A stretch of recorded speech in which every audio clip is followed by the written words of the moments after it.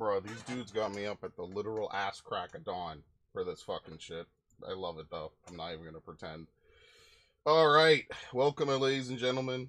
This is only the third time I've done this on the channel. I tried to do it during Stormblood. And let's see if it's... Oh shit, the game's actually up right now. Okay, sweet. I can't believe it. It's actually up just a little bit early. We're gonna begin the Final Fantasy XIV Dawntrail expansion. No, it's still... Okay, so the world is green, but the game is still down. That's fine. Okay. That's no big deal. I wonder if this thing automatically updates or if I have to close the launcher to try to relog. I actually have no idea. Let me see. Is Searcher up?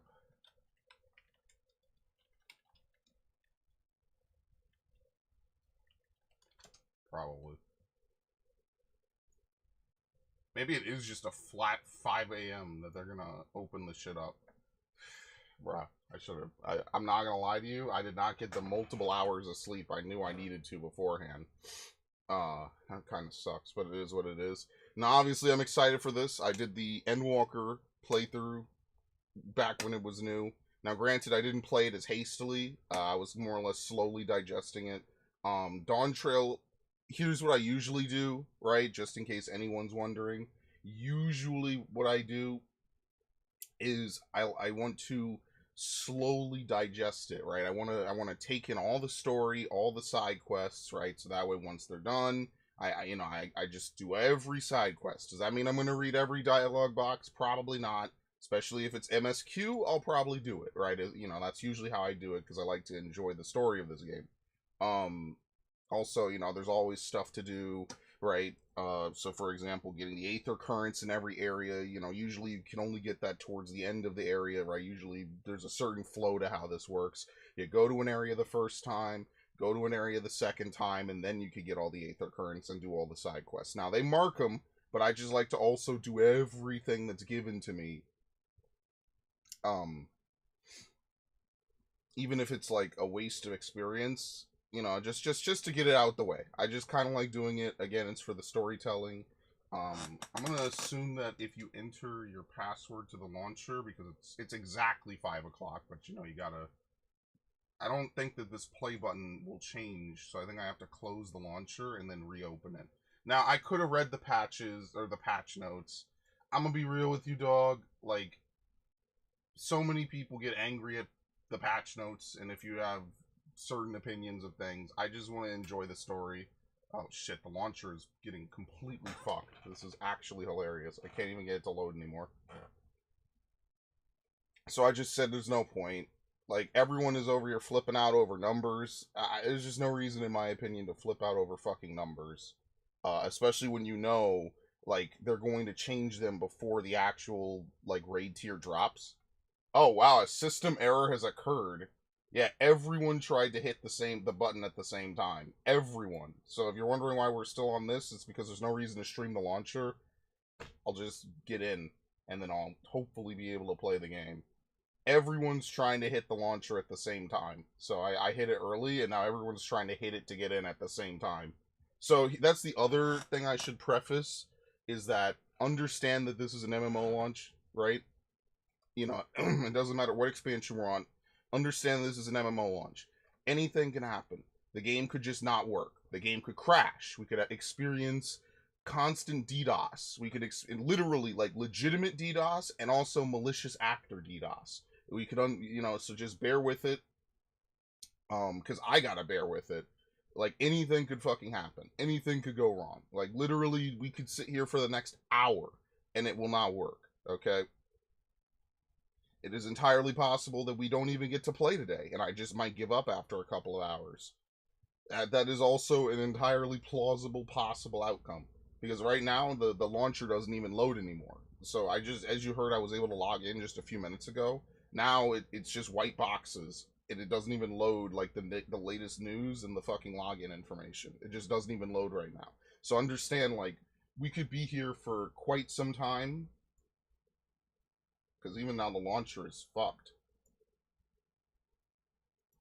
It could be like Shadowbringers, where once we're in, right? This game could literally be suffering from success right now, and there's nothing that you could do about it. And that's why I didn't stream Stormblood, because they had Raubon's Wall. And I was like, why am I going to stream me waiting in a line to fucking get through Raubon's Wall? It sucks. I should have, but, you know, it sucks. It's like, why am I going to sit here and stream potentially days of me waiting? Because this game is suffering from success. Yeah, it's just giving me fatal system errors. And it crashes the launcher, so... who knows? I don't think the launcher updates once you log in. I don't think it updates. So the way this game works is that only certain people can log in. They can only handle logging in certain amounts of people at once. Now, normally, this isn't a problem, and normally the login queue to get into a server is like 30 people. It's like you basically wait for like a couple seconds, like 10-15 seconds, and then they log you in. This game is getting to the point, unfortunately, where there's so many people that want to play it that it basically is almost like a legitimate DDoS for the fucking game. Like, so many people are all knocking at the door at once. It's really hard to even get in to the fucking game sometimes. And that's why, like, if you get logged out during fucking launch week, you could potentially be waiting 2,000, 3,000 person queues just to get back into the game. And they auto-log you out of... Oh! Wait, hold on. Let's see. Maybe now it'll work.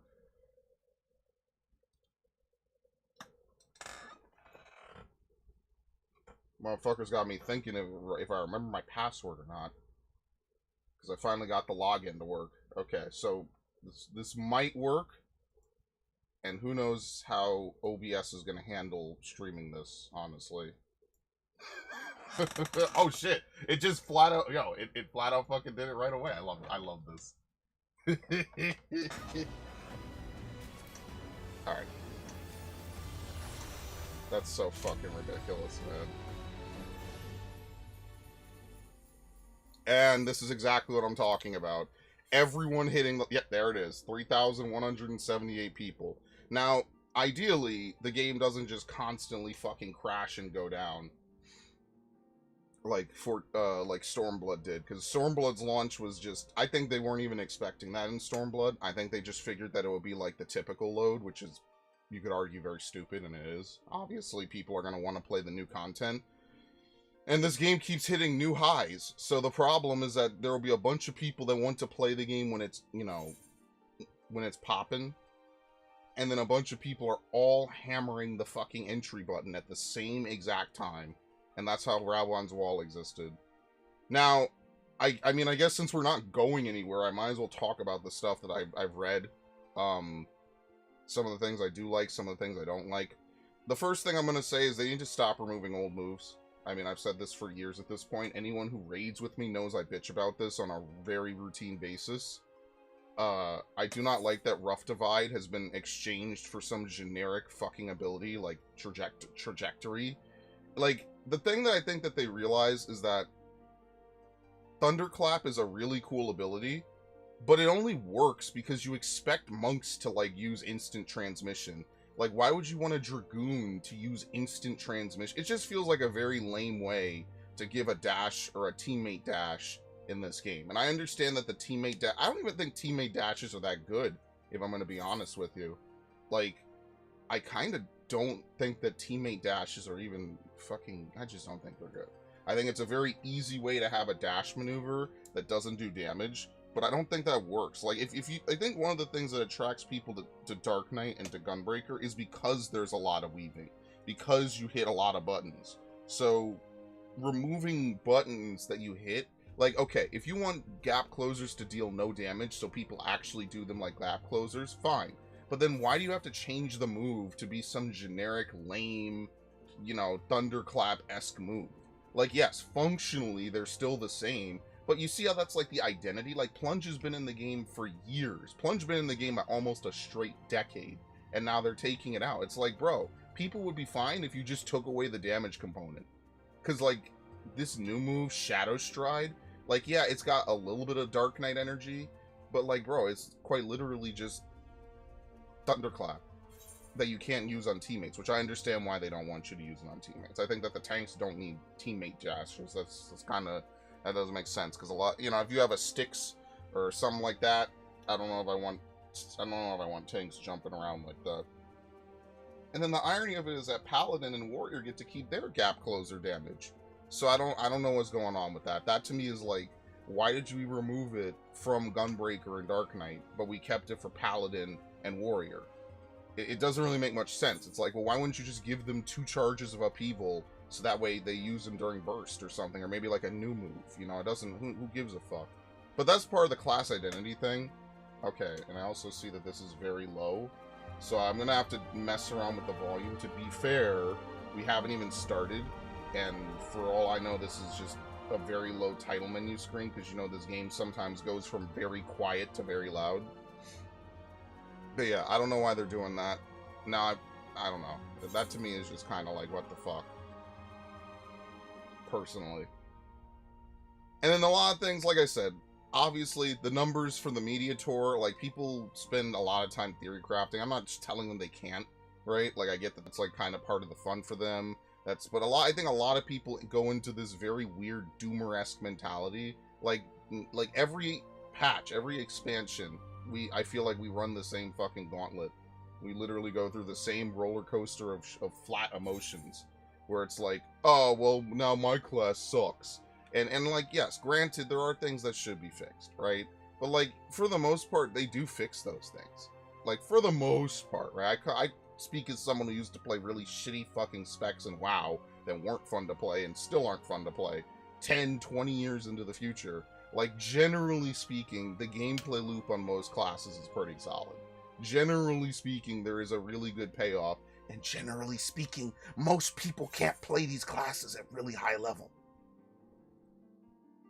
That's something I notice a lot in fucking YouTube comments. Is, people will legitimately say, like, oh, well, the game is so easy. And then they'll say expert roulette. Like, motherfucker, who goes into an expert roulette expecting to be, like, tested like it's Savage, bro? Are you serious? So they'll see, like, Xenos, for example, beat the Dawntrail dungeon with 1 tank and 3 healers. And I'm like, great. Now, 90% of the player base, there are 90% of warriors cannot do that. If you're not playing warrior, you probably can't do this almost at all.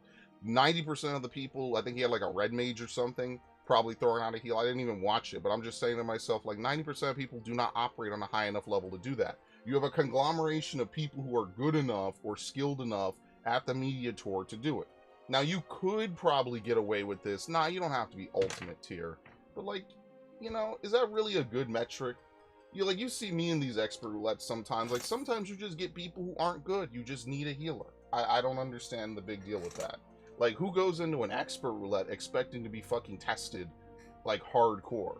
Like, bro, y'all ever do a dungeon in any other game?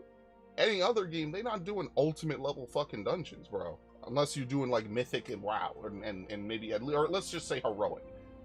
Okay, Heroic, there's some consequence, and I don't like the flow of combat in WoW. I feel like it's just not for me sometimes. But hello, Crispy. Good morning, by the way. But I don't know, who the fuck comes into an expert roulette expecting to be tested in hardcore? Like, no, the whole point is it's there for the people who are not good to get more practice. Because when you're not good at the game, you make easy to simplify mistakes. You don't press the right button. You don't use the correct cooldown. My Q is 204. Fuck me, dude, man. Whatever, dude. This dude acting like I'll fight 2,646 people in line just to get ahead, bro. And the sad part is I could probably beat them all. I'm a tall, big man. But anyway, I'll just wait. Well, that's the roll of the die. I tried to get in as soon as possible. It wouldn't even load the fucking launcher.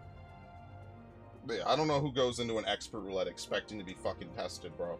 Like, yes, there are always going to be people who are just excessively bad. But if I could show up into pretty much anything below Savage and start taking purples, most people are not good enough for that. And I don't play half these classes at a serious level. So, like, I don't know. I just think that, yes, you could argue that, okay, well, there's always going to be bad people, but, you know, the way the content's designed, I mean, sure, but, like, that content is not designed to be, like, some crazy high-level testing fucking bullshit. So I remember when Thunder God came out, and I liked OG Thunder God. I thought it was a great fight. The problem is that you cannot convince 23 other people to operate on a near savage level for 5 minutes to clear Thunder God. It's not reasonable. So what you end up having is groups that get to Thunder God, and you spend 30 minutes, 40 minutes trying to do it, because the person that they give the black bubble to, I don't remember the name of his attacks, the person they give the black bubble to doesn't understand the concept of take this to the back of your circle. So you all die because he misplaces it. These people, and that's just snowballs. These people are just not that mechanically minded, which is why the only way they can progress and go through some of this is if they sit around and they just, unfortunately, the content just got to be easy. That's just how Alliance raids are perceived in this game. They are generally pretty reasonable content. They're maybe a step above expert, but they're not quite to the level of extreme. And that's where most Alliance raids comfortably sit. Now, sometimes Alliance raids are stupid fucking easy, but the same thing happens in the near raids to this day. The same thing happens, I forget, this tier is gonna, or this expansion is gonna be like a 11 inspired raid or something. Like, most people just are not that good, so they just make content for the average person. They can do a normal raid, they can do a 24-man, they can do, I guess, Heaven on High or something with 4 other people, or 3 other people, right? They can do the expert roulette. Like, bro, as if half the content in this game is not designed for people who want more. Like, if you want to do harder shit, there's Variant, there's Criterion, there's, well, before that we had Bajja, right? We had, and trust me, motherfuckers don't know shit about Bajja because they think the ladder climbing that's going to be in one of the story dungeons is new. And I can tell you right now, the ladder climbing in one of those story dungeons is not new. That's straight out of Bajja. The first boss of Castrum Lacus Lator is literally you climbing a fucking wall. That's literally it. You split the party up 50-50. They just let you decide how many people go up top and how many people go bottom. And like, I really like the Bajja shit. I love Castrum Lacus Lator. I think it's better than Dalriada. But like, I miss doing that. I'm not gonna lie to you, because it was just it was so interesting. The problem is that you have to be at least, what is it, level 20? Level 15 in Bajja to do it.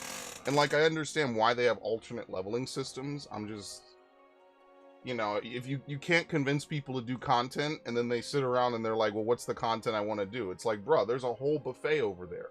Even when I was at my laziest in 14 and I wasn't doing jack shit, I never said there's nothing for me to do. I'm just lazy. I was doing PvP at the end. I was doing 2 different extremes at the end. And yeah, I put it off. I admit, I put it off, okay? But there was other stuff I could have done. I could have done Variants. I could have done Criterion. I could have gone back and done Bajja. I could have done Eureka for the, what is the thing? The Demiosma, right? Which hopefully I'll get to do this expansion. I could have done Blue Mage. I could have done Heaven on High, which I've never done. I even have it unlocked until recently. Relatively recently. I could have done more Eureka Orthos, because I actually got to like floor 91, and then we wiped. Like, there's a lot of stuff I could have fucking done that I just didn't do. But yeah, they need to stop giving these fucking Thunderclaps. Thunderclap is a cool ability because I could see monks, instant transmissioning. But like, see, here's what I think.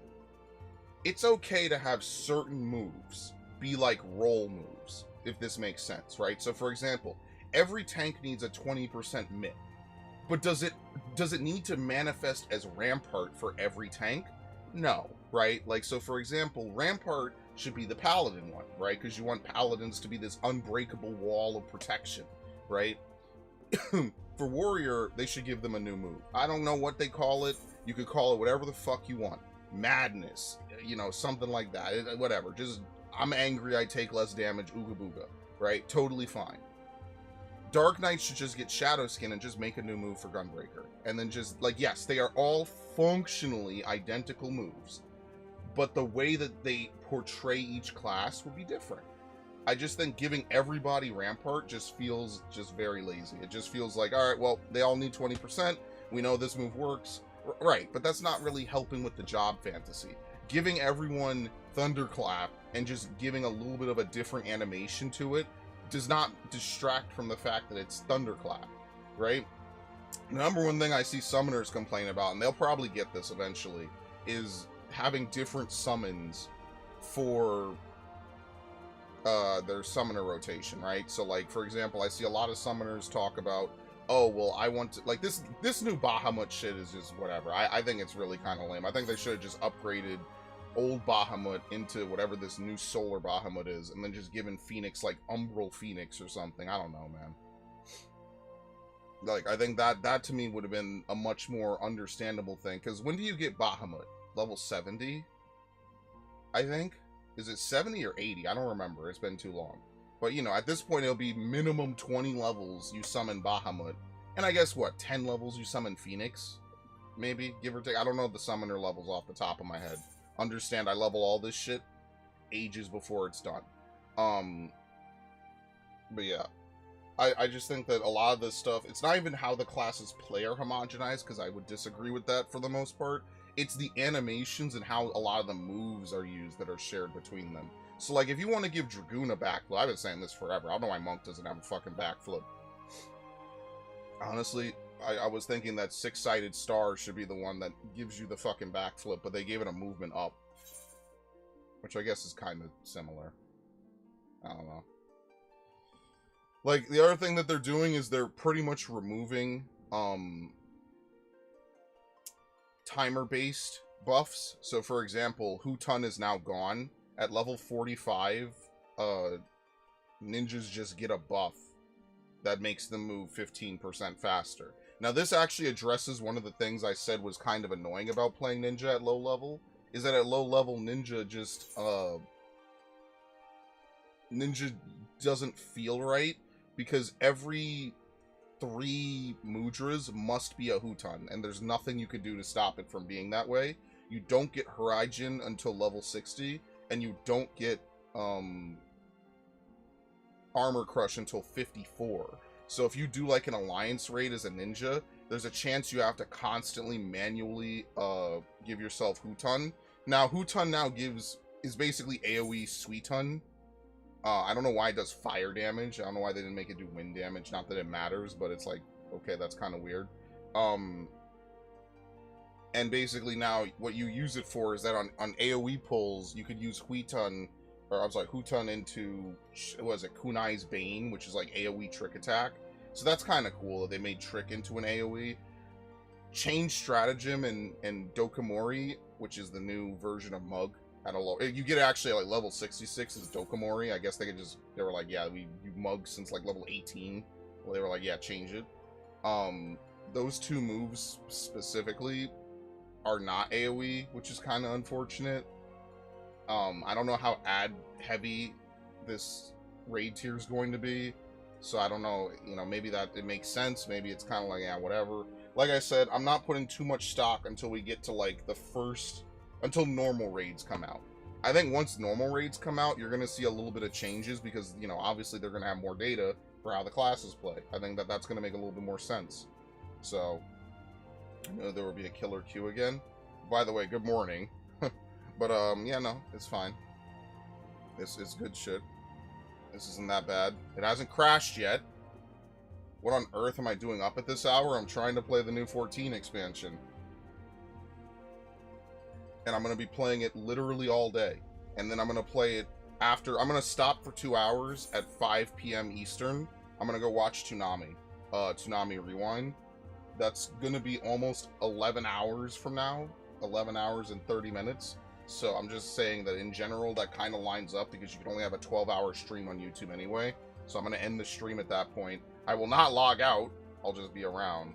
Just beat the Elden Ring DLC. The final boss will go down in infamy, because some of those moves are just straight up nonsense. Are you kidding me? People are going to be like, it's great. You don't like it when the boss just straight up does some of the most stupid bullshit possible? Like, I don't know. That's just Soulsborne games. I'm glad that people like them, but like, even in Bloodborne, I was like, yeah, I'm not a huge fan of some of these moves, bro. So now imagine how they are 4 games later. Like, I don't know. But maybe I'll play Elden Ring and the other Souls games. But yeah. I wouldn't care too much about numbers. Some things got changed from the media tour.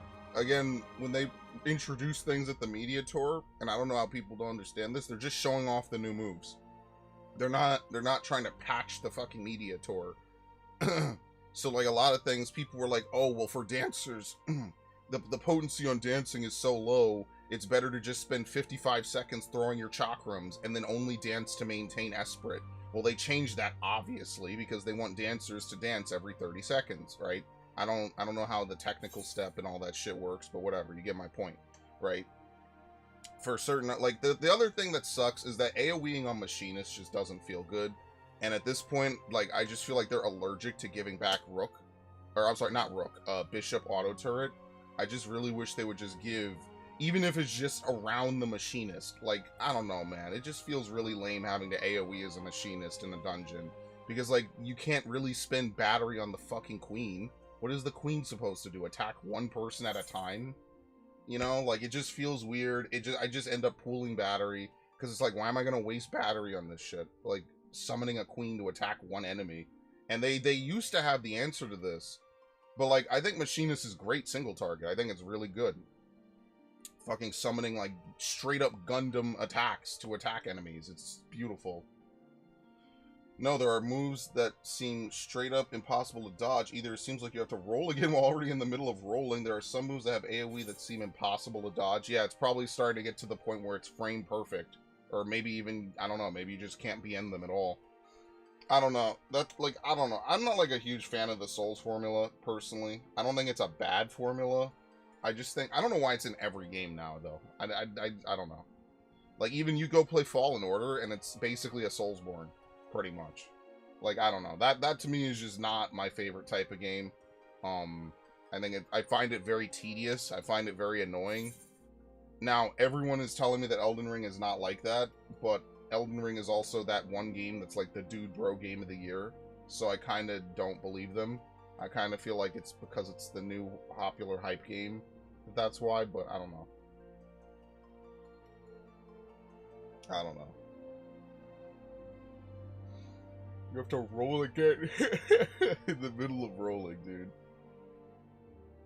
That's the sample form. There's only so much you could change, and only so difficult you can make it. I would like to see that pushed to the fucking limit, honestly. Like, think about that. They could always make it harder, and I mean, like, we live in the weird timeline where Dark Souls didn't fail outright. Like, yeah, it's a well-made game, but it's one of those games that's super difficult. It's like, it's kind of like it reminds me of Devil May Cry. Like, people like Devil May Cry, but how many people really play Devil May Cry above Devil Hunter? Like, how many people actually do that? Son of Sparta is a complete step up. Let alone Dante Must Die is hard as shit, man. But I used to play a lot of these games on those high difficulties. I like that. It's just eventually making content kind of took too much time. So I don't have the time to play games like 5 times on increasingly higher difficulties.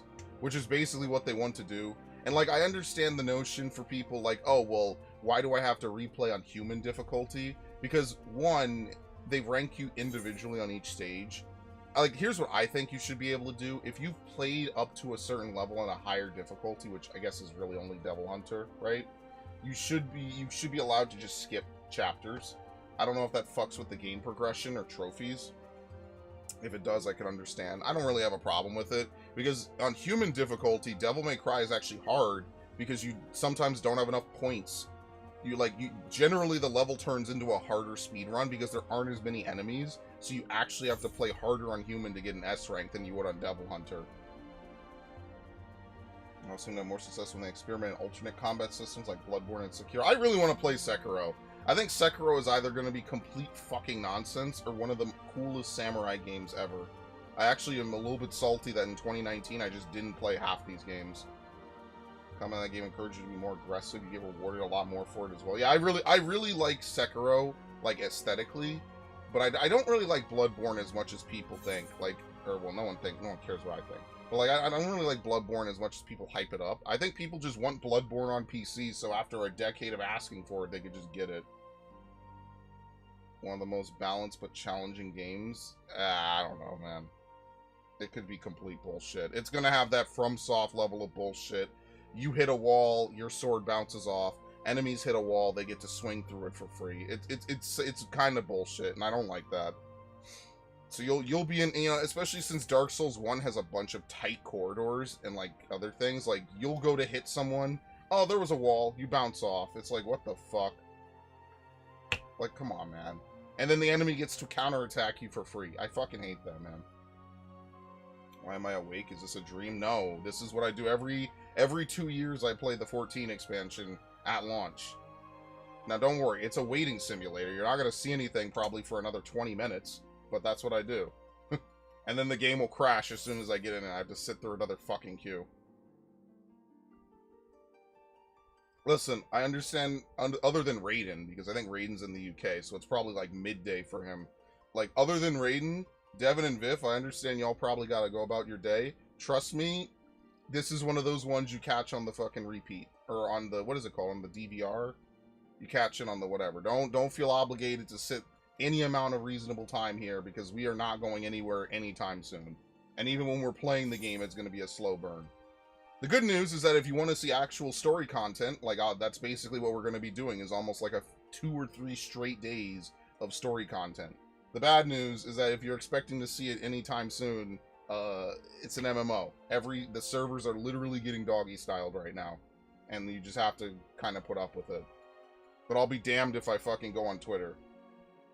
Oh shit, yeah, that's right, you're West Coast. It's 2:30 a.m. Bro, I woke up at 4:45, and I was like, oh, fuck. I could just sleep and start at 9. But then I'm like, if I don't, I might as well just fucking wake up. It's only once every 2-3 years I get to do this anyway. And I'm literally only going to stop for Toonami.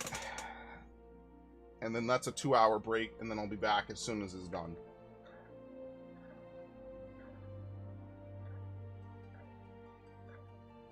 I love it. I love Toonami. I've said this for years. Bro, they really be linking me Reddits I don't give a shit about, bro. I don't give 2 fucks. Stop this, man. Like, holy fuck, go away. They really just link any old fucking subreddit. Like, dude, I don't care about any of this stuff. Stop. I've never clicked on any of these fucking subreddits. Reddit just literally be sending a billion things to my fucking phone. Oh, yeah, by the way, the PC ports of Resident Evil 1 through 3 dropped on GOG, I think it was yesterday, just out of nowhere. It was a complete stealth drop. So if you want to go play Resident Evil 1, 2, and 3 on the PC, the original ones, 1 is out right now, and they said 2 will be out soon, and 3 they don't know when, but it'll be out eventually. So if you want to get those versions, I've heard that they're pretty okay, right? They're just straight ports. They didn't really change much. Now, Resident Evil 1 is kind of a nonsensical game, not because of the story, but, like, you could tell it's the first of its series. Oh, Devin, while you're here, yeah, it was on GOG, before you leave, or before whatever, they are going to consider making remakes of Assassin's Creed. Oh, fuck, my whole Discord is full of bullshit. My whole Discord is full of fucking debate memes and fucking Dr. Disrespect. It's kind of... I forget where I even tagged this dude.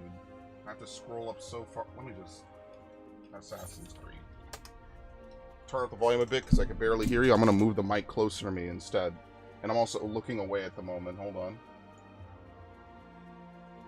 Oh, no, I opened up fucking Google Chrome. Shit, I didn't mean to. Oh, God. Hold on. There you go. Okay. Alright, so what I said is that my whole Discord is full of debate memes and Dr. Disrespect memes. So they are going to consider making a new Assassin's Creed game. So they said Ubisoft announces Assassin's... Here, I could post links in my own chat. There you go. Ubisoft announces Assassin's Creed Remake, says plan is to revisit some of the games we've created in the past and modernize them. And obviously, we were just talking, I think, what, 4 days ago, about Assassin's Creed 1 being this crazy game, and then it's like replaying it as a disaster. Well, for better or for worse, yes, we were just talking. Yep, thinking on the same level. So, for better or for worse, I don't know how much they're gonna put woke bullshit in it, but hypothetically, this would be a good opportunity for them to take literally the most unplayable Assassin's Creed game, add in Bloodlines, maybe, hopefully, right? Fingers crossed that you could get to play Bloodlines, because I never got to. and then they could remake it and, you know, make it have an actual swordplay system. Yeah, remake, complete. Okay, take everything. If you want to make the game be go to this area, kill this dude, fine. But what they should do is each one of those generic missions you do that leads up to the assassination, change it up. Make it have like some story implication, better dialogue. Because a lot of times the cutscenes were very much like you could pick different camera angles. And some dude is basically talking to you like a SpongeBob character. Like, do this. Kill him. Yeah, change it up a lot. Especially since you have 20 years of Assassin's Creed lore damn near. Yeah. So I just wanted to say I saw this from Bounding into Comics. Whatever I think about Shadows, I said this actually at the end of Mirage. No spoilers to Mirage. I just said it at the credits. I remember I was like, where do they go from here? Hopefully they, you know, revisit Assassin's Creed 1 and remake it, is basically what I said. And I think that, you know, it makes sense. It's been 15 years. Even back then, it wasn't, yeah, so remix it. Keep those main missions pretty much unchanged besides general gameplay. Revamp literally everything else about the fucking game. Everything else. Now, obviously, you're going to need to have missions between them, right? I don't expect it to just be kill this dude, kill this dude, kill this dude, game over. But, you know, definitely don't just have generic filler missions just for the sake of having padding, right? Like, just have it be something that builds up Altair. You know, obviously don't make it feel generic. Probably give him the ability to swim. And, you know, make Altair into the badass that we know him to be, right? As opposed to just, like, he's very much, yeah, that's one hell of a game. Anyway, yeah, I'm just happy for that. I saw that and I was like, fuck yeah, we were just talking about this. Been having trouble sleeping lately, so this is late, but not too late. Like 1 hour past bed and then get up at 8 a.m. Oh man, dude, I wish I was still in bed. Ugh. I don't even like collectathons half the time for being too repetitive. That's when that's the entire game. It's a giant pain. Yeah, like they give you all these flags to collect in each area. It's too much, bro. They can't have collectibles. You know what game does collectibles really good? Fucking Ghost of Tsushima. Because if you want to... Oh, did I mess up my mic? No. Because if you want to collect everything in Ghost of Tsushima, they have items that they give you. You could select upgrades to let you find these items. So it's not like in the game, it's not like you're just looking up a guide. You could literally just follow the game and the game will tell you where the items are. At least at the end of the game, I feel like they should give that to you as like, okay, you want to go back and collect everything? Here you go. Like, do I want to sit around and do it during the game? Maybe.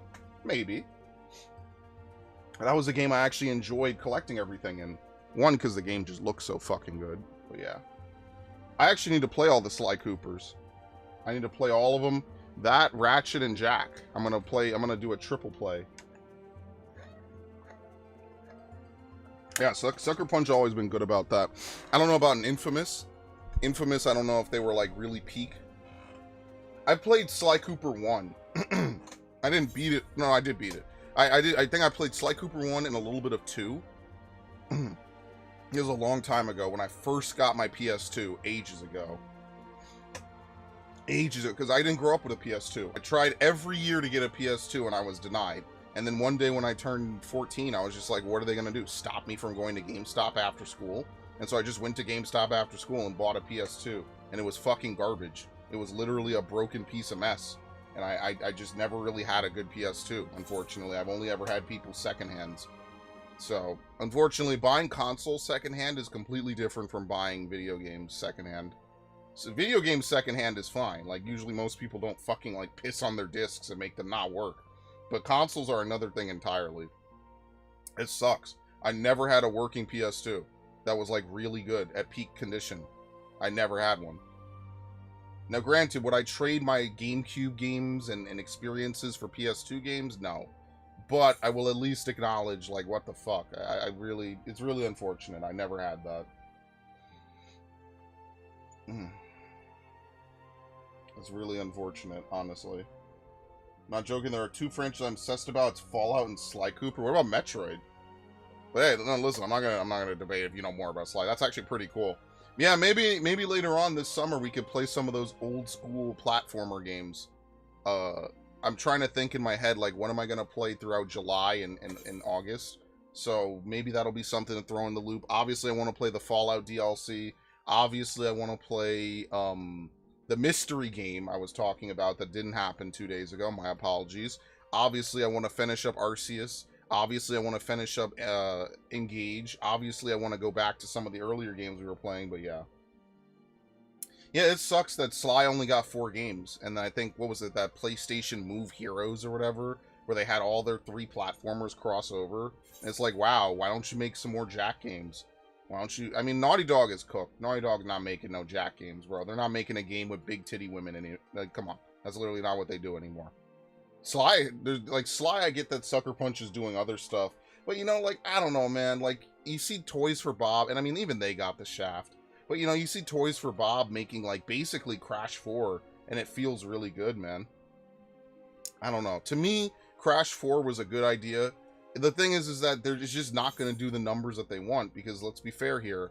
Most of the people that like Crash Bandicoot probably are gone and have kids now, and they're probably not going to come back.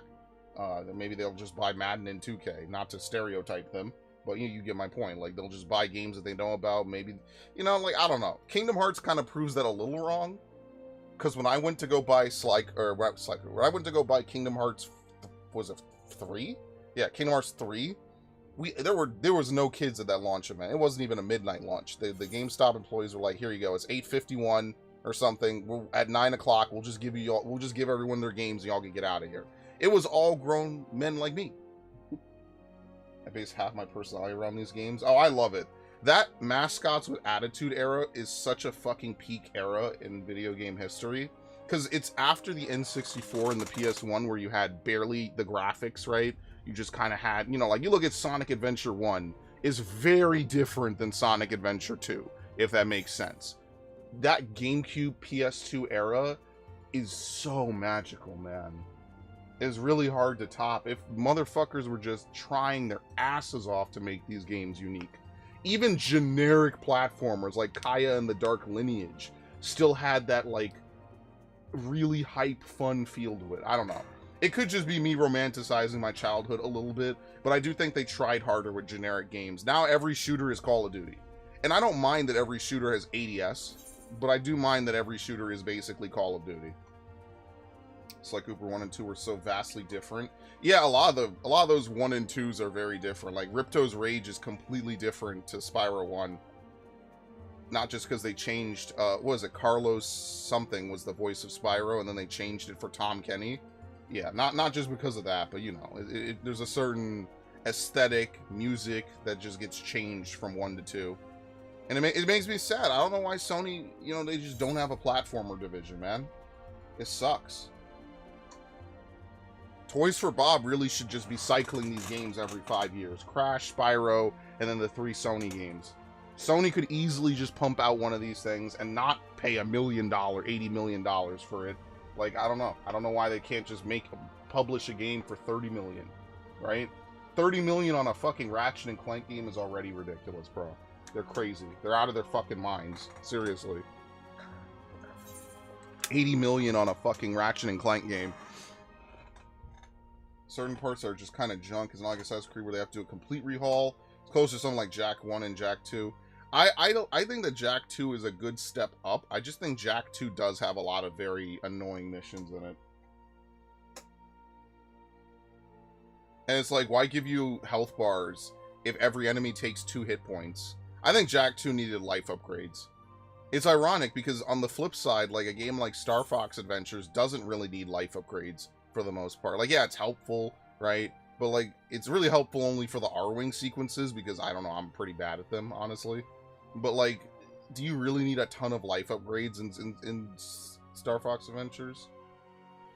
Got new headphones, $10, and they're nice. My old was an off sound, and there was no left-right, so it sucked for FPS and War Thunder. Dude, I got these headphones, and they're great. I was supposed to play Welcome to the Game with them, and I just never got back to it because I've been making content for it, so that's unfortunate. But that's good. I usually get, like, really high end-of-the-line gaming headsets, though. Probably this fall I'll try to get some more. I'll try to get, like, another one. Or not this fall, but, like, you know, in the near future, I'll probably get, like, a backup one. I'm kind of, like, half renovating my room still, so for those of you who have been faithful believers in me, I'm still fucking around with with my room. It's just, I knew this was coming out, so I'm like, dude, I'm not doing anything. I'm going to play this until I'm done.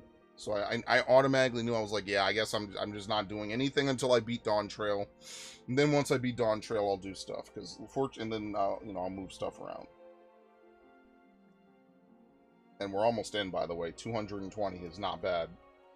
This is like a normal patch day amount of people here. But yeah, I don't know. I wish they made more platformers like that. I wish they would make more old school style games. And they do. Square Enix does pump out some of those. I haven't gotten around to sitting through them.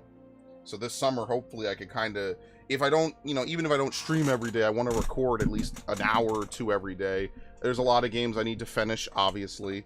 You know, yeah. 100 or Sly? Okay, yeah, that's definitely something I think about, is what I'd like to do is Sly 1, Jack 1, Ratchet 1, Sly 2, Jack 2, Ratchet 2, Sly 3, what was it, Sly 3, Jack 3, and then Ratchet 3. I don't know. I don't know what the order would be. I was thinking about playing 007 Everything or Nothing, just because I've kind of been thinking about that game a little bit. But yeah. I'm definitely down for that. That was actually a plan ages ago when I bought the PS3 collections. Now, there is a rumor that the PS5 might get an update to play PS3 games. No one is sure if that means they're gonna just sell PS3 games on the store, or if they're... Ooh, wow, we're really moving. Look at that. No one's sure if that means you'll be able to put your disc in and it'll read it. Remember, the whole patent for the PS5 was that it can mimic other PlayStation architecture. So, in theory, it could play PS3 games. That's what I said years ago. In theory, it could play PS3 games. Now, will we be able to literally take a disc, put it in the PS5, and play? I don't know. I don't know. And I don't want to give you any hope. I'm just saying that that's the rumor, is that right now Sony is going to try to basically Wii U it. They're going to try to open up the remix, or not the remix. What's the word I'm looking for? What's the word I'm looking for? Not remix. The virtual console, basically. They're going to try to bring back older generations of PlayStation games. But yeah. Oh no, I know. Dude, the races in Sly Cooper are terrible. I hate them. The toy box races or whatever. Like, I don't know. I was also thinking about playing the GTAs. Like, I was thinking about having like a PS2. Oh shit, we're in. I was thinking about having a PS2 marathon. For sure. Oh my god. Here you go. I was on Monk when I logged out. Look at this. So they changed Monk, basically. Instead of having twin snakes give you more gauge, it's different. But we're not playing Monk for the story. We're playing Gunbreaker. They're gonna tell me all the gauges are new, right? They added one thing, which is the wait, what the hell? Do you see this? Bro, the fucking money thing is glitched. Look at this. Look at that. That's a straight glitch. It did not load the amount of gil that I have. I mean, obviously I have my gil, but it just did not load the gil counter at all. Holy shit. All right, let's go ahead. Let's get started. As you can see here, we have the Tyrrell teleports. So the game picks up in Old Charlatan. All right, now really quickly, just before we begin, if you want to play 14 story, leave the stream now. If you want to see me play up to this point in Endwalker and Shadowbringers, go do something else, because you're going to be spoiled. All right, that's your one warning. I'm assuming I'm not going to warn. I potted, but it doesn't matter. These pots are old. I keep forgetting. That's why the sprint button in PvP used to be there. It's now here. Yeah, the races in Sly 1 are really annoying, and that's that part, if you know that meme, Viv, or Devin. I think we've talked about that part before. There you go. New world to explore. Welcome back, Who's. I've just had word from Aaronville. It seems he's managed to secure passage to Tyrrell aboard a guild ship vessel. Why don't you wait in the main hall while I go and inform your travel companion? Should only take a moment. Alright, there we go. Some of the pickpocket missions are terrible, along with some barrel missions. Yeah, Sly Cooper definitely has its fair share of annoyances. That's 100%. I agree. I did the streaming PS3 and PS4. Yeah, I don't like to do that. Plus, you have to have PS Now, and I just don't have PlayStation Plus or whatever. This is going to be voice acted.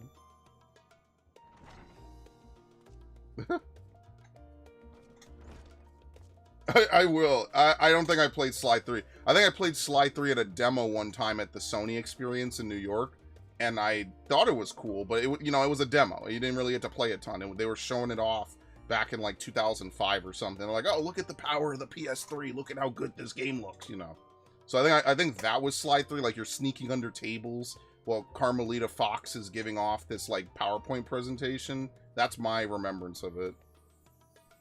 Ojuka gave us the good news. We've made ready to set sail at a moment's notice.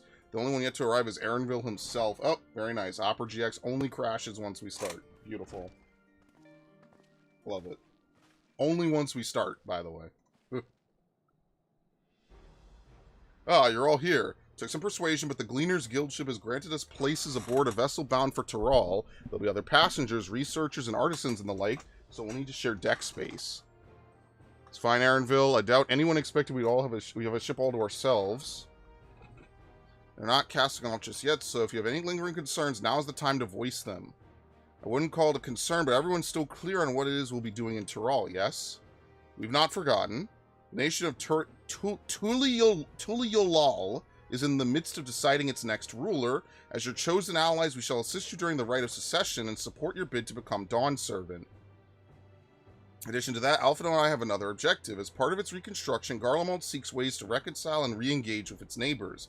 By visiting Tyrol, we hope to learn about how its myriad cultures interact with one another, how they find common ground, develop stronger ties, the sort of insights that might help our friends in Ilsabard.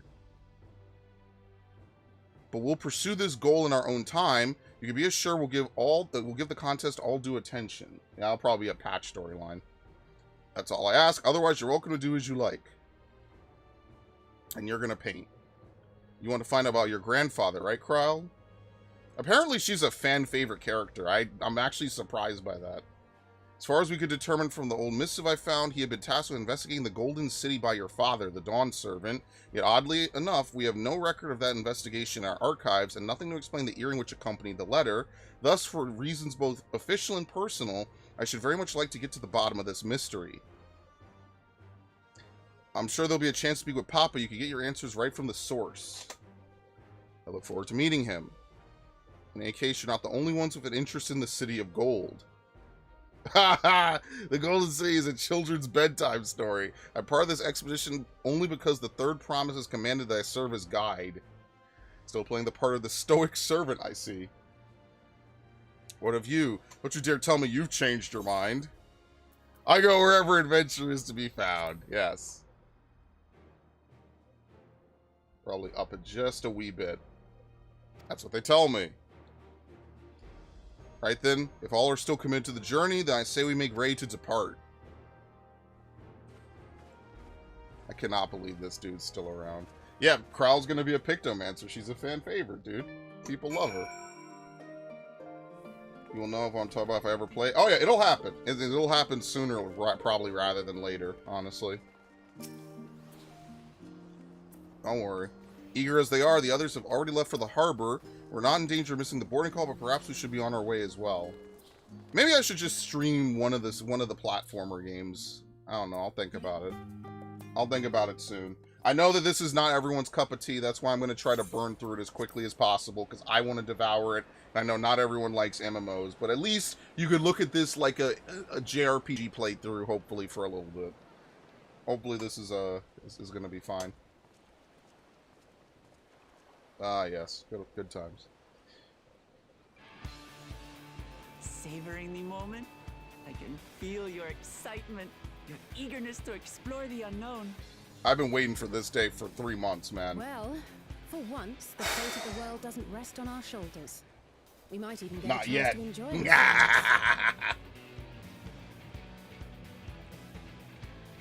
Do not be so quick to relax. Oh, Tyrol may seem but a short sail away on a map. The vast seas between brim with peril. The treacherous waters of Shade's Triangle alone have claimed countless vessels. Yeah, that's supposed to be like the Bermuda Triangle, basically. Even following the safe route plotted by Admiral Blutheswin herself. Lofus. This will be no pleasure cruise. Perhaps, but my voyage here was uneventful enough. Disappointing. I'm sorry. Hrothgar women just look weird, but I knew they were going to look weird. The two of you have so first-hand experience. they're completely original for this game, much like Male Vieira.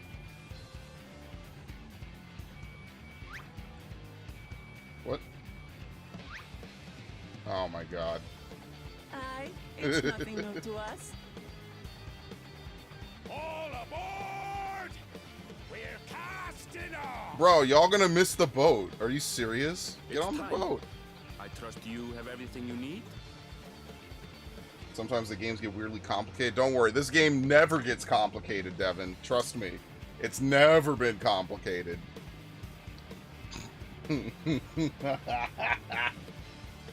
I've totally not spent literal hours trying to memorize very finite parts of a rotation to death.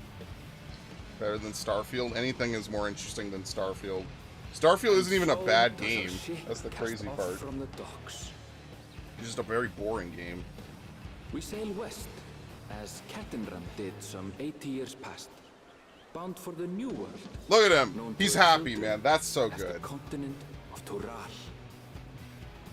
That dude is such a dickhead. I love him now. Especially since you could dress up his wife in whatever you want. That's crazy. I didn't do it. I resisted the urge to dress up his wife in literally no clothes.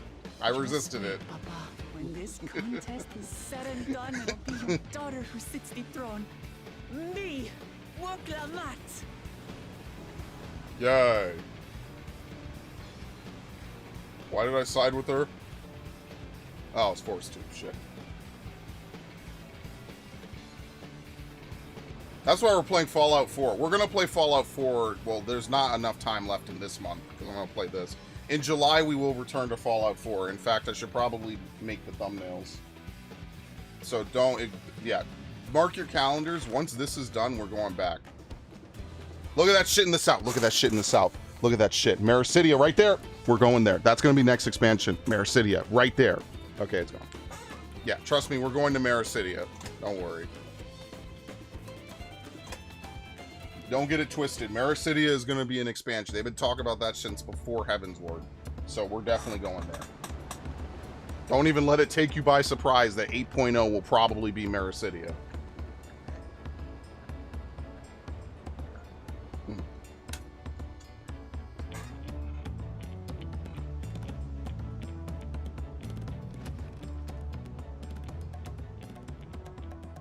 Smooth sailing so far?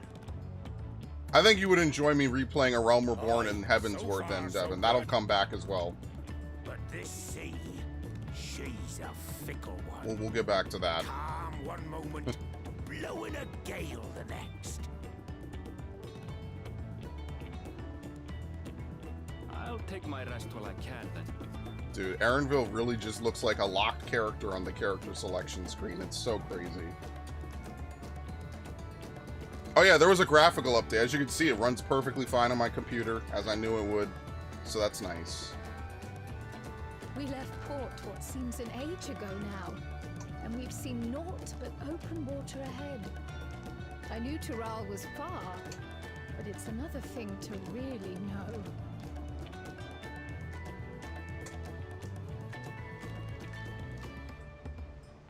Speaking of which, some of our fellow passengers have made this trip before. Several times, in fact. I was able to... Ah, he'll be important. Look at him. Tuliyollal and the right of succession. Looks like an anime character. Since we still have a long way to go, why not have a chat with them yourself? I'm sure you have questions of your own. Yeah, sure. They're also going to add back in 2 dies on multiple other pieces of gear later. Obviously, they only wanted to do it for the new stuff. Did you look out across these same waters, Grandfather? This character is so interesting. I cannot believe she's actually a fan favorite. She's not bad. I'm just surprised that so many people like her. I love watching you play this game because I never know what's going on and I never know what you're talking about. Yeah, out of context, this must be the most weird shit to watch me play ever. I can feel my edge starting to dull in these long sea voyages. How about some light sparring later? Fongitane. This will be my first visit to Tural. Fongitane's the name. I was working at Eshtame's Aesthetics in Ul'dah. You see, but my employment with them came to an end. That's why I visited Charlan in hopes of starting over. And while I was attempting and failing to find a new job, I seized the chance to board this vessel when I overheard room for another passenger had suddenly opened up. I told the Dawn Servant welcomes all regardless of origin, so Tuliyollal seemed like the perfect place to begin anew. Yep, have a good one, Devin. Get some sleep. I'm gonna tell you now, I'll be here when if you come back. So have a good one, alright? Take it easy. And by the way, this guy is gonna be turn-ins or something later. They're introducing you to people you're probably gonna know, especially if he's named like that. I see you at Eorzea before, you great and famous hero. I've had enough of playing the simpleton. There was a time when we took great pains to maintain deception, but more you Eorzeas coming to Tyrol, it's become impractical. Besides, my mercenary days are over. Too many of our warband have fallen, so we head home to lick our wounds. My story, well, since you asked, I want to retrace the historic journey of the great Keteram. I'm the first Eorzean to set foot in Tyrol almost 80 years ago. The Mamulja's leader is said to have welcomed Ketenram with open arms and sent him home with a bounty of silverware as token of their friendship, but the real treasure was the crops he brought back, popotos, tomatoes, and corn, which spread across Eorzea like wildfire. His grand adventure led to a culinary revolution. Tales say Ketenram returned to Tyrol several times after that, but his ship vanished during his last recorded voyage, and he was never heard from again. That even a seasoned explorer like him could meet such an end is testimony to the ocean's peril. We're gonna find out what happened to him. It's gonna be really funny. Her envoy was looking for Pasha Tuliyollal, so I managed to squeeze his party aboard one of our chartered vessels. As fortune would have it, we had just scheduled an expedition to Tyrol. I mean, if I throw around my name, do you think they would have let me in, baby? Adventure, I presume? I'm a merchant myself based in Ul'dah, specialty imports and exports, Eorzean and Tyrali both. If this is your first crossing the salt, as they say, do remember that the social mores of Eorzea are not necessarily the same as those over yonder. Consider this, it's not uncommon for the various races to be referred to instead by the names of certain clans. For the Makote, the Hetsaro, the Hrothgar, the Exbral, not because every member of a given clan is the same race, but because many individuals of said race are associated. Fair assumptions in certain cases, but take care not to give offense. I'm told the vessel has been equipped with a barrier generator protected from storms. A reassuring thought, though I nevertheless pray there will be no need for it. We were already in a shipwreck with this dude a long time ago in this exact same fashion, though.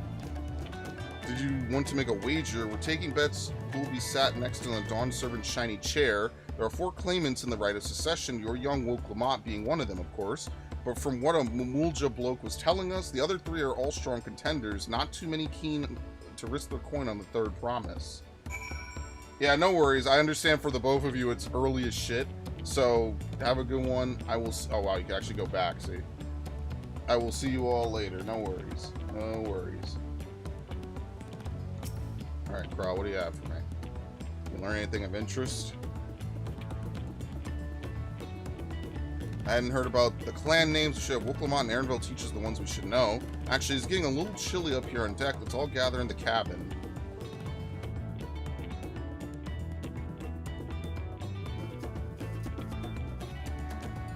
Yeah, we're going to try to make as much progress, because once it hits later in the day, we might end up in, like, some serious disconnects.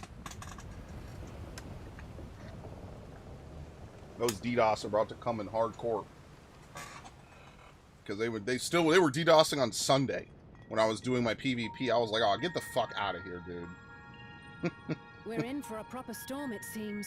As usual. Just like old times, Alphino. Yes, I know that's Alice, but he's probably in here somewhere. How's your stomach? Any better? I don't know what you mean. I don't get seasick. Well, that's Cap. I'm just feeling a little nauseous is all. Isn't that what seasickness is? What a cloud. You were born in Tyrol, yes? Do many Viera live there? The Shatona, as my people are called, have settlements mainly in the north, in Shaktural. And your family? I know nothing of my father, not even his name. You know your mother? As for my mother... Yeah. Oh, good lord. Oh shit! It's a Donkey Kong barrel.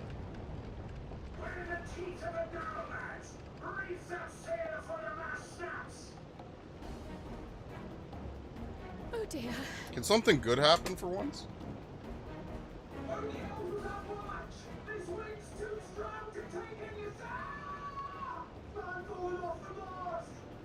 Nah, he's doomed. Bro fell straight the fuck down, bro. Come, we should lend what aid we can.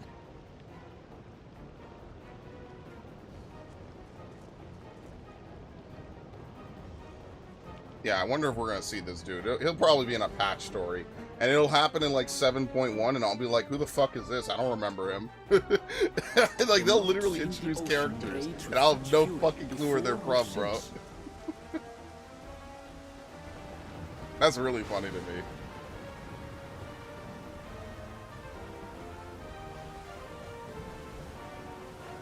The heaving waves tossed our ship about like a toy, sending sailors. The dauntless Alizé, quick to the rescue, was almost lost to the sea herself.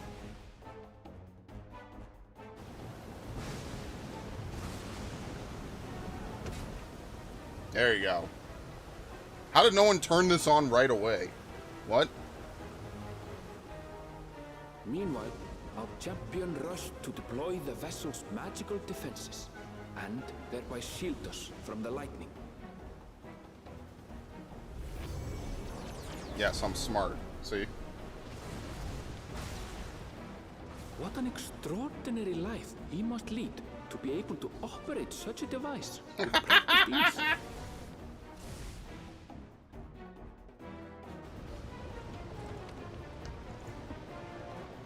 Urqopacha, too, threw herself into the rescue efforts, though one might have mistaken her for another soul in distress.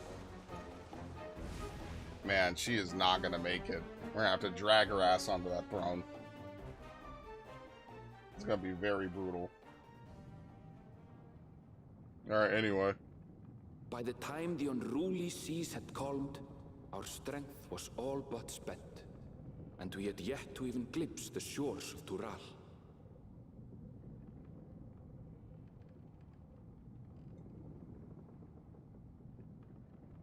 In retrospect, of course, that battle against the storm would prove a fitting prelude to the coming contest for the throne. Yeah, I wonder what exactly the contest is going to consist of. I forget if she said so. They'll recap it, obviously, but I wonder if they said, like, it, you know, is it going to be like a tournament? You know, like, what exactly do we need to do to prove that we're eligible? Or rather, she needs to prove.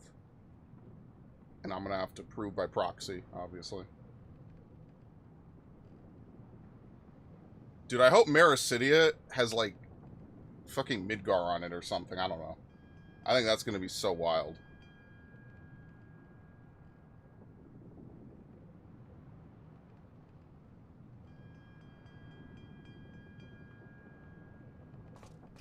Am I having a dream? Where is everyone?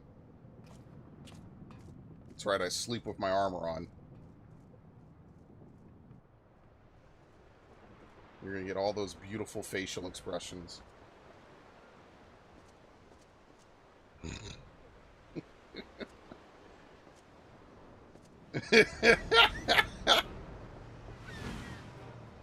Why did they wake me up? What? We're here and no one woke me up. Are we here? Actually, I don't know. I don't think we are. Never mind.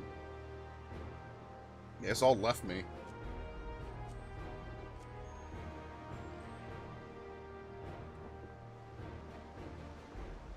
Morning. Joining us for some fresh air? Seems my belly has settled along with the weather, but I'll feel much better once we're on solid ground.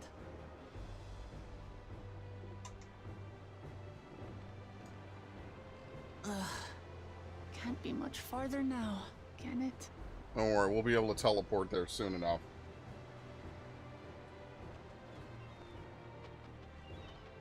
Seabirds. Land must be near. You need only hold out a while longer.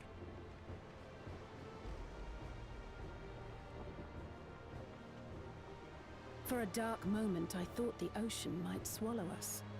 Glad to have my pessimism proven wrong. In other good news, I examined the sailor who took a fall, and he's faring well. I'm sure. Only a broken spine. Good news indeed. If all's well, then we needn't delay in launching the landing boat. Ships have to lower anchors some way from shore.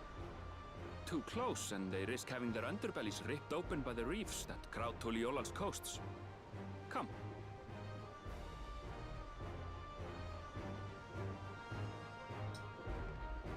Alright, very nice.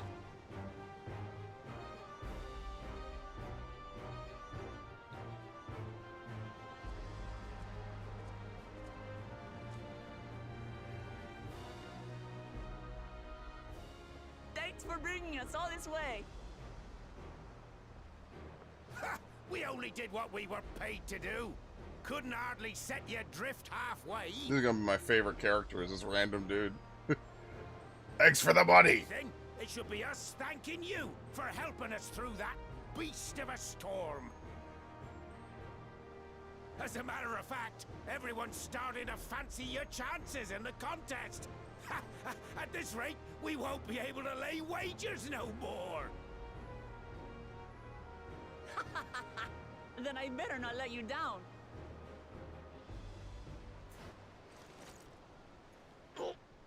Easy stomach. I thought she realized something. She is very unique. What the hell, man? We're the last to board. If there's nothing left to say, then let's shove off, shall we?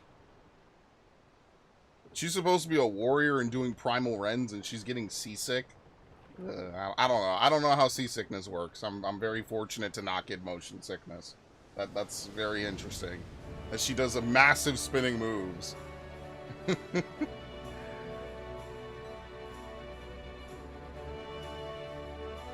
Oh, what? There's not a reef out here that has the Square Enix logo? Damn. I've been lied to. Blue seas, clear skies, and boundless possibilities. I dare say our destination will soon be in sight. This is not as epic as I was led to believe from the trailer. Enjoying yourself for a change? It's the fucking trailer. Oh. I look different in this too. Very interesting. There, look, my friends. Behold the scene of our next great adventure.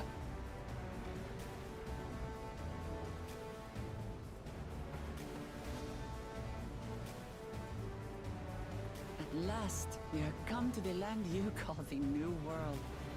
To my home, Tural.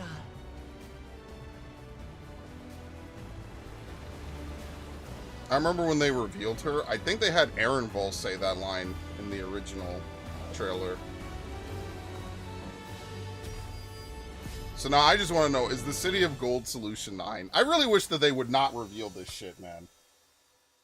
Imagine if we walked into Solution 9, we're like, huh, that's kind of crazy. They have towns that look like fucking GTX 5090s and shit. Tuliyollal. I can't pronounce this fucking place, man. I'm sorry, is this a Kingdom Hearts soundtrack? What the hell's going on?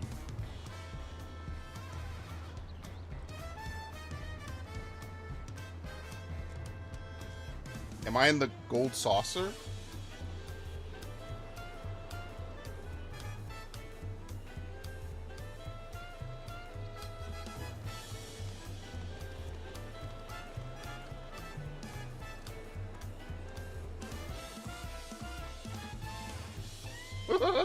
Dude, what is this music? What the fuck? This is like super shitposting music.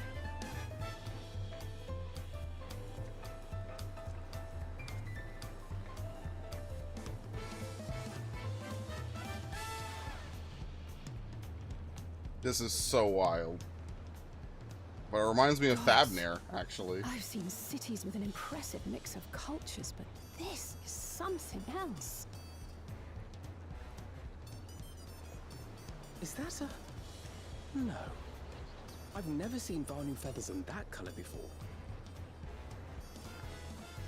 You'll find much here you never knew existed. There may be a sea route now, but Visitors to Tuliyollal are still few and far between. Tuliyollal. And as we don't build seafaring ships, only a handful of Turali ever venture abroad. Mamulja sellswords mostly. Those willing to play the fool sail with Lominsan merchants to secure employment in Eorzea. I suppose that makes us a rare sight in your country. How did they handle the final Rare days? And currently undocumented. Were there some forms we should fill out, or...? No, we have open borders. Come on in. Forms? Did you forget who you're traveling with?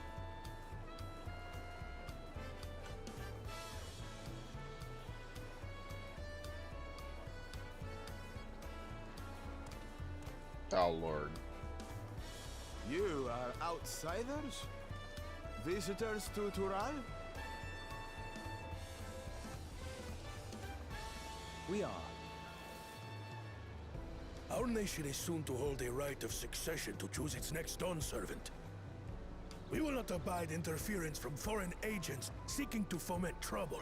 What brings you to Tuliyollal? I can answer that. These fine people are allies in my succession bid. Oh, shit. Vote for them, then all is well. Of course. Hit him like a truck. Please, accept our apologies. No need to bow and scrape. That our soldiers are so diligent in their duties fills me with pride. Dude, what is the music in this expansion? This is not what I expected at all. We'll be continuing our patrol then. Alright, we're leaving now. See ya. This dude looks like he's boiling pissed the whole time. Well, well. You really are a figure of authority here. Are you suggesting I don't look the part? Anyway, first things first. Alright, see you. I bid you welcome to Tuliyollal.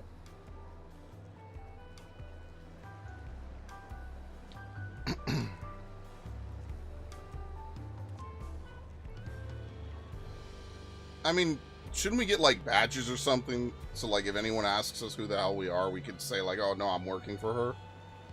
That would probably be, like, the smart thing, right? What the fuck?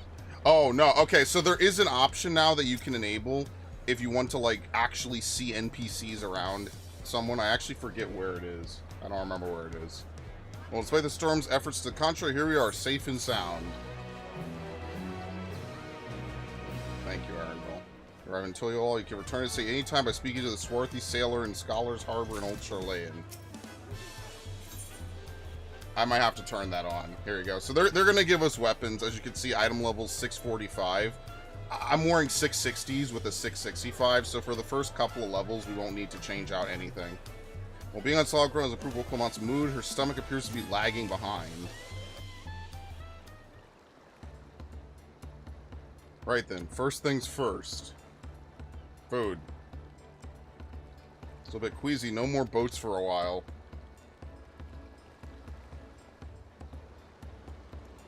I realize we've just arrived, but we should get you familiar with it in the city before the rite of secession begins. No arguments here. I should very much like to explore. Then I'll guide you. Are you sure you're in any condition to do so?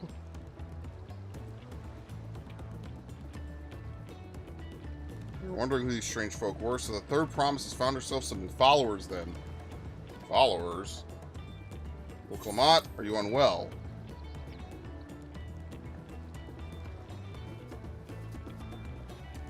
No, not at all. Couldn't be better. The third promise does not get seasick. No, sir. As for my hand-picked entourage here, I've recruited them to help me win the rite of secession. I was about to show them around the city, in fact. Sounds lovely, but a group of foreigners is going to attract attention, especially if they're in the company of the third promise. Everyone will be curious. We certainly were.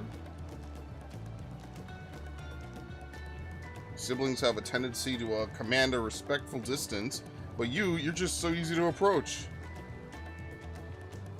I enjoy it so much when you do. Please, don't ever worry that you're a bother to me. Very kind. Good day to you, Third Promise. They did have a point. Urqopacha is technically royalty here. Like it or not, a person of her station surrounded by this many outsiders is bound to draw a crowd. What do you mean, technically? I suggest we move in 2 groups so as to attract less attention. Just technically ignoring me, then.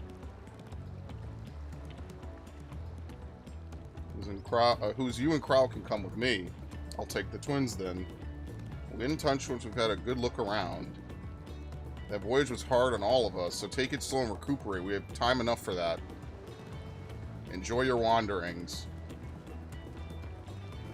I think it's under character config. You could turn off people surrounding someone. Perhaps we should wait a bit, at least until Urqopacha's nausea subsides. I mean, for that, look, I'm ready to go. Basically, it unloads all player characters, so you can actually see people around. I'm fine now, really. Can't stand around all day feeling sorry for myself, or with the contest looming and all. Now then, seeing as how we're here already, already here, I might as well tell you about the harbor. Aaron already mentioned the reefs in our coastal waters, which explains why you don't see any big ships moored at the docks. Only vessels with shallow drafts can navigate the bay. Mostly small fishing boats or barges ferrying cargo up and down the rivers from inland settlements.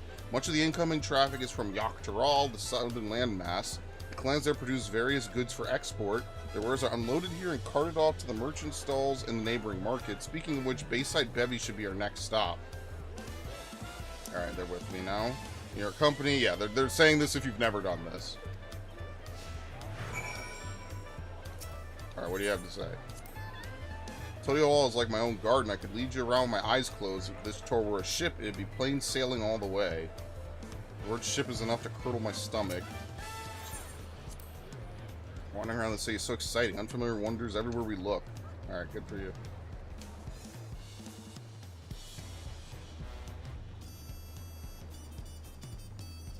Dude, I cannot believe this is the music they have for this. I mean, at this point, this shouldn't surprise me, though. This game and music are, like, hand in hand, and it's always fucking weird and surprising. I don't know why I'm that... Like, it's like, what the hell, man? I didn't know it would be a jazz theme for this expansion, I guess is what I'm saying. Being right on the harbor, everything from fresh fish to imported wares go directly to the shelves. Anything you want, they most likely have. Alright, I should mention that here in Tuliyollal, we buy things with Pel, a currency that the Pelu created. More and more trades coming in from Eorzea, so most shops are happy to accept your gil. I cannot pronounce that word. I'm just going to say the Wachu. Another market to the east of here, but that could wait for another time. We'll head back a bit and then northward up the stairs to a certain plaza.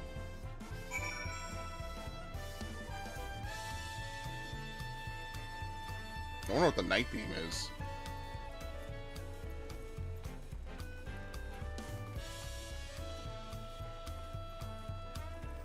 Alright. What do you think of that? It's an aetheryte. You have aetherites in Tuliyollal? I think I told you before, my brother Kawana spent 3 years studying in Charlayan. He fell in love with the nation and its ways and brought back to us the knowledge of aetherite construction. Papa warmed to the idea at once. Had one built immediately. Immediately. Did you do the attuning thing? If you're ready to continue, we'll head down again and then up the slope to the side. Right at the top is the gate which leads us to Ihuykatumu. Let's make a stop at Bright Plume Post on the way. That's the headquarters for the Landsguard. There we go. Very nice.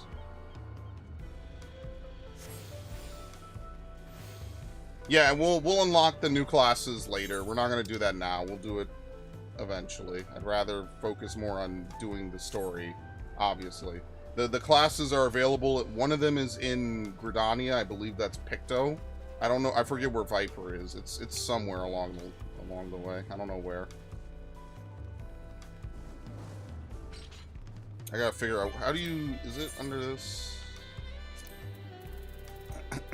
This is camera. Here we go. Hide nearby players. Hide nearby players when interacting. I don't know if I need to hide party members, but we'll just turn that on just for now. Just so that way we can actually see the people around here, you know? Alright. We have a lot of narrow, winding streets that crawl up the sides of the mountain. As you can see, the builders make sure the city's main thoroughfares are wide enough to accommodate wagons. Trudging up and down all these slopes and stairs is exhausting. I understand now where Urqopacha gets our endless endurance. It's the other way. Whoops. Oh yeah, I don't know where you claim your free Fantasia. They're actually talking in shout chat. I don't know where you get the free Fantasia from.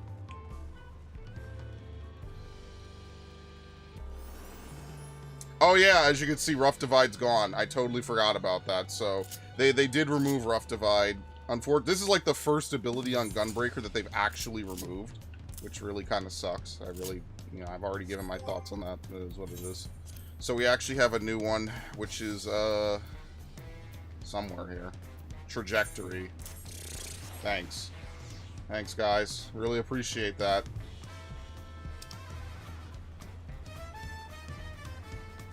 Love it. Love when I play a weave-intensive class, and the first thing they do is remove the weaves that make it intensive and fun.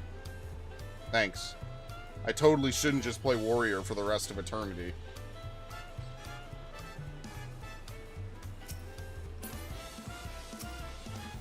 Alright, obviously we need to... Oh, I forgot we need to attune to these things. Whatever. We'll do it later.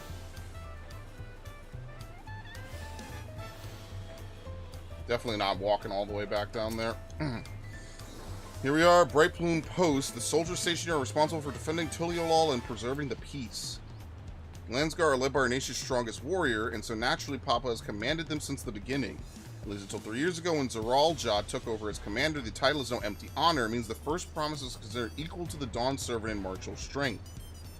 Meanwhile, I haven't even managed to... Yeah, we're back in the loser. Well, I'll discuss my brothers and their accomplishments later. Alphino and Alisei should be around to hear it too.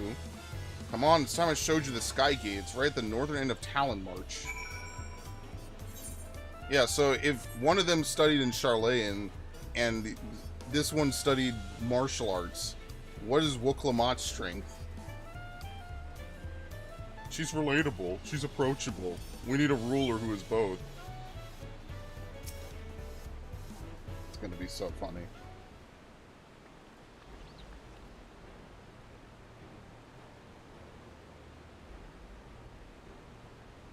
Their flag is Valagarmanda. Interesting. Massive, isn't it? On the other side is an equally massive bridge to match. Both were constructed by a race of giants, the Yokhoi. Strictly speaking, Tural is actually two separate continents. Yoktural, the southern lands of the mother, and Zaktural, the northern lands of the father, which lie beyond the bridge. Legends say it used to be one great landmass, but long, long ago, the two gods fought a titanic battle. When one threw the other to the ground, the impact was so devastating as to split the continent in twain. A familiar sounding tale. I am put in mind the conflict between Hydaelyn and Zodiark. But getting back to Yoktural, those lands are also part of the Tuliyollal nation, correct? That's right. Isn't my father incredible? He united the peoples of two continents into a single nation. The main clans of Tural have been at war for generations. It was only when Papa traveled the lands and put a stop to their myriad conflicts that we finally had peace. And that was the main reason I wanted to win the throne, so I could preserve the peace he built. You're more interested in what's behind the gate than hearing about my aspirations. Crossing the bridge to Zaktural requires a special travel pass. Unfortunately, they won't issue any new permits until the Rite of Secession is over. I promise to get you one when I'm Dawn Servant, but until then, you'll just have to wait. Alright, we'll make sure you win then. Because the other dudes might not give us a pass. We have to. I mean it. Woe to anyone who stands between you and adventure. Yes. Listen, big doors were made to be either knocked down or walked through. Once I've covered half the city by now, Tuliyollal is unlike any other place I've visited. I'm thoroughly enjoying myself. City of Stairs. We'll head west next toward the Arc of the Dawn. The dirigible landing is on the way. Your dirigibles too. Tuliyollal certainly doesn't want for methods of travel. We get by. Now, if you see enough of this area, let me know and we'll continue on. Arch of the Dawn is on the other side of the city, so speak out if you want to see something that interests you as you walk. Oh, I don't think we could teleport with Aetherites, right? Do we? Actually, this is a good opportunity to see if we actually can teleport with Aetherites. I don't know if you can when they're following you. Let's see. Do they leave if I do this? No. Okay, I lied. Don't listen to me. I have no idea what I'm talking about. Alright, maybe we should grab these other Aetherites while we're just messing around. I get the feeling that the Solution 9 area is going to be our endgame area. I don't know if I could take Jazz for the rest of eternity. I might actually go nuts. Alright. One by the docks. Here's the hunt board. Is it up? Yes. And then that way we'll be able to get exits into the different areas as well. Shit.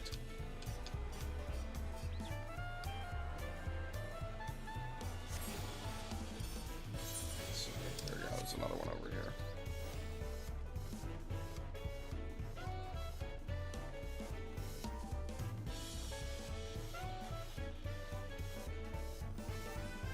Yeah, apparently a lot of servers got locked. They want people to go to Dynamis, which is understandable. So, like, Dynamis is gonna actually be used for a lot of stuff.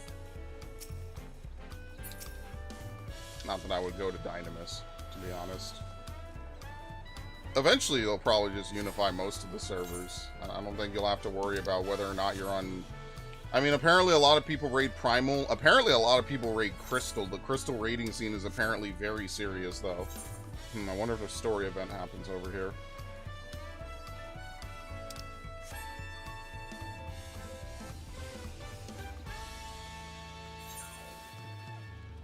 Alright, I'm gonna get this one up top first.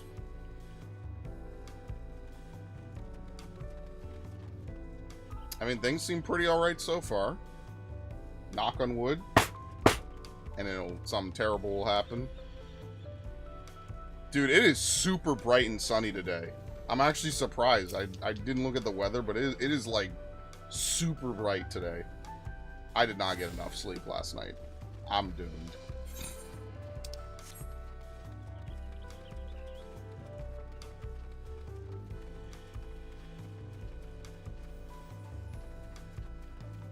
Okay, it's a city, so if I fall, I don't die.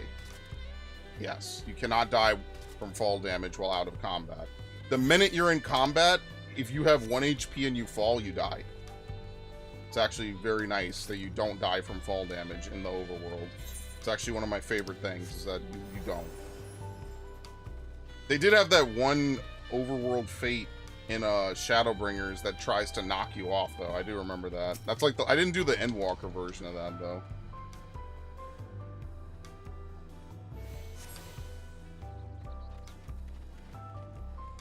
Okay. Actually, no. Why am I going to walk back? What are we missing? We're missing this one over here, I believe. Okay. Let's do that. What are we missing? The dirigible landing. Oh, I didn't do this either. Oh, I have to climb up top. Man, that's lame. Alright. Let's go back to the Aetherite landing. I'll walk up and then I'll go down.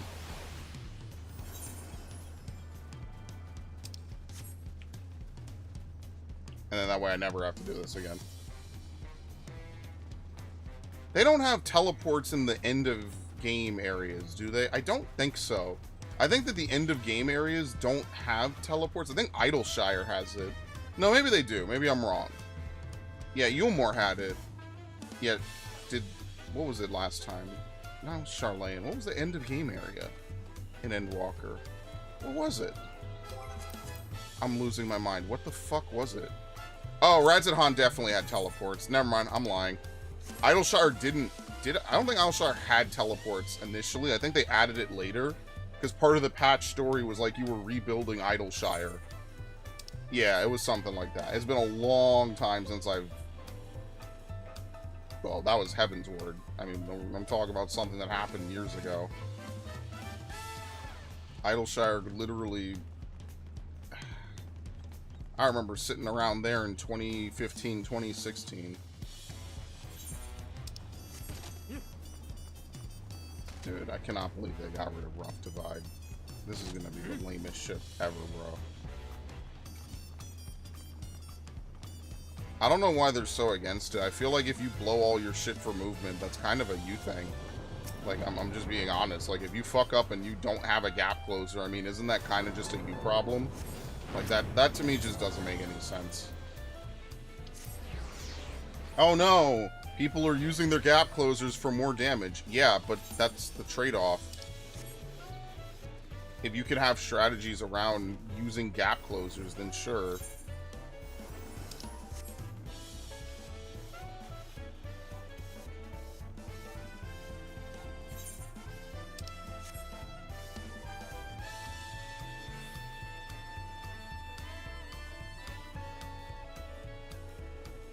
Gods, my tongue is on fire. Scripts.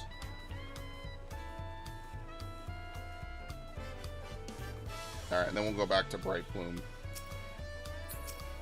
Yeah.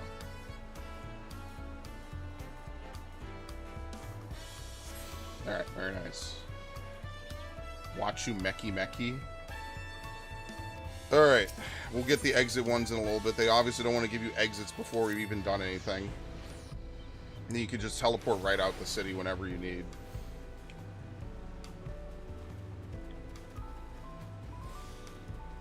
Thank you. Actually, I didn't even think about doing that. I actually probably should have done this. Thank you. Thank you, Velionics. Much appreciated. I actually did not even think about putting up company things. Okay.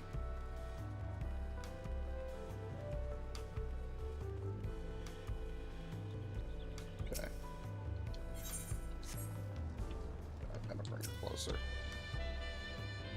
Still struggling to conceive how one could construct an entire city on the side of a mountain. This is originally the site of a Yokoi temple.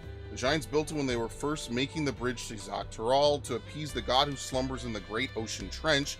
After the Yokoi withdrew, the temple stood empty for centuries, so when Papa was establishing his new nation, he saw a structure he could refurbish into a palace sitting practically in the center of Taral.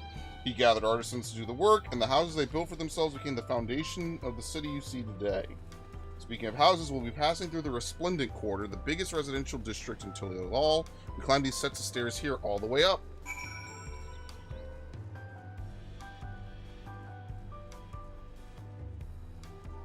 Kind of wish Sonic Break would have an AoE version, though. I'm not gonna lie.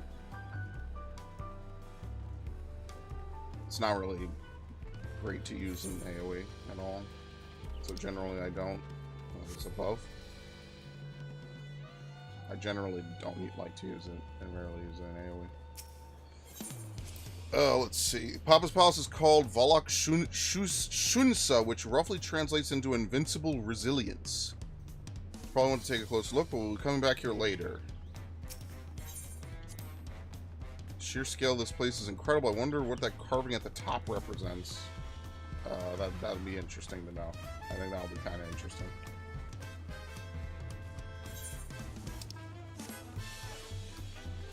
Yeah, I didn't realize we were gonna come here anyway. Oops. Well, at least we're familiar with it now. Technically, we're not going... No, we are literally going to the Aetheryte. I guess I could have gone back and teleported, but we wouldn't have had the dialogue, so it's fine. So this is the Resplendent Quarter. What manner of people live here? We have residents from all the Yaktaral clans. Mamulja, Exbral, Pelu Pelu, Moblin, Hanu Hanu. We also have Tonawata,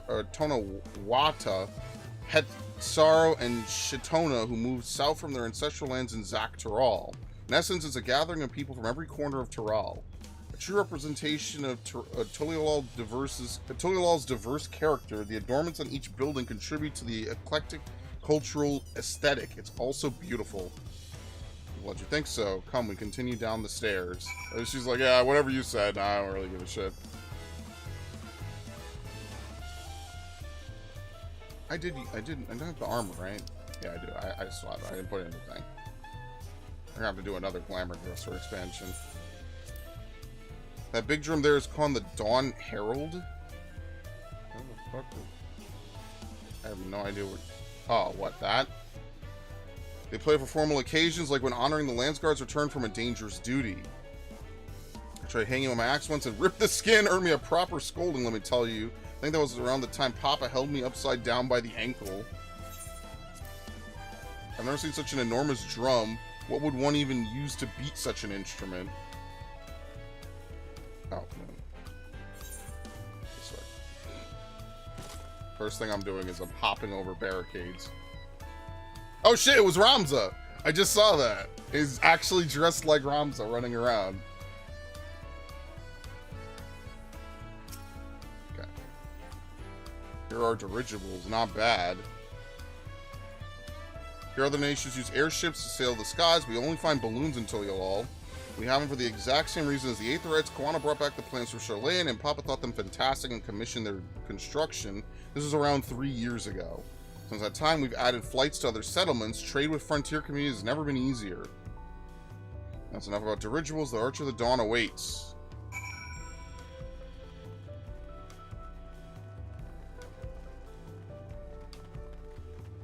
Oh, I also have to remove Rough Divide over there on the right. This is seriously the only move that's been removed off Gunbreaker. Alright, do you do anything? There you go. There's an alpaca you need. Before you get saddled up, we'll add your name to our register. Okay.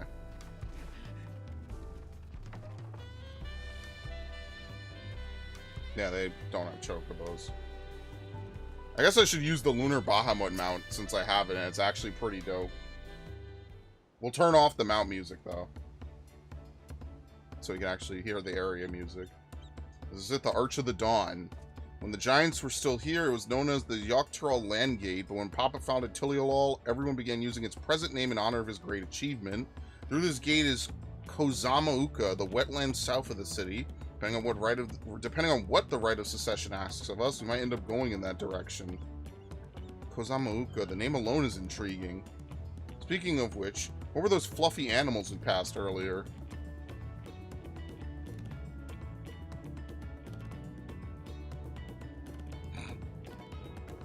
Those are alpacas, fearsome four-legged fiends. Fearsome, they seem quite placid to me. You'll learn soon enough, Kryl. You'll learn soon enough. Forget the alpacas, I have something far more important to show you. Come along.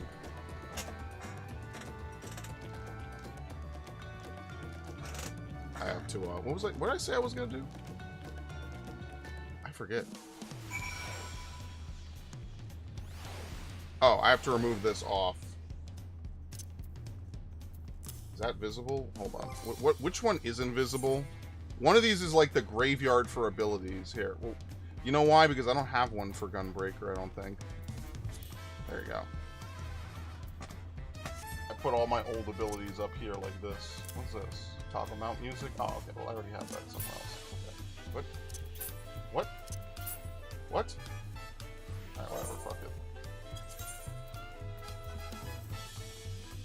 Goodbye, my friend.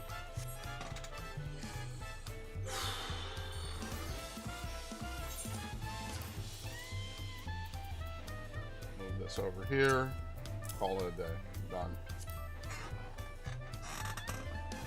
Donkey Kong is the only thing coming to mind. We should learn the history of Tuliyollal and look no further. These stone pillars, you mean? I knew it was her, because the thing didn't pop up right away. Kryl regards the stone pillars curiously. What is special about these pillars, if I may ask? At a glance, they might look like ordinary stone decorations, but if you take a really good look, you'll see there's something much more interesting. Oh. Following events cannot be skipped. I'm not doing Duty Finder today. We have years to do Duty Finder.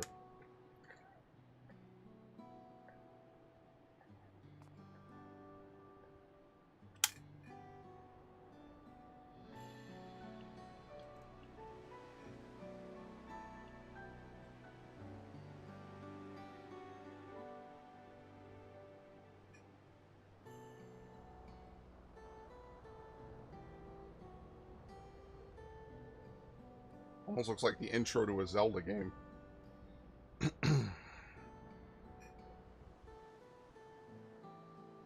pictures. Wait, no, these are glyphs.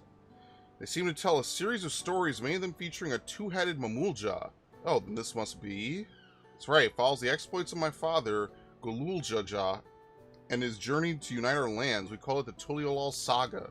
The deeds he performed and the bonds he forged, all immortalized in stone. There's no better way to learn how Tuliyollal came to be. Study them as long as you like.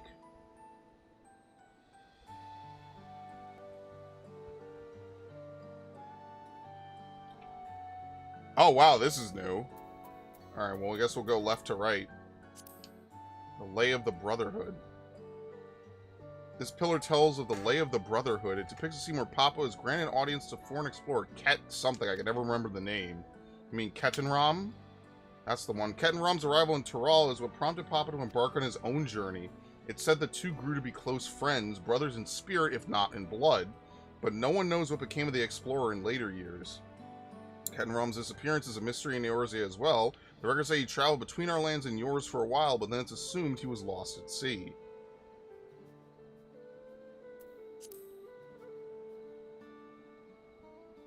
Here we have the Lay of Reeds. This is the story when Papa visited the Hanu in their village of Kozama'uka. The people Alphinaud almost mistook for Vanu, if not for the colorful plumage. He spent a fair bit of time among the Vanu in the Sea of Clouds, so it's no surprise he took an interest in your countrymen. I don't know how it is with your Vanu, but our Hanu are bright and cheerful sort. They hold this one festival every year, very famous and a lot of fun. Shall we speak with her? The four stones closest to us cover the first half of Papa's travels. Let's start with the... Okay, never mind.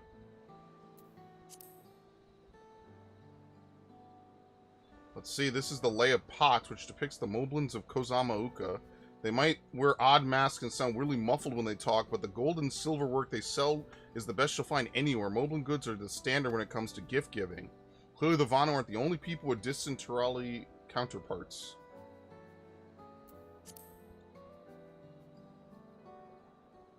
This one is the Lay of Repast. As you can probably tell, the figure depicted here is the X-Brawl like me. For decades, the X-Brawl and the Mamulja were at war for control of the forest of Yaktel.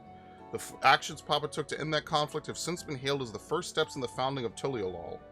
There is a clan of Hrothgar and Baj known as the Hellions. In their society, the women rule as queens and the men serve as devoted subjects. Yet here in Tural, X-Brawl men and women appear to be of equal status. How dramatically culture can vary with location. If you're done with the first half, we can move on to the second.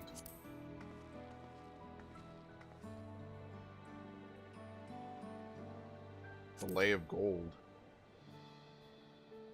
This pillar shows one of the Pelu whose homeland is in Urqopacha. Having created our currency, the Pelu are rightfully known as the Merchants Clan. They oversee Tuliyollal's markets, and their traveling peddlers are a common sight no matter where you go in Tural. Won't their size fool you? They might be mistaken as children, but beneath those beaked masks, they are clever and calculating traders. The Lay of Ice. This one's my favorite, the Lay of Ice. It depicts the battle with the legendary Tural Vidral, Valigarmanda. I should explain, a Tural Vidral is a creature that has lived far beyond its usual lifespan and awakened to preternatural power. Tataru described the Far Eastern auspices in similar fashion. Could this be the same phenomenon? Valigarmanda itself was dubbed the Sky Ruin, a name earned for the destruction and terror it visited upon Tural every time it stirred from its slumber. But 80 or so years ago, its ruinous reign was brought to an end. After a great struggle, Papa and his comrades managed to overcome the raging Vidral and sealed away in the Urqopacha mountains. Despite his reputation, however, Valigarmanda is also a symbol of power. So you'll see its likeness on Tuliyollal's national emblem and adorning banners of the palace. What does she say here? Anything different? These four comprise the rest of the saga, okay. The blank pillar. It's empty. This one's unmarked. Papa says he left a blank pillar for the next chapter of Tuliyollal's history, whatever that might be. The Lay of Proof. The big fellow is of the Yak Hoi, one of the largest of Tural's peoples. These giants once used their great size and strength to establish dominion encompassing all of Yak Tural. Having brought the southern reaches to heel, they then turned northward, setting their sights on Zak Tural. You recall that the massive bridge they built beyond the Sky Gate, sometime after launching their northern campaign, they just gave up. They abandoned the lands they conquered and withdrew into the mountains of Urqopacha, and never seen any of their kind so much as set foot in the city. This was a people with the power and resourcefulness to raise a temple on a mountaintop and build a bridge across the sea with stone. What would move them to renounce their ambition and their place in Turali history? Got your fill in history? Yes.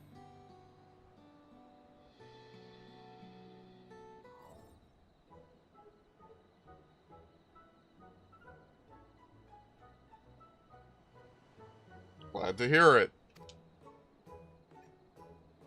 You know, I feel awfully hungry all of a sudden. No surprises there, seeing as I couldn't keep anything down for a while. But now I think I'm ready to eat again. Let's go and have ourselves a bite of the local delicacy. Come, I'll take you to the best restaurant in the city. I like the sound of that.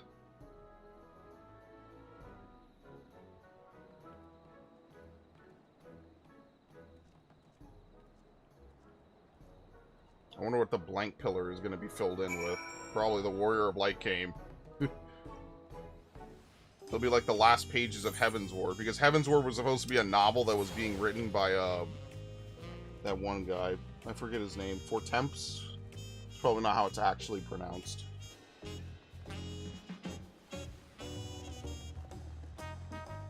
Okay. You ever had tacos? They're a Tuliyollal classic. You bake a crunchy shell made from corn flour and fill it with meat and salad. A lot of shops and stalls sell them, but I like how they're made here. I'm not pronouncing that. I need one right in front of me right now. Let's head downstairs, a place in old Brook Evu.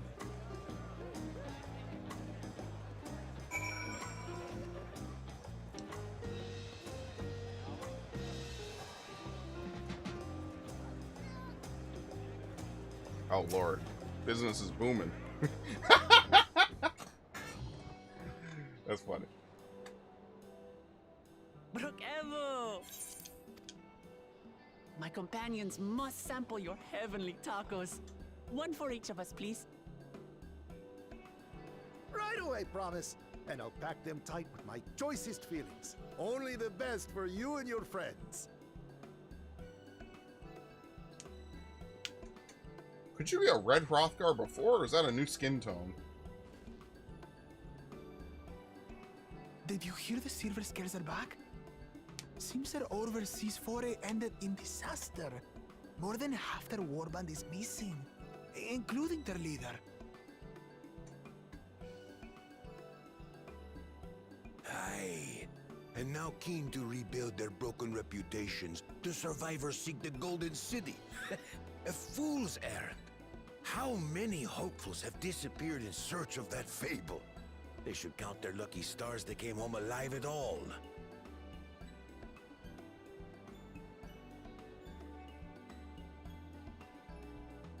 The legend of the Golden City is well known here, I take it. It is, but as no one's ever seen it, many question if there is any truth to the tale. Like our skeptical Erinville. I can't imagine the Dawn Servant would request a formal survey for a place that doesn't exist.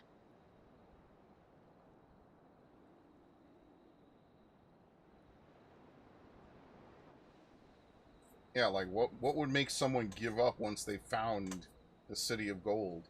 Or just in general in Zaktaral? Now to find a spot with a pleasant view to enjoy our crunchy spoils. Yes. I knew it was coming too. That's my favorite part. I knew the fucking nod was coming, man. Oh no, my tacos. No, they're now quesadillas. Fuck.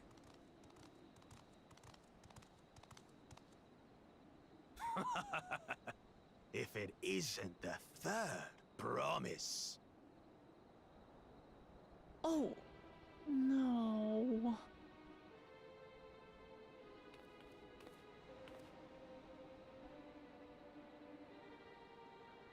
I don't know these ones. This is our older brother, New probably. salt. Dredge from foreign waters is my guess, brother. Of course, that's it. Urqopacha is so afraid of the coming contest that she went crying for special help. Was there something you wanted, Bakul Jaja? The third promise remembers The mighty. us. Such an honor. Glory on your name, brother. Yeah, so the Mamulja, when they have two heads like this, it's they're two separate people conjoined. I know my rivals for the throne. Nothing That was like the plot more. of Wanderer's Palace, Hard, and some other stuff earlier. Another child of the Dawn Servant? It's a long story. It's been around since the realm were born. No, this brute. We have no ties to their farce of a family. Unlike the sneevling house cat, we are blessed siblings, the elevated chosen. We alone are fit to succeed Golul Jaja as Dawn Servant. All peoples are equal in Tuliyollal. Your heritage gives you no greater claim to the throne. Shall we test that idea here and now? See if your strength is equal to ours. Man, I just wanted food.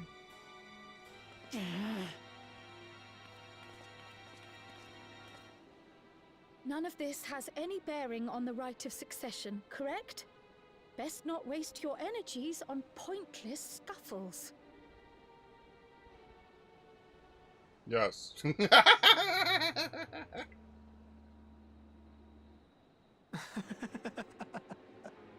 The kitten comes to the house cat's defense. Pathetic. Since when was our nation overrun by mewling weaklings? Listen to me, you.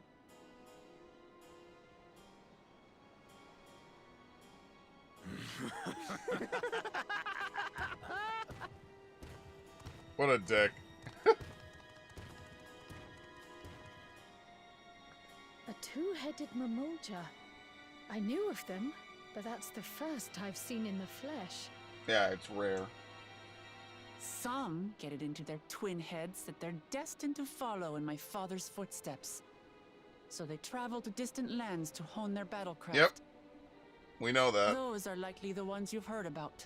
We fought one in Wanderer's Palace. Are there other two-headed claimants? No, just Bakul Jaja. Even in Tural, his kind are far from common. The Mamulja people largely belong to one of three clans. The Hubigo, the Bunewa, I'll never remember this. and the Dopro. Every once in a great while, a two-headed offspring is born from a union between the brown-scaled Hubigo and the blue-scaled Bunewa. The child grows to possess immense strength. So do both they physical and prioritize magical. breeding with each other, I guess? Blessed siblings indeed. Yes. Forget them. Let's go and buy more tacos. I can think of nothing better to rid me of this bad taste in my mouth.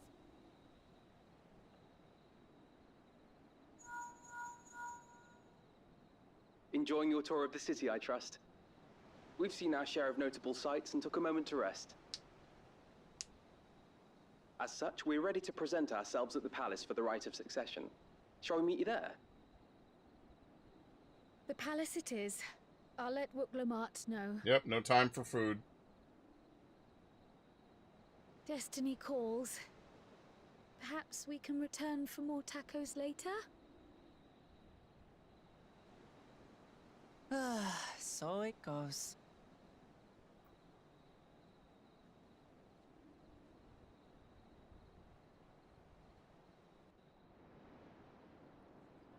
Very nice.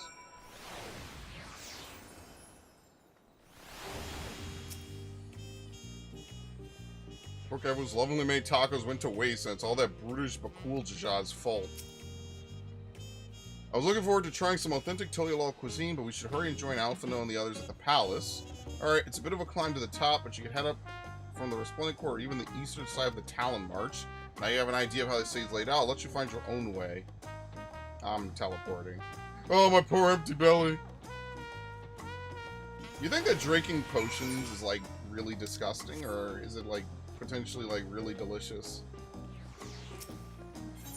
Because you always pot. But I wonder if it's actually, like, appetizing, you know? For a 30-second bonus, it probably tastes like shit.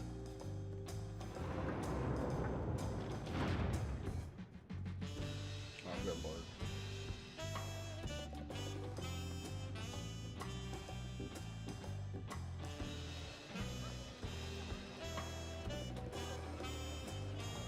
Alright. Be gone, people. There remain narrow, winding streets, but even if you get lost, all you have to do is keep heading up. Yeah, I know, we're here. You made it. Good, then we're all here. I'm still hungry enough to eat a whole roasted colibri, but the contest won't wait for us forever. Not like I need gear. Several cutscenes will play in sequence. It's recommended you set aside sufficient time to view these cutscenes in their entirety. Yes, okay. I mean, well, that's all today is for me, so. Acquainted the twins with the city as best I could. Their unbridled enthusiasm made it rather difficult. Invariably, something would catch their eye, spurring them to run down an alley to investigate. It was like herding a pair of unruly corals. I'm sorry, it's curls. I keep saying that wrong. I keep saying corals. It's curls. I understand all too well. Shalane had the same effect on me. Right then. Now it's time we saw the inside of the palace. Papa will want to know I'm home and to meet the allies I've chosen. You know how impulsive he is, though. There's no telling what we might be in for.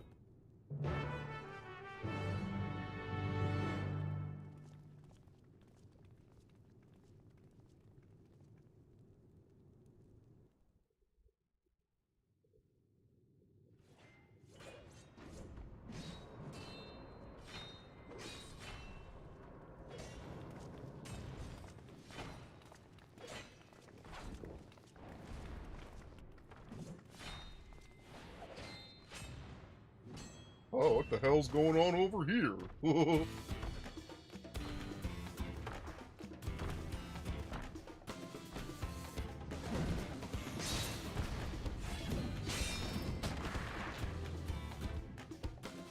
Estinian?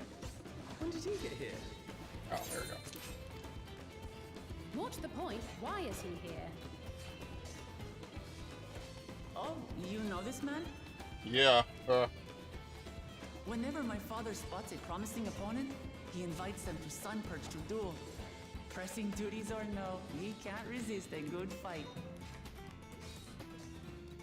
So the one Estinian is crossing blades with.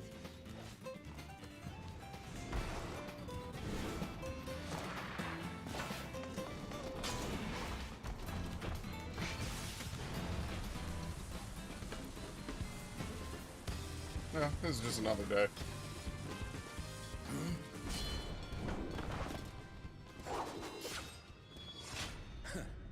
That will do, Spearman. I will receive my darling daughter.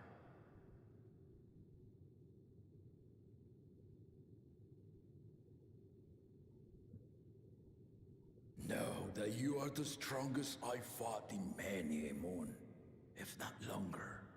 It is the privilege of a life long lived to face such a formidable soul.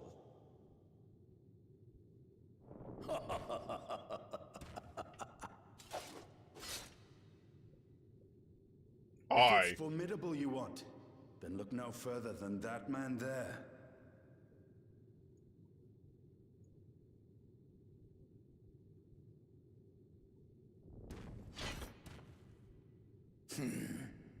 I see you, warrior.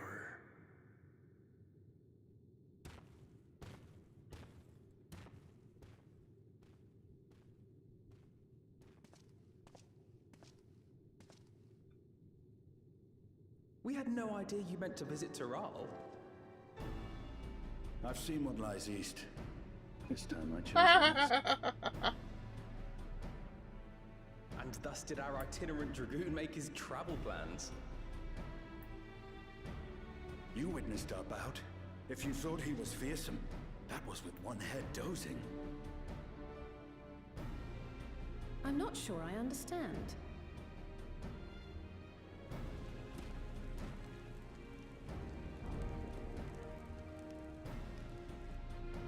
The old man has been feeling his years. The uncovered side is the head of resolve, and age has only deepened his love for combat. But the head of reason, wiser of the two, sleeps more and more these days. As I understand it, the veil helps with the restoration of his magical energy. Yeah, I'm not gonna lie, that's a crazy veil. It looks sick. Enough about me, Lamati. I want to hear of your adventures. Lamati. A term of endearment. It's what my family calls me.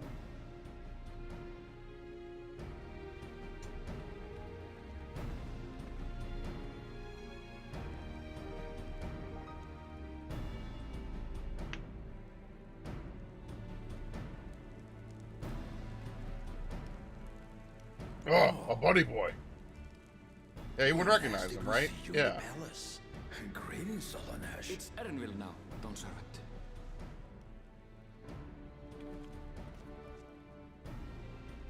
I took the name while abroad, and have since grown accustomed to it. Erenville, then. And these others? I assume are Lamati's recruited allies.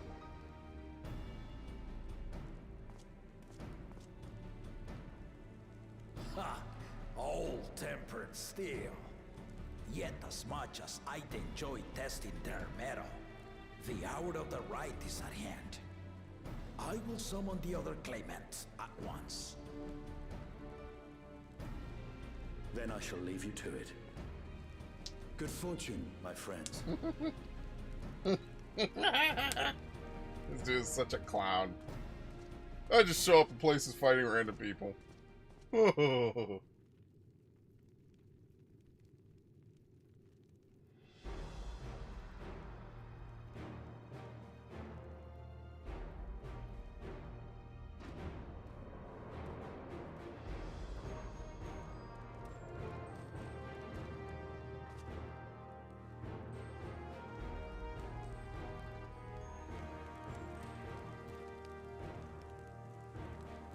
Bro, who's helping that cat boy? Is it even a cat boy? I think it is. Sorry, is he a machinist? The claimants are assembled. The first promise, Zorolja. That's a sick headpiece. The second promise, Ona. Yeah, the Charlatan guy. Yes. The third promise, Uklamat. This dude talking so much shit and he's number 4? Bruh.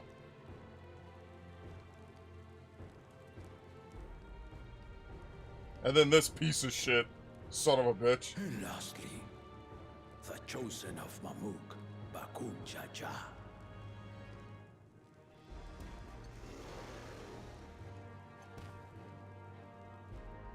You four will compete in the rite of succession, the outcome of which will decide who takes my place as Dawn Servant. I am not the man I once was. My wiser half sleeps the days away. And it is time I yield my position. Yeah, imagine that he can't even communicate with his other half anymore. But mine is a torch that has never been passed.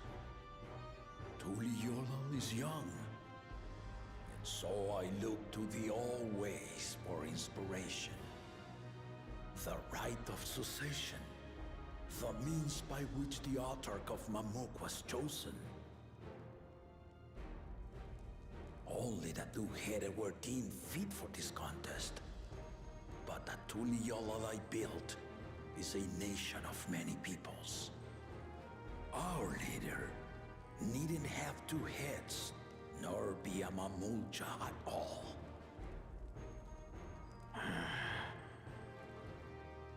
So I gave the right of claimant, not only to the son I sired, but to my adopted children as well.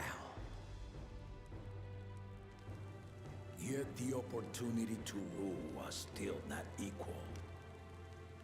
That is why a recent tournament offered a place in the contest as the winning prize.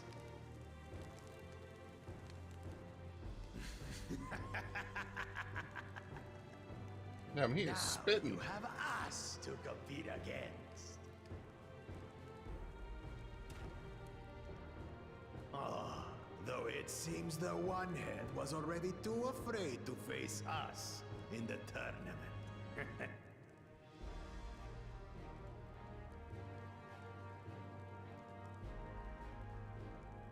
Our brother was in Shock Tural leading the Landsguard on a campaign to eradicate a Tural Vidral. Anyone with sense would know he was too busy for games.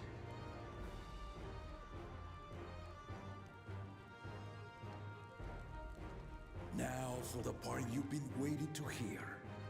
The nature of the contest itself. It's a relay race. To triumph in the right of succession, and thereby claim our nation's throne, you must travel the lands of Yogg-Tural and find the city of... Oh, Christ. We're doomed. Who's helping this dude? If I may, Father. Speak, Kona. The Golden City is an ancient Turali legend, but after so many failed attempts to find it, the story has become more fairy tale than fact. If you would charge us with such a quest, are we then to assume you have proof of the city's existence? No, I'm just a dick like that. I offer us proof, my unbroken word, for I have seen it with my own 4 eyes.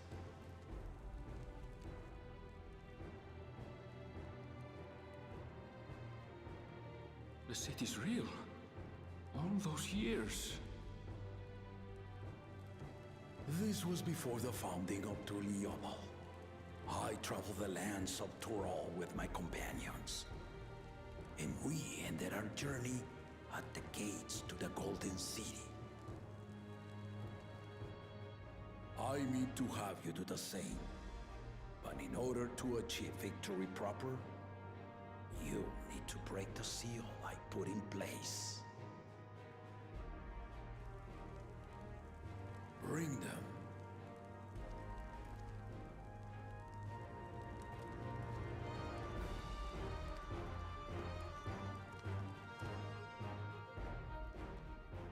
Not gonna lie, some of the outfits they've got are pretty dope.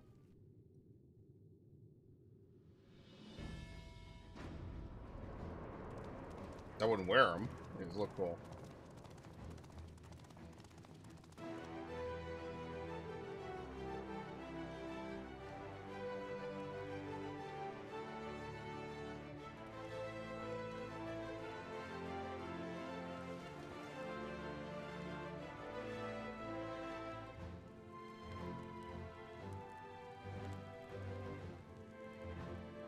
Okay, more glyphs.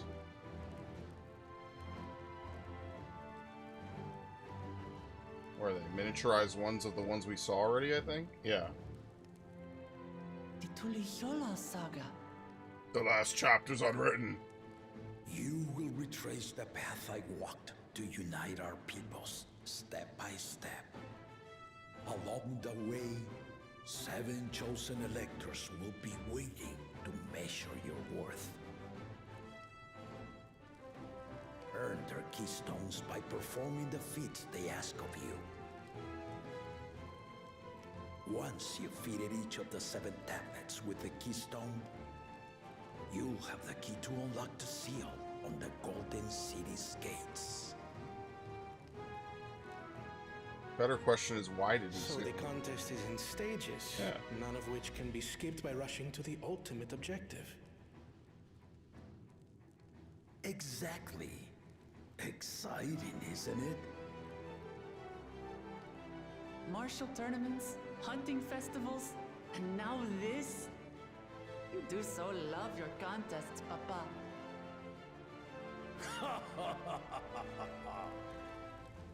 Were I a few years younger, I would have joined in myself, giving you a proper challenge. You may think the ride is tedious or nonsensical, or both, but I am yielding our nation's throne. Let me have this final indulgence. A waste of time. Just name Bakunja as successor and be done with it. Alright, disbar him. The right of succession. He just ignores him. Yeah, whatever. I'll be watching your progress with great interest. And Clemens, remember to collect your tablets before you leave.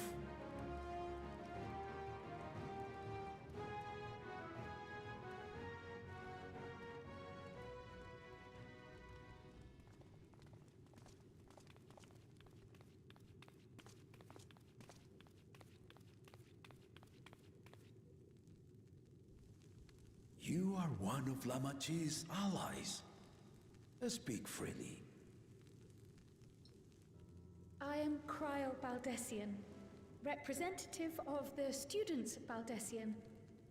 My name is perhaps familiar to you? Ah.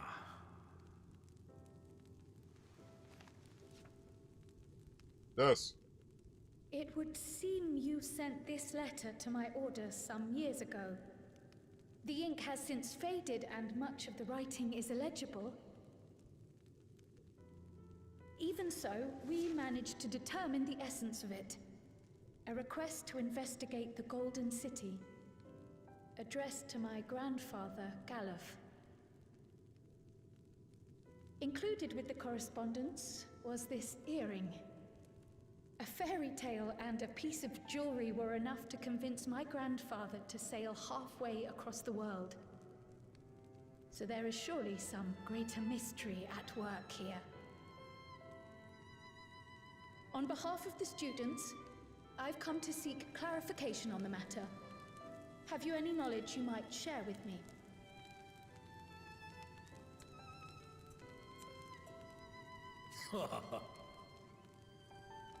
No, not a thing. Yeah, not at this time. This dude's a troll. I have tasked the claimants Oh with my finding God. the Golden City. Yeah, he should have come 30 years ago. Quest would afford one That's of them crazy. a fair advantage in the right of succession.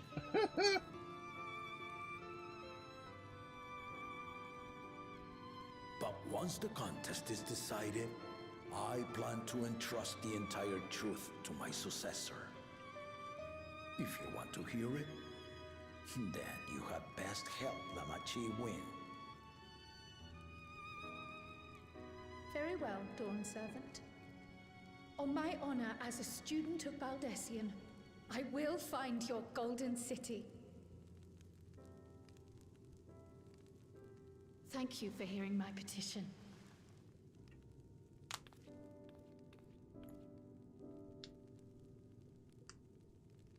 Alright, cool. Not gonna lie, the letter plotline has been like a crazy red herring. It'll come back, but it hasn't really gone anywhere. How about that? She's grown into a remarkable young Oh, shit. woman. You should be proud, Galuf.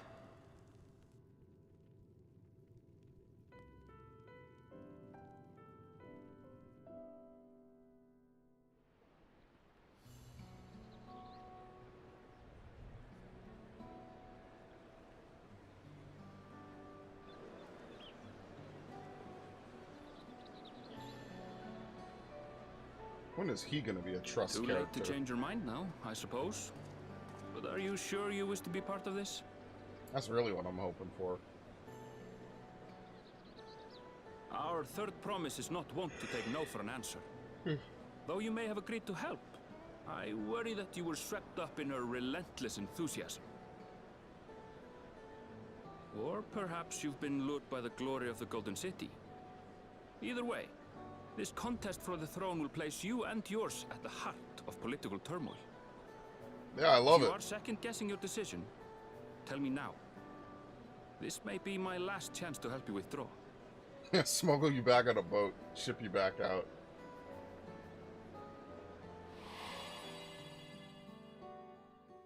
Life is a series of journeys, my friend, and there's no telling what awaits us on the long road. But what's important is to be true to yourself as you walk it. Only then can we hope to be content when we arrive at the end of one and step forward into another.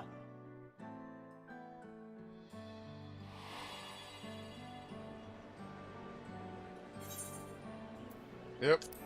I made my decision, and I mean to see it through.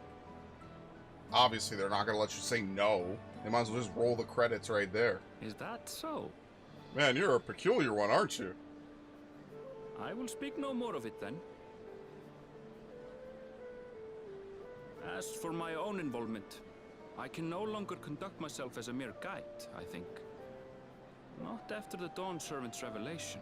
Yeah, you can see his skin's a lot better. There's a lot more sheen. It looks more like skin. Skin's really hard to model in games because it's kind of translucent, so it reflects light.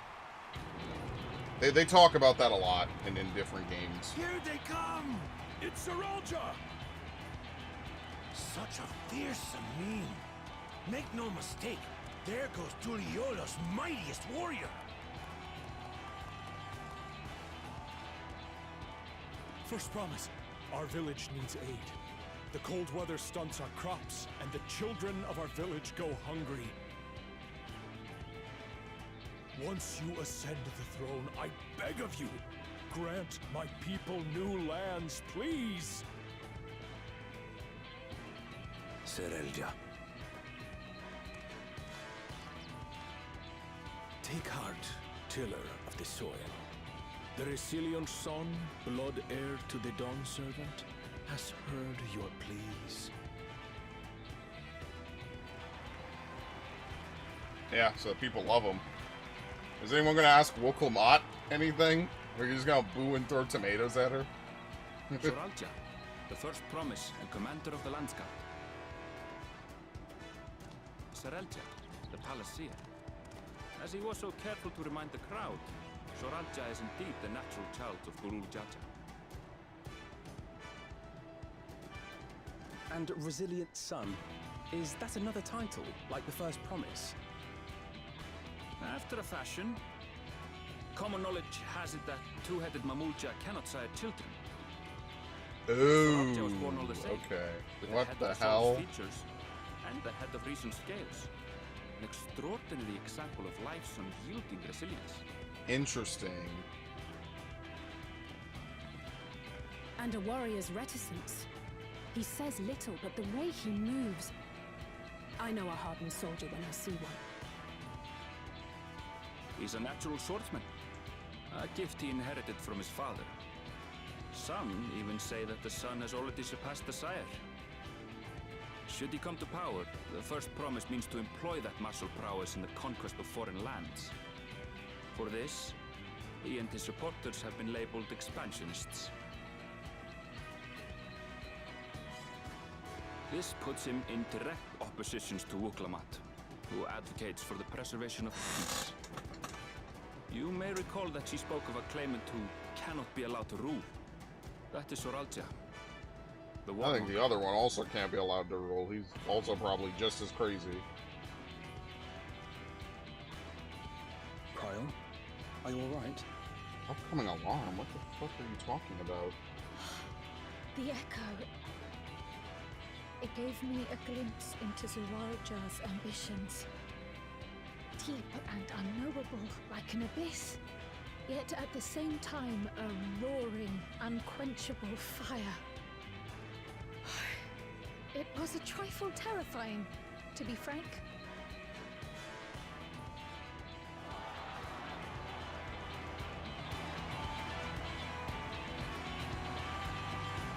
Bro, I think I've been sleeping through every single one of these alarms. Sorry. Second promise. You must bring us more marvelous conveniences. More dirigibles and trains and the like. We need you in charge to make trading easier. The elders, they complain and complain about abandoning tradition. But we're not like them, afraid of everything foreign and new. You have our wholehearted support. With your ingenuity and knowledge, you're sure to win the contest. You know it, baby. Forgive me, but the right of succession is barely begun. I will hear your petitions if and when I am named Dawn Servant. If you will excuse me.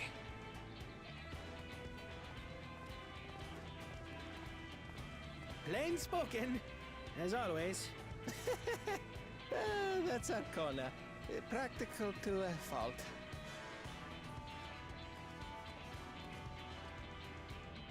Here we have Kona, the second promise, who spent time as a pupil at Charlian's own studio. Now that you mention it, I think I did see him in the halls once or twice. There was nothing to suggest he was Turali, much less from a royal family. That was by design. He forwent his usual garb and took an Eorzean name to avoid attention. So it was Kona who introduced the dirigibles. And the railway too, given what we just heard. Yeah, so he's modernizing, as opposed to wanting to do conquest. To enrich Tuliyollal with every bright notion he learned of in Charlian. He is the hope of those who prize innovation. As aloof as he may seem, Kona and Urqopacha actually get along rather well. They bicker and banter, as only close siblings do.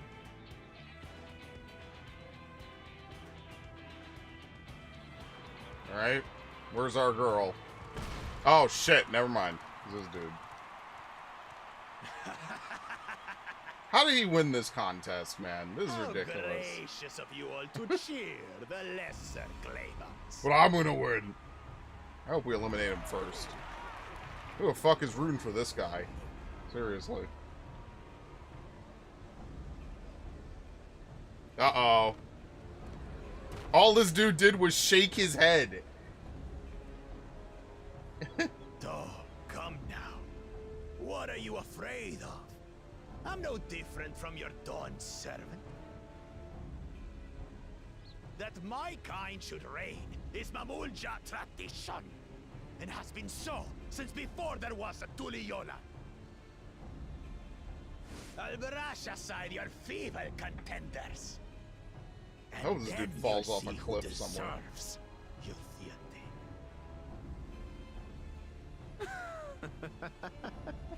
Well said, brother.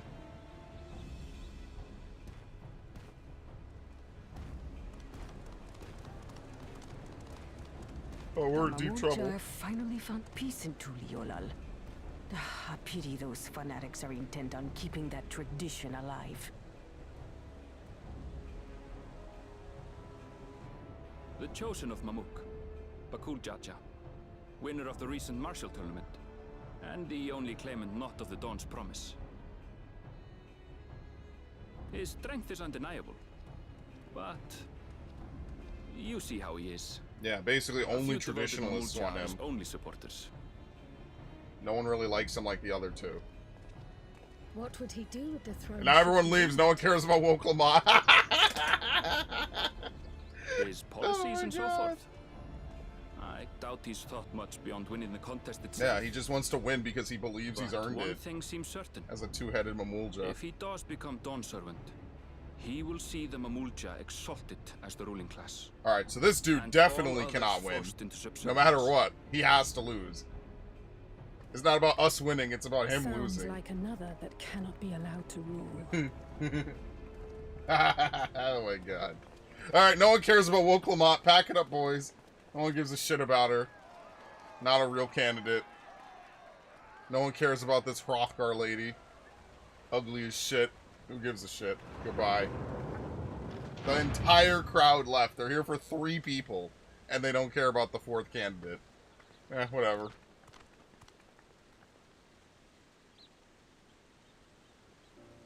We wish for one thing and one thing only, Third Promise. To abide together in harmony with our neighbors whom we love in this land we share. It is our way, the Tuliyollal way. Galul Jaja built for us this peaceful nation, and we beg you to preserve it. You have my word. I won't let your pleas go unanswered. That's what I'm talking about. Until Tuliyollal was founded some 80 years ago, this continent was ravaged by war. The eldest among us remember that dark era, and they are Urqopacha's She's only popular with the boomers. I can't believe it. That's who we're supporting. Apologies. It's hard to get away. This is Namika, my childhood nursemaid. She's been like a mother to me my whole life. I told her it wasn't necessary, but she insisted on seeing us off. Yeah, of course she wants to. What? I place our precious third promise into your care. Don't worry, she'll be a permanent bench warmer. Did you know Urqopacha was taking part in the rite of succession? Of the Dawn's promise. I thought it was only Zoralja and No, people didn't even know? If she has any accomplishments Oh to my her name, god, we're doomed. I've yet to hear them. We're fucking doomed. Compared to the two Mamulja, she pales in martial prowess. And then Yeah, there's that's what I was Kona, saying. What does she who's bring? far and Heart? away the most Peace? educated of the bunch. I hate to say it, but it's hardly a competition. Yeah, we're doomed. It's fine. More than anyone, I understand how much better my brothers are than me. Better? Urqopacha. I have never thought of you as the lesser sibling.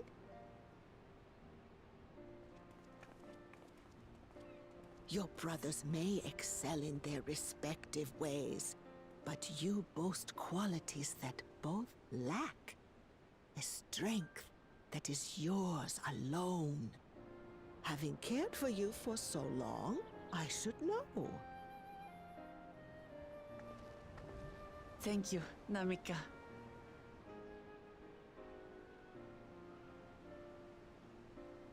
Well, we ought to be on our way. Yes, hurry along. I await word of your victory with bated breath. Alright. It would be cool if Koana won. I think that would be really good. I think Koana is probably the most interesting. Since him and Urqopacha are kind of close, I could kind of see if either of them wins, like the other one would kind of just like naturally like, not co-rule, but like be like a supporter or something. I think that would be kind of interesting. And it's raining now, by the way. Well, so much for the brief reunion I had in mind. Papa is not one to waste time when he decides to act. I'm used to it by now, of course, but others are often caught off guard. In any case, we should talk about how we're going to find the City of Gold. All we have to work with are 7 tablets and their connection to the Tuliyollal saga. Might I suggest first comparing the tablets against the pillars? We could check for any discrepancies between them. Good idea. Let's go and take a look. Hello, Ash. Welcome. 2 hours until you can play. Yeah, downloading the patch, right? Yeah, that's gotta be pretty brutal. I'm going back. I'm teleporting. I mean, it's been good. We haven't had a crash yet. We might hopefully have an expansion where the game doesn't really crash. That would be pretty dope. Now, obviously, as it becomes, it's a weekday, so you're more likely to get in and be able to have the servers work during the day. So, I mean, you're just hoping, right? As soon as it gets to be late night, it'll be a little bit of a clusterfuck, probably.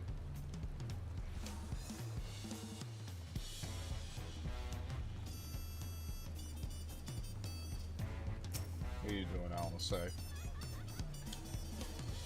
Wasn't expecting events to progress that quickly, but I won't complain. The contest is the main reason we're here, after all. I won't give up until we find the golden safe for Urqopacha as well as myself. Alright, now see, it unloads people. That's actually really cool that it does that. At a glance, they seem much the same. The preparation of intricately carved tablets for every clan must have taken considerable effort and forethought. We should consider them weighty reminders that this contest is no lighthearted matter.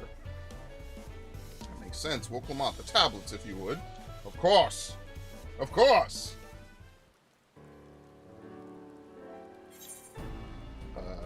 This doesn't seem voice acted. Everyone has a tablet. Let's compare them to the respective pillars, keeping out for even the smallest differences. Wait, there's 6 of us and 7 tablets.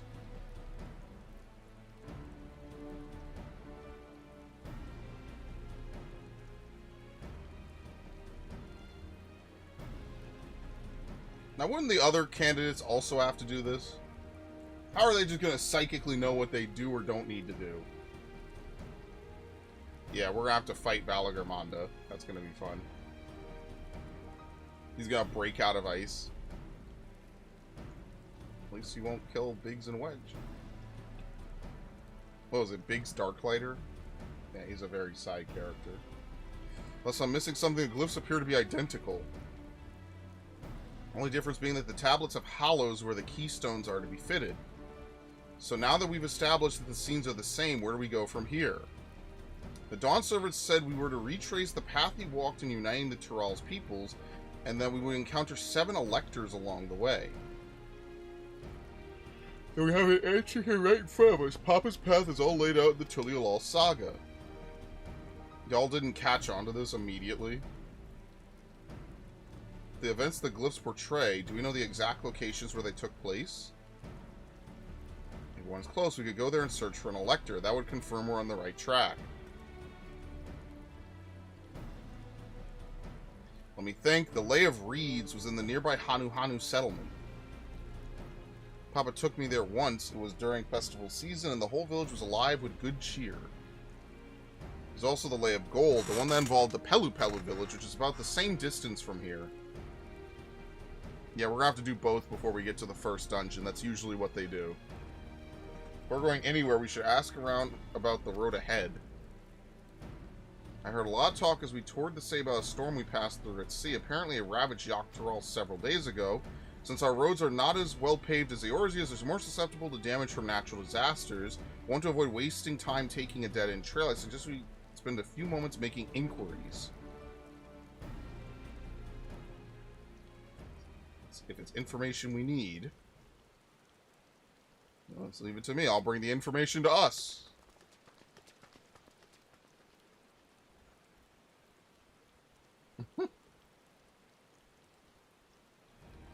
It would be prudent to ensure we're prepared for the journey. I'll guide you to the accommodations I've arranged. You know what? I'm liking the Aaronville sticking around. I'm liking this. Normally I was like, this is like a side character in Endwalker. I'm actually kind of enjoying him just being here. He's like a nice foil to Urqopacha's constant excitement. Okay. So there's lovely little cottages and they're on the water. Urqopacha said she would bring the information to us. Or come to have our lodging sorted in advance. Yeah, for once.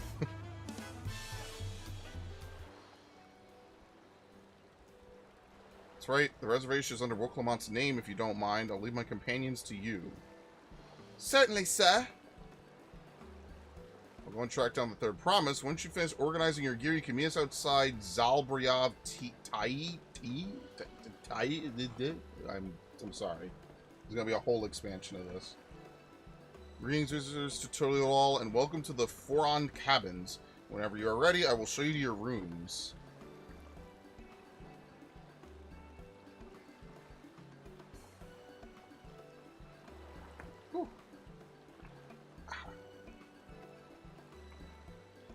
I enjoy her high spirits. If actually wants good change for people's honor, yeah, sure. I don't hate her. I just I don't know. I'm not like a huge fan of her, I guess. I don't know. I miss Lise sometimes. Urqopacha is definitely a comedy character. That's not necessarily a bad thing. I don't know. Again, we're just cracking the surface of this, so I'm not judging anything at this point. We're almost what, 2 hours in, give or take the login time. We're barely into the story. We just started, basically, as far as we're concerned. It's about 2 hours of introduction. Trust should be the keenest to head out, Ooze. Yes. Where are Aaronville and Urqopacha, I wonder?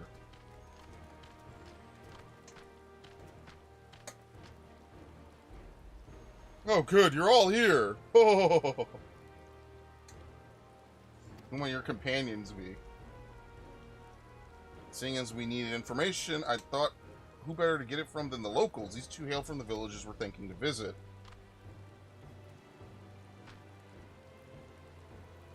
I give you credit for taking initiative, at least. What do you mean, at least? I'm honored the third promise would seek my advice. I too am happy to answer your questions. Any encounter might be an opportunity to do business. Thank you both for your help. You just picked a random business person. Before we begin, there will doubtless be other occasions when we need you to act independently, so I brought these for the two of you. Yeah, link shells. She wouldn't have one. I'm surprised Aaronville doesn't, but that's fine. Or link pearls. Are they link pearls or link shells? Link pearl, okay. A gemstone harvested from a special shell. When linked together, they allow people to communicate across great distances. Is that so? What a handy thing to have.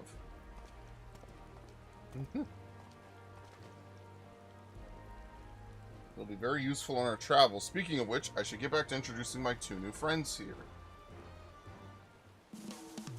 The helpful Hanu and the approachable Pelu. With sugar luck to forge his connection to the pals. Maybe the beginning of a profitable... Oh my god. Please ask anything. I'll gladly tell what I know. The Tuliyollal saga features a number of Tural's clans. Two of those, the Hanu Hanu and the Pelu Pelu, have settlements relatively close to the city, so I brought a representative of each. As I mentioned before, the Hanu are cheerful people who love their festivals. They make their appearance in the Lay of Reeds, and their home village, Akanu, is located on Kozama'uka. The other, smaller fellows are the Pelu, a clan of business-minded folk from Urqopacha. They appear in the Lay of Gold, and they craft all kinds of marvelous goods in Wanchun Pelu, their village. Now, as for deciding which village to visit first, why don't you put that adventurer's instinct of yours to work for us? Pick our destination. Alright, so as usual, this is what they do now, so people don't all hit the first dungeon at once. They usually give you about 6 hours of stuff before you get to the first dungeon. It's been like this for 3 expansions now. This is the 3rd. It's not surprising. It makes sense. So once you pick one, you have to do the other. Furthermore, story elements and rewards will not be affected. Yeah, so whichever one you do is whichever one you do. I say we do the Pelu Pelu first and get them out the way, because I'm more interested in the Hanu, so I'll save the best for last, so to speak. So let's do this. Alright. To Urqopacha. What is it you'd like to know? Our main concern was confirming the state of the road ahead. As I recall, to reach Urqopacha, we depart from the Arch of Dawn, and then we take the road west of the first fork. Should we worry of anything along the way? As indeed the way to Urqopacha, after the damage wrought by the recent downpour, you'll be doing more stumbling than walking, but do take heart. When it comes to rugged terrain, we have a most dependable solution. Come with me. Alright, see you later, helpful Hanu. I'd like to talk with you in good time, friend Hanu. Meanwhile, you can eat and drink your fill. It's all been arranged. Yeah. Dude is basically getting a free vacation. Fuck yeah, I love food. I love it. Oh yeah. Okay. Either you're whose man's the adventurer across the world has been lending the third promise his strength. Well met. Tell the truth, I've been meaning to make your acquaintance for some time. I have a proposition for you. You are familiar with the Eorzean Hunts, who have something very similar here in Tuliyollal, and having heard much of your philanthropic spirit, not to mention your capacity for violence, we should very much like to recruit you to our cause. If you are interested, speak with my associate Bol Oga. The ex-brawl is a master of the hunt. Alright, so this is to unlock hunts. We'll just do it real fast, I guess. Why not? I don't know what you're talking about, Ash. I'm full of life and pep and excitement, but when the situation calls for it, I fire up, I flare up. What do we have here? Urqopacha could use some work, but you got good eyes. Eyes have seen a few things. You here to sign up? The Wing of Protection recommend you, do they? Well, we're always on the lookout for new hunters, and if you're good enough for Urqopacha, you're good enough for us. Okay, this whole idea came from your side of the sea after all. It was Kawano who showed us your ways. Either way, I'll keep it brief. Our hunts work much the same as they do in Eorzea. We put a bounty on those beasts that prove themselves an enemy of the people. You kill them and bring us back the proof, you get your reward. While your reputation may precede you, rules are rules, and the rule is I have to test every hopeful out on beginner bills.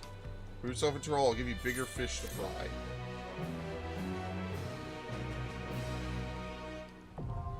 Dawn hunts. Alright, defeat the monsters described in the village to be rewarded with tokens. To exchange tokens, speak with Raulja. The other ones will become available at level 94. Why we hunt? Sure, why not? We'll just take them. You know we're gonna go out there anyway, so we might as well do them.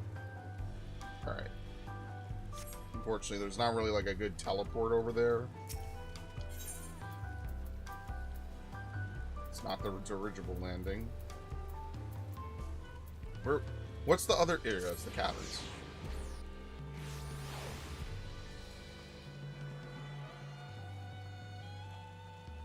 I'm gonna rename my character to Rough Divide in honor of my fallen brethren. Struck down in their prime. Yeah, they added the facewear category. I'm thinking that eventually... it's yet to be unlocked. I don't have any facewear, I guess. I'm thinking that eventually they'll just change glamour, where you just select what you want in each slot. That would completely... and that, like, that's what your gear set is. I think they just need to merge gear sets and glamour plates, and just give you a bunch of gear sets, and call it a day. Like, you know, that's what I'm thinking. I think that would make a lot more sense. Yeah, we're going to use alpacas. This is going to be great. Oh, shit, I got the wrong title on. Let me change that real quick. Where's my favorite title again? I don't even remember, bro. What was the title I liked? It's not Trusted Friend. What was it? What the hell was it?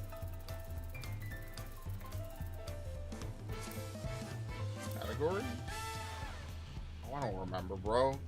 I wish you could set favorites. You think I remember what title I was using? Trusted Friend. The 7th Dawn. Here it is. Thank you. Very nice. I don't have to put Makai Gunbreaker on until I do PvP again. And introduce you to our most dependable companion, the alpaca.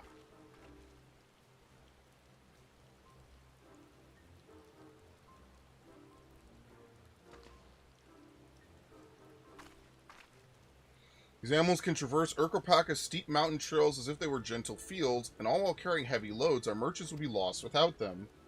So they fill much the same niche as our chocobos back home. You don't have alpacas in Eorzea? Alpacas are native to Yogg-Taral. Eorzea has its chocobos, and the eastern lands have their horses. Why go through the trouble of breeding another pack beast in the place that ill-suits its qualities and where it's not needed anyway? But must we ride these little monsters? I get the impression you aren't fond of alpacas. When I was small and being a bit naughty, went around pulling on their wool. One of them spat on me and was the foulest stench you can imagine.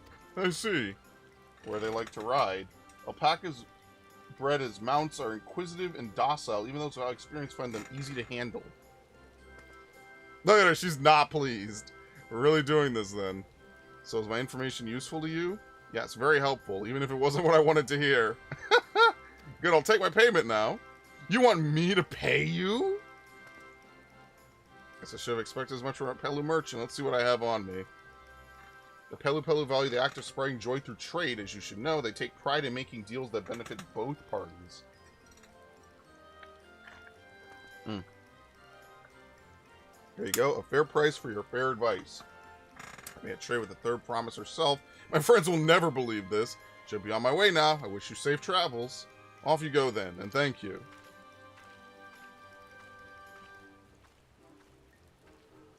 I better not get spit on again. You brought that on yourself. Remain calm and gentle, and so will they.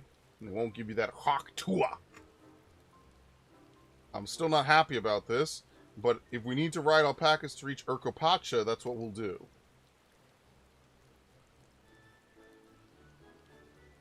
Yes. The Eorzean nodder strikes again. Oh, they moved us automatically. Okay.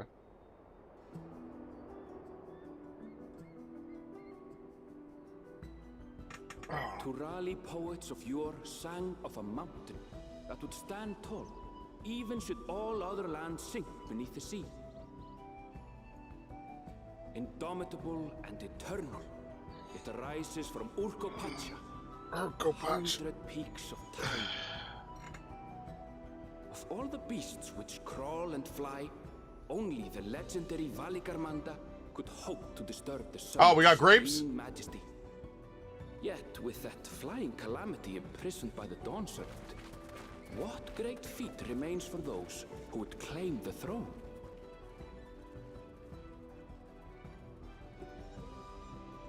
Urqopacha.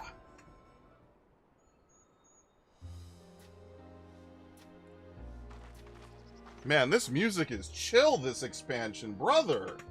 I'm vibing. This is Urqopacha. I've never actually been here before.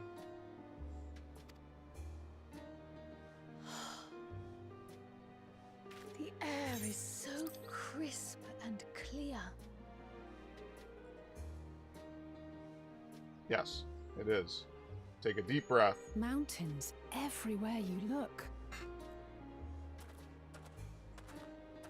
That one massive peak in particular has quite the presence. Yeah. It makes me mind of some art. Good times. That is Workor Sormor, the tallest mountain in Yogg-Tural. That's Its a sheer dungeon. height makes it an imposing climb.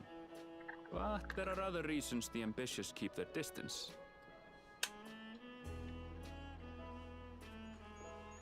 Oh? Do tell.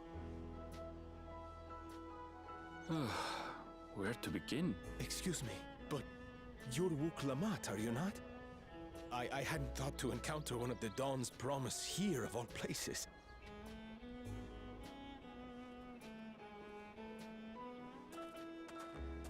Dude, everyone has red hair, man.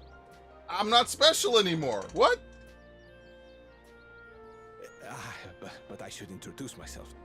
I am Bol Nok, a weaver by trade. Well met, Bolnok. We're on our way to Watrunpelo. Truly, I've just come from there, as it happens. I'd asked the Pelu who sell me their wool to give me a tour of their alpaca ranch. The head rancher and I shared a bottle of mezcal while he explained the finer points of wool production. Mezcal, is that a local beverage? It's an Urqopacha specialty. A spirit made from distilled agave heart juice. Canonically, you cannot come from this place, no. Yes, and it must have done wonders for my mood, for I tripled my usual order of alpaca wool. They did offer me a discount, though, so it wasn't a bad deal in the end. But listen to me, boring you with my tedious stories. I will leave you before you are lulled to sleep. Goodbye, and safe travels. Alright, see you later. Dude, go! Get going! Oh, silly me. I almost forgot to say the thing I actually wanted to say. Peace for Tural. I agree with your vision, third promise. You have my support in your bid for Alright, the this throne. dude's gonna get killed, probably by one of the other promises. And we're gonna remember him for the rest of eternity, for this one cutscene. He's gonna get butchered. I gather from his tale we would be foolish to underestimate Pelu merchants. Yes. I did not know that the They do theme of more this than run the expansion was markets in jazz. Tuliyollal. I'm gonna be honest, I didn't know. Peddlers can be found everywhere in Tural, traveling from place to place on their sturdy alpacas. I thought this music was gonna be like very feisty based on the trailer. Engaging speakers. Ooh. And many's the customer who's been talked into spending more than they bargained for. It was like library music. They won't find this You wouldn't play customer music so in a library, easily you get my charmed. point.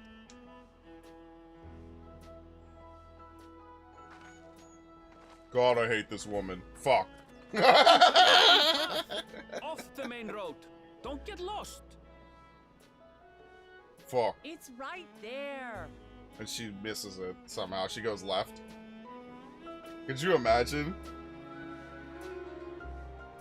Aaronville. Oh yeah, I should use my chocobo. That's actually a very good point. I see this person summon their chocobo. I actually, for once, can use my chocobo.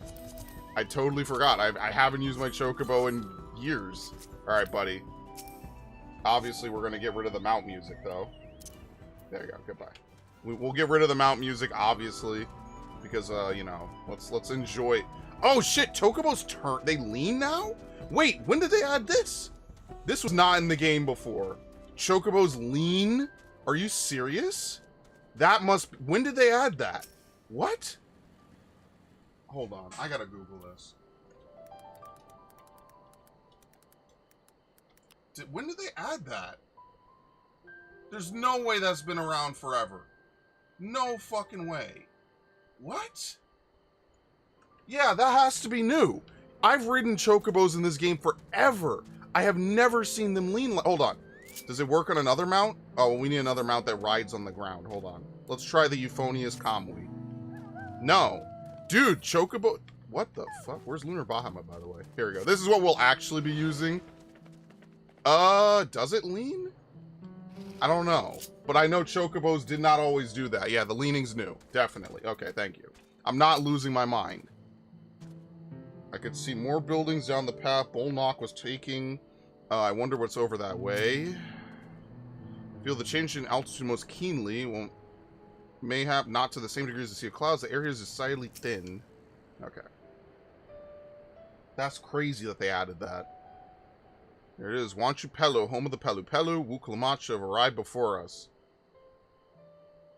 We were all watching... Oh, there she is. I was about to say, there's no way she's lost. We all watched her walk away. That's not good. Call this way for the rest of the session, so this means I'm exchanging words with the future Dawn Servant. Please, the outcome is far from the sight, but it is a possibility. I'm fortunate then that I get to that I deal in cloaks woven from especially luxurious alpaca wool. Such a garment would look magnificent when draped over the shoulders of our budding ruler. Ooh. They brought up that the Griffin mount leans in flight too. Apparently they'll be adding... Okay, so they're adding little details to each mount. Okay. That's cool. I didn't know that. Okay. I didn't know that that was a thing. I'll be honest, I was kind of distant from all the spoilers and all the talking. I watched a couple of the live letters. I watched obviously the trailers. Everything like the little fine tweaks like that, I didn't really get too into. I read the patch notes, but I just kind of, glanced through them. They don't give spoilers in the patch notes for story. I just sort of read through. I'm like, okay, cool, yeah, whatever. Obviously the battle system is a different thing. Everyone who raids in this game is gonna be up that. But, otherwise, I was just kind of like, all right, let's, I'm not looking too deep. That's cool, though. I did not know that. That's a nice little touch. And a nation's rule should dress her best for her adoring people, yes? Finery for our finest lady, that's right. Come third promise. My well-stocked shelves are but a few steps away. Finest lady. I like the sound of that. Alright, I suppose a quick look wouldn't hurt. Ahem. What did we just talk about? Aaronville, when did you... These people are based on the FFX people. Yeah, are these the Shoe Puff people? You have these Shoe Puff? A Shatona from a far-off Zaktaral. Northern winters are bitterly cold affairs, I'm told. I cannot imagine you survived them without a lovely warm cloak of quality alpaca wool. No, thank you. I'm not in need of new clothes at the moment, and neither is the third promise. Perhaps another time. Of course, my shop door is always open. I just found another scorpion. Very nice. I love it. Man, I love living in New York.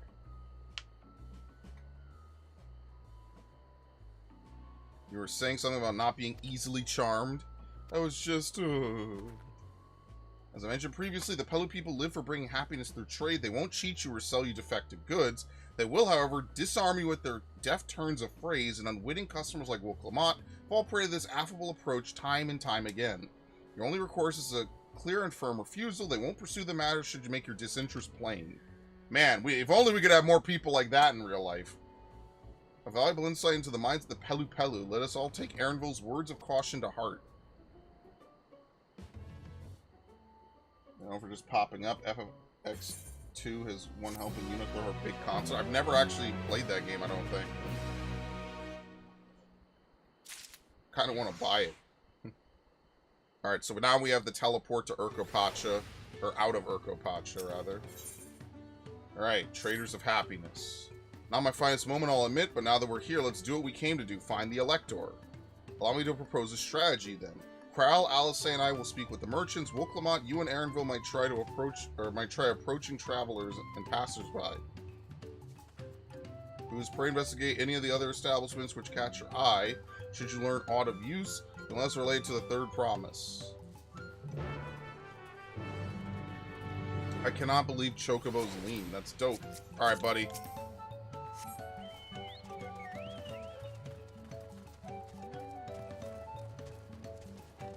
Which side? That's the Ruby Gwibber. And that's the Cloud Bike. I don't even know what mount that is. The Red Yeti.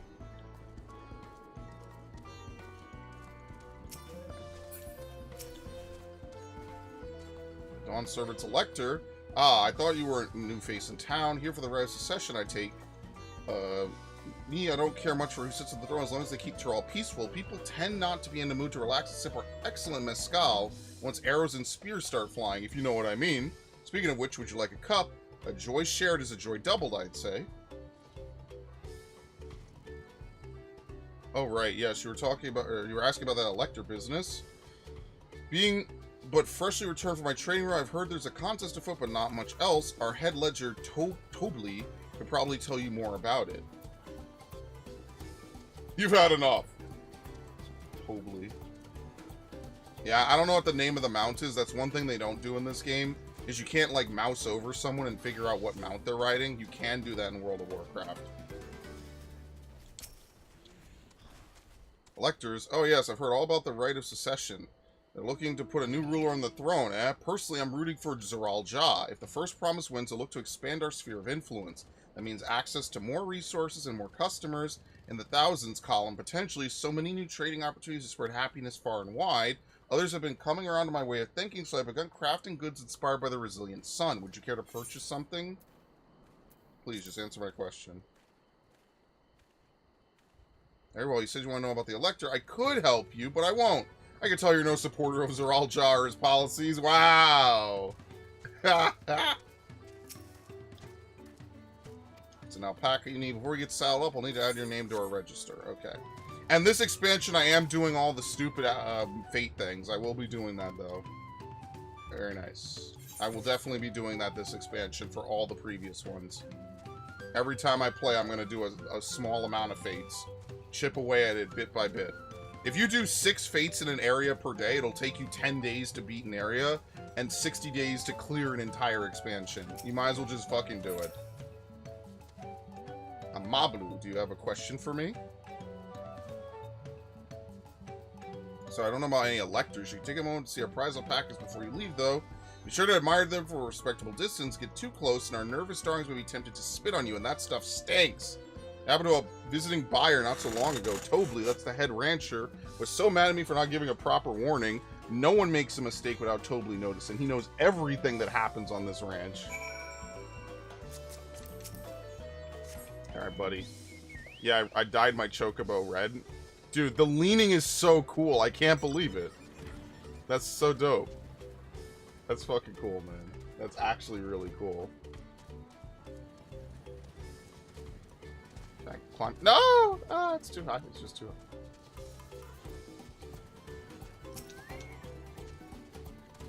You really have to watch yourself around these silver-tongued peddlers. I almost bought a bottle of mezcal and a stack of blankets, and there was this enchanting ornament. Anyway, I did manage to learn that Tobly is the man to talk about their contest. Now, if only they'd share where this head ledger of theirs is to be found.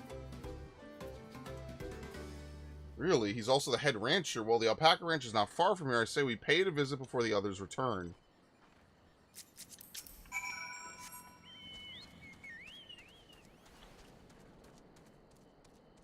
What's my Chocobo's name? Solus. It's my World of Warcraft character's name. Which was a random name for a Tarn back in the day. I'm not good at naming characters. The very name Whose Mans is almost a meme unto itself.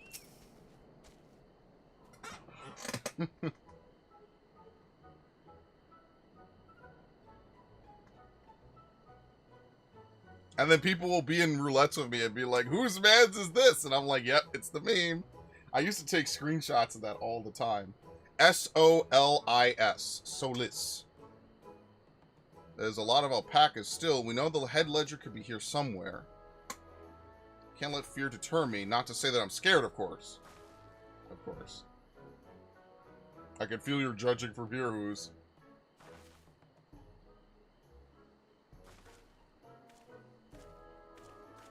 Excuse me, is one of these workers Tobli? Tobli? Oh yes, he likes to mingle with the ranch hands and keep an eye on things. I can't tell you which one he is, though.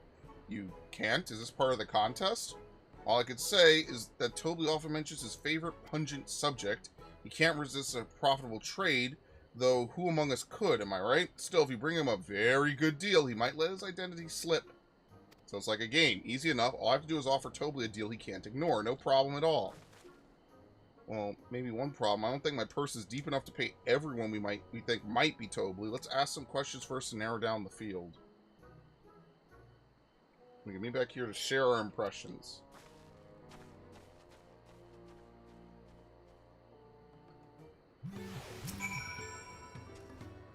Well, obviously I'm not Tobli. I mean, oops, I shouldn't have said that. You're meant to find out for yourself who Tobli is, or if an elector is even in the village at all.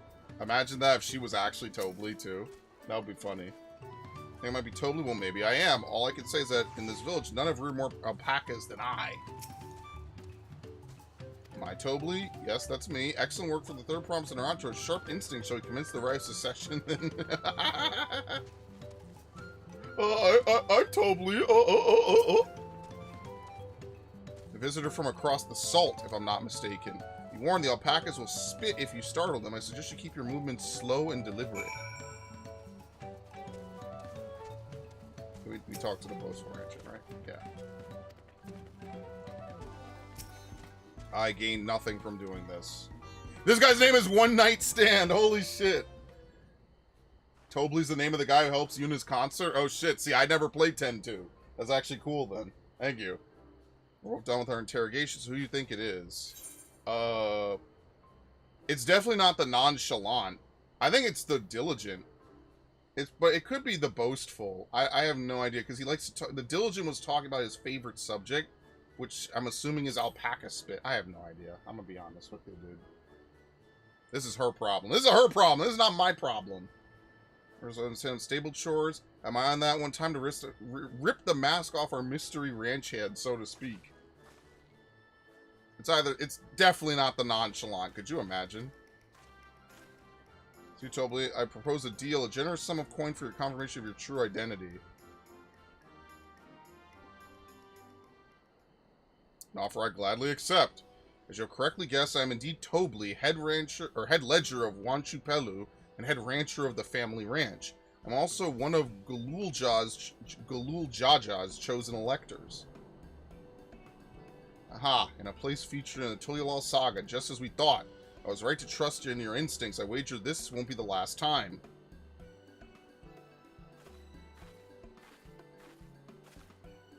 She found you out fair and square, Tobli.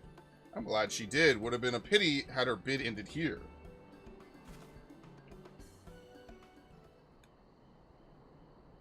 Okay.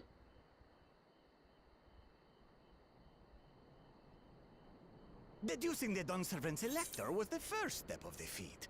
Too simple a task for this aspiring ruler, eh? Yeah, this'll be easy. Right. Not hard at all. We're doomed. Oh, we made it easy! Fuck!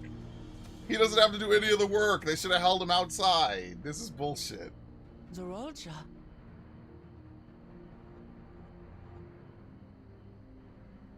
I am told the head ledger, Tobli, is to be found here. Alright, no one say anything. You have to guess which one of us is Tobli. That's part of the test. He's gonna guess it right away.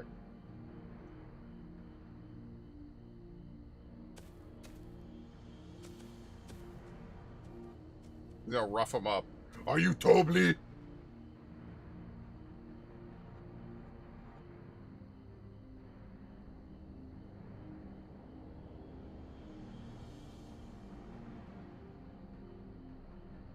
Yeah, he basically hockeyed him. Yeah, you're Tobli. You're Dobly. Without even asking a single question. Very impressive. But that's not because he's good, it's because this guy is a pussy. Without amusing prologue, That doesn't mean we anything. can proceed to the actual challenge. Oh my god. Per the Dawn Servant's instructions, I was free to devise any manner of feat. I considered the number of possibilities in the 10th column. But I think I have a good I know it's part of the mask, but those noses are like the Rito in Wind Waker. You must go forth and capture for me an alpaca.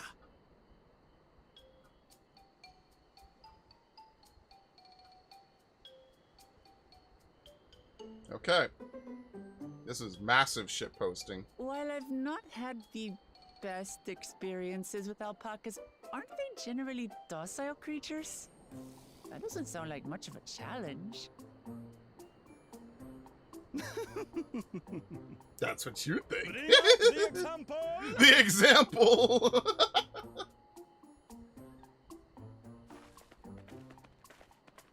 Dude, I do not think these things are cute at all. I'm sorry.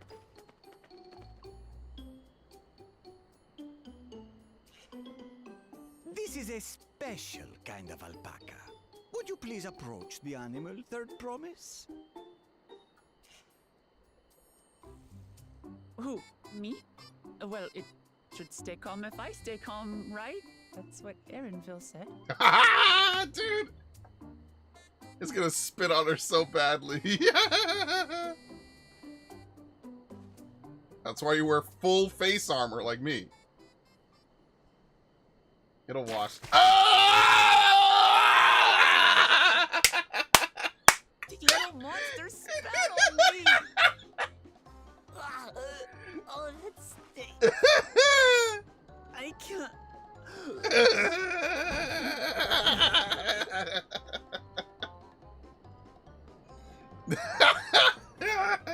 Alpacas are paradoxical creatures, being both extremely curious and extremely That's so cowardly. funny, bro. He hocked a loogie. Gave her that hock to a motherfucker. You'll get a face full of spit, as you've all just witnessed. Has an awful stench, their expectoration. The globs contain half-digested food, you see. I'm gonna puke. I would never feel clean again, bro. Are especially timid and can therefore be quick to lash out. They're also especially hardy. Indeed. We take the rugged wild alpacas and breed them with our gentle domesticated stock. This produces the strong but biddable pack animals. This is why you wear prized by our full face traveling guard, bro. merchants. I could burn this helmet. I can't burn my face off. That's all well and good, but did I need to bathe an alpaca spit for you to make your point? That was the moment that peace was off the table. So, the task is to catch a wild alpaca. That is correct. But be warned that it is a feat easier said than done. I suggest you prepare well before you enter the valley where the creatures dwell. And by you, I mean the claimants only. Allies are not permitted to assist with the catching. The alpacas will help me judge which of you is worthy of receiving a keystone.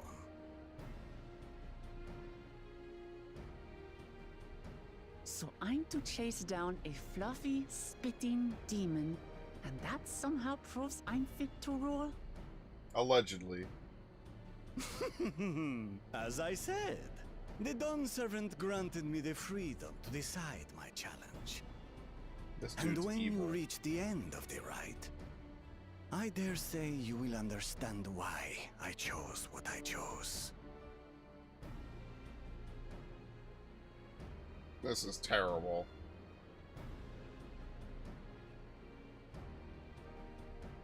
Alright, I'm ready. Very well. This won't take long. God damn it, I hate my father. Wait! Didn't I warn you this was easier said than done? There are preparations to be made, factors to He's just gonna scare the alpaca. A beast is a beast. Yeah. All yield to strength. He's gonna kill them until one of them understands.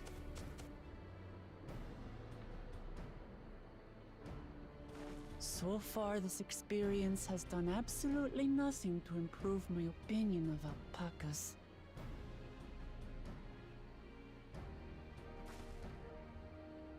Don't look at me. But that doesn't mean I can't do this. Revolting spit aside, they're just I would never another feel clean again, animal. bro. Bleach couldn't get me to feel clean again. Anyway, that's a you problem.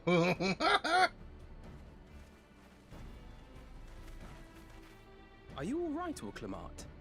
We thought we heard you scream. The third promise does not scream. It was more of a startled yelp. Scream, in other words. I hate you, buddy boy.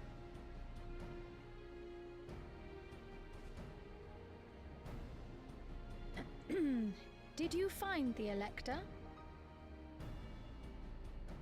Oh, we certainly did.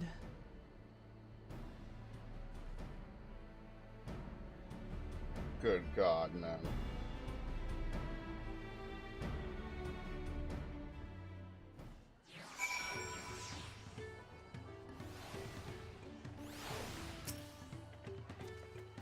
Had to go and wash that nasty stuff off my face. I think I got all of it. Would you mind taking a sniff for me? The stench has ruined my sense of smell. Hey, I saw that look. Alright, what does everyone else have to say? I was impressed how easily Zeralja found Toby, also sort of frightened. I've done my duty and signed the claimant's defeat. The rest is up to them. Judging by the volume of Urqopacha's scream, the alpaca expectoration must have a nasty odor indeed. I'm content to remain ignorant of the smell. So this is why these are sought after electric. No, I want Alice to say fuck. There you go. Zeralja puts me in mind of Garlemon's old and exalted son. Of the two, though, Xenos was undeniably more arrogant. They say the remaining calm was key, but the same rules don't apply to wild alpaca. He's trolling her, man. He's trolling her. A feet of gold.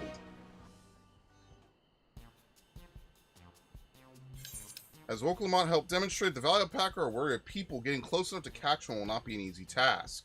You might have warned me about that earlier. I have enough trouble with tame alpacas. How do you expect me to wrangle a wild one? With the proper saddle, we infuse the leather with a relaxing scent that soothes the spitting beast. Wonderful. Give me one of those, then. You perhaps forgotten we are a clan of merchants. If you want a taming saddle, you need to find a saddler and make them an offer. They don't come cheap, of course. Crafting a saddle will cost you the equivalent of 10 pel in the thousands column. Oh, great. I mean, I could just pay for it. I don't give a shit. I mean, 10,000 pel? I don't have that kind of coin. We're gonna have to guild that comes to around 1 million or so. I mean, I could still pay for it. That's the crazy part. Fuck it. Can I actually do it? Oh, no. This is my feat to accomplish. I wouldn't feel right about having others pay the cost. Fuck. Okay. That would have been funny. Oh, I have 74 million here. I don't care. Here's some. Just start throwing stacks. In that case.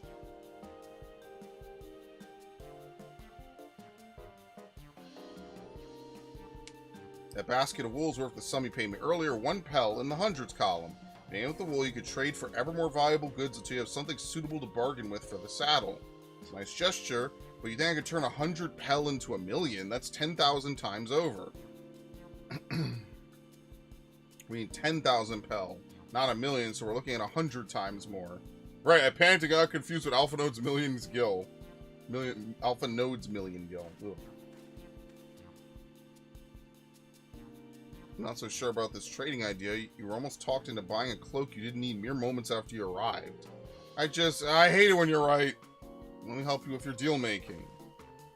Hello, Mablu. I work here as a ranch hand, but I've also learned a lot about the peddler profession. It's alright if I aid them now, yes? I guided the claimants towards the first step of the feast like you asked. Did I say feast? Feet. Sorry, feet. As long as Urqopacha goes alone to capture alpaca, she is free to accept assistance from whomever she likes. Let's see about getting you that saddle then, third promise.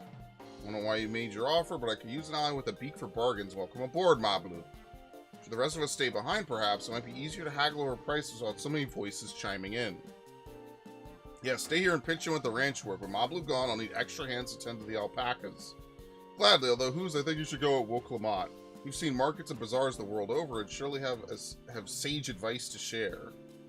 You know it. In that case, you should also hold on to the alpaca wool. If it's misplaced or soiled in some way, you'll have nothing to bargain with.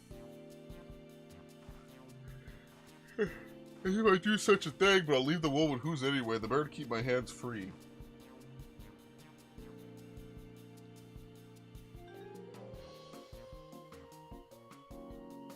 To begin, I suggest we try trading the wool to Havli, the saddler. He won't agree to the deal, but he'll give us an idea of how much he'll accept for his wares. It's actually just like a Wind Waker quest. You have to trade a bunch of items back and forth to get... What do you get in Wind Waker when you do the item trading? I actually don't remember. It's been a long time. You get something that's worthwhile. I'll have to buy more Gissel greens as well. Dude, I cannot believe they lean like this. What did they say? The Griffin mount, but it's only when it flies? Okay, so we don't have flying yet, so we have to wait. Oh, speaking of which, I gotta bring back the Aether Compass. Where is that thing again? Collections? Yeah, we gotta bring back the Aether Compass. There you go.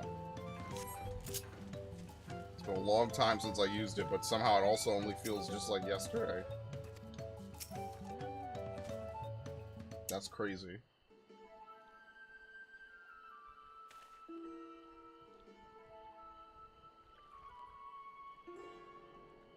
Something I could do for you? You come to bargain. I need one of your special taming saddles to catch a wild alpaca. A saddle, is it? And how much will you be paying for it? With this basket of fine alpaca wool. What use does a saddle maker have for wool? Besides, this would barely cover the cost of a single strap buckle. Offer me something I actually want.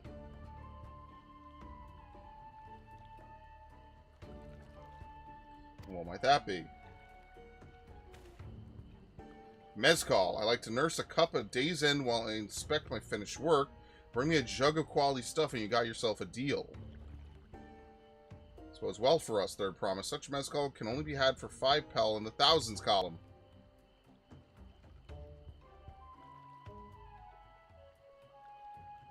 Hold on. Did you say third promise? Then my offer has changed. The saddle's going to cost you a jug of premium mezcal, aged 3 years at least. 3 years? That stuff is valued at 10,000 pel or more. Why have you doubled the price? Because I must support the man of ambition who will see my business prosper. As Tuliyollal will go to war, and his cavalry will need saddles. Lots of saddles. It's nothing personal, third promise, but I won't sell you my craft for anything less than my asking price. What an asshole.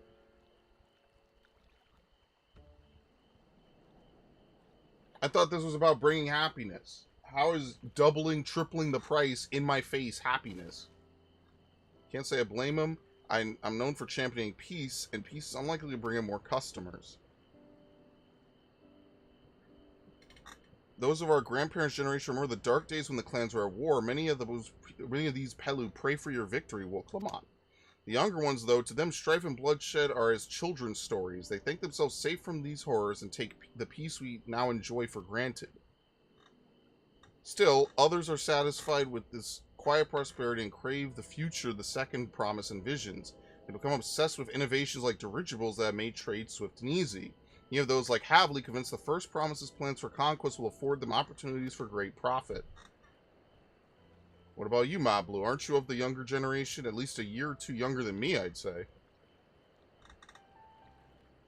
I was raised on the old tales. I've memorized the accounts of what it was like when the Yakwoi ruled our village.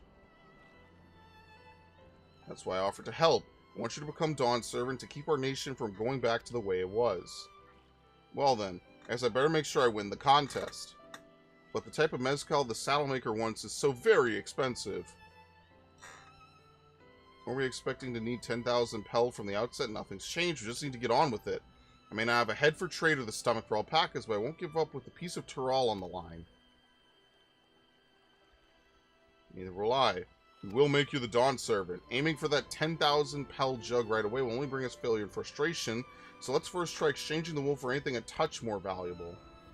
Triggers to find someone who needs alpaca wool and is willing to trade at a loss to acquire it. Someone who supports your bid for the throne, for instance.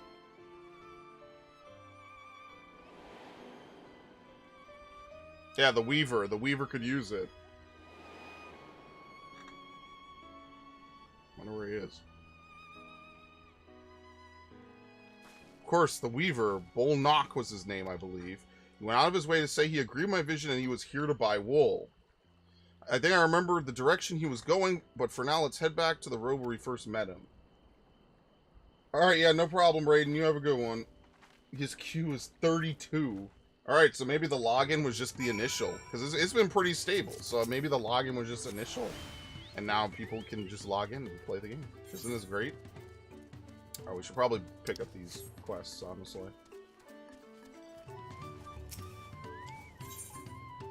Polvy seems to be dying to discuss something. Are you not curious about the vibrant carmine hue of our traditional wear? A shade this vivid can only be brought out through the application of an age-old dyeing technique. In the hills southwest of here, which you can reach by exiting the nearby gate, there are a few spots where sapped Noctocactuars are commonly found. Okay. These are just your typical quests, basically. They're not really MSQ. Might as well just do it. You must be the artisan for Tuliyollal. You're right on time. The damage to caravans sustained from the storm must be evaluated as soon as possible.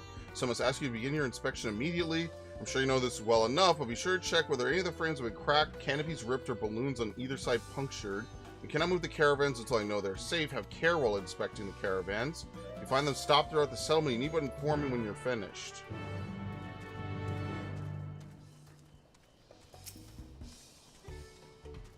I don't know what's wrong with it.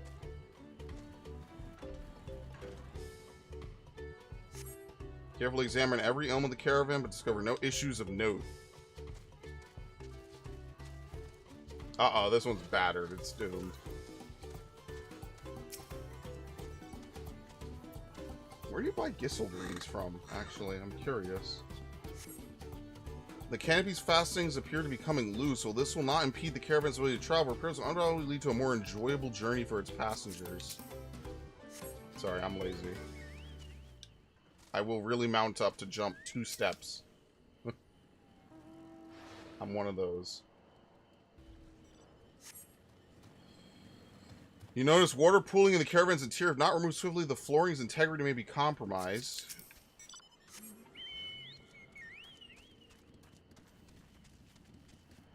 Honestly, maybe riding the Chocobo is for the better. It's more immersive than riding Hephaestus' flaming serpent around, I guess. Carefully examine the balloon bar, unable to identify any punctures or tears. By the way, I'm not the caravan inspector. I'm just some guy. Like, literally.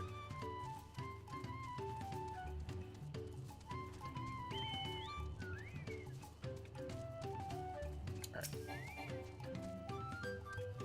Wonderful job, though it seems the caravans will need slight repairs. I'm relieved to hear the damage is not significant. By the way, an artisan claiming he'd been beckoned all over from Tuliyollal to assist with inspections came in moments ago, asking for work.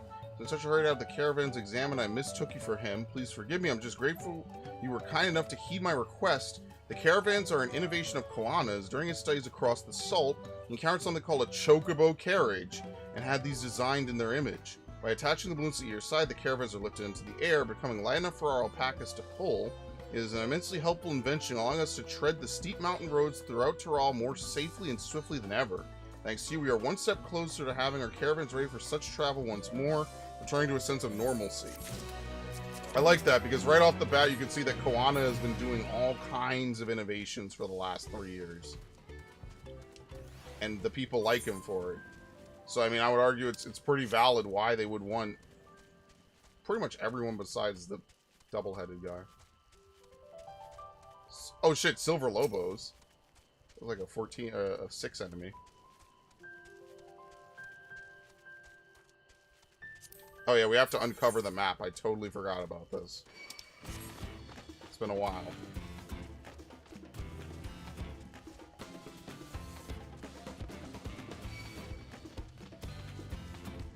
Okay, whatever. Yeah, that's our new fucking dash. It's terrible. It's literally the worst part of this fucking class. Actual fucking hell. Did they make that wider? Or am I just on a hill and it looks weird? Oh yeah, and by default now, when you show the percentage of a enemy, it shows the first decimal point. So now you know exactly what 1/10 of a decimal you wipe at. But otherwise, nothing's really changed about Gunbreaker, at least not at level 90. It's just, I hate this move, man. If I do this, like, that's just awful, bro. I'm sorry.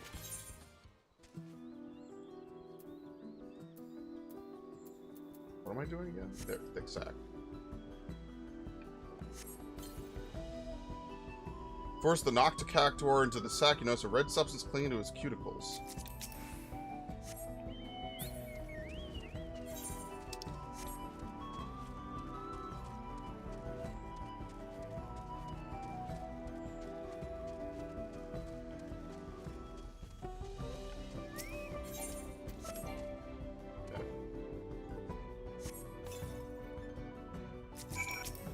Alright. What else do we need to fill in the map with? Oh shit, this place is huge. Never mind. Alright, well what's over here? We might actually just go over here. So what we should probably do is follow the story as much as possible, and then at the very end of this area, then we can go back and do other stuff. There's no reason to go off and then we do it in the story anyway. Might as well just go ahead and just do it as part of following the story, you know, following Pokemon. Oh shit, here we go.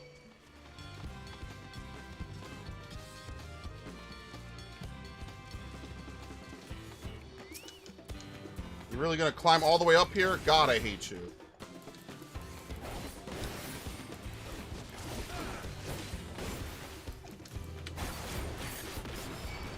I can't wait to get Faded Circle's continuation. I kind of feel like it shouldn't be a level 90 ability. I feel like it should be like a level... I think Faded Circle and all that needs to be lower, but whatever. Alright, where's the nearest one? 230 yalms to the south. I don't think we're there. We're near that yet. So we'll just hold off. What they should do is they should have like a marker on the ground that you could look at, and it's like residual Aether Current. Because like every time I have to ferry Ash or someone else around to get them, I have no idea where they are. Oh shit, here's another city.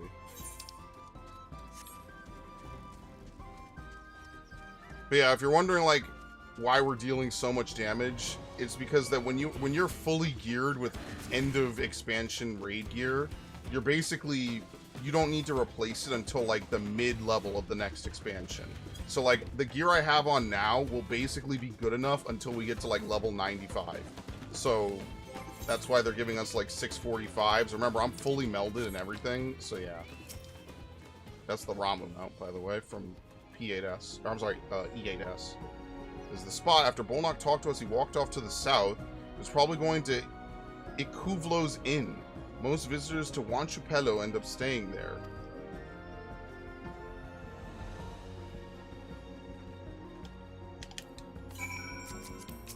.306 to the north. Can we even go that far?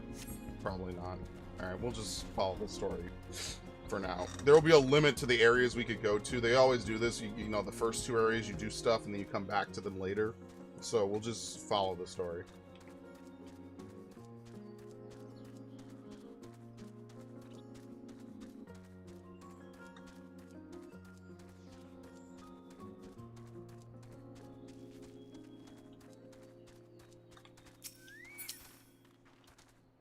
Can I have that basket? There you go. It's worth 1 pel in the tens column, or whatever the fuck it was. Let's see if we can turn a profit.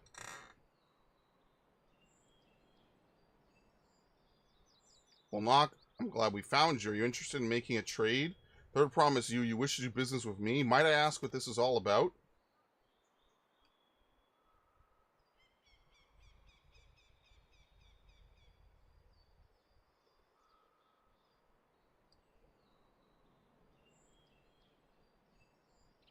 So the goal is to turn that basket of wool into a jug of 3-year-old premium mezcal? Allow me to invest in your efforts. Peace in Tural is what allows me to cross freely into the lands of my suppliers. Naturally, I would prefer that one pledge to preserve that peace wins the throne. Thus do I humbly offer you this wool poncho, a small token I pray contributes to your victory.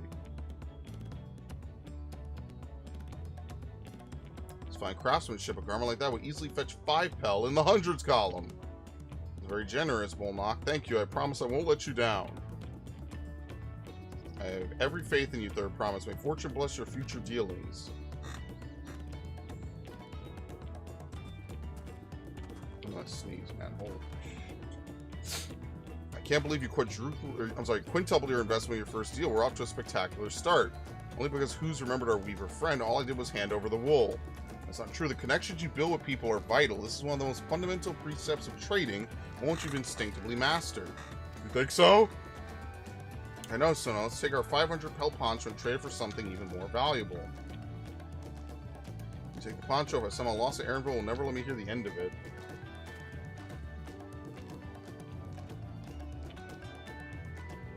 Our next deal is waiting to be found. Oh my god. Trade 100 pel basket of alpaca wool for a 500 pel wool poncho.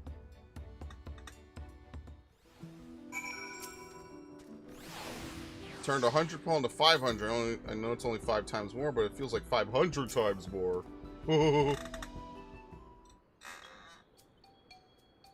Leveraging connections is a sound strategy. We should also consider supply and demand. An individual in urgent need of a good poncho will offer more than a merchant simply looking to stock his shelves. That makes sense, but how do we know if someone needs a poncho? Yeah, they aren't wearing one.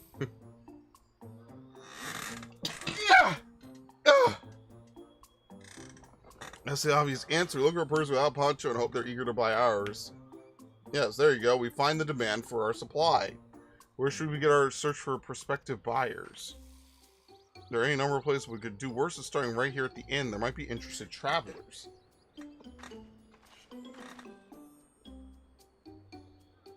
Who here needs a poncho? A lot of Mamulja hardly wear anything to begin with. There are probably Landsguard or sellswords. Mamulja who soldier for a living prefer not to wear much above the waist and hampers their movements. So even if they have bared shoulders, Mamulja carrying arms can be struck off the list. No, Lord. Okay. So why would I want to talk to any of these? He already has a poncho. Wouldn't it be this one? It doesn't look like he has a weapon. No coat or cloak, but also no weapon. We might have a winner. Oh there, friend. You're not a mercenary by trade, right? I was curious about your bold choice of dress or lack thereof. No, it was no choice of mine. Believe me, I was attacked by beasts on the way here and barely escaped with my scales intact. My coat was not so lucky. I'm actually a toolmaker from Tuliyollal, and I was dressed quite smartly. All the better to show the fellow I'm a man who takes pride in his appearance and therefore his work as well. But now look at me. Well, sir, this is your lucky day.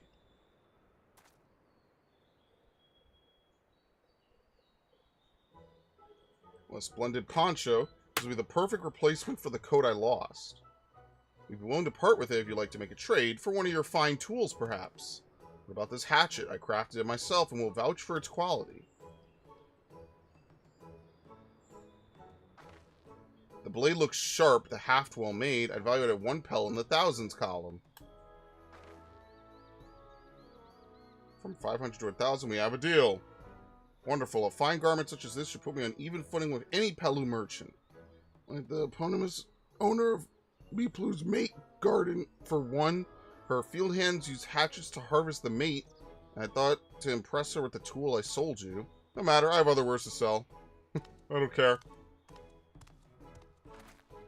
You hear that? We've already found our next buyer. To Miplu's mate garden we go. It's a fair distance on foot. We should take alpacas.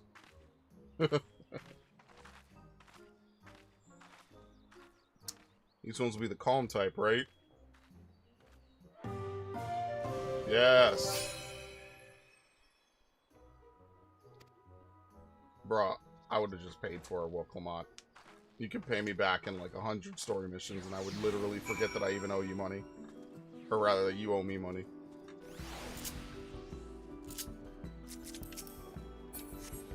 Oh, we're not not even going that far, please.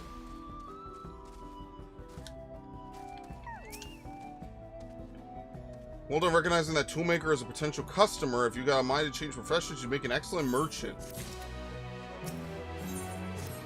Okay. Before you get moving, you should be the one to hold this. That, I suppose we should hop on the alpacas Mabu has so kindly provided. If I'm going to catch a wild alpaca after this, I can't be shying away from the tame ones. Not that I'm scared of them, you understand, or their nasty, disgusting, foul-smelling spit. Ready to go, let's mount up. Oh yeah, it's automatic. It's off to the bait fields we go. Don't spit, please don't spit. It'll be fine, these ones are accustomed to people. Oh my god, that scared the shit out of me. It's not even, it's someone hiding a fucking, what is it? The onion things. Without our alpaca friends, we Pelu would never have become traveling merchants. Can you imagine walking all the way across Tural? What are those things called? Alrunes. Or, yeah. I swear that mountain is too tall to be real. That's right, it's a digital projection. Worker Zormer, wasn't that the name? A very sight, isn't it? One I've never appreciated up close. You have to take the long way around the cliffs to get here. To get there, to the highlands belonging to the Yakhoi.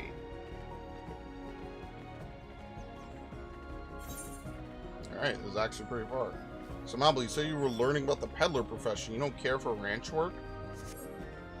No, I love it. I love working with alpacas. But becoming a peddler has always been a dream of mine. It's just, I'm not sure I have the talent for it. If I could help you buy the taming saddle, then it'd be the proof that I could do this after all. In that case, you best get ready to be a merchant. Look, we're almost there.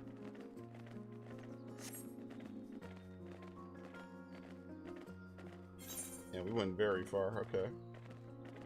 You know there's definitely got to be an aether current somewhere in this area.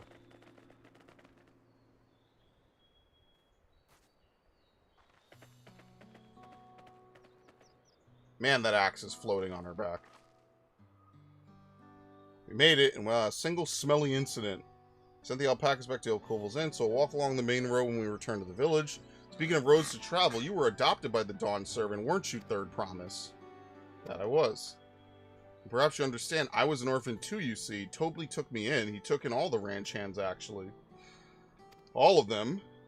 Yes, and everyone works hard at their chores, grateful for the opportunity to repay the head ledger's generosity. Yet here I am, the only one wanting to go off and be a merchant.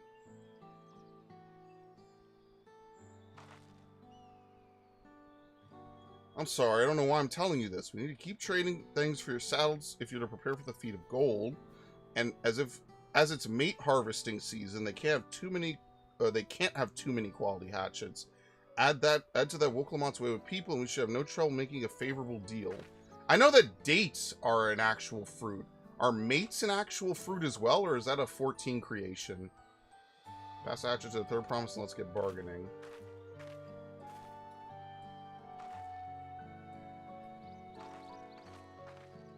I think dates are like an orange type fruit or something.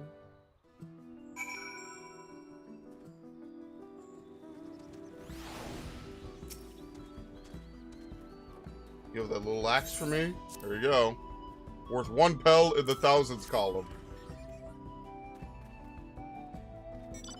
Thanks. Now to see what we can get for it. I like how the other guy doesn't have to do any of this. He's just gonna scare a fucking alpaca. It's ridiculous. You're Miplu, the owner of these fields? I have a mind to trade if you're interested. Well, the Third Promise. I might be convinced to entertain a proposal. What do you have on offer? This hatchet, forged by a seasoned artisan. The razor edge of this exceptional tool will make light work of your crops. The quality is acceptable, I suppose. I offer you a large sack of mate leaves in exchange. Sack of mate leaves is valued at 1 pel in the thousands column, the same price as the hatchet. This deal would bring us no closer to the mezcal. If I may, Mistress Miplu, it's harvesting season, is it not? Does not the demand for hatchets afford them a higher value? It is indeed the season, which is why I procured an ample batch of tools well in advance. Missed the window for demand. In that case, we'll have to fall back on connections. Think of it this way. A generous deal here will put you in the third promise's good graces. Surely that's worth consideration. You don't wish to give offense, so I must tell you that I stand with the second promise. These innovations will improve every aspect of our lives, I believe, including farming, and I will no longer have need of hatchets. I sure have nothing but respect for Urqopacha. That's why I'm prepared to purchase a spare hatchet at a fair price. I suppose it is fair given your reasons, but we ourselves will be no better off for the transaction. How about this then? If we were to help bring in your harvest, would you give us a better deal? Matter of fact, I would. Until Kawano's reforms come about, I could always use more hands in the fields. You can go ahead and add our labor to the bargain.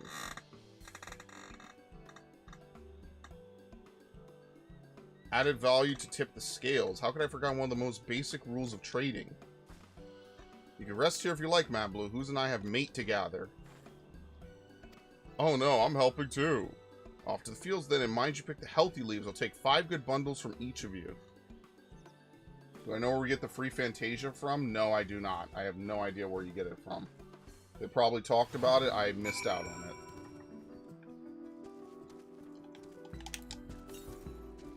it. $51 yalms to the west. Omega Mount.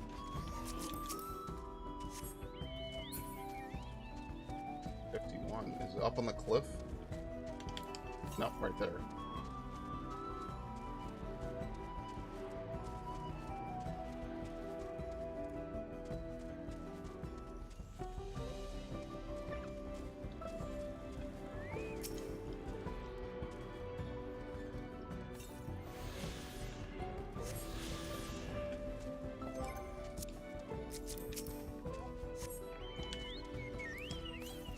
Uh, 336 yalms to the east is probably like over here-ish. Just off the top of my head. Yeah, the mountain leaning is so cool, man. What the hell?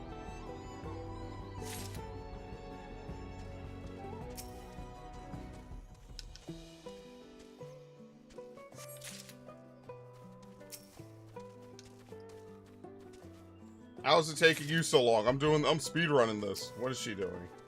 I wasn't sure if it blew a bite, but it goes to show you never know what...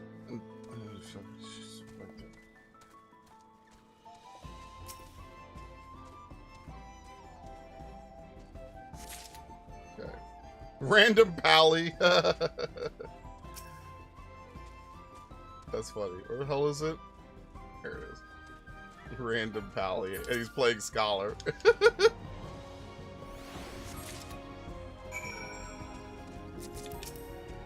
Alright, I have to buy more Gissel greens. We'll probably find some. If not, they're really cheap. I could probably run around and find some fast if I really tried.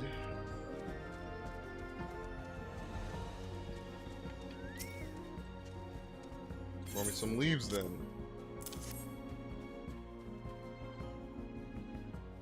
Acceptable harvest. We'll see how your companions fare before I make any decisions, though.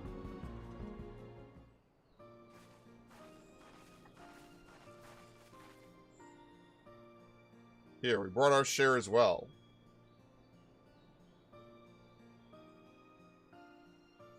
Thank you, third promise. This is more than enough to uphold your end of the bargain. Now it's time to honor mine. After adding the value of your labor to the price of the hatchet, I've heard to offer you a full sack of our highest grade mate leaves.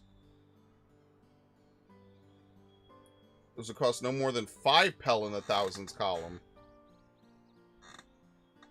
We could bid farewell to this hatchet.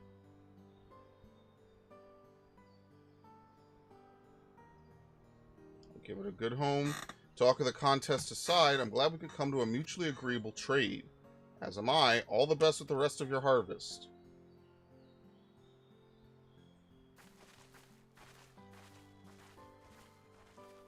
Which is jazz being used. I think it's Bossa Nova, which is popular in South America. Okay, I did not know that. Are they, like, very similar, kind of, I guess? I don't know if I've ever heard Bossa Nova. Mablu, what's wrong?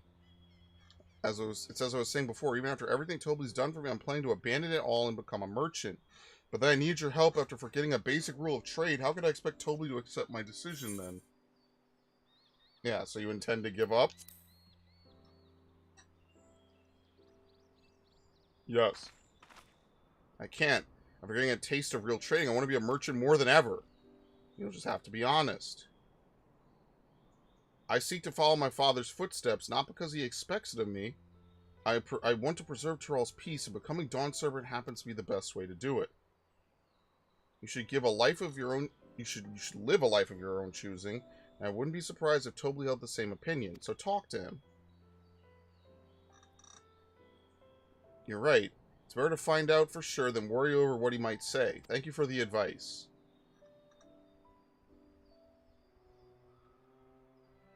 First, we have a saddle to buy. I want that success under my belt so I can be sure of my decision. So next to them, we try to trade our tea leaves for something halfway to 10,000 pel. I think we're close enough now. I say we go straight for the premium mezcal. Bargain our way into double the value. You think you could do it? Trust me, I will make this trade work. I admire you, Third Promise, that you're holding your own against such strong competition for the throne is inspiring. Am I really holding my own against Koana and Zeralja?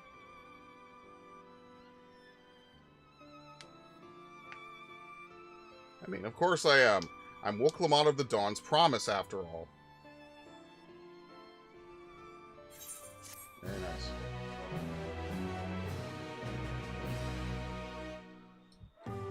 Oh, I forgot about this. Excellent trade. A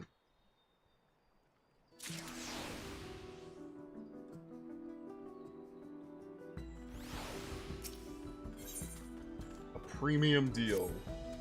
There we go. Let me give you the mate leaves. I don't need to risk proving Erenville's point. Okay, then our next stop is the Mezcal Distillery.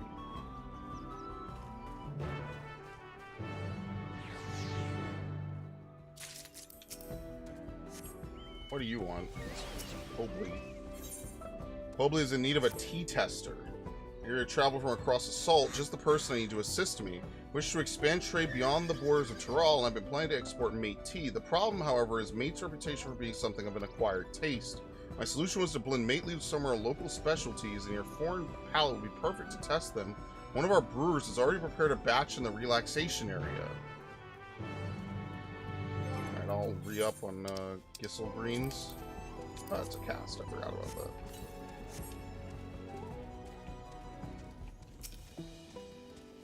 It must be the one here to try out our new blends. I've heard 3 free to sample.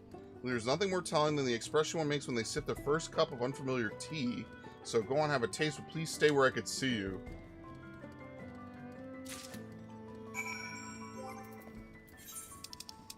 Where the fuck is this? What? Drink the fruity blend? Did it get... Oh, it's a key item, probably?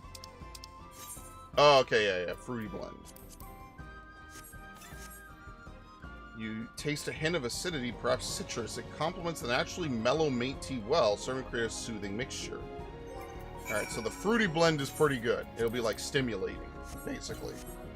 The notes of honey and vanilla tickle your tongue. A delightful blend may very well have a wide appeal in Eorzea and beyond. The earthy blend, what?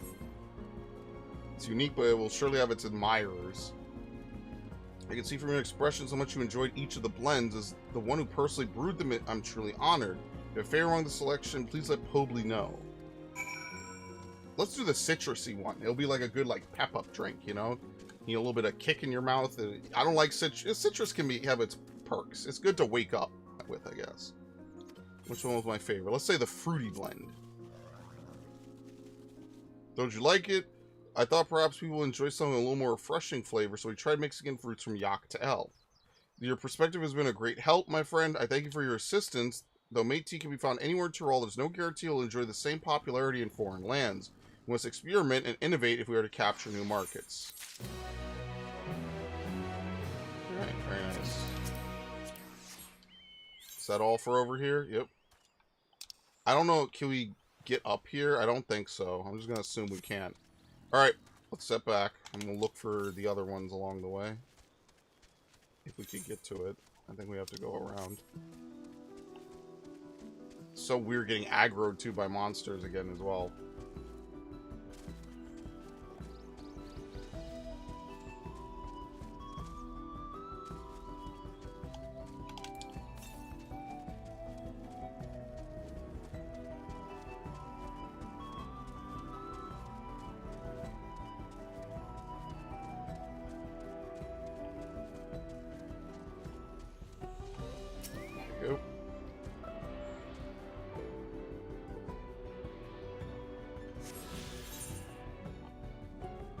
Okay. 381 to the south. We might actually be able to grab that as well. Potentially. Yeah. I'm like trying to eyeball 381 a little bit. This reminds me of Yanxia a little bit. I know it's kind of like a weird way to say it, but like the first early area of Yanxia is just like a simple Doman village. They have a bunch of crops down there too, if I remember correctly, so that's why it kind of reminds me of that a little bit. Dude, I'm very interested to know what's going to happen in Meracidia. That's going to be so crazy. Oh, here we go. Here's some hunts that we need to kill. Need to show these bears who's boss. What? Oh, I thought I had 3 charges. What the hell? Dude, I'm fucked up. This is actually a very bad position to be in because I have to waste this.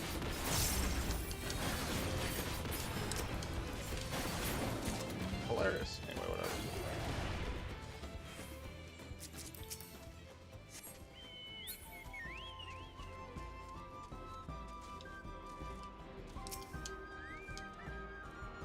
Even double down?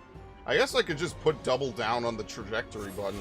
Like, what's the... Why would I want to keep fucking trajectory on my hotbar at this point?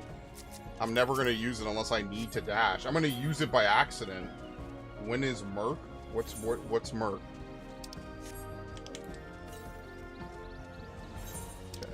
That might be all for this area. Unless there's something down there.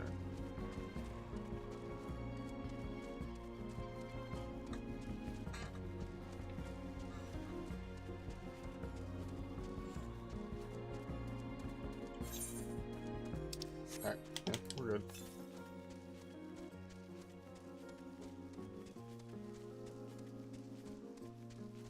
Where is Meracidia? When is Meracidia? And isn't that where Tiamat lives? No, Tiamat is stuck on a... Well, she was stuck on Az's Law. Meracidia is where the dragons went originally. And then they got fucked up. The Alligans attacked them, basically. Where is Meracidia? In the south. They show it at the start. There's a big map and it's still a covered continent. I'm pretty sure no one really goes to Meracidia either. I'm hoping that they have some crazy shit down there like Vector or Midgar or both. Just because why not? I'm hoping there's like a whole bunch of civilizations down there that are just doing crazy shit.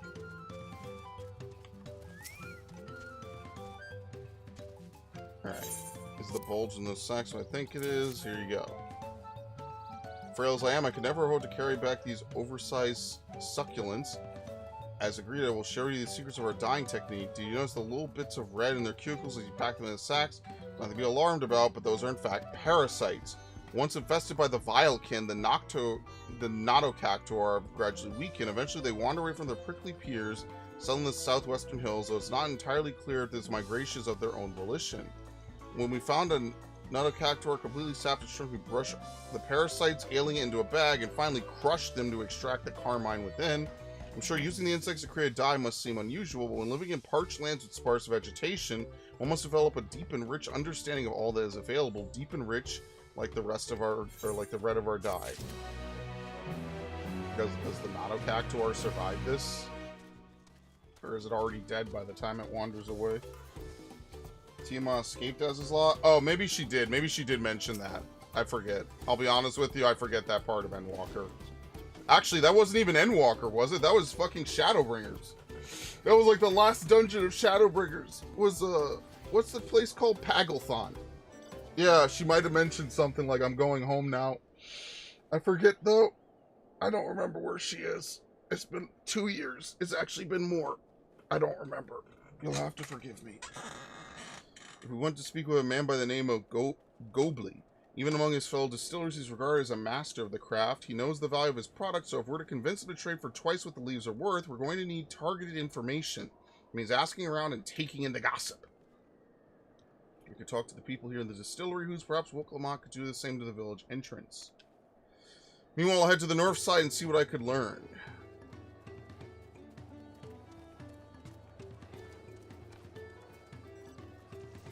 Bibilja. Me, I'm a chef from Tuliyollal. I often come here to buy gold. I almost said gold bezels. Dude, this is what happens when I wake up fucking 4 in the morning, bro. I'm frazzled. The finest in Tyrol, according to my customers. He always brings out a jug during our dealings, but I can't handle the stuff too well myself. I take small sips, not wanting to be impolite, you understand, but still end up so addled as to agree to whatever price he quotes me. It'll be nice to have less potent refreshments during such conversations. I also might have to seriously reconsider our arrangement.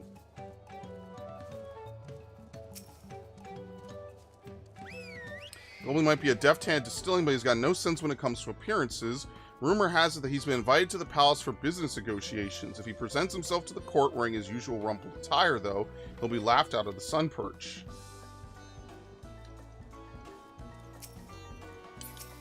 There's not much I could say about Gobly, but I can tell you what Gobly's been saying. The other day, he was muttering about monsters prowling around Agave Jaws. That's the field where they gather ingredients for the mezcal. The presence has made it harder to procure said ingredients and thus driven up the price of his product. A boon, some might argue, but it's hard to celebrate when it affects the work as it does. It can rarely bring joy to people if you can't keep making the things they love.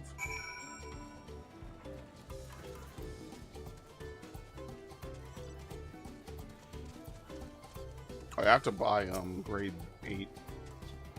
Dude, the Gil icon is completely glitched, by the way. I don't know. That might be something that might fix if I log out. That's like the most obvious glitch I think I've seen so far in my years of playing this game. Seriously. Found where Gobly's working. There's a millstone at the top of the slope behind the distillery. That's the biggest glitch I think I've ever seen me, while playing this game. Even Ungermax was in this, or what was it, the Unga thing. Yeah, it's completely fucking glitched. That's crazy. I've never seen this before. Okay, so now it shows tombstones.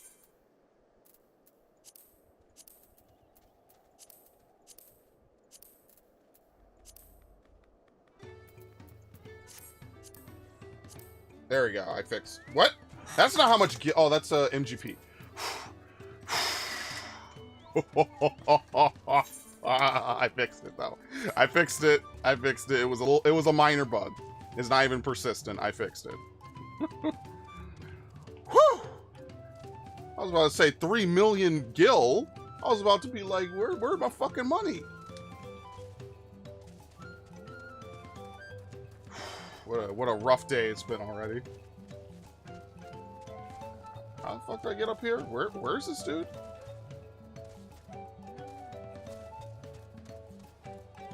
Oh, here we go. Here we go.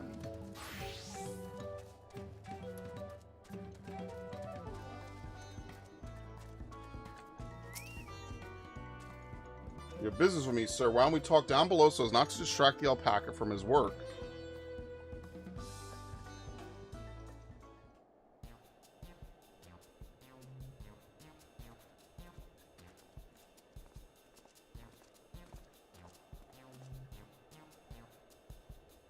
Ugh.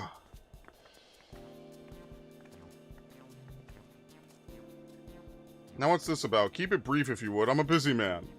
We're in the market for a 3-year-old jug of premium mezcal, assuming you have any on hand, that is. Excellent choice. I must warn you, though, it doesn't come cheap. We don't have Pel, but we could offer a sack of mate leaves in exchange. It's top-grade stuff, like the mezcal. No deal. Mate leaves are well and good, but I don't have any use for them. No deal, just like that.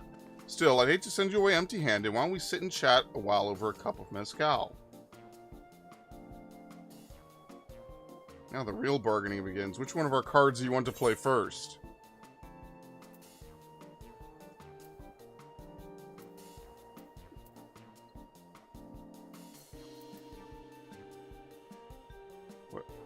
Let's do the monsters. Let's just tell them, listen, we'll take care of your monster problem.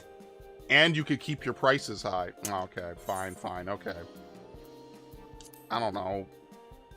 Obviously, that's what we're going to use to progress. I was just gonna say, let's just cut the shit. We'll kill the monsters. You give us the fucking mezcal. Okay, oh my drink. I heard from one of your regular customers, a Hobogo chef is the same. So now everyone can enjoy mezcal. I was wondering if you might benefit from having other refreshments to offer. Something like mate tea, for instance, brewed from the finest leaves, of course. You're right, absolutely right. There was a growing reluctance on the part of my Hobogo friend, but I had not realized I myself was to blame. I must endeavor to be a better host. Still, even with that added value in mind, no sack of leaves is worth the mezcal you're after.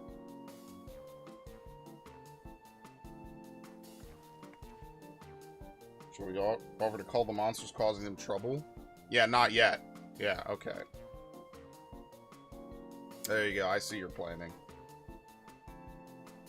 As you're aware, the rice session is currently taking place. That's why the third promise has graced us with her presence. When the contest is decided, the subsequent ascension ceremony and banquet will be a prestigious affair. If your mezcal were to be served there, it would bring your distillery immeasurable fame. Wait, could it be that your rumored invitation to Palace to discuss that very possibility? As a matter of fact, yes. I must admit, I'm still reeling from the abruptness of it all. It would be a great honor and opportunity if I could secure the deal. We should think that your exceptional mezcal would speak for itself. That said, there's no such thing as being too prepared, and first impressions last. You want to be wearing your very best when you walk into Voliok Shunsa. It would be such a shame to miss this chance of a lifetime simply for want of proper garments.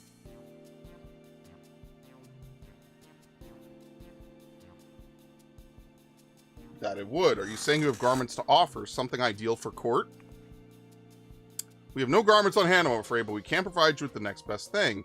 An introduction to a weaver. His name is Bolnak, and his works are highly regarded in Tuliyollal. We straight capping now? As a supporter of Woklama and keen observer of palace politics, he will doubtless be happy to guide you in the selection of an outfit to fit this golden occasion. That is certainly a tempting proposal, and one which I should like to take full advantage, but the scales still aren't quite balancing. Alright, play the card. We'll kill monsters. Say, weren't there monsters running around in agave jaws? That's a problem we could easily solve for you. Truly, I'd be most grateful for your immediate assistance. I was resigned to hiring sellswords to clear them out. Factoring in that saved expense and introduction to a trusted weaver, this is shaping up to be a sound bargain. Alright, you have a deal. Yes, I knew you'd come around. Give us a moment, and Who's and I will take care of those prowling nuisances. Meantime, I'll use this to pen an introductory letter to Bolnak. The fields you're looking for are just north of Wanchupelu. Be safe. I'm just like, what the fuck? Man, I hate these people.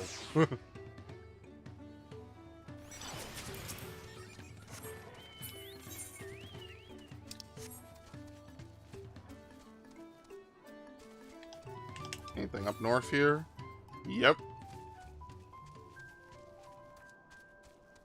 Oh, it's snowing. That's a cool touch.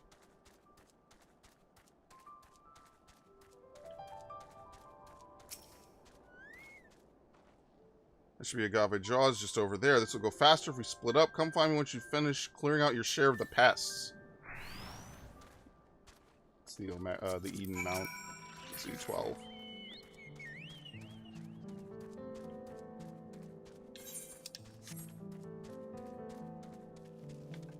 Okay. Oh, I wonder what's out here, huh? Oh yeah, you're a field monster. Get stunned. Oh, he resisted. Oh my god, whatever. No fun allowed. Nah, forget it. He's dead. Alright, let's see if I can not totally waste my no mercy. I'm bouncing off of plants. It's gonna take me time to summon this monster. Quick, quick, quick, quick, quick! I love it. I love this fucking class. Dude. Something, man, I don't know. it's just a slide. It's just... This is so fucking lame, man.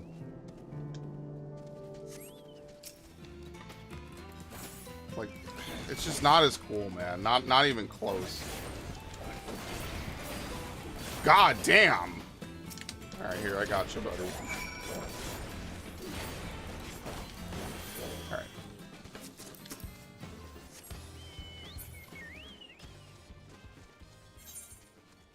They just removed too many moves off of some classes, I feel. Now, Yoshi P, I did see him say that he feels that certain classes are better equipped than others, in the sense, like, they feel more complete. Part of that is because a lot of these, like, later introduced classes from what I would argue is, like, Stormblood and after, just have...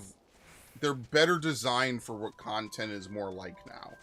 So, like, certain classes just have a lot of moves, and they just don't really mesh too well with how content is. Like, that's why I frequently talk about cover just kind of being this very weird and, like, awkward move, basically.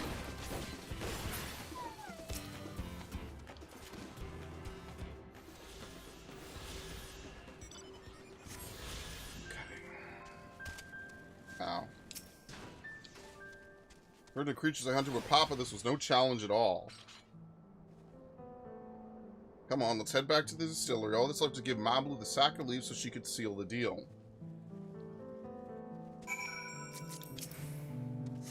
One night stand, that's funny.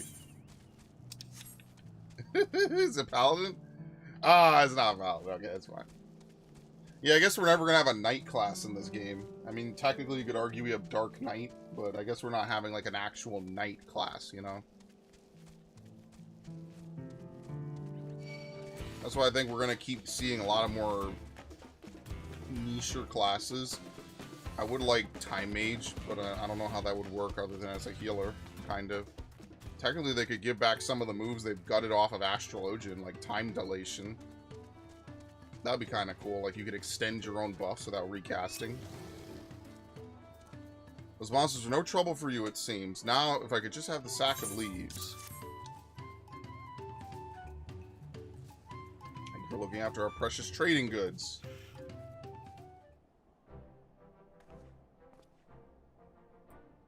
Your monster problem has been resolved, Master Gobley. Here are the mate leaves and a written introduction to Bull Knock as agreed.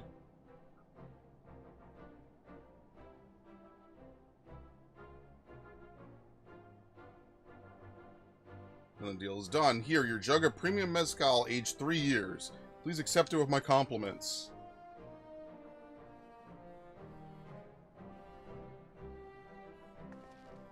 Yes, we finally have the mezcal. Great work, especially you, Mablu.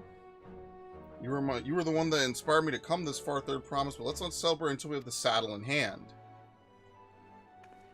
Mablu, as you drive a hard bargain, young peddler. I look forward to doing business with you in the future. Thank you, but truth be told, I'm just a ranch hand for now. Should I ever become a proper merchant, I'll be back to strike more deals with you.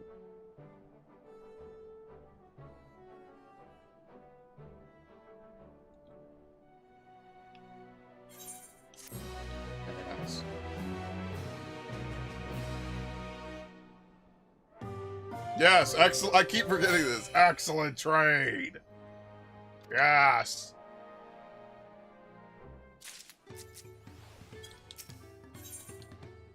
Urqopacha in the saddle. Even at the palace, I don't think I've held a 10,000 pel jug of anything before. My hands won't stop shaking. Here, you better hold on to it till we get to the saddle, master. Could you imagine if we dropped it to start all over again? Luckily, Havli's place is not far. We just need to head across the plaza. I mean, I would just pay for it at that point. Like, if legitimately, if I dropped it, I'd just be like, fuck it, here's $1 million gil, bro. Whatever. Who am I to sit here and be like, oh, whatever. Is that the trade we've been working towards? High quality jug of mezcal you received in trade for premium mate leaves, an introductory letter and the swift culling of hostile pests, worth 10 pel in the thousands column. Still in one piece. Alright, time to make our deal.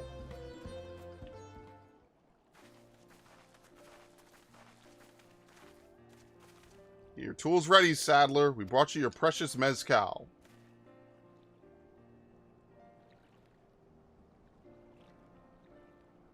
Wait, you actually got your hands on a jug, but you had nothing.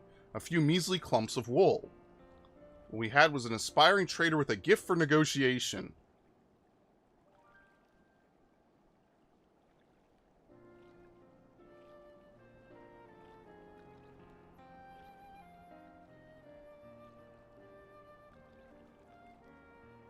Although I'd sooner aid no claimant but Zeralja, I cannot go against the guiding principles of the Pelu Pelu. The tray is a fair one. I will craft your saddle, third promise. Great! Stay and wait if you like. I have all the requisite materials, so this won't take long.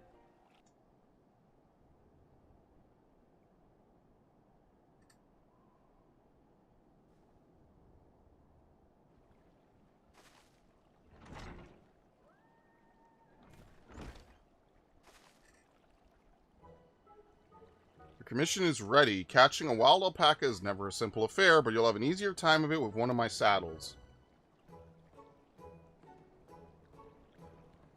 Now, if you don't mind, I have other works that need finishing. Ah, I could taste that smooth mezcal already.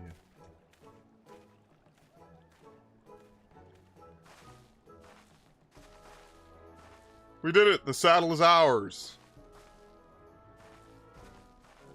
And to think we started out with only a 100-pel basket of alpaca wool, Mablu, you're going to be an incredible merchant. Thank you, it makes me so glad to hear you say that, third promise. You know what we came for, so let's return to the ranch. The others will be waiting. Feat accomplished. Okay.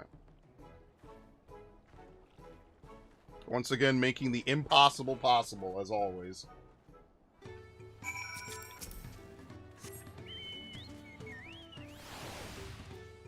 I got all the minions loaded at the same time. All at once. Rathalos. Rathalos Mount's very easy to get, because that fight, you could just unsync it. It's very easy to do. You acquired the saddle, then. Yes. And thanks in no small part to Mablu. Before you rush off to catch an alpaca, though, let me teach you how to saddle one. I'll bring out one of our wild-born friends so you can practice.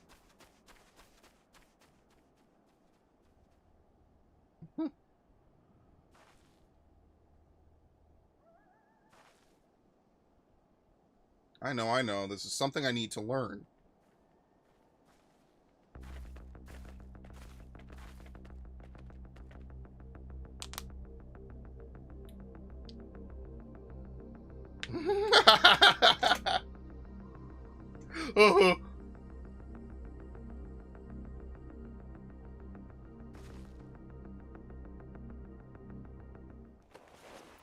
There you go. Great sunken gods, I did it.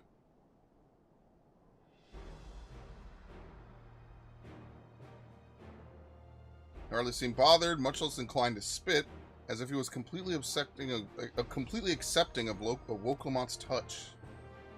As because the singular scent with which the saddle has been coated, alpacas find it very soothing.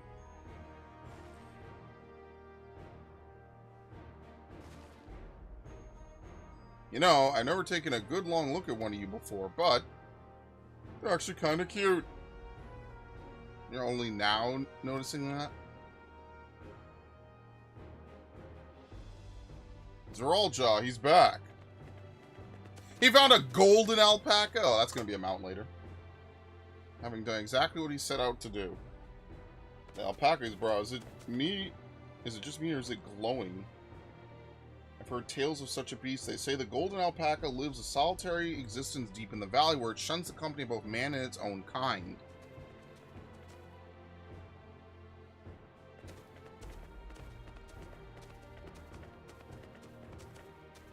How do you manage to snare a prize like that? A beast knows its betters. Faced with overwhelming strength, it will yield rather than risk death. An apt illustration of how greatly the power of the first promise exceeds yours, Woklamat. Turning alone will win him our father's throne. I'll be the one to find the golden city, and then Tural can remain at peace. An everlasting desire for peace can only be forged in the fires of war. To unite as one, the people must be taught. They must suffer the horror and the hopelessness firsthand. Exhaustion from prolonged conflict, the wages of war's merciless nature. These are what moved the clans to join in the founding of Tuliyollal all those years ago. Consider the younger generation of this village. Since birth they have basked in unbroken harmony, and behold, they regard war not as a tragedy, but opportunity. Thus does the resilient son seek to provide education. He offers much-needed lessons in the realities of conquest and a renewed appreciation for peacetime. 'Tis true that war's misery breeds a longing for peace. But I have seen with my own eyes what became of an empire forged through the violence you propose, the rebellions it spawned, and the ruins it left behind. Yes. The Garlean Empire was a congregation of simpletons. Man, I wish they would have invaded your ass. The oppressed fought back with their oppressors as well. They should. Men are not beasts. Only a fool would seek to rule over all with the threat of force alone. This is why Tuliyollal did not elevate the Mamulja. He treated all clans with equal respect. However, First Promise has his gaze fixed upon more distant horizons. He would unite not only Tuliyollal, but the star in its entirety. Alright, anyway. What? Why? I need not explain myself to you. Does he really think he can conquer Eorzea and the Alliance at all? How many troops does this entire nation have? They're gonna get blown out the fucking water. First Promise is completed. The feet of gold with an appropriately golden flourish may I present to you your much-deserved keystone.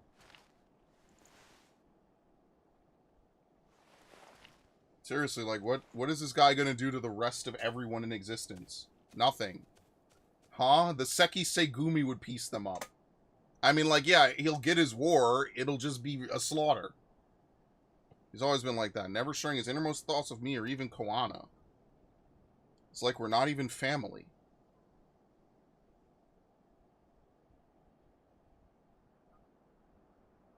I'm pretty sure even one of the allied nations could pack him up, let alone the main trio, plus Ishgard.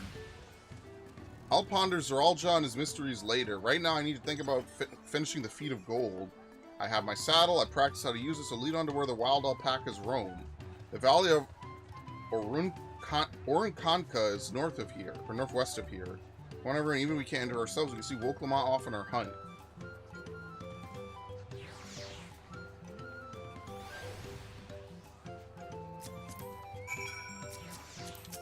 It reminds me of, like, Generic Human. That's a great name. Oh my god, I love expansions. You get to see all the funniest names.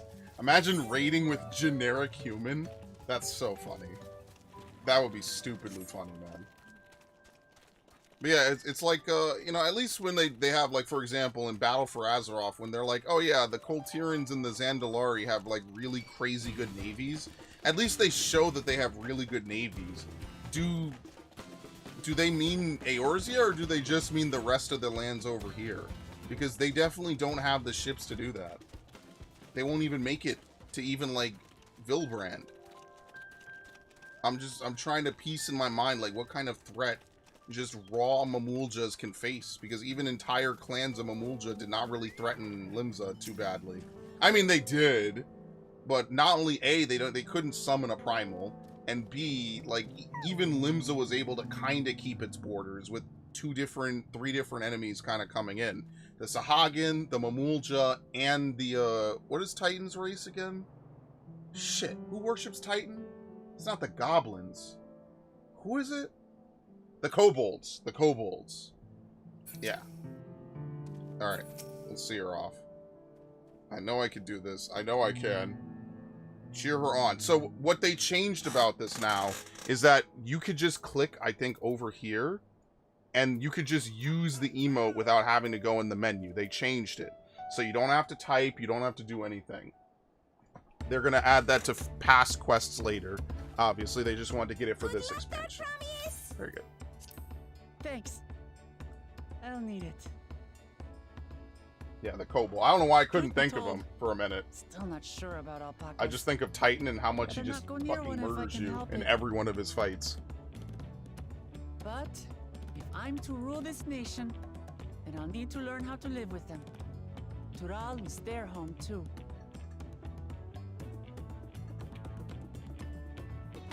Right. I'm off. Very nice.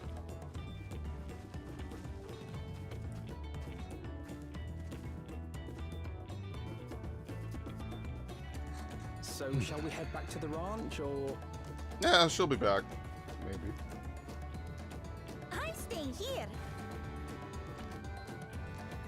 As will I. Urqopacha is alone in this. The least we can do is stand watch and await her return.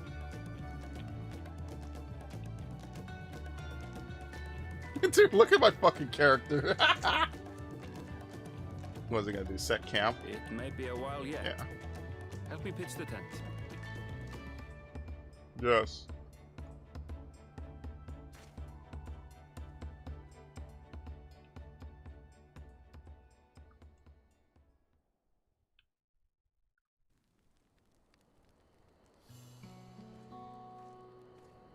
Very nice.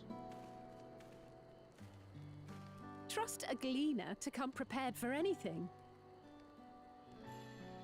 What's a gleaner?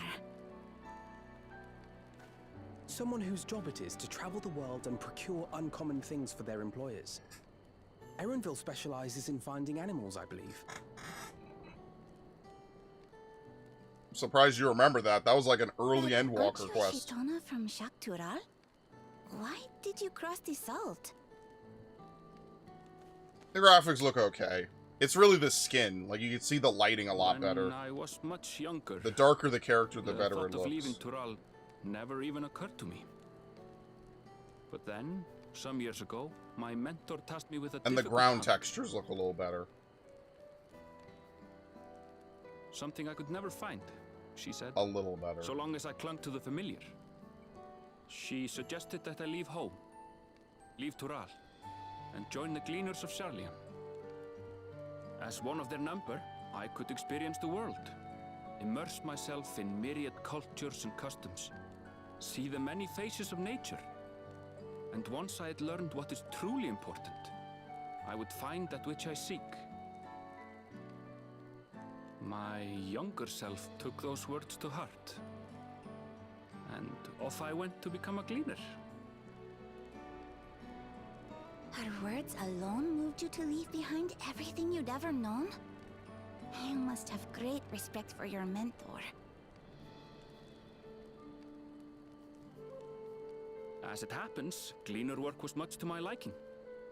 And I all but forgot why I had pursued it in the first place. Yet, events conspired to put me back on the trail I'd abandoned. Wait, are you saying you were tasked with finding the City of Gold? I was. And though my hunt is now entangled with the right of succession, I mean to see it through. Well then, I understand completely. We all have our reasons for seeking the Golden City. Which is all the more reason for us to work together. Just so. I also forgot to mention there are role quests in this, so we will be doing that at some point. I probably am just going to level up maybe like tank, sage, monk. Kind of want to do black mage as well. She should have been back by now. There you go. What if something's happened to her? And bard we for need sure. to tell Tobli and arrange a search party. Can Aaron fight? No. Wait, he even says he was no good in a fight back hear in the day. He knows he's not good in a fight. I wish. Alright, she got it. It's not golden, though. That other dude did all the S rank. He did every optional objective. They did it. Oh my god.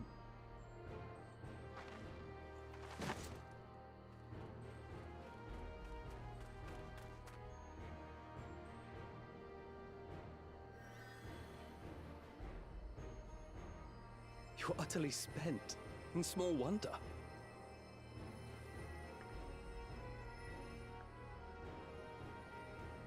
done, third promise. The ranch isn't going anywhere. Take a rest in the tent.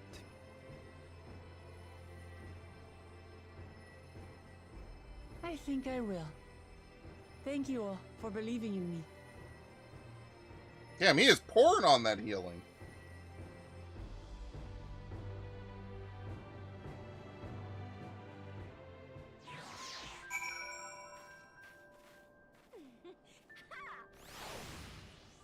Okay.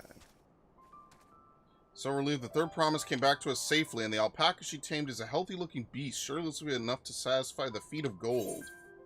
I'll just take the money. I don't particularly care for those. Very nice. Level up. Knowing the Pelu Pelu. Urqopacha still seems a bit unsteady on her feet. Hardly surprising after she spent the night chasing alpacas. No melt-away fatigue like that. Like magic, though. Make tea. Run to the ranch and get a pot brewing. That way you can take your time and the tea will be ready when you arrive. As Mabalu so wisely suggested, we shall set a slower pace for our exhausted third promise.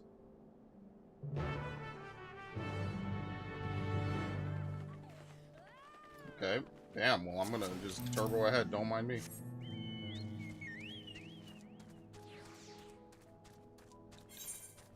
Yeah, this has been a very smooth launch so far. Now, once people get home, I mean, it's 9:30 in the morning. This doesn't mean anything. Once people get home and the rush hour starts, you know, the end of day rush hour, that's really the test, because we're going into a weekend. So it might really be good right now, but as soon as Friday evening hits, it might just get completely, like, just raw dog. So, I don't know. We'll see. Here's hoping, though. I'm not going to do any of the fates for now to get faster mount speed. Well, that'll be something we do later. For right now, like I said, I just want to... Oh, I think that's the Mountain Zoo. Yeah, I think that's the Mountain Zoo mount. I have to go buy fucking Mountain Dew, if you can believe it. I have to figure out where I'm going to go to buy it, too. Like, yes, I live in New York, but I got to figure out where's the nearest store that sells it. And I'm lazy, man. I don't want... You know, it is what it is. Came back ahead. The others did you. I should hurry along with the tea, then Urqopacha can't be that far behind. And I'll figure it out. Woo! That's some good music. Oh, that tea really is magical. I feel better already. See, you become more comfortable around our fuzzy friends. Watching this one taught me a lot about alpacas, what grasses and fruits they eat, what sounds they react to, their adorable little quirks. I guess I've grown kind of fond of them. Welcome back, third promise. Accomplished the feat of gold, have you? Dude, look at that thing. There's no mistaking a valley alpaca.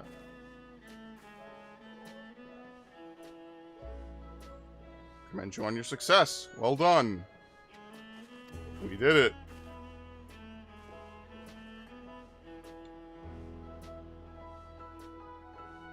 Although I couldn't find a shiny one like Zoology. He really did find it fucking shiny. It's surprising. Yeah, golden alpacas are born once every few decades. They are elusive, solitary creatures that are rarely seen, much less captured thanks to their innate physical and magical gifts.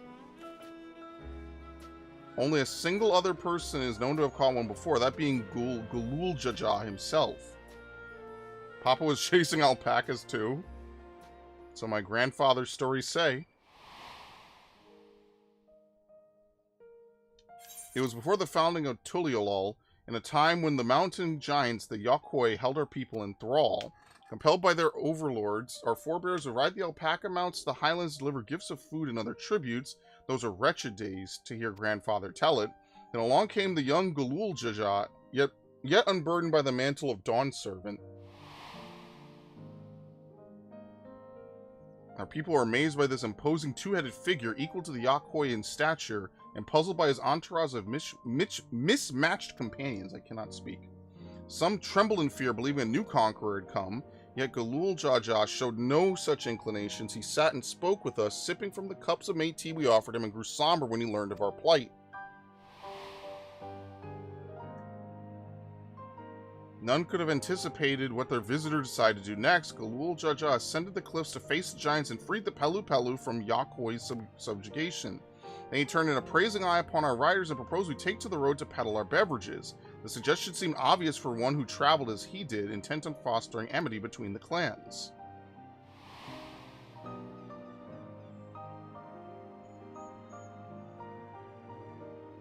So it was that a few words from Galul Jaja transformed us into a clan of itinerant merchants. I never heard the bond Papa forged with the Pelu Pelu spoken of in that way before. The saga is not so detailed. And you may not know that Galul Jaja sought a sure-footed guide for his trek up the highlands. Thus did he capture a golden alpaca. So both my brother and father caught the rarest of creatures, while an ordinary one was the best I could manage. If he required no more than that, you brought back a perfectly wonderful beast. Mablu's right, you're a perfectly wonderful beast. If anyone's ordinary, it's me.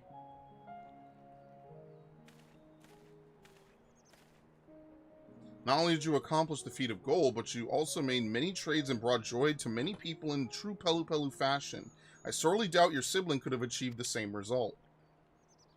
You should be proud of the accomplishments which earned you your keystone.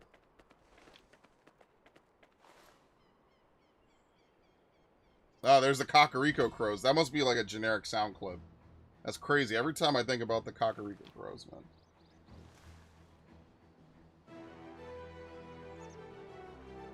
So this is what they look like. Go on, set it in the tablet.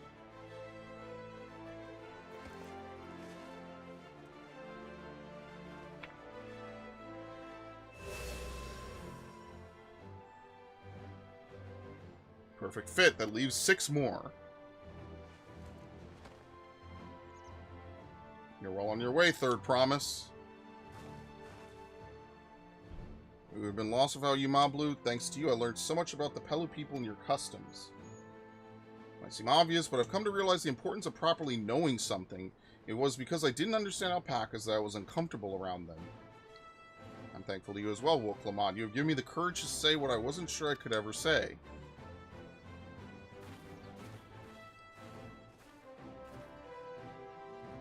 Tobli, I want to leave the ranch and become a merchant. I appreciate everything you've done for me, and I've loved every moment caring for the alpacas. But this is something I need to do. I need to walk my own path and make my own trades.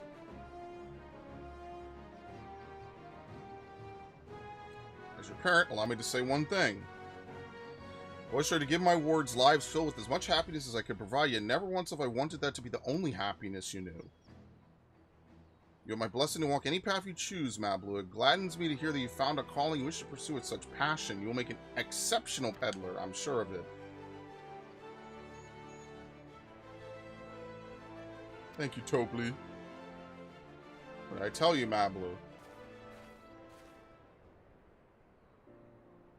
there's one last thing I could help you with, third promise. You need to find the Golden City, right? That's the end goal. I suggest you talk to the Yokoi.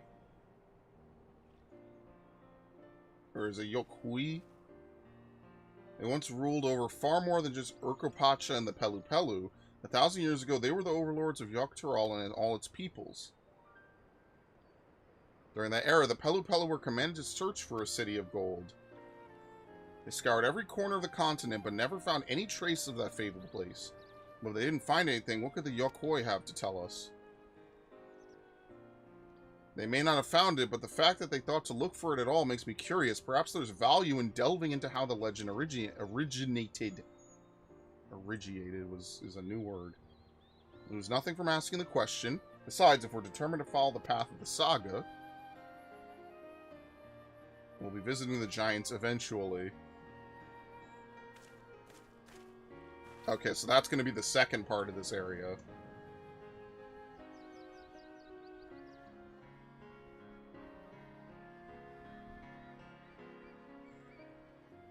Oh, Kryl, I have a question I've been meaning to ask, and since we're finished with the feat, where did you acquire that earring? My earring, do you recognize it?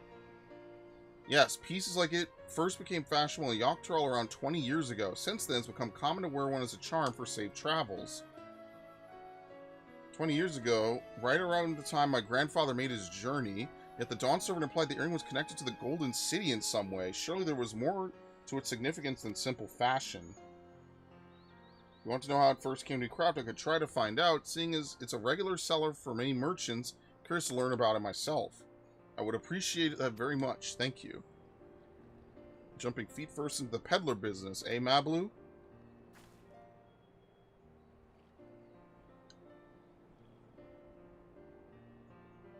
Right then, let's head back to Tuliyollal and get ready to search for the next elector. Farewell for now, and thanks for all your help. I will become Dawn Servant, so make sure you set aside your best mezcal for the occasion.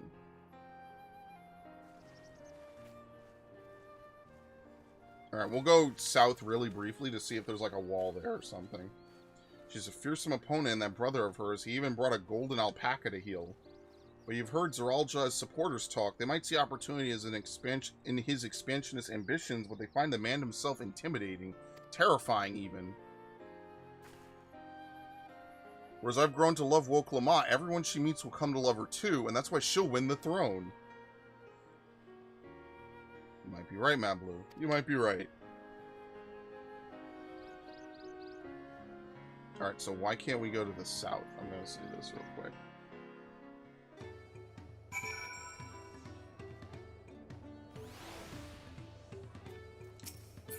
What do you have to say?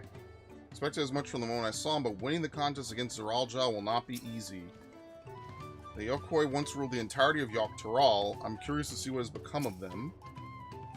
Four-legged troubles aside, Urqopacha has completed the feat and earned a keystone. That's all that matters. I never dared hope we would find a lead for this earring mystery so quickly. Feels good to have the feet of gold safely under our belt, even if my victory pales beside Zeralja and his shiny golden alpaca. I know I shouldn't let it bother me, and gods know you've been also supportive. I want to be strong or wise like my brothers, to be a promise that people respect. Which is not likely if I stand here carrying on and on about things. Let's move on. Back to Exvoltai. The contest has hardly begun. I can't say that. Alright, good luck, Ash. Good luck. Where's my mount? Oh, he withdrew? Yeah, he withdrew. There you go.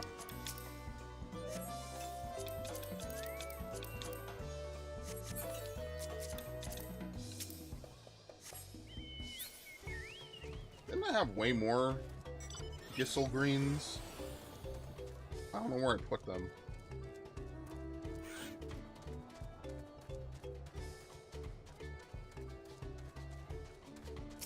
The flustered merchant. Thank goodness, a capable-looking traveler. Please, I need your help. My caravan was attacked by beasts. I had a bodyguard, a young Mamulja mercenary, but he could barely fend for himself, let alone me. Someone managed to throw me over his shoulder and carry me all the way back here. But no sooner did my feet touch the ground than I ran back into the jaws of death. Damned if I could figure out why. Go off to Chaba. Yeah, I'm sorry. Again, I cannot pronounce that. I have to hear it pronounced, and maybe I'll be able to replicate it. Alright, what is this first one? Nopli. Nopli's rubbing his hands together. What the fuck?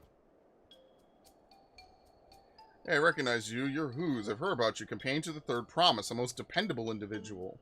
Name's Nopli.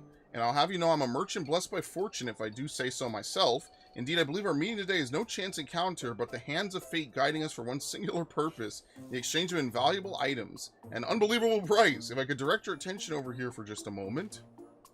Feast your eyes on these, crates of exceedingly rare and precious corrupted crystals. Beautiful, aren't they? They were extracted from the remote regions of Eorzea and shown a brilliant orange hue, unlike your run-of-the-mill crystals, no? Were you willing to offer them for the low price of 1 pel in the millions? It's nigh highway robbery at this validation, but anything for a friend of the Third Promise. Yeah, not even worth a fraction, dude. We have crystals everywhere in Eorzea. What do you mean? Considering how much it's sent me back to purchase them, the price I'm offering should be perfectly reasonable. Strange, these are precious crystals, are they not? I think you've been swindled, homie. I probably have 1,000 of these in my pocket. These crystals are considered priceless treasures in Eorzea, right? No. He's been swindled. Someone got him good. Not only are these corrupted crystals commonplace across the salt, but they're also highly volatile. And in the past, you've used crystals together with an elemental converter to do battle with powerful entities you call primals. What's more, you kept them in a water container all times, protecting against their deleterious effects. All which is to say, no practical use for such crystals has been discovered, meaning no one with sense would even bother to mine them. The peddler who sold the crystals to me never mentioned a word of this. He claimed they're extremely rare in Eorzea, which is why I decided to purchase them in the first place, even at the exorbitant price he offered. Naturally, I believed him. Having never seen crystals of their like, could you blame me? But if they really have no use... Have I, Nopely the Lucky, been swindled? Well, at the very least, I was able to learn about the crystal's true nature before selling them to some poor soul. Fortune hasn't abandoned me completely yet. At any rate, I'd like to verify whether these crystals truly hold no value. Would you be willing to help me look into this? I need someone I could trust, and that you'd be willing to share the truth with me says a lot. No need to answer right away, give it some thought. If you've no interest, you're free to be on your way. If you decide to assist me, however, I'll be waiting.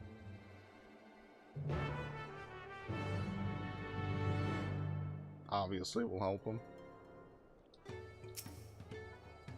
When to help, wonderful. You truly are a kind-hearted soul. Now, before I go and confront the merchant who sold me these crystals, I'd like to look into potential uses for them in Tural. For instance, crystals are in high demand among Tural mages who make extensive use of them in their rituals. And I just so happen to know a spellcaster among the distillery's guard. I'd like you to speak with them about the corrupted crystals and gauge their interest in purchasing them. In the meantime, I will see about procuring a container to ward off the crystal's harmful effects. For your explanation, preparing an elemental converter with my limited skills is likely impossible, but finding the requisite materials for a warding vessel should be well within my abilities. The mage you're looking for is an individual of the Bunewa tribe. If you happen upon someone wielding a staff, chances are you found them. And here's just a normal quest. Yeah, where is it? Up here. Up there. How do you even get up there? Oh, you have to walk through the distillery. Okay. Sword-wielding guard. I don't know the first thing about crystals. I'm not an artisan nor a mage. Alright. Just making sure. Wonder if you have to talk to all of them to get them to spawn or not.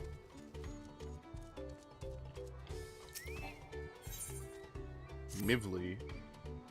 You look like an intrepid individual. I could really use your help with something. A short ways from here in Chabameki, exceptionally large, shall we say, overgrown mega magui are known to appear. Like you take one down and retrieve an enlarged bulb from its body. Okay.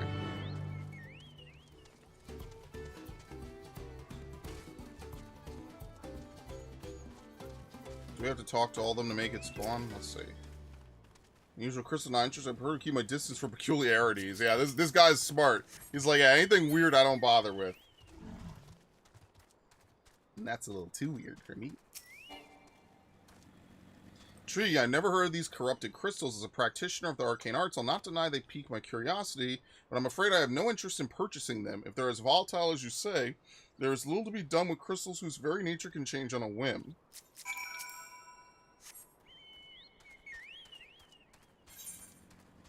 Then we have to go out to the south. Something like that.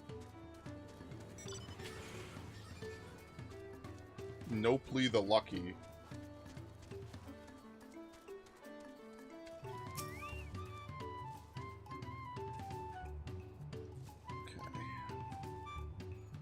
Even the mage was not interested. Nevertheless, I thank you for speaking with them on my behalf. Seems you're right. These crystals really are worthless. Maybe unable to make back what I've lost, but there's still one thing I can do. We should stop that pernicious peddler from continuing his crooked ways. Will you help me? What a relief. Allow me to offer you a small token of my thanks. If you have a moment to spare, please come see me again. We must stop him before he has a chance to swindle anyone else. To catch a merchant. Every moment we leave the peddler to his own devices is another opportunity for some unsuspecting traveler to be hoodwinked. We need to figure out where he's been and where he may go next. I'll ask around Wanchupelu if anyone else has similar run-ins with the disreputable merchants. In the meantime, I'd like you to find the scoundrel and keep him in your sights by whatever means necessary. We can't have him leaving here before we've had the chance to settle this matter after all. I expect he's still in Urqopacha, visiting markets to use his ill-gotten pell to stock up for his return to Eorzea. Like as not, he's inspecting the stalls at Ilkuvu's Inn. Ask after a lolfell by the name of Gigamulu, but be discreet. This is one of the dudes from the Ulda Syndicate.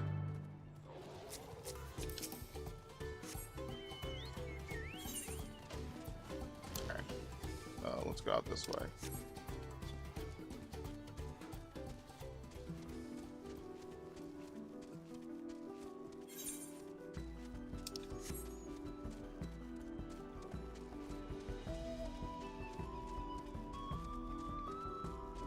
Yeah, Chocobos. What did they used to do then when they turned? I guess I forget what it looks like now. Now that I've seen this so much, especially if you make like really sharp turns like that. All right, let's help this dude. I'm under attack. I'm having a fun time. This isn't even worth popping No Mercy for. I can't wait to get ready to raise. That's gonna be so weird to fucking have to do this and then continue. That's so interesting. Okay, anyway. Oh my god, it's instinct. It's literally instinct, man.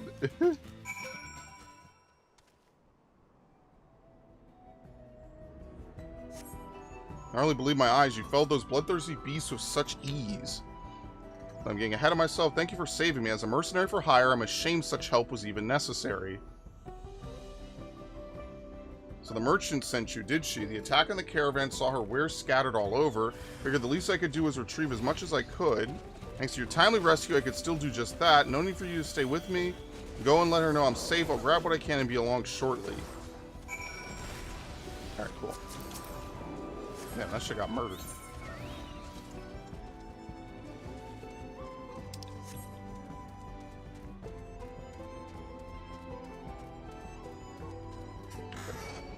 Wait, did stuff open up over here? Yeah. Okay, we'll ride back and do some of that. Get that extra experience. What level do you get ready to raise at? That's not what it's called. It's called Fated Brand.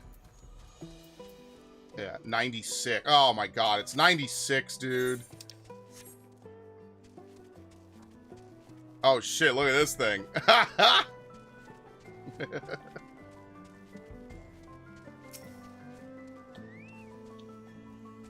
I could be in trouble. I'm gonna get cooked.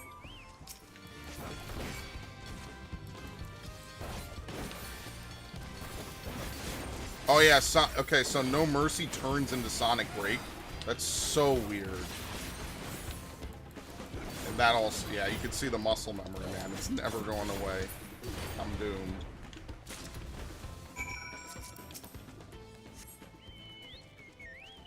Yeah, so that's something they did, is that they removed the long cooldown on certain abilities and they just made them be bound to certain other abilities. So like you could have it separate if you want, or you could have it be a part of your, you know, your action change, right? So you can see this. If both abilities are like weapon skills and not like a buff, then you could actually press to have it give a little bit of a recast. That's something you could do with Gear Skogul, for example.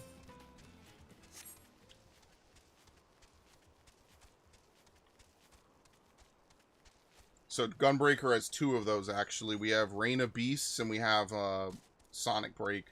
Now, technically, I don't know where I would put that. Reign of Beasts, I don't know. I have to think. I have to think where I'm going to put that.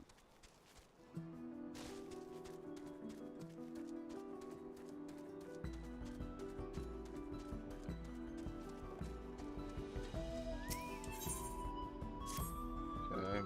My darling Alpi didn't spit. Your approach, which only means she trusts you, and if she does, then so do I. As such, I would ask a favor. Recently, a sack of premium coffee beans was stolen. Thieves came in the dead of night, but I was wide awake to catch them in the act. A band of Hobogo mercenaries. My brave Alpi spat on their leader square in the face. Thanks to her saliva's distinctive scent, I was able to track them down. They're well armed, however, so I resolved to give up on the coffee beans. For a strapping fellow like you, contending with those thieves shouldn't be a problem. So please, I beg you, go to Urqopacha and teach them a lesson.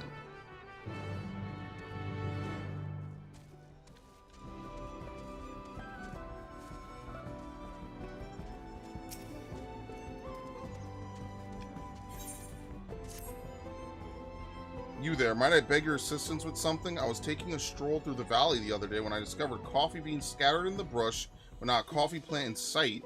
Curiosity got the better of me, so I brought back some here to brew. The taste was simply exquisite. I'd like to acquire more, but therein lies the problem.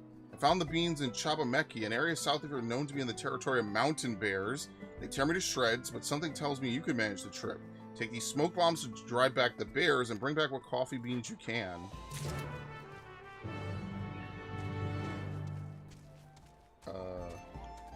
There you go. Oh, the Rising Phoenix.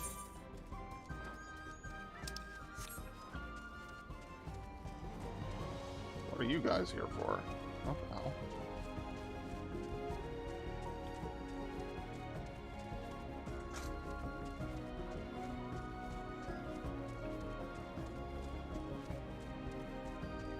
The malodorous coffee bean thief. The smell, I can't get rid of the smell. Who are you? Head up to here. Boys, get him. I'm gonna kill you, then that alpaca.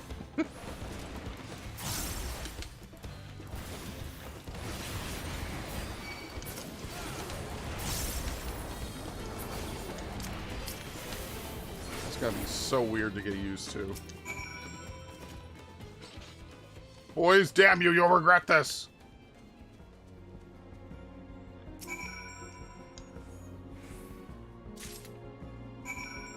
Alright. Where's the other one? Oh my god, it's on the other side of the valley. Crates remaining. How long do you have to fight for this? I don't even have tank stance on. Wait, no, I did. I lied.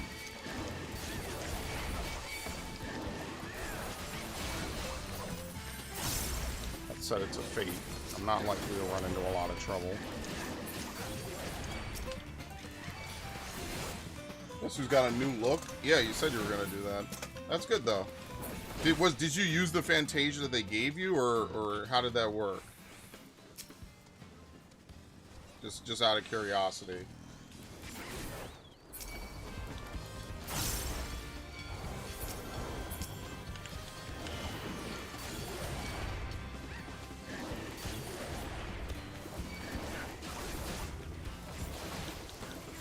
I'm just gonna sit here. I'm not chasing them all over the place.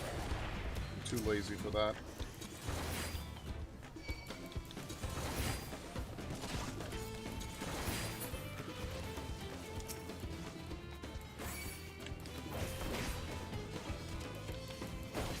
Man, trajectory is so lame. Like, it's just a slide. Like, I like that Rough Divide was like a crazy, like, round roll somersault. Ugh. That is an L. That's like the biggest fucking L, man.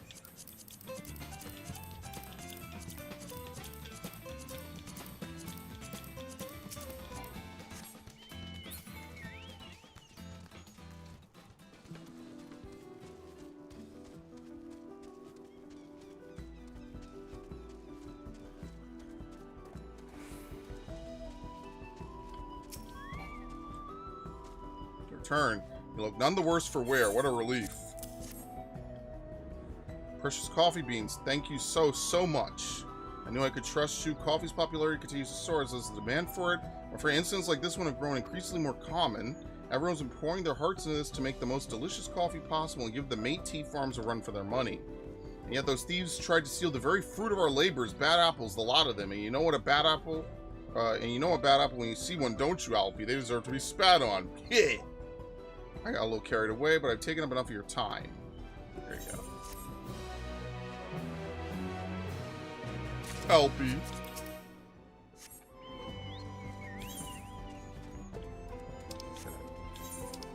Let's go back up the road. Do this real quick, I guess.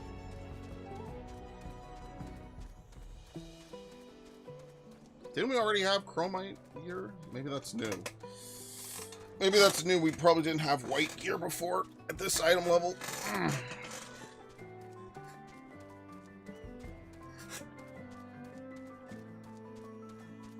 I should have gone to bed at like 8 last night. What? You know how far away you were from me and you got aggroed?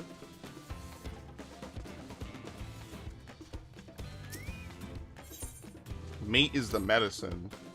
Grimmy Traveler, might I have a moment of your time? I'm a merchant from Tuliyollal here on business, but I felt sick as a dog ever since I arrived. The Pelu Pelu boy I hired as a guide to show you around these parts gave me one look before suddenly heading north, muttering something as he left. He was speaking too quickly for me to catch what was said, but I fear the mere sight of me upset him somehow. If it wouldn't be too much trouble, would you go after him and offer an apology on my behalf? He ran towards the tea field north of here, but there's no sign of him, and I'm sure someone nearby would have seen where he went.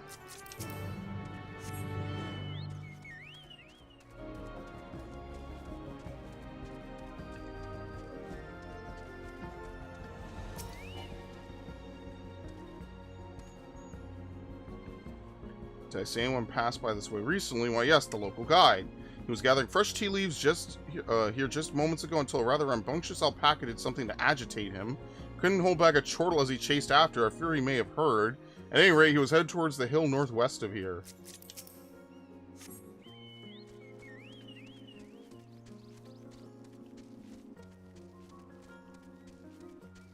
What the fuck is that? I think the red is aggro, right? Jeez, that stinger is massive. I'll be walking around that.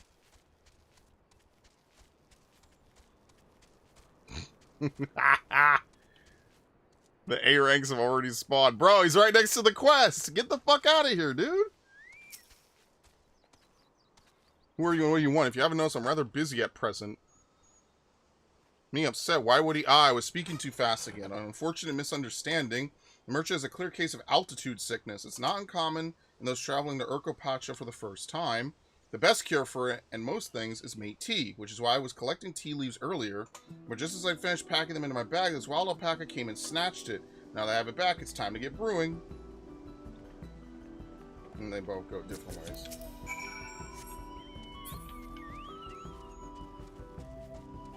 I have to see, what is my Chocobo's stats again? Not that. Yeah, so once we get to a certain length, or a certain level, I have to feed him another onion, which I think you have to go back to your house to do. I don't think you could just feed them whenever you're out and about, right? Hell, I don't even know where the onion is. Is it in my inventory here? Yeah, here it is. Davnarian onion. Yeah.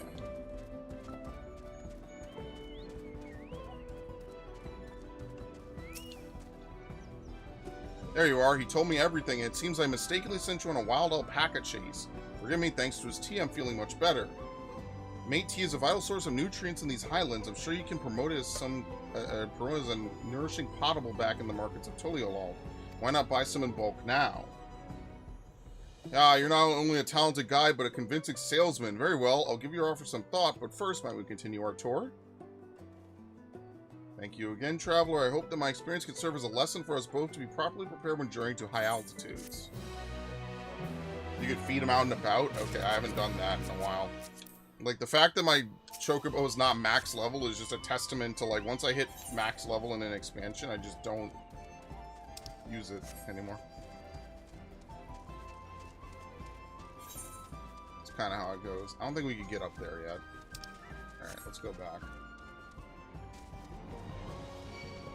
You can't be hit until you're forcibly dismounted in this game, right? I don't think so. That's obviously something in World of Warcraft, but it's not a game. It's not something here. You can't be forcibly hit until you dismount.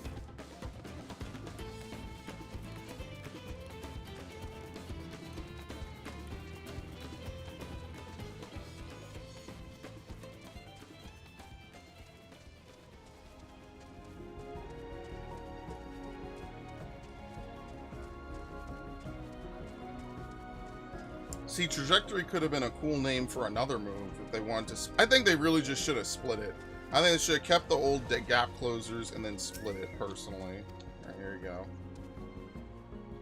Smoke bomb, drive it away. Here you go, buddy. Get the fuck out the way.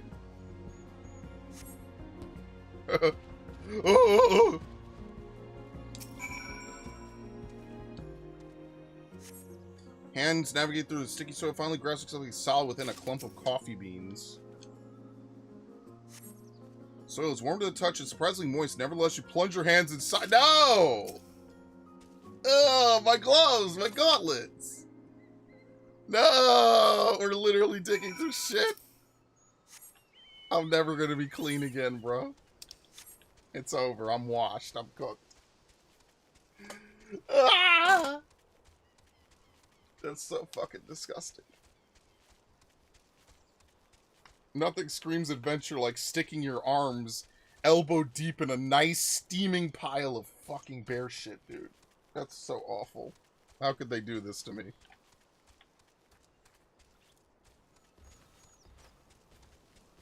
Adventure! Whoop!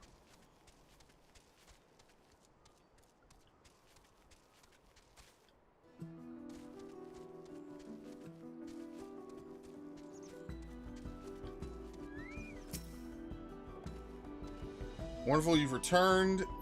I'm glad to see you still have all your appendages, but tell me, were you able to find more of those wondrous coffee beans? They're covered in putrid-smelling soil. Marvelous, so they seem to be covered in... Is that soil? Well, this appears to be dung. That would explain... Aha! As omnivores, mountain bears feed upon flora and fauna alike. Unbeknownst to us, however, seems to develop a liking for our coffee plants and have been snacking on them in secret. Because the beans are difficult to digest, they remain whole in the bears' leavings. I suspect that while inside their stomachs, the flavor and fragrance of plants and fruits the bears normally eat permeate the beans, diminishing their bitterness and resulting in coffee beans with a fruity, sweet flavor. Most intriguing discovery, one I couldn't have made without your help. Thank you. I dare say we have a new premium blend of coffee on our hands.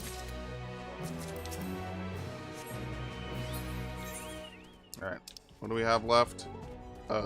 2 quests down here. To catch a merchant and some of the other ones. So we're probably done over here. Yeah, like, I used to use my Chocobo a lot more, and then with the Blue Mage stuff, you kind of use it a little bit. But yeah, it's not something I normally do. Basically, like, this system hasn't really been changed since Heaven's Ward. You basically get to give them a whole bunch of different moves and stuff, which is fine. Try to finish the healer one. I think the DPS one matters more. I think it really goes DPS, healer, and then defender. I don't know if defender is really that great, but you could still do it, I guess, right?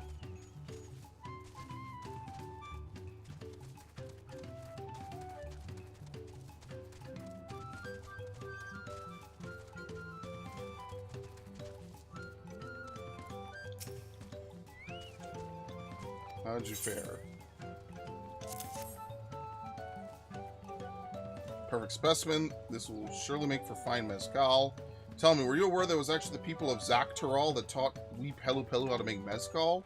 They taught us how to make the liquor with agave, but we also learned that using the bulb of a Mega Magui also gives the drink a real kick. The Mega Magui would give me a real kick if I tried to procure their bulbs myself, which is why I can't thank you enough for your help. I've no doubt the batch of mezcal I make with this will be a delight.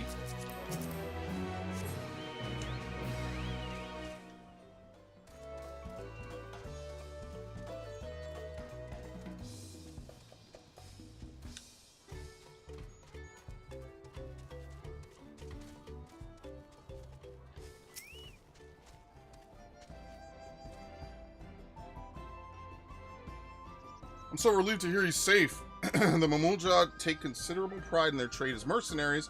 That young man seems to have a particularly acute sense of responsibility. I've heard tell that some Mamulja travel across the salt to make names for themselves. As a preliminary step to that, it seems many young hopefuls gather experience here in Tyrell as mercenaries and bodyguards to sharpen their skills. That said, earnest as he is, the young man failed to protect my caravan. We have to discuss some form of compensation for my losses. I'm not heartless, however. He saved my life and risked his own to reclaim my wares. There is much to consider. For now, however, treating his wounds must come first. Nope.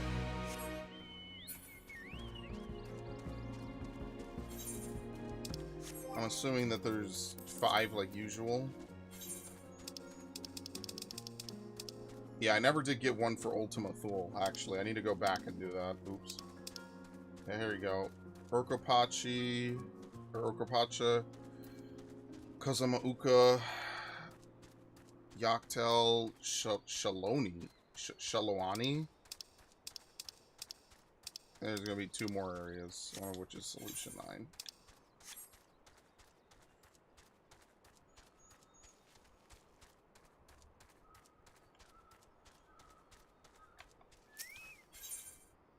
Dirty dancing.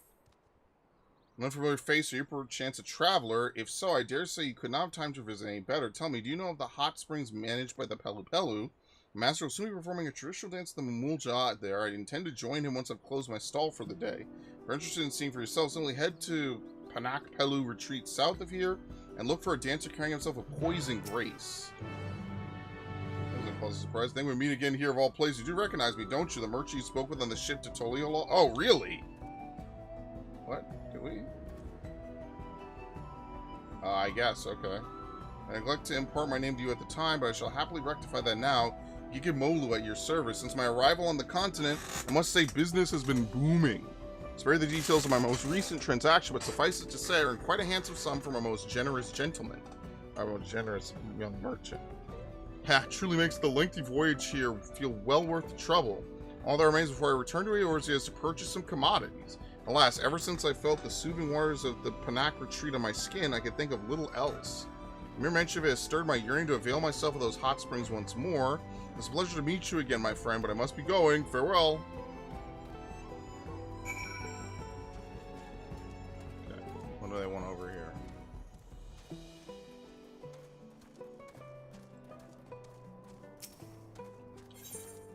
Gondal. Excuse me, sir, do you have a moment? I need your help. I'm a craftsman come to discuss a new project with a client, but I seem to have lost my lucky charm along the way, my dear doll. I'm afraid how the meeting may turn out without it. Last time I saw it was at the Panak Pelu retreat. Maybe it fell out when I was gathering my things. I'm to meet with my client in just a moment, and it wouldn't do to be late. I realize this is sudden, but would you find my doll for me? I'll delay the meeting for as long as I can. Alright, yeah, so we definitely have not been down here yet.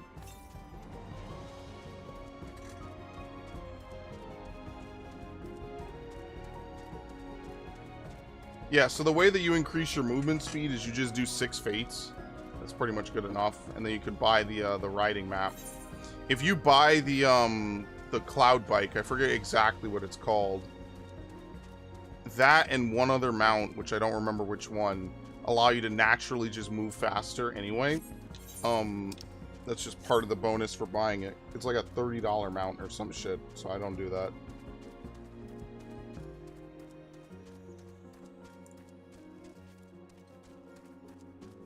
It's not worth it. Personally, it's not worth it.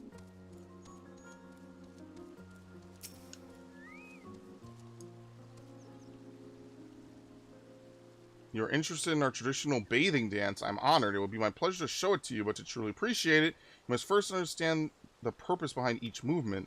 The dancer steps before the spring and purifies its and pours its purifying waters over their body thrice, cleansing the skin of grime, the mind of thoughts, and the joints of ache. Only when they are in perfect condition may the dance begin. Come, I will show you. The bathing dance is under no circumstances allowed in the public springs. Those who do not comply will be escorted out and banned from further entry. The stimulation is simply too much for the other guests. I'd be happy to have someone to escort you to one of our private springs where you may perform the dance to your heart's content. What? I was unaware of such a rule. Very well, it's regrettable I cannot demonstrate my Mulja tradition before an audience, but better that I dance in private than not at all. Sorry you came all this way for nothing. Would you be kind enough to let my pupil, Vugilja, know that I will be performing in seclusion?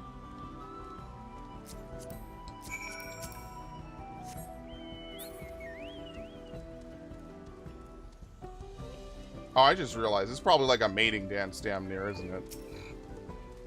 To you again, did you follow me here? Perhaps you have succumbed to the allure of these hot springs. The water is the perfect temperature and the view ravishing. All my worries just seem to melt away. I suppose I've also Cavally to thank for that. He's been the perfect attendant, taking care of my every need. Surprised to find you still listening to me ramble on. If I didn't know any better, I think you came not to enjoy these springs, but to speak with me.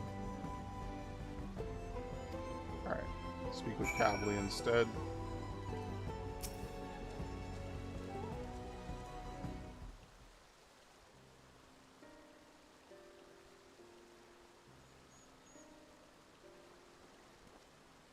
Gigimolu truly did such an awful thing. I had no idea.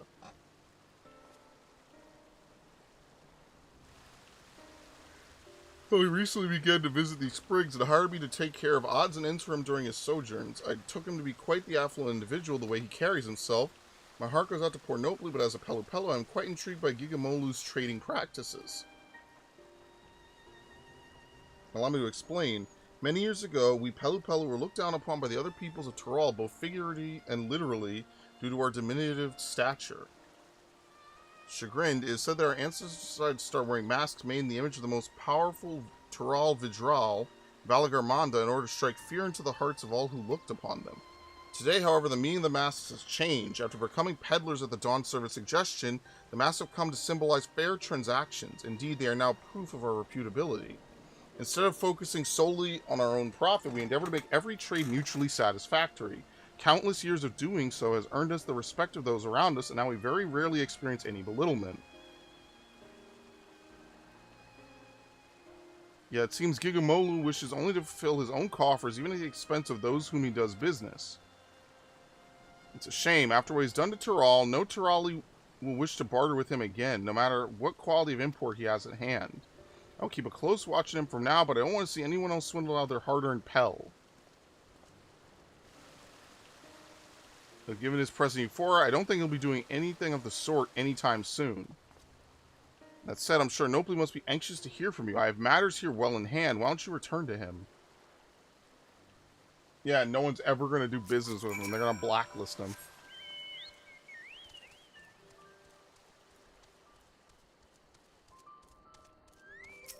Okay. Empty. You open the lid, look inside the jar, but the doll is nowhere to be found. Uh-oh. Extra long look. Okay, a small pouch behind the shelf. Inside, you find an adorable doll with a warm smile adoring its face. This appears to be the missing item.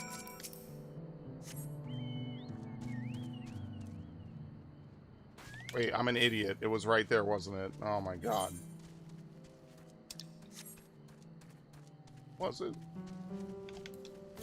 No, it's not. It's actually over here. You can see it on the mini-map. Yeah, so I think we have all the ones so far that we could get. I don't think there's any more. Yeah, I think we have all the ones. We have half of the ones in the overworld. And as you see, they lower the amount of ones now for all the past expansions. So yeah. And so we're done. They give you half up front. And they give you... Usually it's like one big wrap-up for the area, if I remember correctly. It's been a while since I've done it. Oh dear, forgive me. I didn't realize the dance has been forbidden in the public springs. I traveled all this way to perform it, following the graceful footsteps of the most experienced and most handsome of all my master's pupils. Hold on one sec. Okay. Oh, Bagulja, how I miss him. He left Tural many years ago, saying he would make a name for himself as a mercenary across the Salt. Hope he's well. But that is neither here nor there. I must thank you for relaying Master's message to me. I will join him in the private springs when I've finished up here. It's unfortunate you could not witness the dance today, but hopefully one day soon you'll have the opportunity to behold the glory of our sacred dance. Yeah, and all the hip thrusts.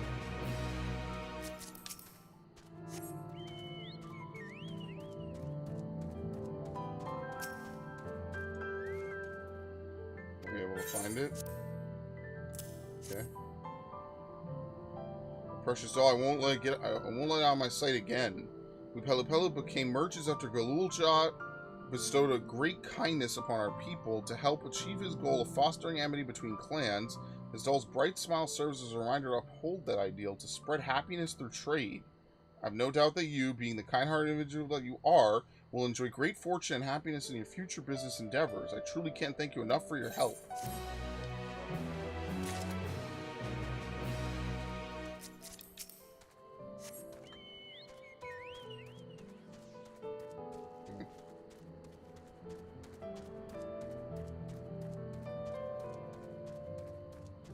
Actually, wait, hold on. The other thing I should do is I should briefly see if I could get Viper and I can unlock, what is it? The other class.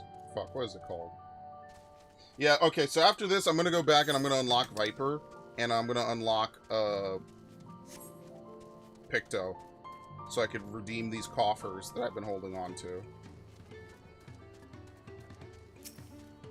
So we'll just briefly inject that, actually. What, you met Gigamolu during your voyage to Tural? What a small world. In any case, thank you for lending your assistance once again. It's reassuring to know that Kavli will be keeping careful watch of him. As for my investigation here, it seems I'm presently Gigamolu's only victim, but I fear I won't be the last. There's no telling what underhanded tricks he'll use to procure those wares you spoke of, and I refuse to let him besmirch all that it means to be a merchant. I have a plan, but I'm going to need your help. Finding bait. I'd like your opinion on something. Should word spread of Gigamolu's underhanded practices, it won't be long before there's not a soul in all Tural willing to deal with him. How do you feel about that? Yeah, it serves him right. I don't give a shit. Indeed, yet I would be disappointed by such a conclusion. After all, we'd lose one of the few merchants willing to voyage across the seas to do business with us. If he is to remain a potential trading partner in the years to come, he needs to be made to see the error of his ways. I suspect a few words of warning will do little. However, he needs to be taught a proper lesson to feel the sting of being swindled for himself. We shall make sure that he does, the Pelu Pelu way. First, we need an alluring piece of merchandise to serve as bait. Hailing from across the salt yourself, I can think of none better suited to find something that might garner his interest. Have a look around and see what local specialties we have to offer. I should like to know if anything catches your eye.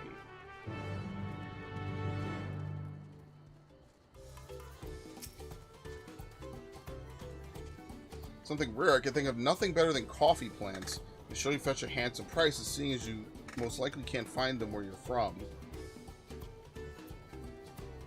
Okay, so you can find them there. Well, in that case, I'd like to try your coffee for myself.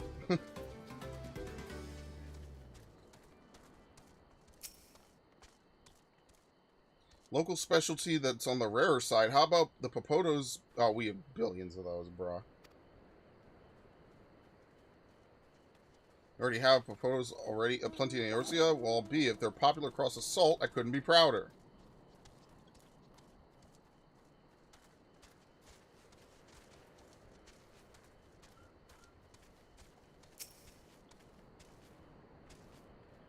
If it's for a merchant, they might be interested in our traditional dolls. They believe to be good luck for business. I carry one around myself, as it so happens. Whether or not someone is aware of its origins and significance will truly appreciate is another question entirely. What's the last one? Something alpacas again? Oh my god.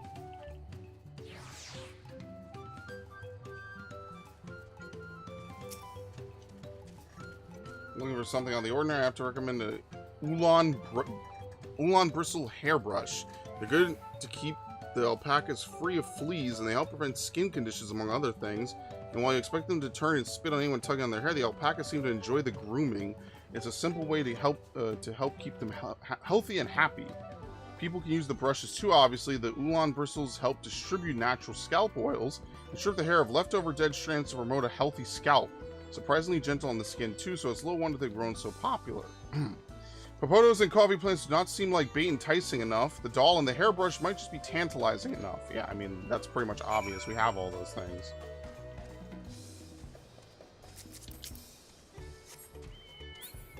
We have to bait it. Bait the trap. I'm gonna sell him a hairbrush and a doll for like 500 million gil. There's the lunar whale, by the way. That might be the other mount that gets a speed boost. I think it's an 8-person mount. You are returned. I take it you found an item or two of interest.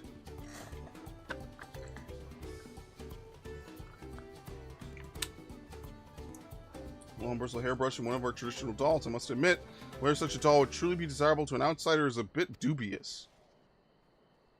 It's safe as to go with the hairbrush. My thanks for finding suitable bait.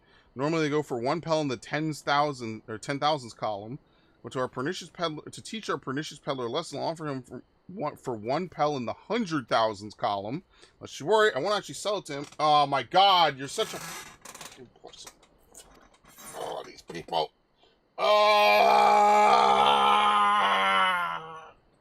God damn it. Give him an offer he can't refuse. Springing the trap. All that remains is for me to begin my negotiations with Gigamolu. However, even should I approach him, I expect he wouldn't be willing to bend an ear to anything I have to say. But if you, a fellow Eorzean, were to whisper in his ear of a merchant dealing in exotic wares he won't find anywhere else, I dare say his interest will be piqued. I expect he's still soaking in the spring, so try searching for him first at Panak Pelu Retreat. I'll join you after procuring a suitable store of hairbrushes. Bro, you're spending more money to teach this dude a lesson. Like, what? That's wild.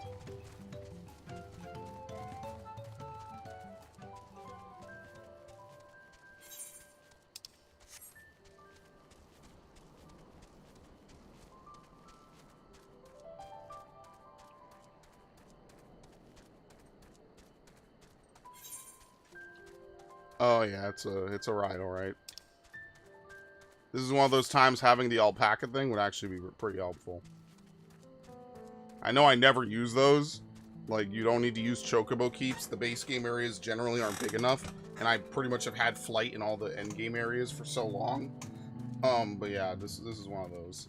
Like I said, the expansion areas are always been bigger. That's always been an intentional design of this game, is that the expansion areas are way bigger than some of the base game areas.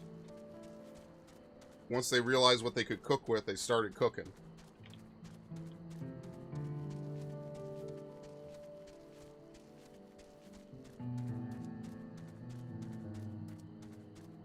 I wonder what they changed about PvP. Actually, what's the series? Hold on. Umbrella, Volcanic Heart Framers Kit, Squeak the Coyote, Clockwork Castletown, and a mount, the Oppressor Identification Key. Alright, well, I'm not putting that off. Obviously, you know, we're going to have some time. We don't have to do it right now. We only have to do it this month. But eventually I will get started on that. Because I'm not... Obviously, I won't have as much time as last patch, but yeah.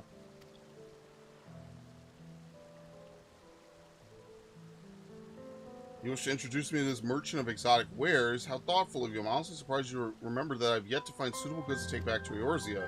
Very well, I shall meet this merchant. I can hardly sit at the negotiating table with little more than a bathing towel. Pray wait for me below while I make myself presentable.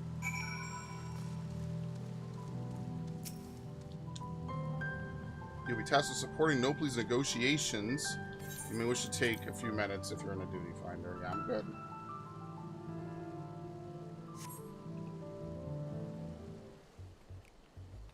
I love this theme. This is the shitposting theme. Thank you for waiting. Now, where's this merchant you wish to introduce me to?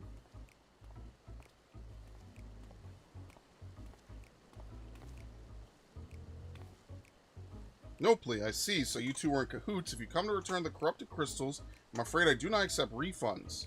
News tell you I'm here to make you an offer. Make me an offer? I wasn't born yesterday. Whatever it is you're planning, I want nothing to do with it. Yeah, you did deceive him. I know such thing. I told him the crystals are rare in Tyrol, which they are. As a fellow merchant, he bears the full responsibility for making an uninformed purchase. Okay, whatever, anyway.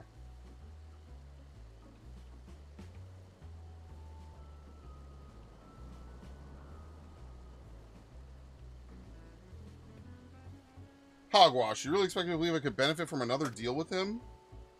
It's not only for your benefit, but that of new customers you're certain to meet in future commercial endeavors. Upon my mask, I swear it. You could swear upon whatever you like, I still won't believe you. The only thing I trust less than your word is your meager eye for quality. Any product selected by your hand is one unworthy of my stalls. I picked it out myself. And look how fancifully I'm dressed. You selected it. Well, that changes things. Considering your wealth of experience in both Eorzea and Tyrol, yours are eyes I can trust. I see we have your attention. And without further ado, allow me to present to you my premium selection of high-quality alpaca hairbrushes. The bristles are firm yet supple, gentle on the skin, and exceedingly pleasant to the touch. Even the most sensitive alpacas can't get enough of it. Indeed, I dare say these brushes are of unparalleled quality. We already have brushes for livestock in Eorzea. Furthermore, the markets for such a commodity would be limited to farmers, all but squandering any chance to profit. I will not purchase a product merely because of good quality.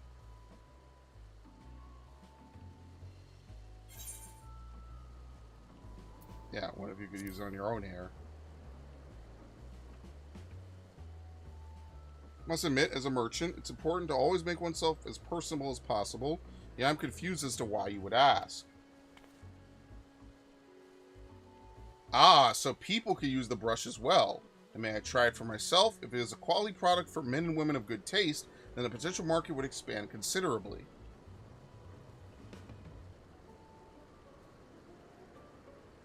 Man, we really shitposting today. Oh my! This is quite lovely. The way the bristles gently caress my scalp, each stroke gliding through my hair like a gentle breeze. Yet somehow every strand falls perfectly into place. My hair has never felt so soft and smooth. Yes, consider me interested. I dare say the brushes will sell themselves to those with like-minded taste for elegance. Well, let's discuss payment. By my estimation, a single brush will be worth roughly 10,000 pel, give or take. Speaking of which, I forgot to mention one terribly important detail. The brushes are made with the hair of a creature indigenous to Tyrol, the Ulan. Specimens are painstakingly chosen for each brush by a master craftsman. Paying close attention to the beast's age as well as the texture, thickness, and strength of their hair, I'd say a single brush is worth no less than 2 pel in the 100,000s column. Beg your pardon. 200,000 pel for a brush? You must be out of your mind. I shall take my business elsewhere. Wait, after purchasing the corrupted crystals from you, I'm in urgent need of funds. If you agree not to disclose this to anyone else, I'm willing to sell the brushes to you for half that price. You go so far as to offer them at half their market price, and it certainly comes as no surprise that you lack capital. May not find a more opportune bargain.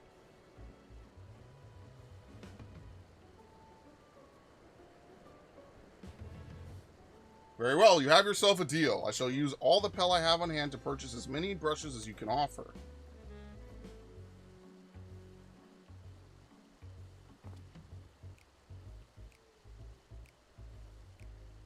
Wow, this was a mission, all right.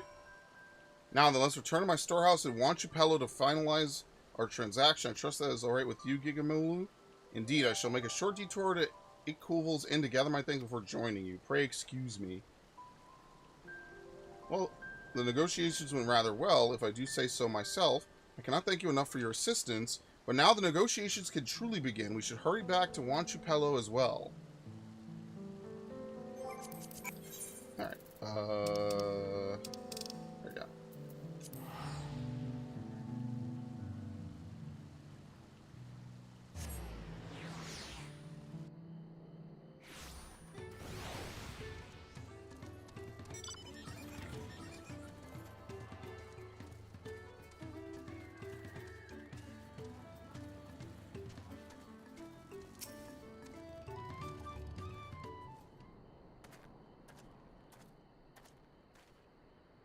There you are, Who's. Now that we're all assembled, let's continue our discussion.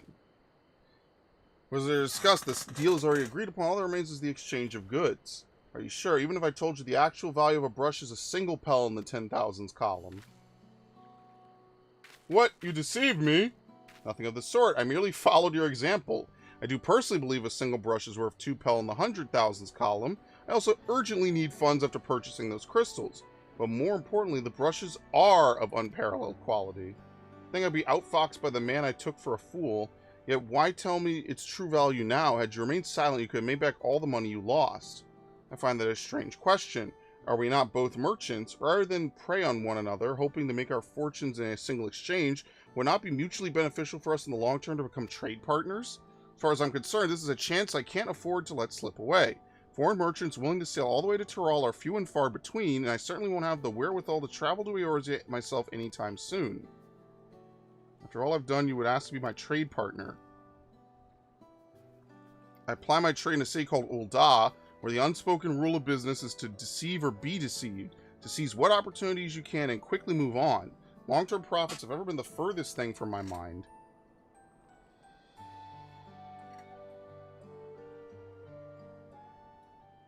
When I first saw you, Nopli, I could sense your naivety.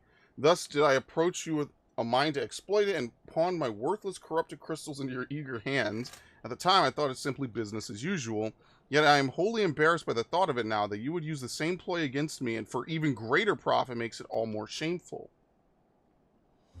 Hopefully, I am truly sorry for deceiving you. I shall return all the money I took from you and make what amends I can for the trouble I've caused. I do not deserve your forgiveness, let alone your partnership, but if you're certain that's the best course... I am, but forget about the money. I'd like you to bring back more of those corrupted crystals. If I could find some use for them, we'll have a product that could easily be sold for a premium. We could corner the market here until... Okay, whatever, dude. That's stupid. Alright, sure. Till such a time the crystal become profitable here, I could not proceed in good conscience without a product we could both benefit from. If it pleases you, Or if it please you, I'd like to explore our options.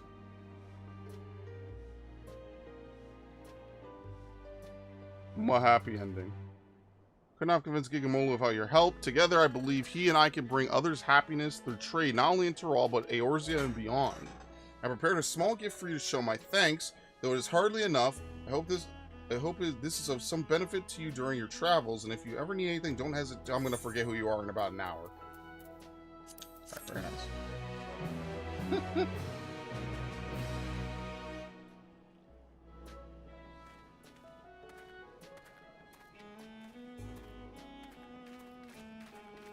Very nice. Alright, so we're officially done with this part of the area. Let's go really quickly. I'm just going to go unlock the 2 classes really briefly. We'll get a little bit of that. We'll do that just for a minute real quick. I'm imagining it's in Old Gridania and it's not this, right? Call of the Wild? What the fuck? I have no idea what that is. Right, wasn't it Old Gridania? Where the fuck is it? I'm actually curious. Where the hell is it? Maybe you have to teleport to an area first before you can see it? I have no idea. I don't have the patch notes open. Yep, there it is. By the what is that? The Conjurers Guild? Yeah. I want to paint! I want to paint! The cheerless hearer is at the end of his tether. I'm also going to turn the air conditioning back on. Matron, help me. One more complaint this day and I swear. Ahem, forgive me my rambling, but please tell me you haven't come to make a complaint. I haven't. Is something I missed? I'll have you know my evening is going swimmingly. That's so funny. Thank you. I'll take that. Very nice. Well, I should warn you that a Moogle has been making a nuisance of himself here in Gridania. The Palm Pest has been harassing adventurers in an attempt to rope them into some painting endeavor. Despite the lack of interest, he refuses to give up. You're an adventuring sort, are you not? If so, you would be wise to give that Moogle a wide berth, unless you are the artistic adventuring sort. I suspect he's loitering in the Aetheryte Plaza if my tale has piqued your interest. Oh, you know it has. I gotta respect Realm, even though I never use Sketch in 6, almost ever. I gotta respect the fact that they put in her class. The joy of Pictomancy.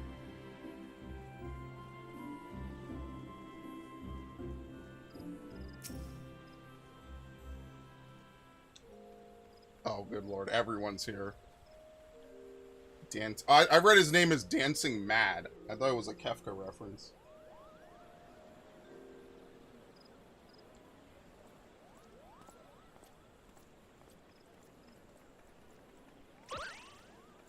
Oh yes, e-girls! Would you like to play Pictomancer?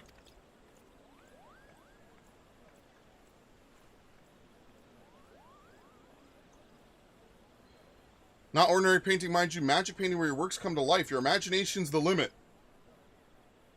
Oh my god, no, that sounds lame. Why would I want to do that? I'm a Dragoon, and I don't know what the fuck she is. Is that a rod or a fucking staff? I have no idea. I'm a healer. Oh, Koopo nuts. I want anyone to give me a chance. They could do so much good with the power of Pictomancy. I might be interested.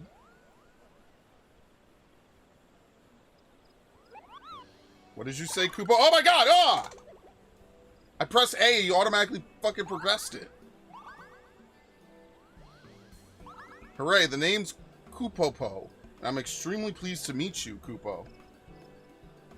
I am the inheritor of a Pictomancer's soul crystal, and I seek a creative individual who can carry on this arcane artistry.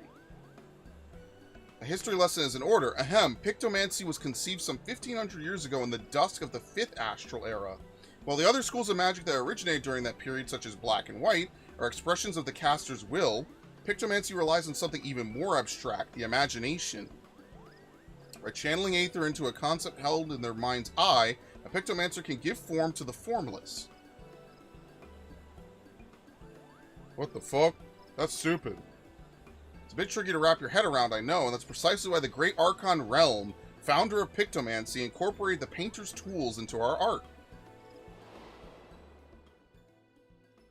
A gifted artist as well as mage, Realm took up brush instead of staff and wielded aether-like paint to give shape to her imaginings. In this way was Pictomancy born, a magical discipline unlike any other, Kupo. Now, Realm was a charitable soul and never, ever used her powers for self-serving ends. She dedicated her life to aiding and defending those in need. During the War of the Magi, Realm traveled the land and saved countless people with her Pictomancy, and it was for those deeds that she earned a place among the 12 Archons. So how about it? Would you like to take up the Archon's noble legacy and become, dare I say it, a Realm Reborn? This guy stinks, bro, but I'm gonna take a picture anyway.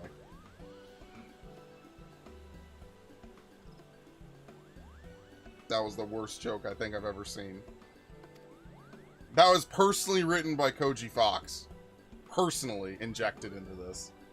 As I only have one soul crystal, however, I must ensure that I entrust it to the right person. Therefore, before I grant you this dazzling opportunity, I require that you attend a job interview. Seek me out at the Carline Canopy and be sure to come prepared with your fanciest Pictomanciest answers for my flurry of very professional questions.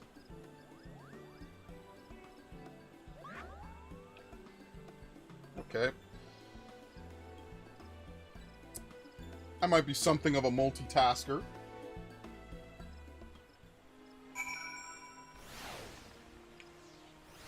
Does the Carline Canopy have a teleport? It does not.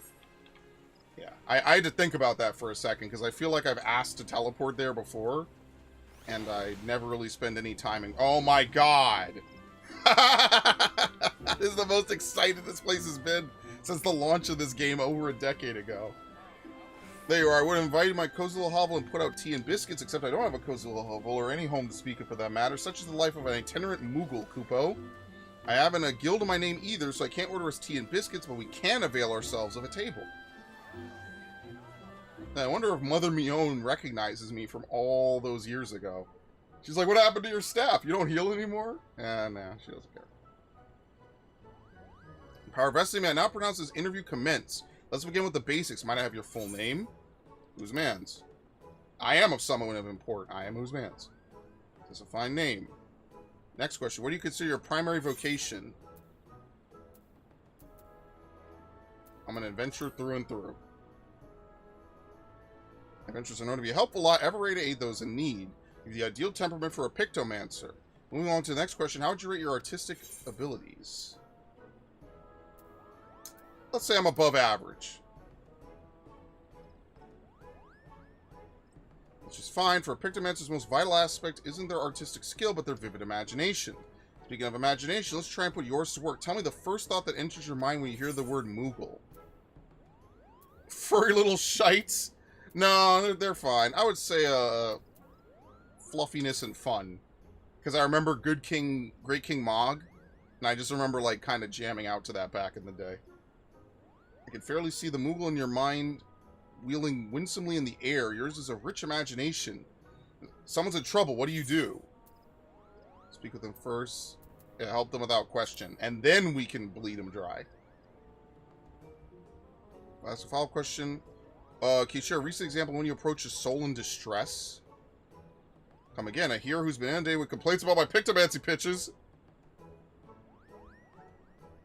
Oh dear, that's rather disheartening. This is about me. What's important is that you are not wont to ignore the plight of another. That willingness to serve a greater purpose and emulate Archon Realm's example is the key to becoming a truly talented Pictomancer. Having considered your answers, I'm thrilled to report you passed my interview with flying colors. I'm certain you will bear our legacy admirably.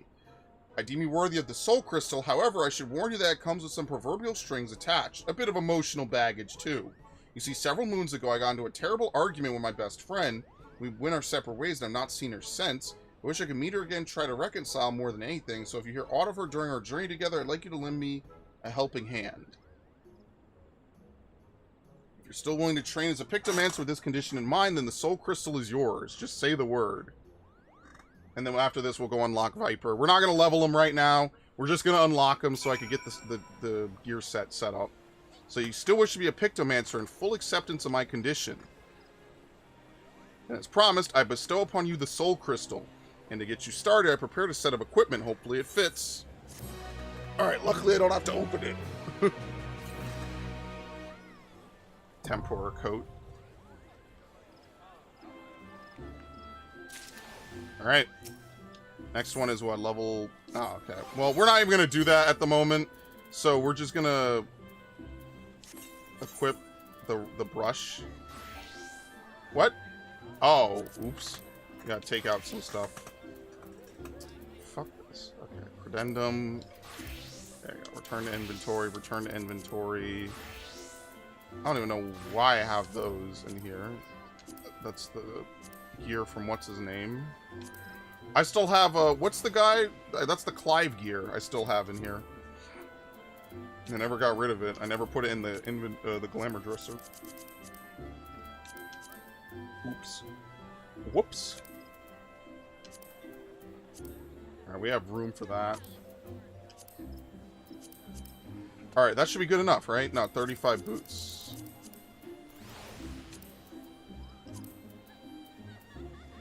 Okay.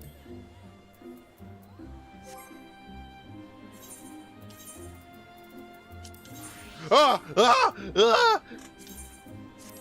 Edenmorn? Oh, because he started 80. I forgot. I forgot completely. Alright, we have to make a new set. There you go, Pictomancer. Canvases and palette gauge.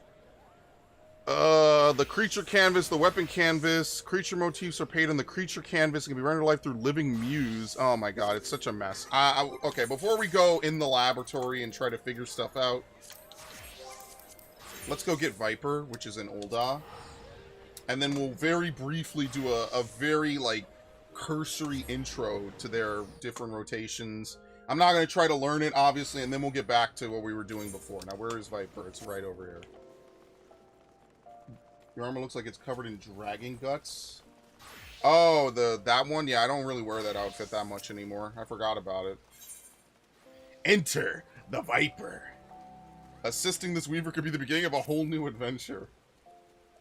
There's a spot of a bother over at the Weaver's Guild. We can use a hand sorting it out. We received an order for a full ensemble, but now that the work's been completed, the client refuses to pay.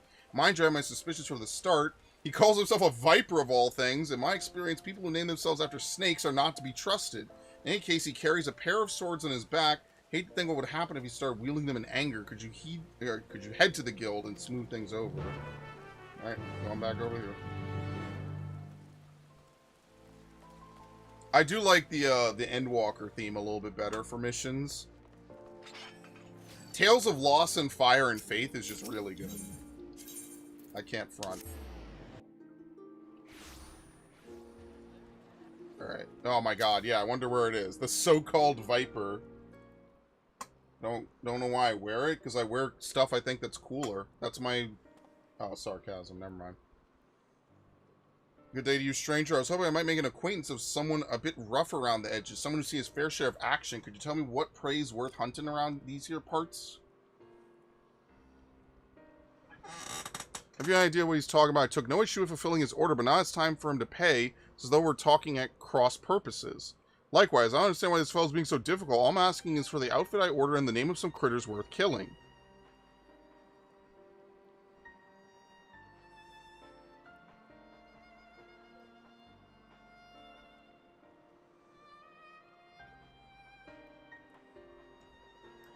Maybe I'll explain from the beginning. I'm from Tural, a big old continent on the other side of the salt west of here. You've been there, I reckon. You might have seen others who wield the dual blades, or vipers as we're traditionally known. Our duty is to hunt ferocious beasts that endanger the lives of innocent folk. In fact, that's what brought me here. Thing is, all that fighting and long days on the road ain't been too kind to my gear. Reckon it was high time I got me a new get-up, bespoke and all. Fascinating, I'm sure, but why do you refuse to pay for your order, and why are you so insistent that I choose my prey? Because how else am I supposed to pay you? Do us a favor and we'll hunt down any beast you want. That's the code, how we Vipers do business.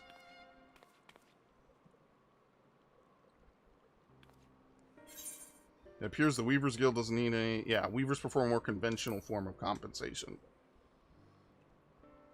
I'll pay for his gear, I don't care. So you're saying they want something else instead? Payment commensurate with the skill and materials required in guild, preferably. I didn't see that one coming. Guess that explains our little misunderstanding. But surely your countrymen trade in some sort of currency, yes? Or are you Vipers so far removed from society as to be unaware of such concepts? Of course we know what money is. We ain't no bumpkins, but when it comes to requisitioning goods and services, I usually rely on the elders to deal with artisans and the like. Which is to say, I ain't in the habit of carrying significant sums. So be it. If your only form of payment is slaying a beast, that shall have to do. As it happens, one of my colleagues in Eastern Thanalon reports the merchants carrying our supplies were attacked by a wild fiend. What's more, the creature is a species of many-headed scalekin, never before seen in this region. It's rumored to have escaped from the Colosseum and has been running rampant ever since. Scaly, lot of heads? Alright, you got yourself a deal. Deal. Considering the guild has already fulfilled its end of the bargain, you should count yourself lucky. Still, I hate for anything to go awry at this juncture. Might I ask a favor of you, friend? I'd like you to accompany him and ensure that he attends to the creature as agreed. Besides, I dare say seeing a so-called Viper at work will be an enlightening experience. Name's Keshqua. Pleasure to meet you. The creature was last seen near Camp Drybone, so I advise you to begin there.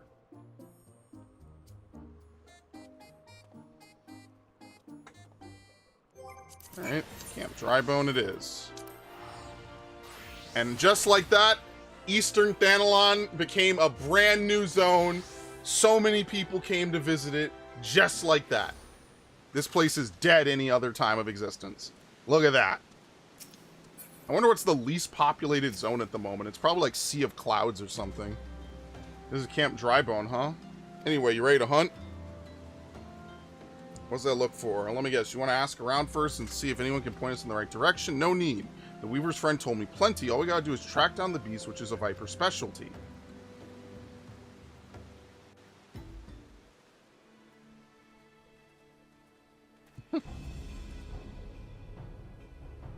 Jesus, man!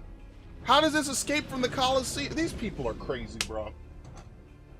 We went after traders carrying tailors' materials, bolts of cloth and whatnot. Don't sound none too tasty to me, so I'm guessing it's the merchants themselves the beast had its eye on.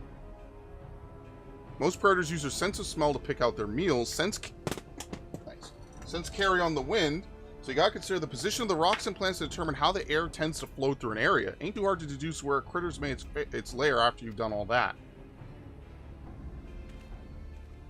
There we go.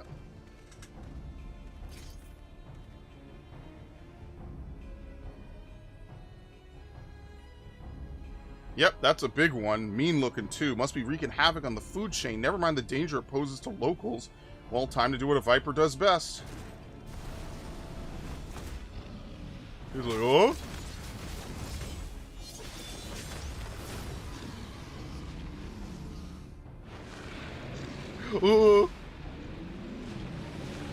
Well, that was easy. Very nice.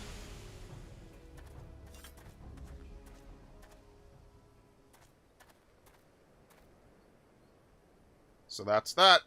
So, you like the show? Don't play coy. I could see you're intrigued. Before I spill all my secrets, I got a question for you. Ever heard of a Tural Vidral? I wonder if you do this first. If you don't nod. Interesting. Then you have. Then you know they explain it anyway. Yeah, basically. There's a rare breed of beast that wields all sorts of powers they have got no right having. A threat to every other living thing that has the temerity to breathe in their vicinity. Temerity. I've almost never said that word. Because of their long lifespans and unnatural abilities, they were dubbed the Tyrants of Tural. That's more or less what the name means. Anyway, someone's got to hunt the Tural Vidral. That someone is us, the Vipers.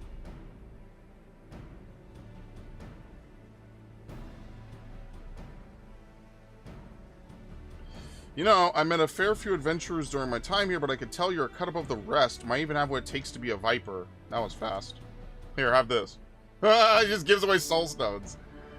If you're interested, I could teach you on one condition, that you'll help me hunt down a Tural Vidral that's made its way to Eorzea. What do you say?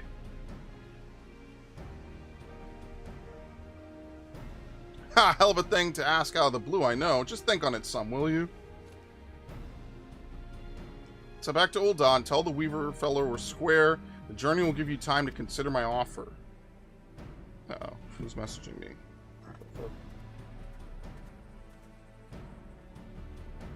Let's see. Emails.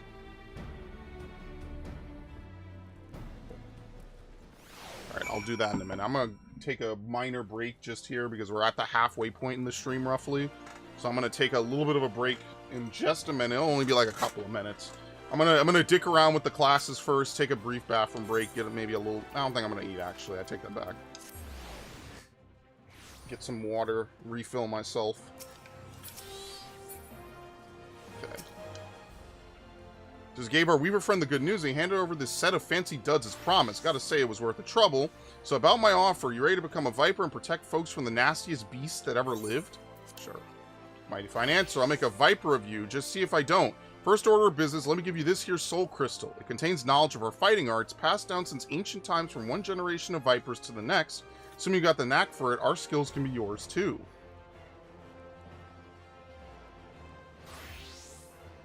Also got this fresh set of Viper gear for you. We really wanted to thank you for overseeing our hunt earlier, so they made you your very own outfit. Guess that fellow took your measurements by eye or something. Oh, and the blades are a couple of spares I had handy. Try it on all for size. Let me get a look at you while you're at it.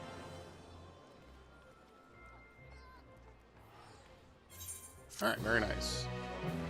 Alright, so actually, I kind of half-lied. The first order of business that we're going to do is we're actually going to go to Yulmore. This guy's name is Random Dude. That's so great. Okay. Well, the first thing that we're going to do is we're actually going to go to Yulmore. And the reason why is because we need to get level 80 weapons. Do they add Gaia weapons for this? I don't think so. I hope they don't. I hope they don't. Because if they do, I don't have any pages for Gaia because I'm not killing that bitch again. Doing Lion's Prog might be the most depressing thing I could imagine. Yeah, see, look, everyone had the same exact idea as I did. So definitely Tome, but what about the relics? Oh yeah, they also changed this, by the way. They now flat out tell you what the item level is. So for example, Viper is a dexterity job. Yes, the Edenmorn Twin Fangs. They did add Gaia weapons. Luckily, they don't look that great, and fortunately, you don't need them. It's just, if you happen to have spare Gaia pages, which I kind of doubt I have, you could get them, right? Let's see. Do I have spare Gaia pages? You need 8. Fuck that. Yeah, fuck. Oh my god, I have 8! What? Wait, what was the other class? What about the Pictomancer shit? Edenmorn Round Brush. That's actually not bad. Look at that. Look at that. It's got the flowers on it too. Gaia would like this. I really do think. Gaia would like this. Yeah, I think so. Look at that. It's very nice, actually. Alright, anyway, I don't know if I'm gonna rush to go grab that. What I will do instead is I will just buy the actual weapons instead from here. So the Twin Fangs, and then the Round Brush. Oh, I didn't even make the class. That's hilarious. Do I even have gear for this? No, I don't. I have to get an actual gear for this class. I don't have any gear for it.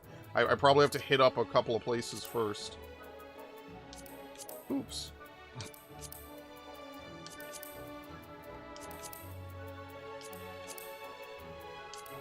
When we get up to the melee jobs. I'm gonna move it right below Ninja. Alright, so I gotta go get gear for this first. Yeah. Let's see. Actually, wait. Should I go to... Okay, here's what I'm gonna do. I haven't changed my return point, so it still rads at Han. Let's actually take a look at some of the weapons we have here. I might as well use those Gaia things. Maybe I'll buy that paintbrush. Actually, that would be a really dope paintbrush to get. I think I'm going to buy the Gaia paintbrush for sure. Alright, but in the meanwhile, over here... No, not over here. Over here.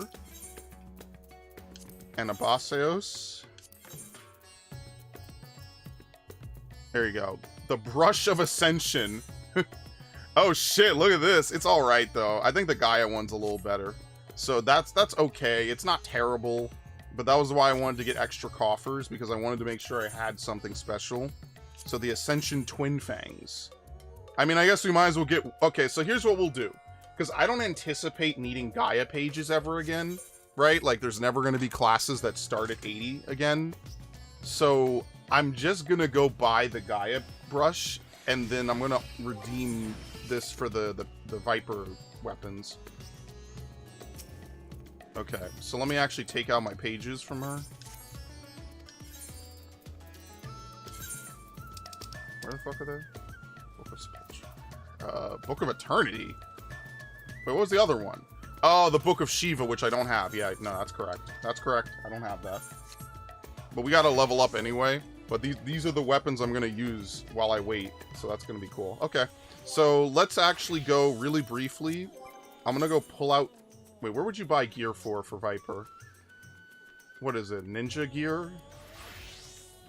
I guess I gotta pull gear out. Because I don't have any level 80 gear. And I don't really feel like buying level 80 gear. I mean, I guess I could just buy level 80 gear. Who gives a shit? I have money. Who cares? Where is it? Well, no, let me... no, I take that back. It's not even the money. It's just, why not just pull it out the Glamour Dresser? It's not doing anything anyway. What is the level 80 gear anyway? The Edenmorn gear? I probably have it kicking around somewhere, but I don't remember where. I didn't even think about the gear. I was so busy thinking about the fucking weapons. I didn't even think about the gear that I was going to maybe or maybe not need. Now, what I will try to do for anyone who's watching, I should have maybe said this 6 hours ago, but I will be trying to put timestamps in the video after the fact, so that way, you know, if someone doesn't really care for this, they just want to see the MSQ progress, or skip to a certain part, then they'll be able to do that. I'll try to put that in afterwards. Obviously, that might take a couple of days. I might be a little bit busy, right? All things considered. So, Edenmorn Mask of Scout. No, that's Abyssos. Sorry, I read Edenmorn. It wasn't even Edenmorn. Do I have any Eden Grace? I guess it was the Augmented Crypt Lurker. What was the Edenmorn gear? Maybe I should have checked before I left. But I have no more Poetics, so I guess it doesn't really matter, does it? That's Eden Choir.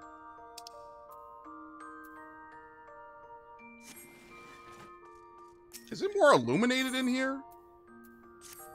Am I bugging? Oh, shit. Wait, hold on. Yo, people bought from me. How much more do I have? I guess they took down all the things for maintenance. Okay. Augmented Bajin Code Defending. I gotta move all the Makai shit. I kinda wish you could put in the other thing, but whatever. Where the fuck did I put all my gear at all? I have no idea. Maybe I just have to go look. Oh, wait, hold on. Didn't I leave a bunch of coffers somewhere for this very day? Wait, hold on. Am I bugging? Level 70. Eden Choir Bracelet. Eden Choir. Edenmorn. Gordian. Yeah, that's all new. I thought I left a whole bunch of coffers somewhere just for this one day when I knew I was going to level up a lower level class. I got to look through all these fucking retainers. Didn't I leave a whole bunch of these somewhere on some character? And I don't remember where. I feel like they're from Endwalker. Yeah, here we go. Horse Chestnut. Perfect. I don't even have to pay anything. I might as well just use them all on Viper. Yeah, this is perfect. See, I knew I was saving them for a reason. Chestnut earring, necklace, and I use some of them for my own character, obviously. Alright, so what I'm going to do on the other hand is now we can go back to this and we'll put in all the stuff that we got. So that way now it's... Oh yeah, see, here we go. I did Thalea with Ash and it became worthless overnight. It's really funny. Anyway. Alright, cool. I don't have to do that. So Viper.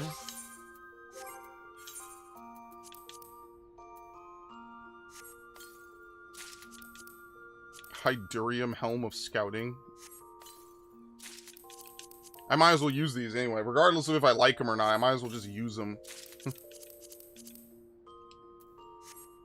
They were going to sit in my inventory forever, so... And then we have to completely clear every hotbar, and then we're going to try out some of the moves and stuff on it.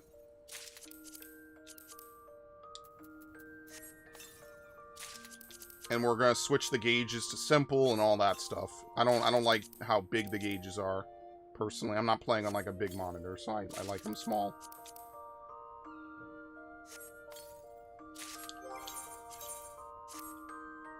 Sure, whatever works. Can I even put on my ninja glamour? Not the arms, no, but that's fine. It's whatever. It's because the arms are higher levels, so you can't do that. Oh yeah, that's fine. See, I still have some of my stuff. I gotta remember to keep all the gear I have now and not move it places. Alright, Viper engages enemies mainly through the use of 3-step combos, and their primary combos begin with either Steel Fangs or Dread Fangs. The third step can end with one of several weapon skills, each of which grants an effect to strengthen a different combo-ending action. To reach these actions require use of specific combo routes.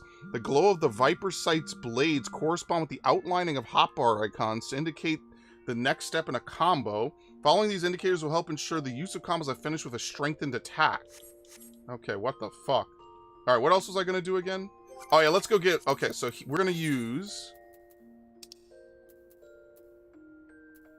Oh, well, I can't even use the Ascension Coffer yet. So, Pictomancer's actually in kind of a lucky spot, because I can actually get the... Okay, I can actually get the Pictomancer weapon. I don't really care about the Edenmorn shit. I'm gonna be honest with you. I don't know if I care about the Edenmorn Coffer. And I'm not doing Gaia again. Even if you probably skip so much stuff by now, I'm good. Serpent Offerings. It's invisible, but we'll switch it to simple. And then Viper Sight. Switch it to simple. No, whoops. Obviously, we'll move it in a minute. We don't even have everything for this class to begin with. Alright, so let's go ahead. We'll buy the Pictomancer brush, which I think looks really good. As you can see, the round brush has got that nice gothic flair to it. I actually really like it, so I will buy this, yes. Alright, all those Gaia clears were not for nothing. Okay, and then, didn't I have something for this? No, I don't. Okay, not until level 90. Okay. So I actually won't probably buy the Ascension paintbrush then. I'll hold it, and next expansion, they're going to add more stuff for whatever the new classes are. I will look and then see if I want to use my 3 coffers of Ascension. Okay, so really quickly, let's go back to my house. This will be the last thing I do, and then we're going to actually try to learn Viper, which will be interesting. So the first order of business is, unfortunately, we move a bunch of stuff around. So like Arm's Length, for example, goes there, I think. We're going to get rid of Slither. We're going to get rid of Dreadmaw. Sprint, we don't keep on the hotbar. Auto Attack, you never need on the hotbar. We're going to get rid of those. Feint, I believe I put here. Second Wind, I put there. Okay. And Leg Sweep, I mean, it's kind of all over the place. Oh, whoops, not here. Sorry, I remember I changed that expansion. Okay. Steel Fangs and Dread Fangs. Alright. So. Yeah, look at all this shit. None of these can be assigned to a bar. It automatically changes. Alright, so we have Steel Fangs. Deals an attack with a potency of 200. And Dread Fangs afflicts targets with Noxious Gnash. Increases the damage you deal to target by 10%. Can be extended up to a maximum of 40 seconds. Writhing Snap is a ranged. Steel Maw and Dread Maw.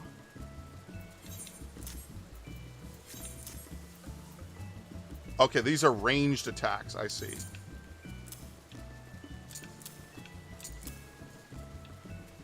Steel Maw and Dread Maw. Dread Winder.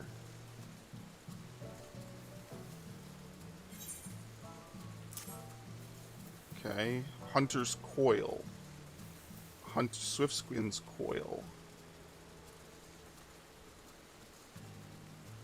What the fuck? Okay. Dreadwinder delivers attack with a potency of 450. Shares a recast timer with Pit of Dread. Deals this to all nearby enemies. Maybe we can move this down here then. Twin Blood. Twin Fang. Get rid of all that. So I could try to figure this out. Okay. So if I were to hit, right? So that becomes Hunter's Sting. Steel Fangs. So Steel Fang turns into Hunter's Sting, turns into Flank Sting Strike. Okay. Alright, so basically you kind of follow that and it gives you buffs. Probably do the other combo now, which is Flank Bane. Okay. Damage dealt. Potency of Heinz Bane Fang is increased. Swift scale. So, how many buffs do you need to get? Okay, so you get Flank Stung or Heinz Bane, basically. I see. Now, I'm not doing positionals just yet. That gives Hunter's Instinct. That's just a damage up. Potency of Heinz Sting is increased. So, unlike Reaper, where your positionals are basically gauge spenders, your positionals are mainly through your combos on Viper. I see. So Dreadwinder just gives you Noxious Gash regardless.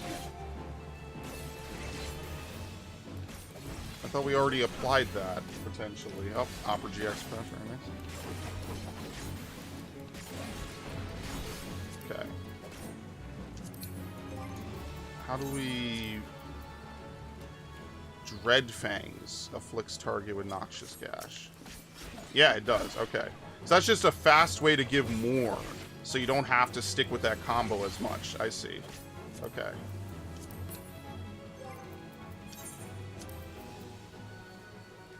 Alright, so that's that. The AoE tools are pretty straightforward. I don't think there's much to really know about that. Steel Maw.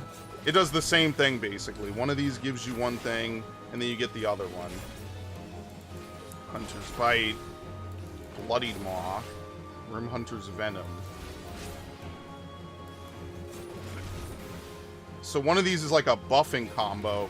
The other's a damage combo. Okay. So like this is like a buff, basically. I see. So one combo buffs you, the other combo does damage, right? The flowchart for this must be insane, dude. So how do we get... Okay. You know how I'm going to learn this, really? I'm going to learn it like, okay, if I press B twice on Hunter's Bite, I get Hunter's Instinct, right? That's how I'm really going to learn this, okay? And then the finishing move is the one that it doesn't matter which one you choose. So basically, you're trying to maintain your buff, and then the last move is just for extra damage. I got it. Okay.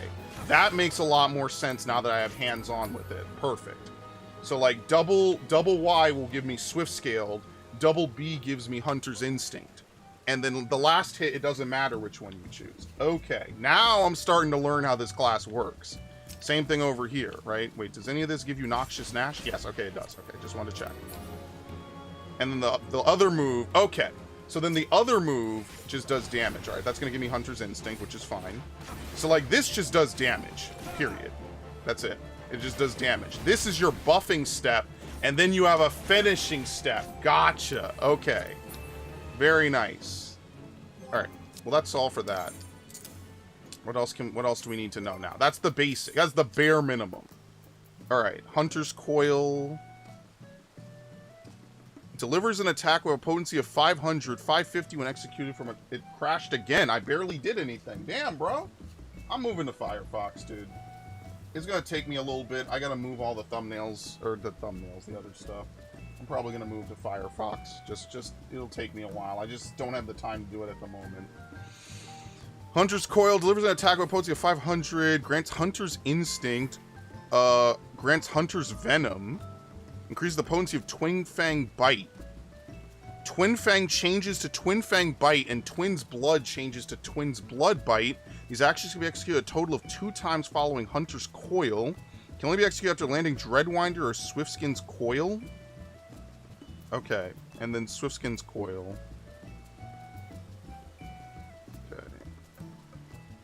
This is a rear buff. Alright, so this is a weapon skill.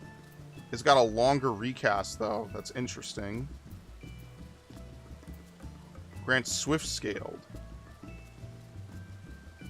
Increase the potency of Twin Blood Bite. So you use one of these moves and you could follow it up afterwards. Dreadwinder or Hunter's Coil. That's one of our finishers, right?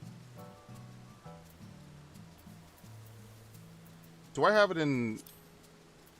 No, this is the original way. I don't like that. I like this new way. Twin Fang Bite.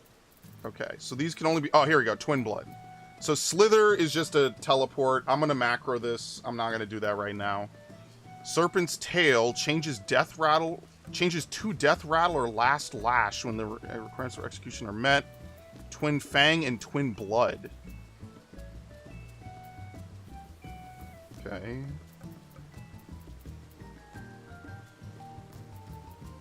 Hunter's Sting grants Hunter's Instinct. Swiftkin Sting grants Swift Scaled. So this is your step 2. And is this your step 3? Yeah, Hunter's Sting. So these are your step 3s. Gotcha. Any of 4 possible combos. I see. Hunter's Bite. That comes off of one of these, right? Yeah, Hunter's Bite and Swiftskin's Bite. And then you either have Jagged Maw or Bloodied Maw. Can only be executed after Serpent's Tail changes to Death Rattle. Oh, okay, so we have to put this on. So this is a single target, and Last Lash is a multi-target. Gotcha. So for example, Serpent's Tail is there. I'm not really sure how Twin Fang and Twin Blood are supposed to work, but okay. Serpent's Tail changes to Last Lash when execution is met. So I don't know if I want to put that on 2 things. Dude, what the fuck? Why is this thing crashing like crazy now? Holy shit, dude. That's so wild. We've been here for like 6 hours. It's crashing like crazy now. I have no idea why.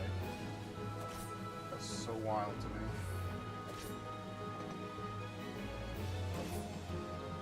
Okay, that didn't work.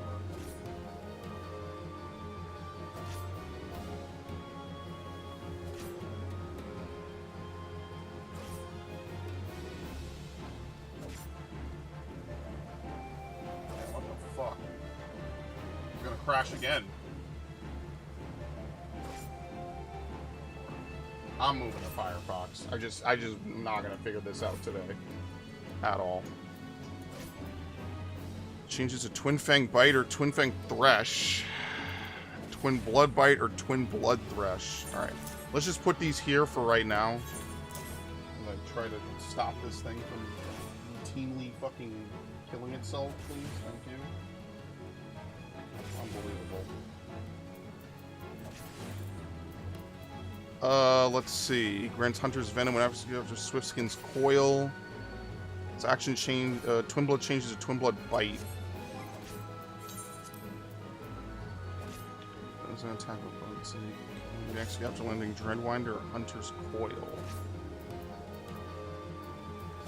Dreadwinder? Where the fuck is Dreadwinder? Hunter's Den. This is an AoE. Swiftskin's Den. This is also an AoE. Uncoiled Fury.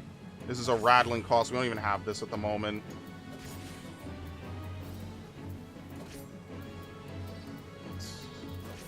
Second Legacy, 3rd Generation. They have continuation on this class. That's fine. Increases the damage you deal. All targets with Noxious Gnash. Serpent's Ire. Grants 1 stack of Rattling Coil. Can only be executed in combat. Slither. Jagged Maw or Bloodied Maw. Twin Fang Bite. Hunter's Coil or Swiftskin's Coil. That's on the other one, right? Let's move it up here just for a minute, just so I can actually see. So how do you execute these two?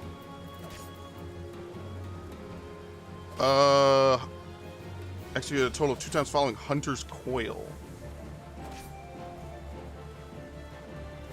Dreadwinder or Swiftkin's? Where's Dread? Oh, okay. It's off of this. So that's why you would want to do it, because it gives you these. And then Twin Fang Bite is like continuation. I see. Okay. Alright, so you have to use it there. Gotcha.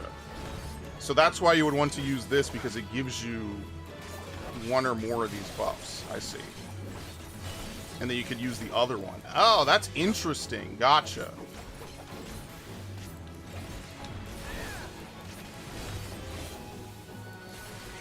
And that's why they kind of have like a follow the auto combo system going for this. I see. Okay. Alright, so that's kind of the basics, is that when you use Dreadwinder, that's kind of like the build up into more damage.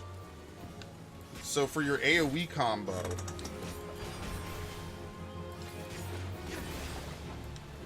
and that's a weave, gotcha, okay.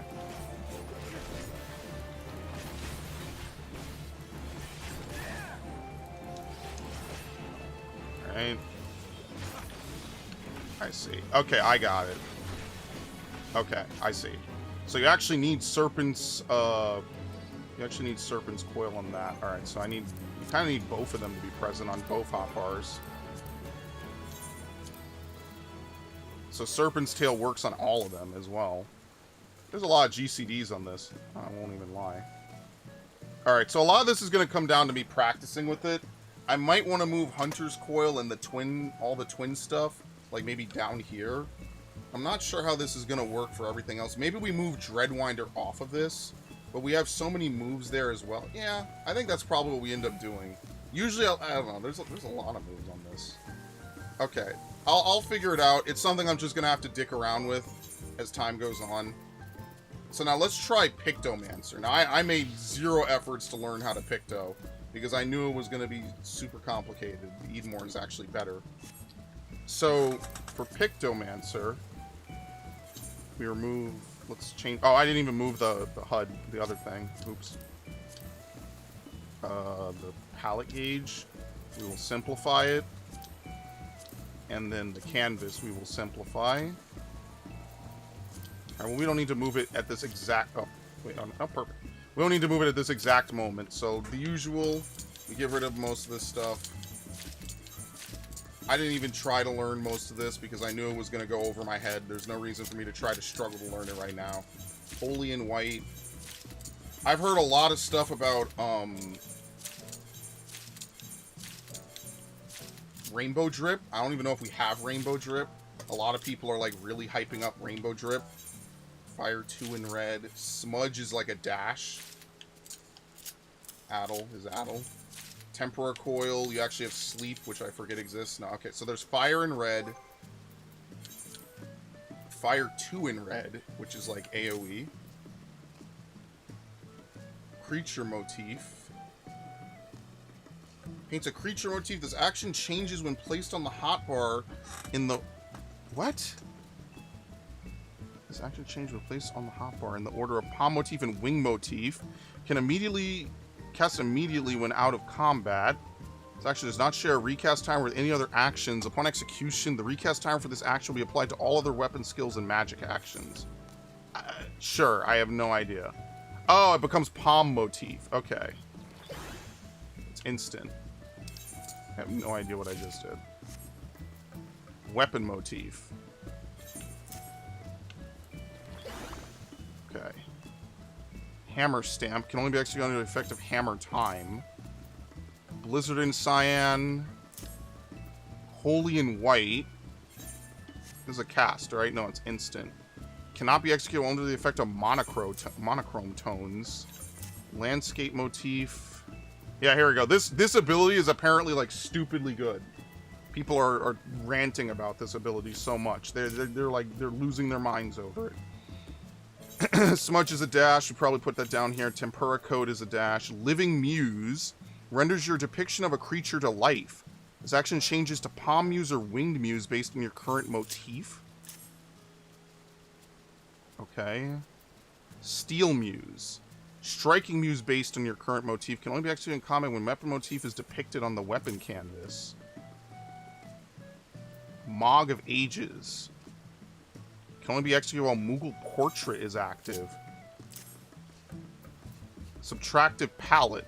Grants 3 stacks of Subtractive Palette. Cannot be cast while under the effect of Subtractive Palette. Tempura Grassa. Scenic Muse. I might move some of these up to, like, up here. I'm not gonna lie. I have to really kind of mess around with it. Arrow and Green. Fire and Red changes to Arrow and Green when requirements for execution are met. Water and Blue. Palm Motif. Winged Muse. Wing Motif. Creature Motif changes to Wing Motif. The creature canvas must be empty. Stone and Yellow. Blizzard and Cyan changes to Stone and Yellow when requirements for execution are met. Can only be executed under the effect of Subtractive Palette and Aether Hues 1. Okay. So let's try this. This is Fire and Red, and it automatically changes to Arrow and Green. So this is like a basic combo. And then we get Holy and White, which is instant cast. Okay.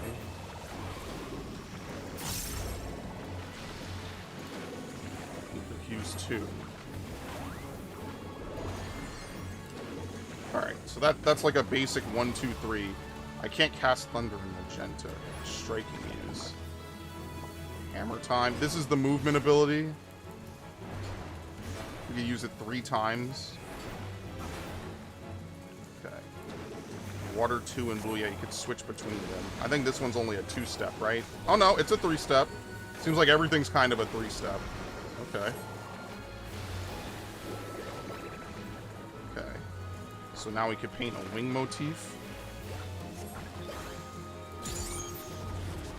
Okay.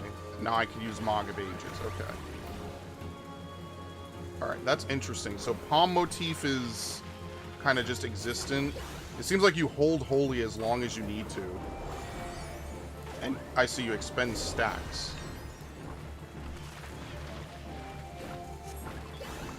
So, like, a lot of this class seems to be like, you can opt to not deal damage to paint things for future usage, and that might take a little bit of time for you to not figure out, but you know.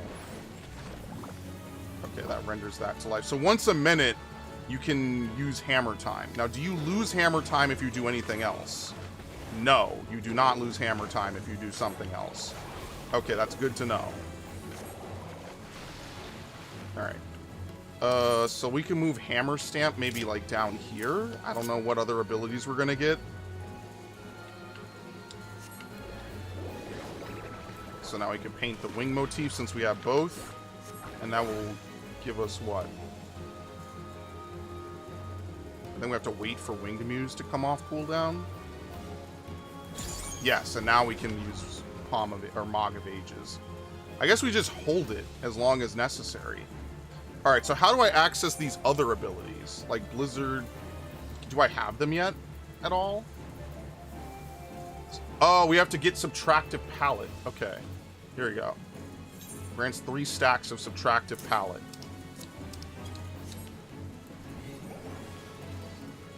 Okay, so now we could use more powerful spells. Blizzard and Cyan, Stone and Yellow.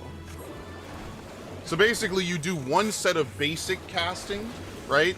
Like we do some Fire and Reds, some Arrow and Green, and then Water and Blue. That gives us 25 gauge. And so if you do this twice, well, you only need to do it twice, you get 50, right? So now you could use Subtractive Palette, and now you could start to paint Stone and Yellow, or Blizzard and Cyan, Stone and Yellow, and then Thunder and Magenta. Okay. And then Holy, I guess you could just hold until you need to move and use it, right? And you just store up a whole bunch of them. See, we have up to 5 Holies, which is pretty good. Okay. Starry Sky motif. How does that work? Scenic Muse. This action changes to Starry Muse based on your current motif. Can only be executed in combat and only when landscape motif is depicted on the landscape canvas. Okay. Starry Sky motif. Alright, so what does Starry Muse do? Render a star-streaming sky over a magicked landscape, increasing damage dealt by self and nearby party members by 5%. Grants subtractive spectrum. Can only be executed when starry sky is painted on the landscape canvas. It's instant. Able to execute subtractive palette. Oh, do we... No, wait, we don't get it for free. I think it just gives you a free usage of subtractive palette, right? Because we should be able to execute it once it's gone. Once we use all 3 stacks. Yes. Alright, now let me ask another question. What happens if I break my combo? Oh, they don't even let you paint anymore. Okay, so you cannot paint the basic spells while you have subtractive palette. I see. And it lasts until it's used. Okay. Where did I unlock Pictomancer? The Conjurer's Guild. Alright, so how do we get holies again? Is it just by completing the 1 combo? Yes, I think. Yes, it is. Okay. So, wow, there's actually a good amount of mobility on this class because you could just doing your basic 3-step, which is rare for a casting class to have a 3-step like this, you actually gain back a lot of movement options. Now, the question is when to attack and when to do, like, extra painting of other things. So, for example, palm motif. Well, I already have a move restored. So that's, I think that's also instant cast as well. Okay, Living Muse, and then Striking Muse brings them to life. I see. Gotcha. And then as long as I need to, I could just do this. And you could just... Okay, so there's, like, different mobility options. I'm assuming that Holy probably does more than Striking, right? So you probably want to hold that. Okay, that's pretty much all the abilities we have for now. It's not a lot. It's a lot to take in. And, yeah, Tempura Coat... That's just a shield for you personally. And then Smudge allows you to dash forward. That's it. Okay, that's pretty much like the first initial look at Pictomancer. So now that I actually have played a little bit of it, it makes a little bit more sense. You have to paint your motifs and then you render them to life. I'm not sure where I'm going to put most of this. Obviously, it's a little bit kind of all over the place, depending on what we have, right? There's 6 different combos for stuff. I might move Holy and White over here. I'm not sure how many attacks we have to get. So as I unlock more moves, right? Like,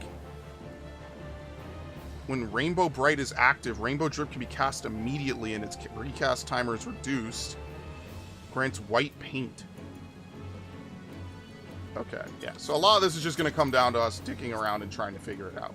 Alright, well that's all I'm going to do for right now, obviously. Now later on, we will mess around, we'll try to do more with these classes, but that's just like an initial taste, right? So we're going to run some dungeons with these classes and stuff later. Obviously that was just, you know, just to get a little bit of in the mindset of how these classes kind of work. So let's go ahead, we'll go back now, and we'll continue the main story. Really briefly though, I'm going to go run to the bathroom, like I said I was going to do. And I'll continue with that now that I've done that. Okay, let me see something real quickly.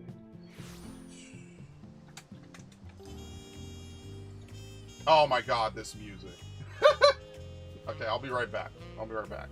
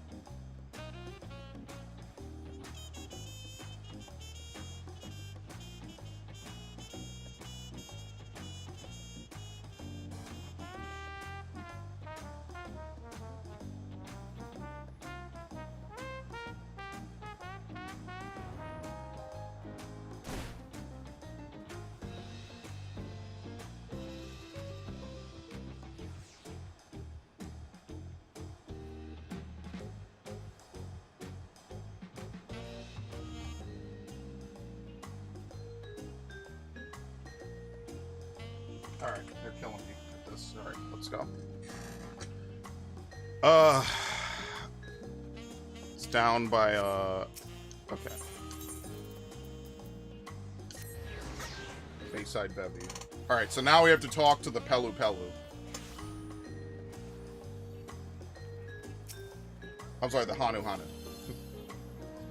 Just like that, we found an Elector and won our first keystone. I knew I was right to trust your instincts. Come on, let's keep things moving and march towards Kozama'uka.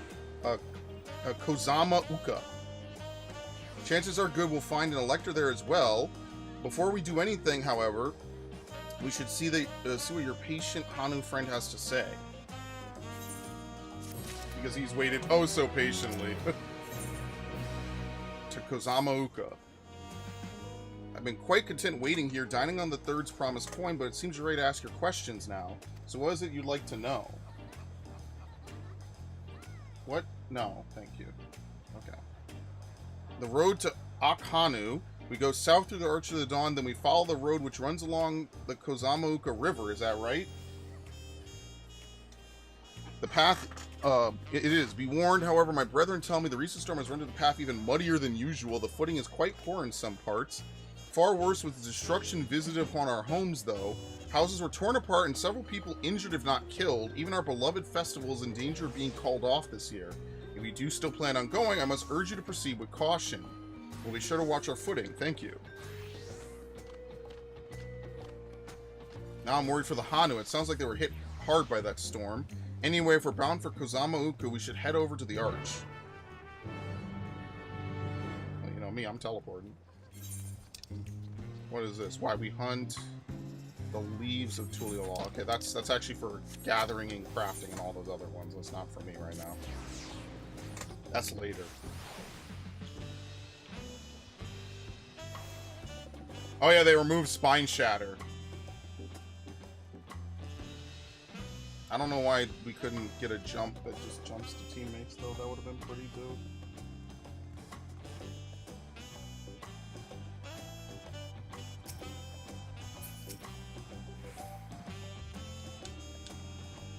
Alright, everyone ready to leave? Onward to Kozama'uka. Open the way! So there's two ways out of this city. As you can see, there's two arrows. So I guess when you walk to the edge, you have to pick what area you want to go into, maybe. Alright, Kozama'uka.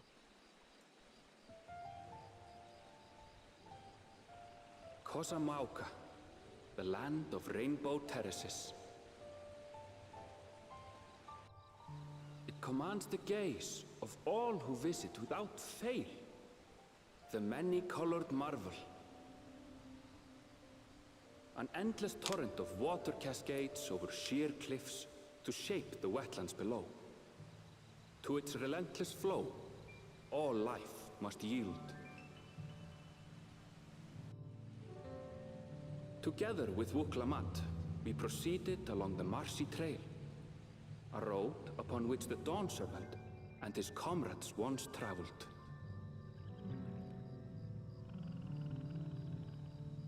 Kozama'uka.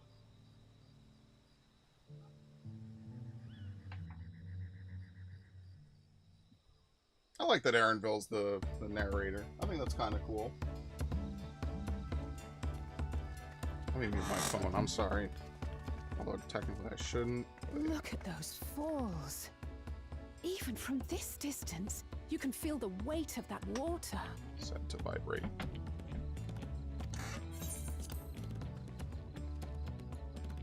The Isle of Ham was impressive, but as you can see, Tuliyollal is not one for natural wonders. Was she a trust on that dungeon?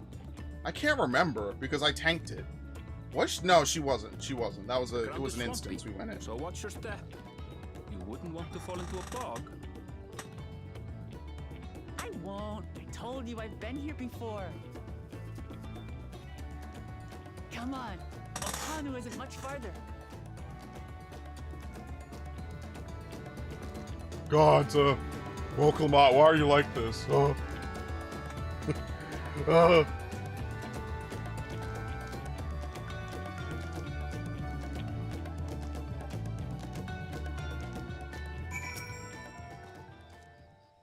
There's no stopping the third promise, is there? Good thing she has Aaronville to keep her from getting lost. For all his grumbling, he's certainly there for her. Everyone should be so lucky to have such a loyal childhood friend. Right, let's get moving. If we continue along this road, we should find ourselves in the village before long. I have no idea what mount this is. What the f is that? Oh, is this like, what? Wait, a Loperate mount? What? What mount is this? I have no idea. I've never seen it before.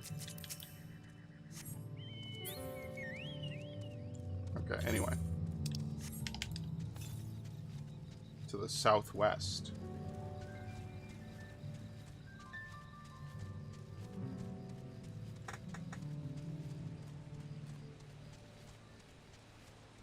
Every time I think about Pictomancer, I think about, people might remember this, especially if you're my age. You might remember the, Rainbow Bright.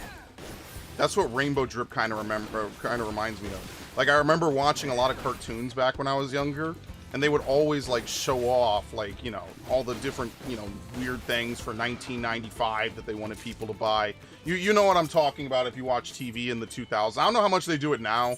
I'm sure they definitely still advertise stuff. You know, the very limited amount of television that I watch is basically literally Toonami and Toonami, actually. Oh, that Moon Mount is store only. Okay. I was wondering, like, what do I need to do to get that? That was sick. I was thinking maybe it was, what's the Lady of the Moon again? What is her name again? I can't remember. I'm blanking. Endwalker's over. I've purged my memory of all these old fights and people. Not Dalamud. Dalamud's her wolf. What is her name? Shit. I don't remember. The Ice Lady. What's her name, Ash? You know this. You know this. She's typing it right now. I don't remember what her name is. Menfina. That's what it is. Menfina. It took me a minute.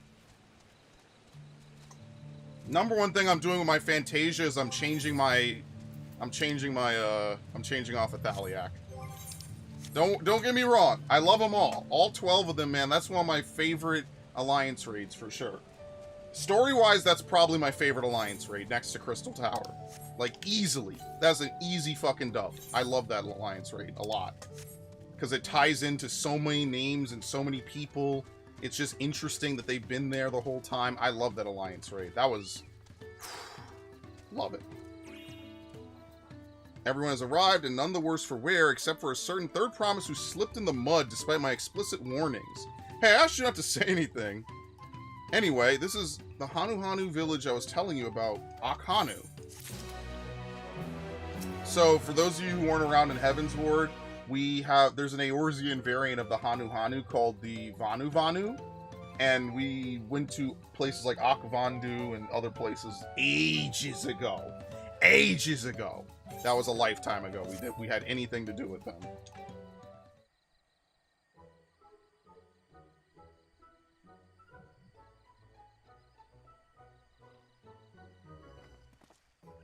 Yeah, maybe for the role quests, I'll level Viper and Picto, actually. Now that I think about it, that kind of makes a little bit more sense. Oh, oops. I can only assume they're still recovering from the damage wrought by the storm. Indeed, well, let's do what we came to do and find this Elector. But what if he finds us?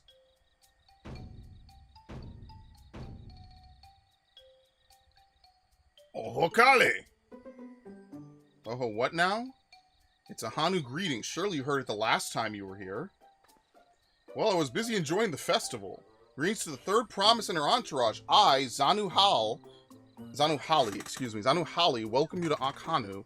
As elder of my people, I shall also be fulfilling the duties of Elector during the rite of succession.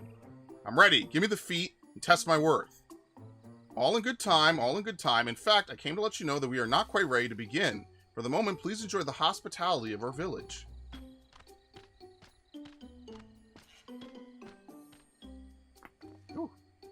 Right then, it helped to do some investigating in Wanchipello, so let's take a look around here as well.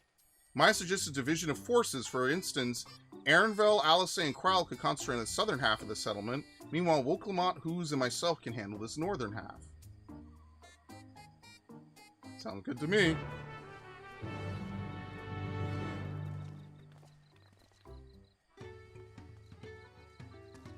It's just a shame that Blue Mage is not playable. I said this before. This is the expansion where they could have easily tied Blue Mage into the story because they literally say they're from the New World.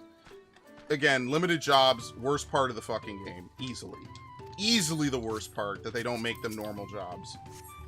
That feature gets a fucking 2 out of 10 from me. That is the worst feature in the fucking game. What are we doing here? Oh, we're just looking around.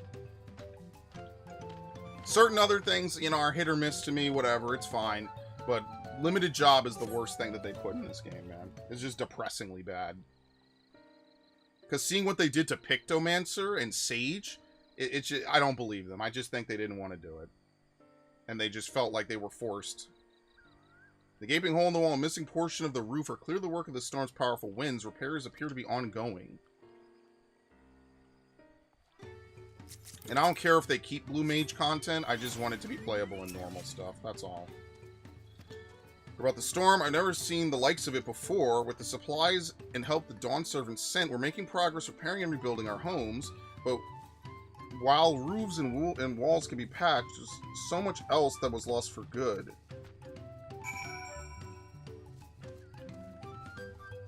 Oh, I'm walking the wrong way.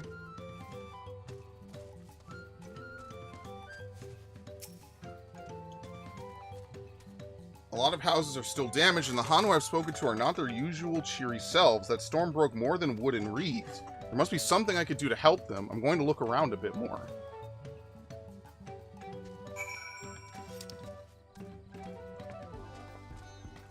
Okay. Why'd I draw my weapon? I didn't mean to do that. I meant to do this. There you go. It's funny, some games, if you actually have your weapon out, people don't want to talk to you. They're like, could you put your gun away? As you, like, put it in their forehead. The dry and shrunken bundles suggest the reeds were harvested some time ago. It's rare to see that in a lot of games these days, where, like, you have your weapon out, and people are like, wow, could you put your weapon away? It's the most reasonable reaction, but they just don't do it. They just don't want to annoy the player. I understand it. I get it.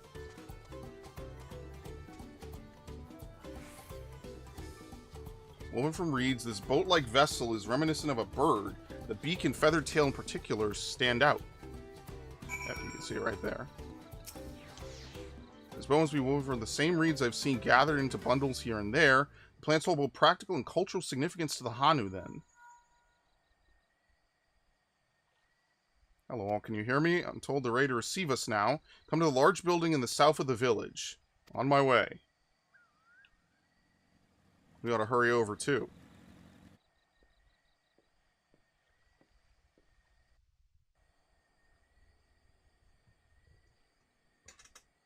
It'll be sweet to have custom outfits for all classes that you can switch between, I'm not gonna lie.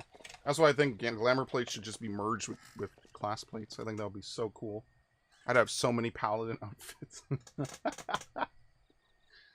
Woo! No sign of Zorolja. It's fine, though. Or that oversized lout. How much easier it would be if Zorolja were to fail here. But that isn't likely to happen.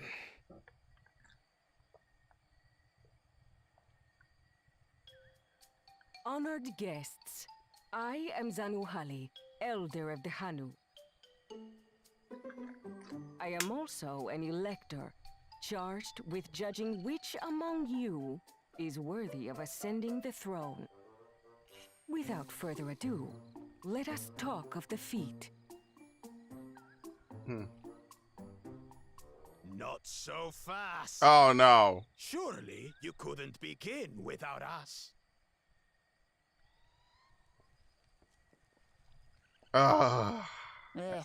He made it after all. And I was hoping it would just be Koana so we could actually talk with him. Because he seems reasonable. Obviously, he's our enemy, but he seems reasonable. He's just a rival. Ah, fuck. It's this dude. I've killed gods, you know. No need to fuss.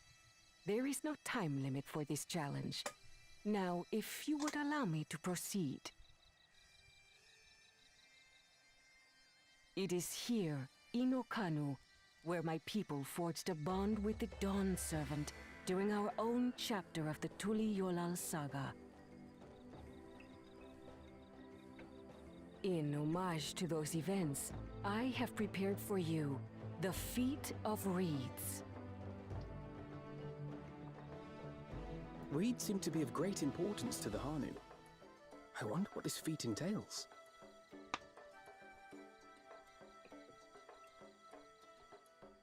We use reeds in every part of our lives, be it as food or weaving material.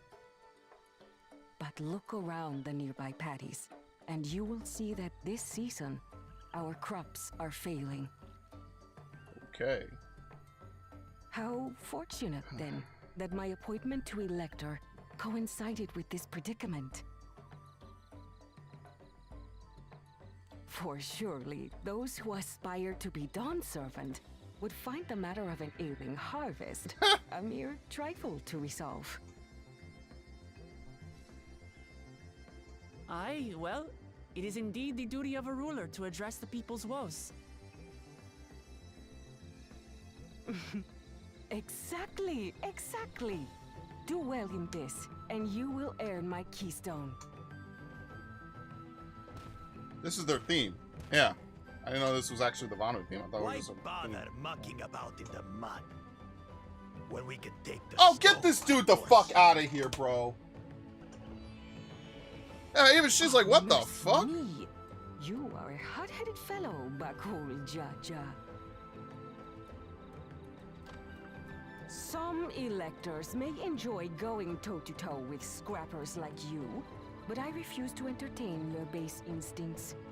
That should be a disqualification. Arrangements have been made. That's damn Should you dirty. attempt to engage a feat giver in combat without their consent, word of your immediate disqualification will be sent to the palace. If you're still feeling... That's right, you're gonna do those then fetch by quests all with me, means, fucker. Draw your weapon.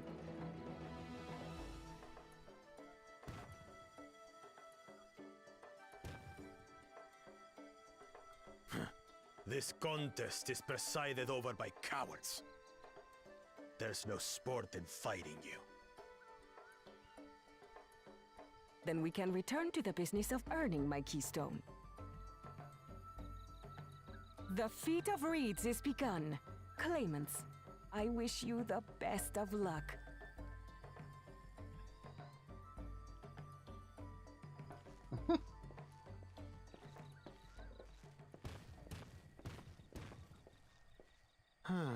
The clever kitty crossed the seas to study foreign novelties.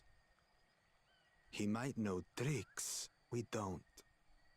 Tricks we can use. What of Little Miss Mittens?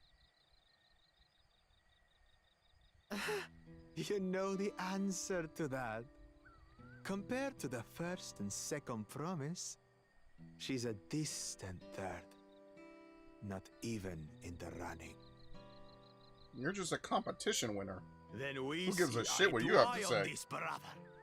Being Bakul Jaja so long with me has rubbed off on you.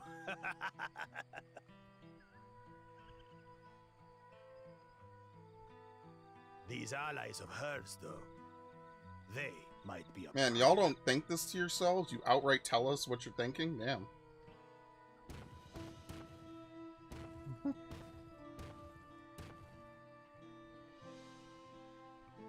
Damn it! I'm just as qualified to be here as they are. I'll show them. Easy now. There's no time limit, remember? Let's keep calm and think things through. Right. You're right. I won't win against that lumbering Vidrol by losing my head.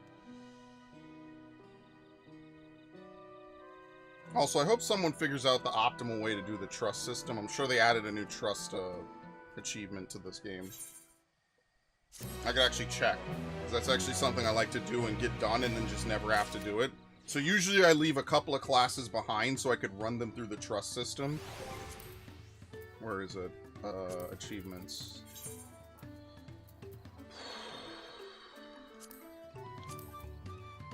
No, It's not under Bluetopia, right? Hold on.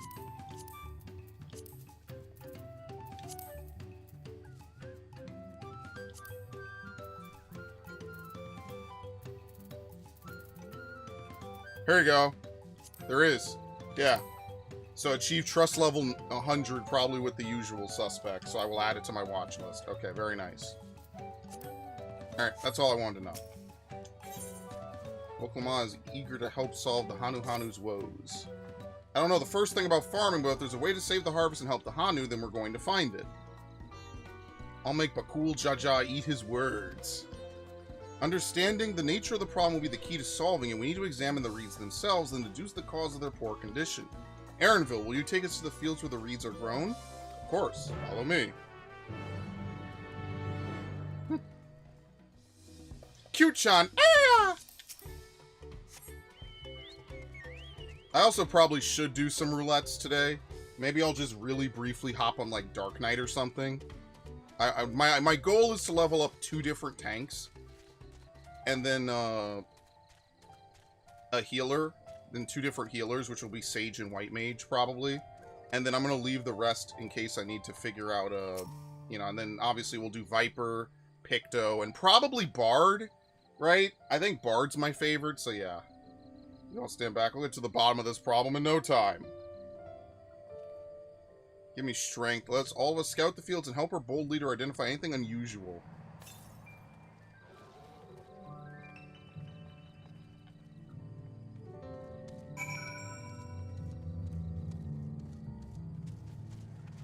The fields of gold. Gold! As Anuhali described, the reeds appear wilted and unhealthy. You see, Mr. Powers, I love gold! How far is it? Okay. The water contains no obvious contaminants. It looks fresh and clear at cursory glance.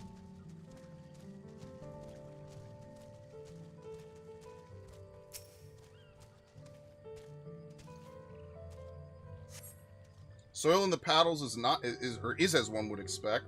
Rich in color and suitably moist, not dry nor flaky. Is it something under the ground, maybe, then? Oops, I forgot to feed him. I forgot to buy more when I was at my house, actually.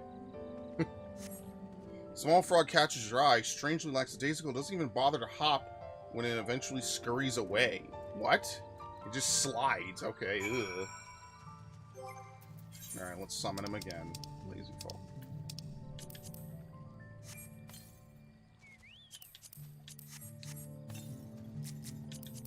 It's faster to mount my chocobo than to click my tabs around, I guess.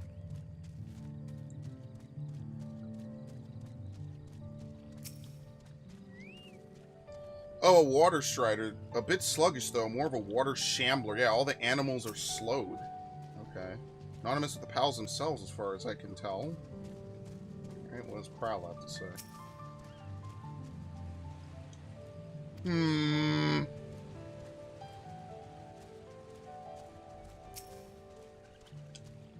Any luck? Okay. No, nothing much. Sometimes it's interesting. You just want to check anyway. I'll call everyone together and we can share our discoveries.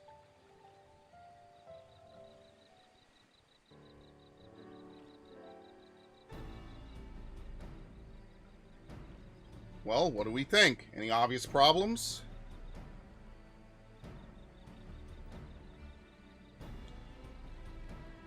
I agree, the waters look to be of good quality, as is the mud in which the reeds have been planted. The frogs and insects are unusually torpid. This suggests the problem is affecting not only the reeds, but the creatures which live among them. Could something invisible to the naked eye be polluting the water? We need an alchemist to know for certain.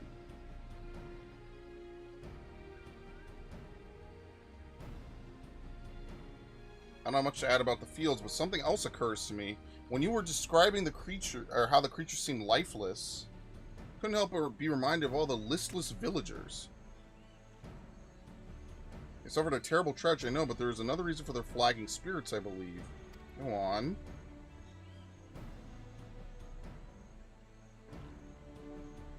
The festival is a traditional. This is This is traditionally an occasion for celebration and renewal, so without it, the Hano are struggling even more to recover. I forgot to turn this off. It's an indispensable part of their culture, and its absence will only compound their woes. So I say we help them put on their festival, give them reason to cheer in these sad times. Who knows, maybe fixing one problem could lead us to a solution for the other. Stranger things have happened. Right?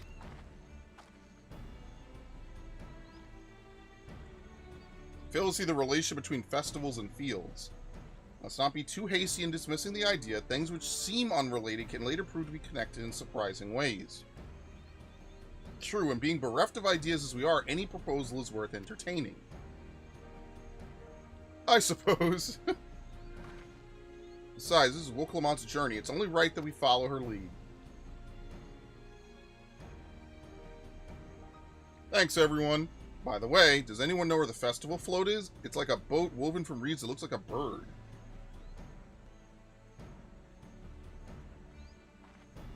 In that big building to the north, let's go and see it.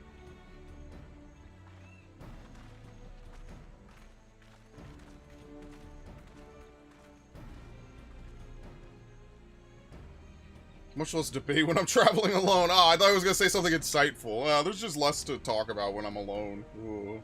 How does he even defend himself? Did they ever explain how gleaners defend themselves out in the middle of nowhere with no backup? Oh my god, what is this? Like a spiral level. I'm in Mystic Marsh all over again. Ihuykatumu.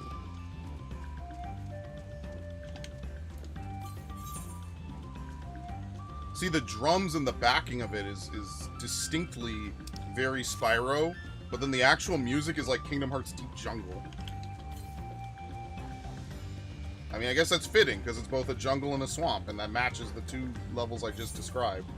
So you know what? I take that back. That's actually really appropriate.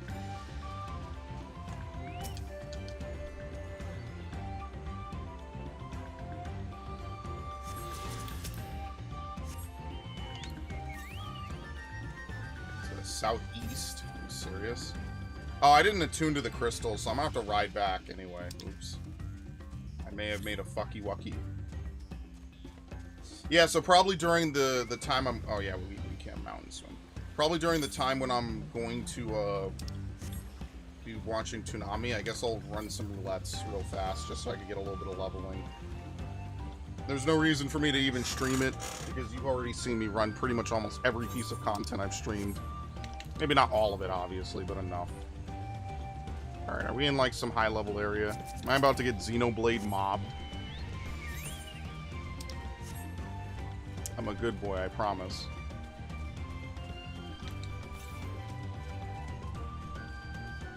I could probably kill something higher level than me. You almost never get to do that anymore in this game, if you follow the MSQ. But I could probably do it. To the east. There it is. There's no enemies almost. Yeah, what the? That's very strange. Here we go. No, we're good. Actually, we need to kill the ocelots. Alright. Let's go fight them. Actually, I want to try something. What? I meant to weave. Apparently they lowered the time it takes to recast certain abilities. See, I bought all these stupid pots thinking I was going to use them for Zeromus. I ended up not using them because Zeromus was stupidly fucking easy. Would you believe that shit? I paid good money for these. And now they're going to go to waste. I mean, I guess I get to use them during Prague, if nothing else. So, whatever. Might as well use them. It's not great, but it's a buff. I mean, if I'm not certain, I could use it as practice pots, as I like to call them. Can we get to this next city, actually? 409 to the east.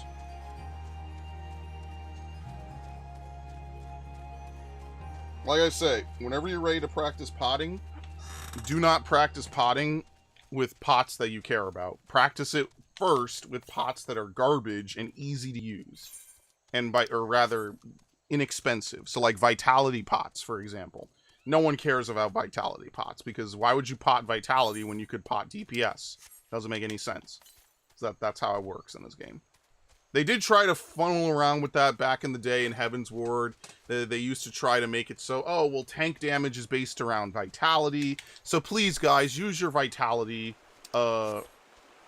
rings and your vitality stuff. Because what tanks would do, because back then accessories were not class locked, is that tanks would sit around and they would put on strength accessories for more damage. And what that doesn't do is it doesn't give you enough vitality at the time at level 60 to really take a lot of hits. So we didn't have as many tools back then for midding, at least on non-tanks. So these dudes would just put on all strength, never pop a cooldown, take a tank buster, and die, basically, and lose 80% of their life, and take the immediate next auto, and basically be dead or about to die. And then they would be like, oh, well, why was I not healed? I'm like, because you have no health, idiot. You have no health, and you're just gonna take a tank buster and die immediately. What the fuck you mean, why wasn't I healed? You're not wearing the gear you're supposed to be wearing, dipshit. But yeah, people get really annoyed at that. And then they just made it so tanks have to wear tank accessories. Which honestly was such a fumble, I don't know why that wasn't forced.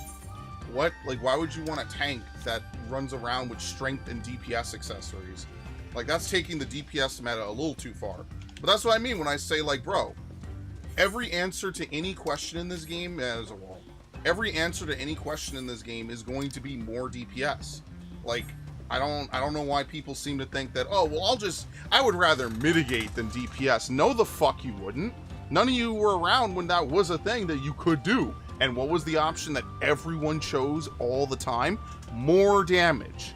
More damage. You could go back to some of the raid footage I used to post. Unless my very specific strategy involved using, for example, Inner Beast, I would never sit in Defiance, ever. Sometimes tanks would complete fights, and they would literally never turn on tank stance, at all. Think about that. They would never turn on tank stance, because tank stance is an automatic, 15-20% debuff to your damage? Why the hell are you going to sit in tank stance and take... And that's something that another reason they got rid of is because as the DPS checks got more strict, the longer a tank would be in tank stance, the more likely you are to fail the fight. And like, the natural instinct in your head is, well, I'm a tank. Of course I'm supposed to be in tank stance. So that's why they stopped that. And people are like, oh, I wish they brought that back. I'm like, no, as a tank main, fuck no, I don't want them to bring that back. That's a terrible idea. What the fuck are you talking about? Hell no. It was a terrible time when you had to sit in tank stance and then like new tanks would just get completely railroaded because DPS are such dicks. And yeah, I'm going to blame DPS a little bit for this. They wouldn't use diversion. So these poor new tanks are trying their best to fucking hold aggro. You know, they might be under-geared, right? Not everyone is sitting in, you know, at the time, max level gear, right? What was it, 340s and shit like that?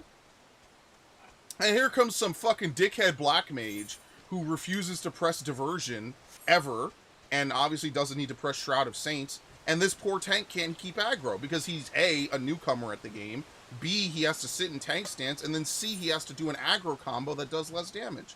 I feel bad for them. And so that's why I don't mind that they got rid of it, because ultimately it was just an unnecessary step to add, basically, I don't want to say meticulous, to add like tedious level gameplay based purely off of how good your party members are. So they give diversion and no one uses diversion, because before they had quelling strikes and black mages and bards and all these people didn't use it. So it's like, okay, well, why are we giving quelling strikes? Let's just give it a DPS roll action. And then they didn't use it. So now, like, if you want tank stands back and you're a DPS, you only have yourself to blame. You only have people in your role to blame. Because that's part of the reason why I think it's unfair for new tanks. You spend the whole fight butchers blocking and not actually benefiting your rotation. And I think that that's just, it's not fun for them. It's not only is it not fun, you're not doing optimal gameplay. So I kind of understand why people didn't do that, or why they got rid of that.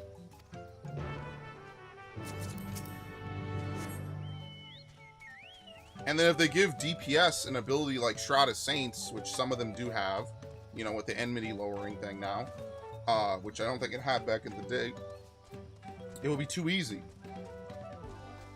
So they just said, fuck it. And they made aggro more based around tank busters. As you see with some of the clears of the content I've done, the tank busters are now all Ifrit Ultimate tank busters, where you have to swap. I don't know if you have to do that on Ifrit Extreme. You might have to do it that way on Ifrit Extreme. I could be wrong. But that's where I really know that tank buster from, where is Ifrit Ultimate. I don't know if he does the same thing on Extreme. He might. It might just be an Ifrit thing that's now in every fight. But yeah, I don't really remember that. Because I cheesed Ifrit Extreme with fucking level 60s. This is the float I remember. Does it not appear somewhat damaged to you? We should take a closer look. Oh, it's a camera thing. They love these. Where's my water? Okay.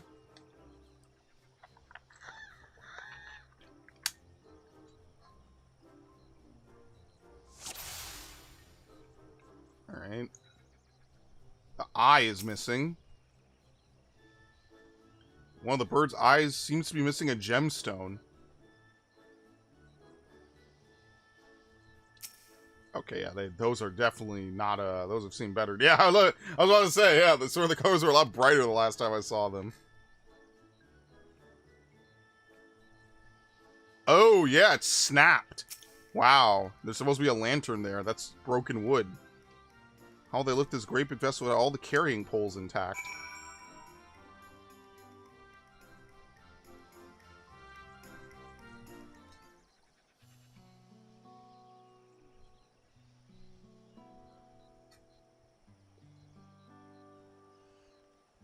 Well, I think we can all agree this bird boat is in dire need of repairs. Now, how do we go about fixing it? What's going on here? We were admiring your festival float. 'Tis a shame it's in such a poor state. Due to the recent storm, I gather? Yes, we had to leave it exposed while we ushered our people to safety. With the float in this condition, there can be no lifting of wings.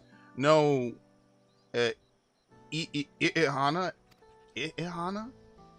That's what the festival was called. I want to help you hold it. Have you not seen our village? Our homes are ruined. We're struggling to make repairs. He wants to hold a harvest festival.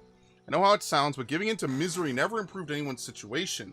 A celebration of life and growth may help give you the strength to work through this tragedy. The role of festival leader is mine this year, and there's nothing I would like more than to lift everyone's spirits. We don't even have materials to repair the float. We need Abakiksa for the missing eye, Oyulpa wood for the poles, and feathers from the winds chosen to adorn the tail. Two of these I know. Abokiksa is a precious stone using arcane equipment, and Oyulpa wood is essential for crafting ceremonial instruments. These chosen feathers, however. Winds chosen is the victor of a competition in which the contestants see who could blow a feather the furthest using wind magics. And that's something of a problem right now. We Hanuhanu are gifted at employing such airy sorceries, but expend a great deal of mana when doing so. We are soon exhausted by the effort, and having no reeds to eat will only make it harder. I understand, your vibrant reeds grow quickly and vigorously, so much so they stifle the development of nearby plants. They must be a potent source of the energies you naturally lack. Indeed, they are indeed, owing to the poor harvest this year, we've been left enervated, and we cannot gather the correct materials as dictated by custom. We cannot repair the festival float. Oddly enough, we may have just stumbled upon our solution.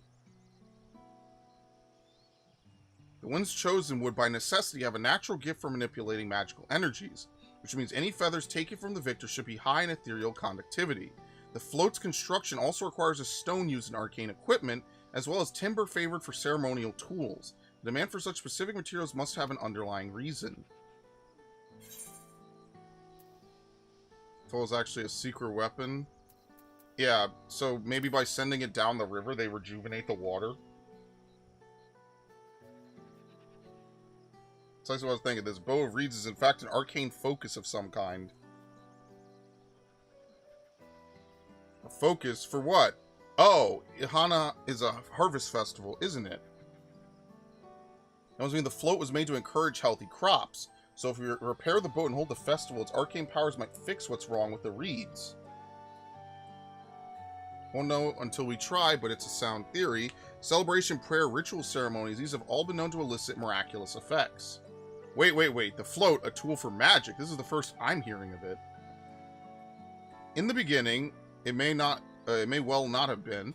After a good harvest year, there would be no reason to change it, but when the harvest was poor, new adornments were likely added, and those who performed the labor may have imbued their work with ardent hopes for a brighter future.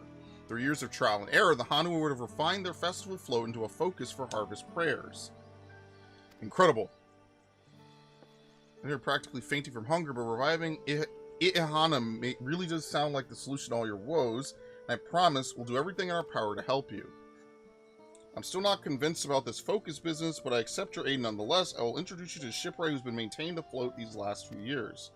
He's replaced both the eyes and the poles before, so he should know where and how to procure what we need. Then allow Alcei and I to go acquire the feathers. We encourage the people of Akhanu to gather and vie for the title of Winds Chosen by sharing with them our own reserves of mana. I will go with you. I carry some alchemical brews that may afford the same effect.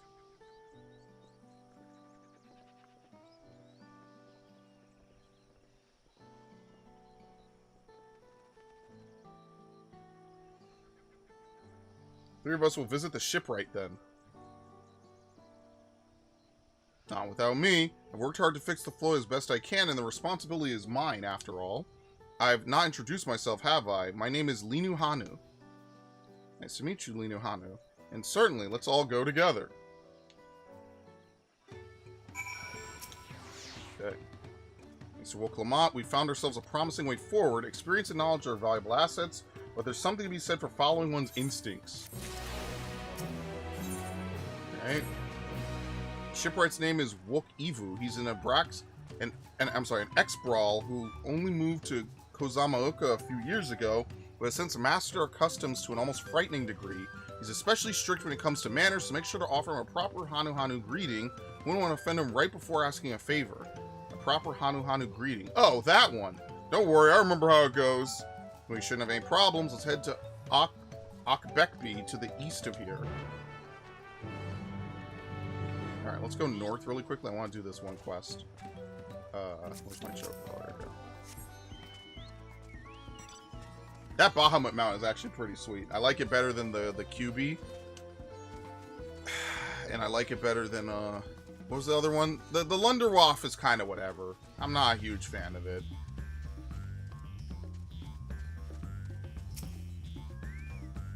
I'm trying to think, like, what would be the order I would place them in? I think that, the Firebird is definitely the best.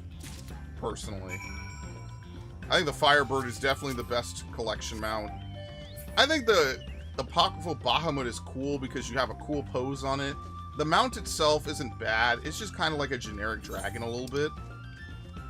And then maybe Kieran's pretty good. I think the QB is definitely an L. I know it's meant to be, like, based off of an actual, like... Wait, what the fuck? Oh, there's a second floor.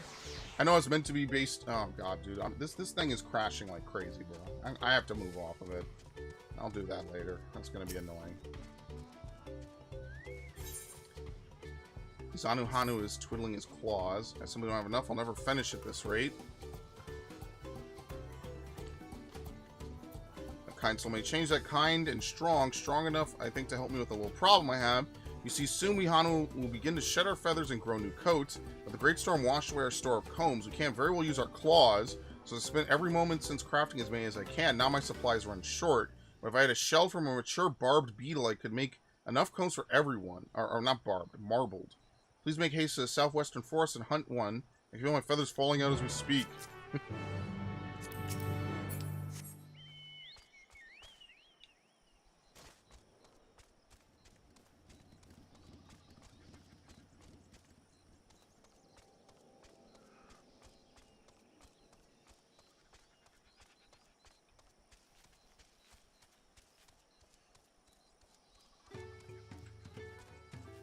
Yeah, I'm gonna move to Firefox. I'll do that later though. I know it's easy to import bookmarks, but I have to set it up. I gotta move all the passwords. That's probably not as terrible either. It's just tiring. I'm lazy. And honestly, after a week or two of this, I'm gonna have tons of time anyway. So I don't know. It's not like that big of a deal.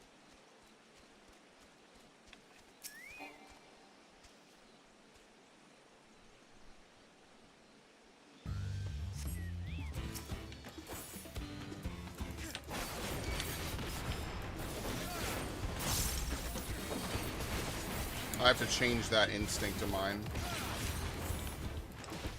Although I guess it doesn't really matter because there's not that many moves on Gunbreaker that are being added. So I guess technically it doesn't matter if I change it. But like, I don't know. What would I even put up there, you know? Like nothing really.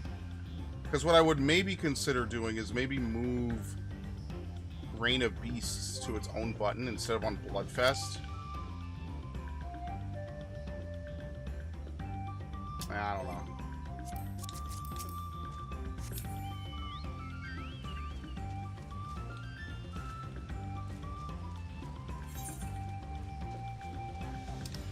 Wait, hold on. Can I even go to the west? Yes, I can. Did I not attune to this thing still? Oh my god, dude. I keep forgetting to attune to it. I'm trolling myself at this point. I have all the money in the world to teleport as often as I need. Okay, the story takes us here at some point. All the money in the world to teleport to the places I need to teleport, and I keep refusing to fucking do it, bro. Trolling myself.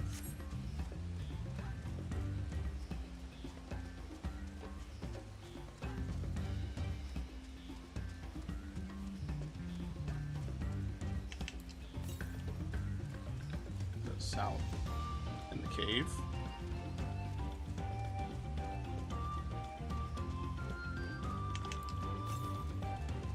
To the east. Here it is, yeah.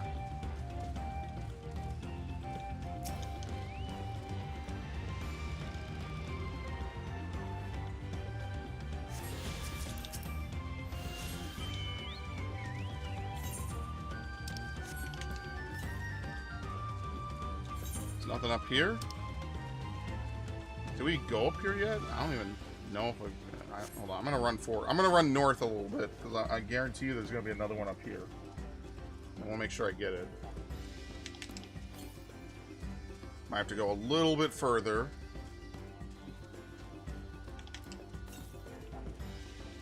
Maybe not. Let's go a little over this way.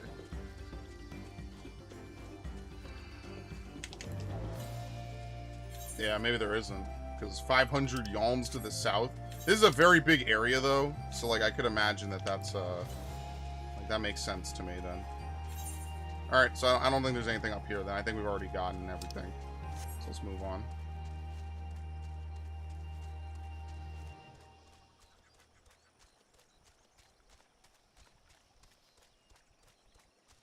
Yeah, that chocobo leaning must have just been added for Dawntrail. That's crazy. Like, look at that. You could literally even see it too. That's so fucking cool, man. Because you see it in some other games, but I guess I just never noticed it was not in this game. Huh.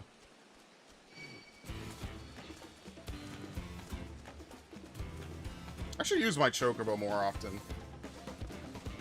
I changed his feathers to be dark red. Like, this is pretty cool, honestly. And I have him wearing all 3 Grand Company stuff, which you can't even do normally. You can only do it once you change to that Grand Company. So I have it stuck on all of them. Because I'm a big brain. That shit is cool. Alright, let's get the thing while we're here. It's a pretty far distance to attune, but that's fine.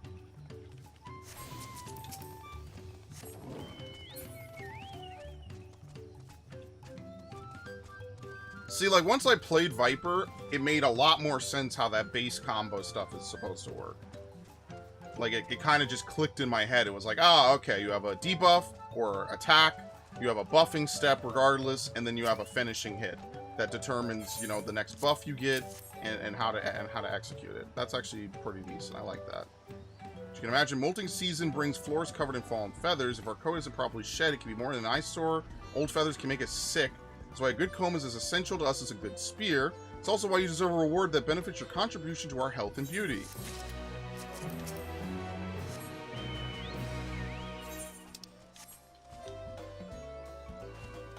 Ow.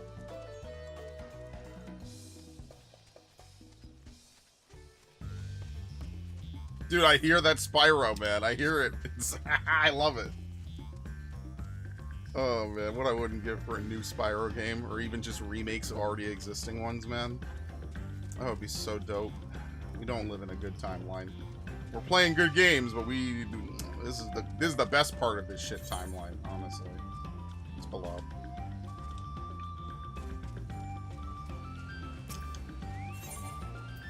What? Elaine's note. What the fuck? Dude, this is for Heaven's Ward materials. Holy shit, I haven't done that. I was like, what? Blue sand? Yeah, that's for the Heaven's Ward things. I think they even changed how the note looks. I can't remember. I've had all the Heaven's Ward stuff since before Stormblood.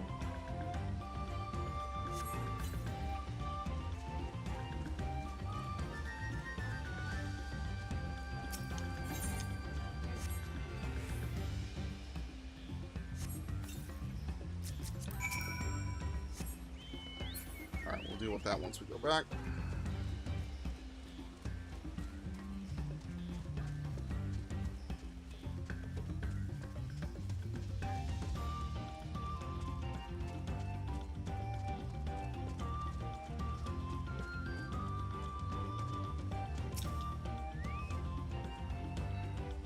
They have a place here where visitors can stay. It looks cozy. You see that big winding staircase?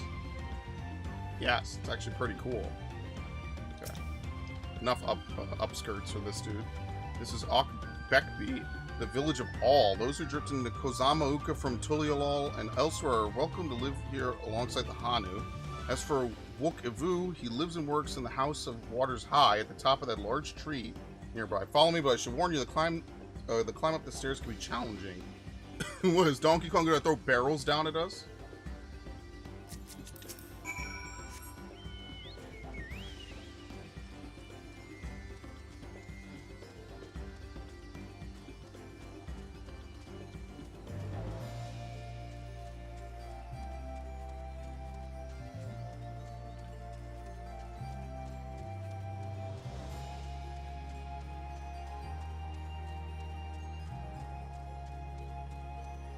Yeah, it's challenging, alright? That's why I have my Chocobo do it for me.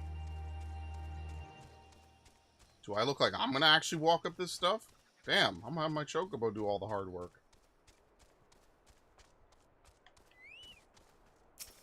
Small Might. You've heard of All Might, but what about Small Might?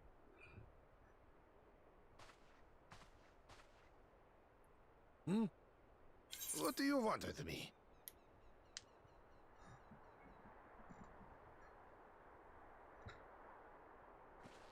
Right. The greeting.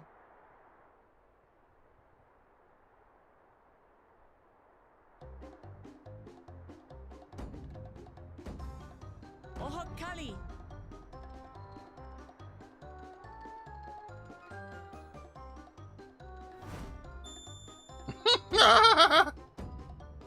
Ohokali!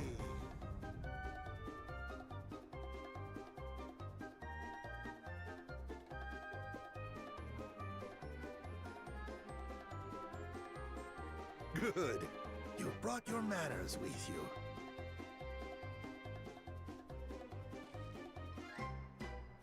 When in Ukanu, do as the Hanu do.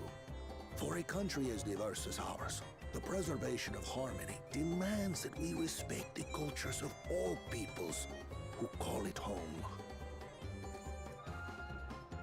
Well, that explains your familiarity with Hanu customs. And you speak truth, of course. To live together means to learn about each other. Ah, I appreciate an open mind. In fact, I get the sense we've met before.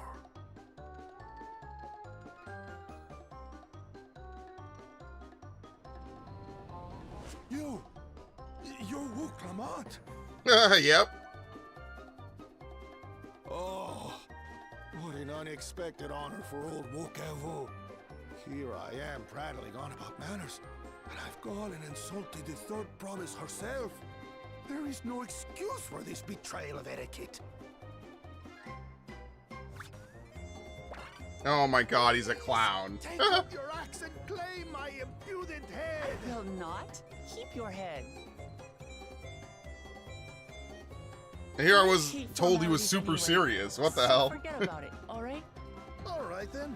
Consider it forgotten.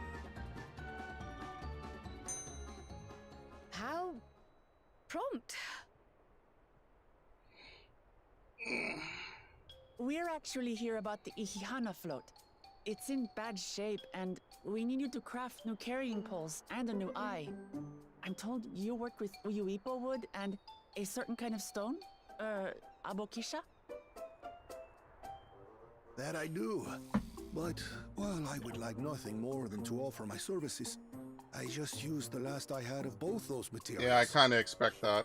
My lumber in particular went to fixing homes damaged by the recent storm. I'll need 10 days or so to restock. We can't wait that long. If you tell me where to go, I'll gather them myself. What? Send the third promise out on an errand like some common lackey? Unconscionable. Yeah, what am I? A gross violation of social protocol. I told you not to worry about such things. All right then. I shan't worry a whit.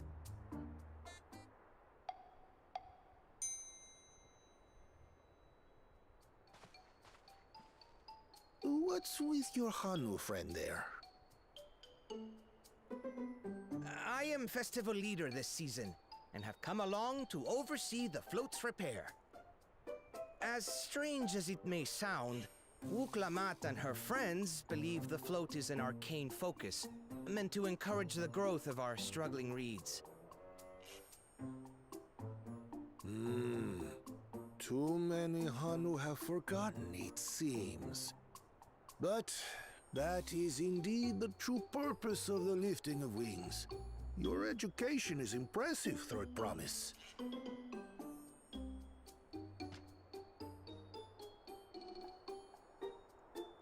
Well, maybe a little. Allow me to show you. This shitposting music is too good. It's like Pikmin music. To your friends, I presume? Take yourself to Cave Kikitola or thereabouts, and you should find the stones you need. Massive shitposting potential with this. I've been there once or twice. I can guide you.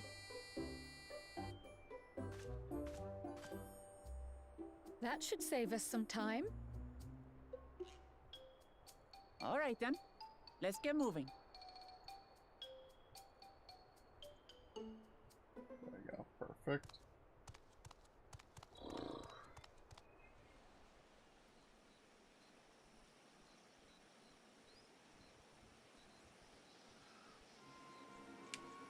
Alright, we're just gonna beat the crops until they give us what we want. Chosen one of your rivals is making progress.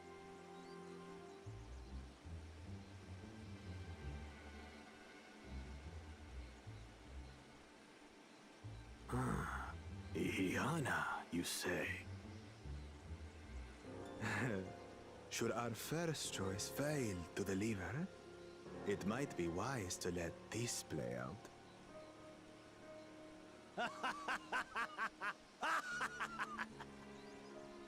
The third-rate promise is making herself useful after all.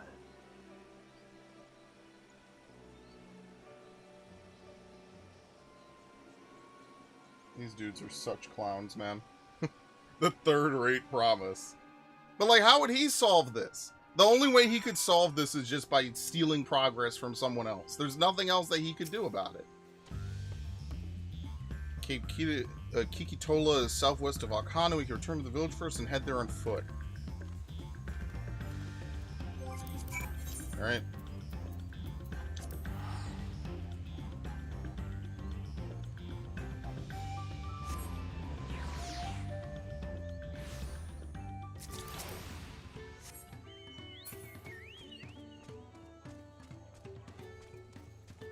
Turn this in first. Just kind of do all the quests as they pop up. There you go.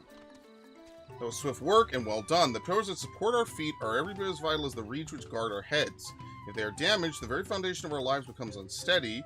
You may have never seen such houses as these, but they're built this way for a reason. In these humid climates, the elevated wooden floors are cooled by the air flowing upward and helps keep floodwaters from wetting our feet.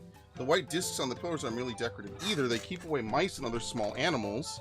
But for all its benefits, wood rots easily, so we must reinforce and be stuck in a cycle of constant rebuilding. Okay.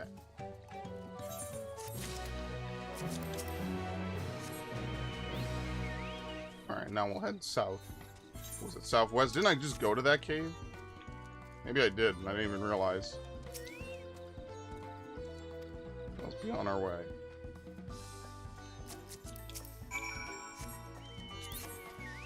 Yeah, at this point, having these credendum items that I have, I might as well just buy them again with Poetics.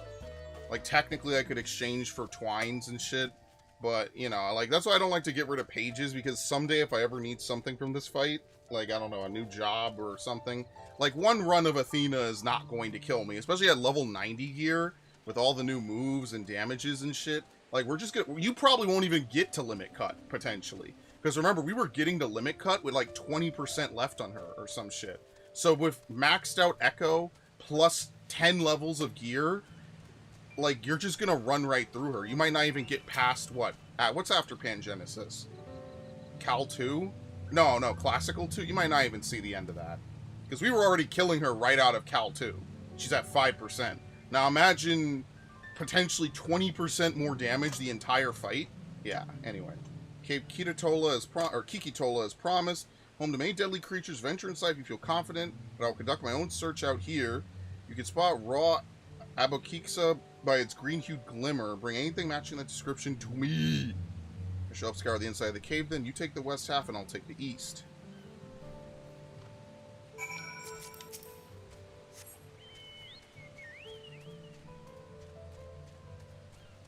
Was that the arm, the Magitech claw?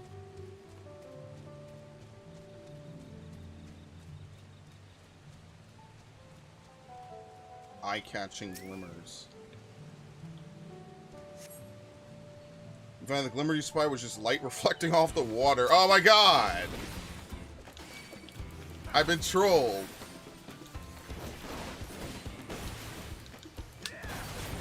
God damn, look at all those direct hits. Love it. You love to see it. Alright, you find a chunk of stone glowing with a distinct shade of green. This seems like the exact kind of material he was looking for. Oh, that's it. Okay.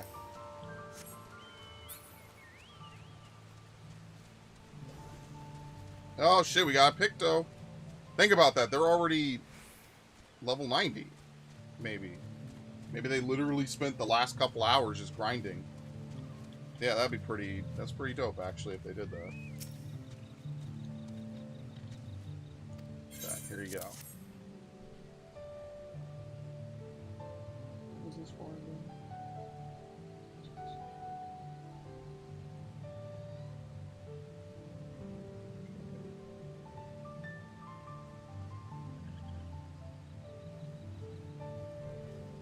Sorry, I'm taking care of one thing really quickly.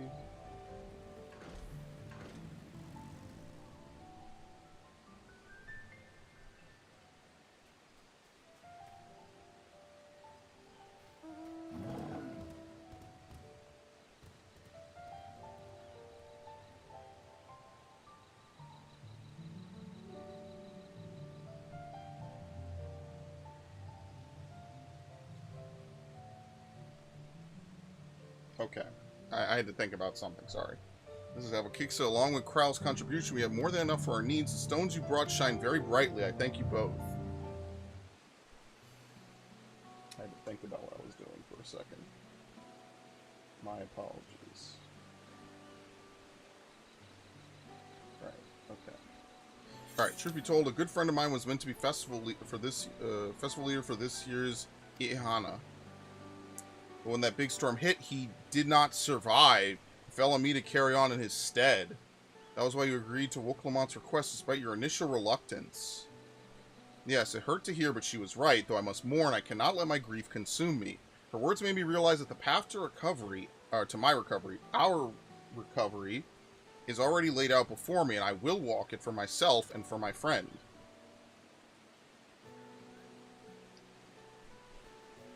Thank you for sharing your story with us. Please, rest assured that we've taken your plight to heart. I'm certain our companions are procuring the other materials as we speak. Everything will come together, and the Hanu shall host a splendid, uplifting festival. That we shall!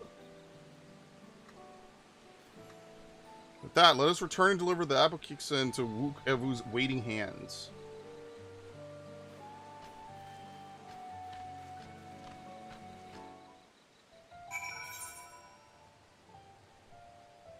Okay. Oh god, we have to go all the way back? Fuck.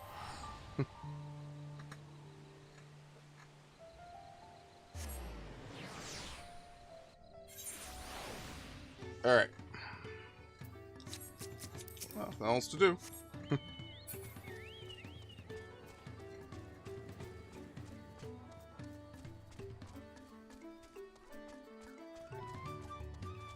Technically, I have some stuff to take care of, but I guess I'll do it in a couple hours.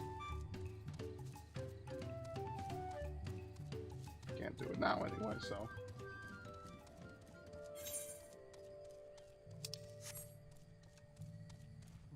Kinda can do it now. I thought this dude had Ixion as his actual thing. I forget that there was an Ixion chocobo barding.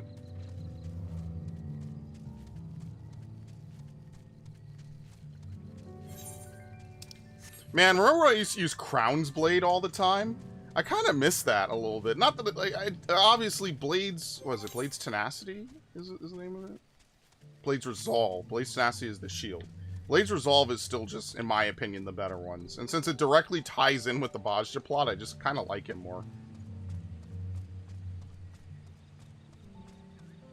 What does the Mandervillas one look like? It's probably not bad, but I just don't think anything's better than Blades Resolve. I just think that was just the W. That was the W we needed, we wanted. I love it. It's my favorite gunblade in the whole game. Maybe I'll change up my glamour after we're done with the MSQ. Just dick around. Maybe I'll go back to all white.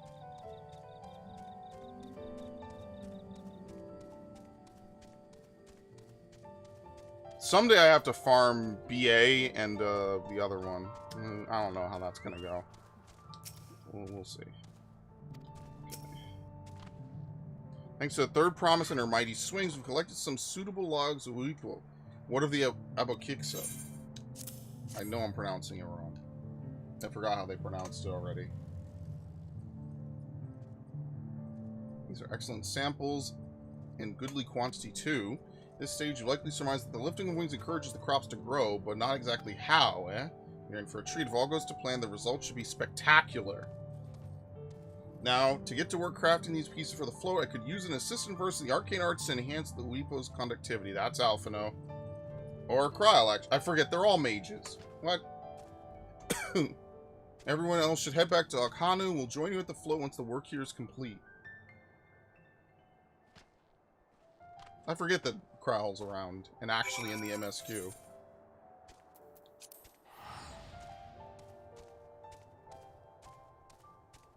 Like, she's been around for so much stuff, and also not at the same time. Like, remember when they used to do the trailers for patches to, like, show off all the stuff? Yeah, that was, like, the first time she shows up and she's voice acting and everything. Good times. That was a long time ago, man. At first, Urqopacha criticized everything I did, then he suddenly yelled, "I've spoken ill of the third promise, I must punish myself," and proceeded to slam his head into an Uipo tree. Told him not to worry about it again, and it was like snuffing out a candle. He's an odd one, that's for sure. At least we've seen to the poles and the new eye. Now we just have to wait for the feathers from the twins. Oh, they didn't come back with them? Okay. We should get some rest before the excitement begins.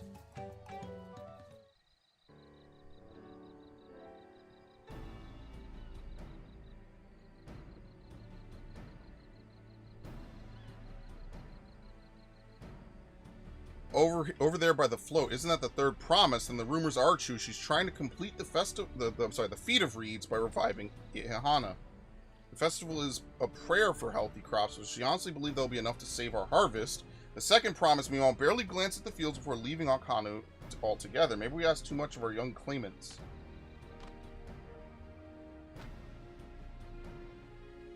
Oh, I wouldn't be too quick to count Koana out. A friend of mine overheard him muttering by the reeds something about what needs to be done.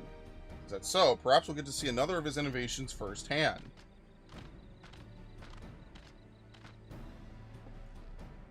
Sounds like our Koana. One look at the reeds was all you needed to think up a solution. Be that as it may, our own solution is nearly ready. Indeed, as soon as the others get back, our long-awaited festival can begin.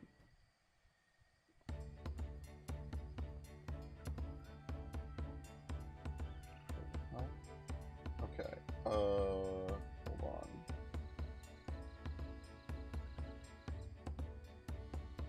Alright. Took some doing, but we managed to gather competitors to vie for the title of wins chosen. The winner was only too happy to donate his feathers. You should have seen it. He called forth an incredible gust that sent his feathers sailing for Malms. We had to turn ourselves, but it's more difficult than it looks. Poor Aaronville's twirled in the air for a moment before landing on his foot. I am a gleaner. Magic is not part of our training. As for us, we brought the wooden gemstone replacements crafted by Wukavu. All that's left is to attach them. Has it been decided who will ride the float? Papa was the guest of honor last time I was here. I remember being surprised they could even lift the thing with its hulking weight on top of it.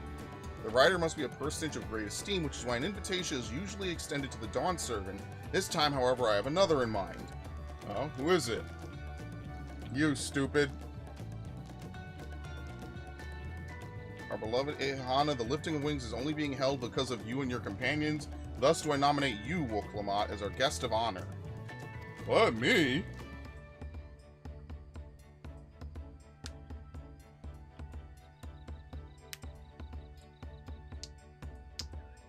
This boat will make me seasick, will... Oh, God. Ugh. I don't think so. Anyway, Anchor, I could hardly refuse a request from one even more enthusiastic about the festival than me. I would be delighted to ride your float. Thank you, Urqopacha.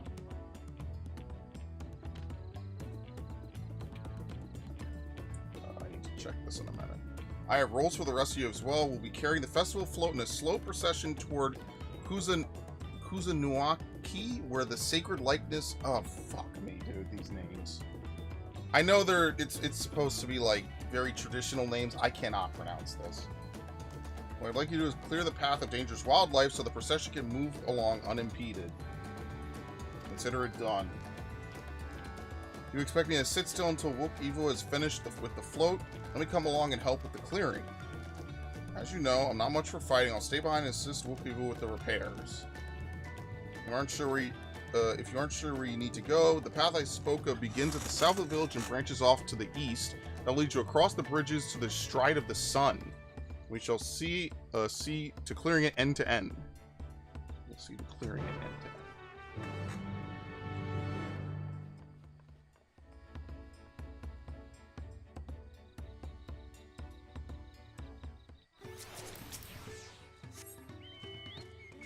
Where am I going again? Oh, south. I wasn't sure if they wanted me to leave town or not, but then I remember there's no teleports in this area besides this, so it doesn't even matter. Randy Savage. Alright,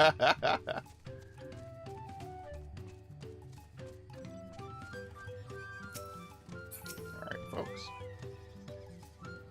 If the float functions as I think it does, I would not be surprised if we're attracting the creatures, as a concentration of ether would be an irresistible lure. The degree to which Wukivo pursues his interest is remarkable. Apparently his studies of the Kozama'uka region were so invigorating he decided to move here and immerse himself in the culture. Weapons at the ready. Good old Alice. As Linu Hanu said, Kozama'uka should be down this way and then off to the east when the path branches.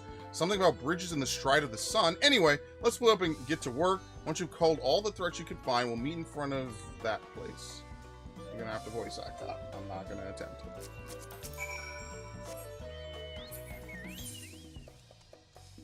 Yeah, we already went across the Stride of the Sun, I think, right? Something like that. No, not you!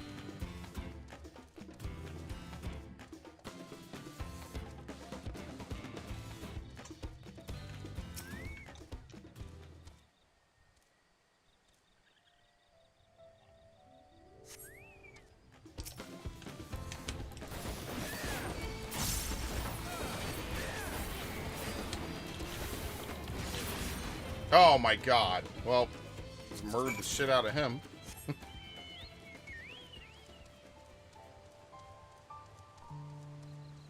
Yeah, so for your 2-minute, you actually go into it with 0 charges, I believe. Right? Maybe. I could be wrong about that. Obviously, I'd have to practice. And I have to, you know, see what works really well.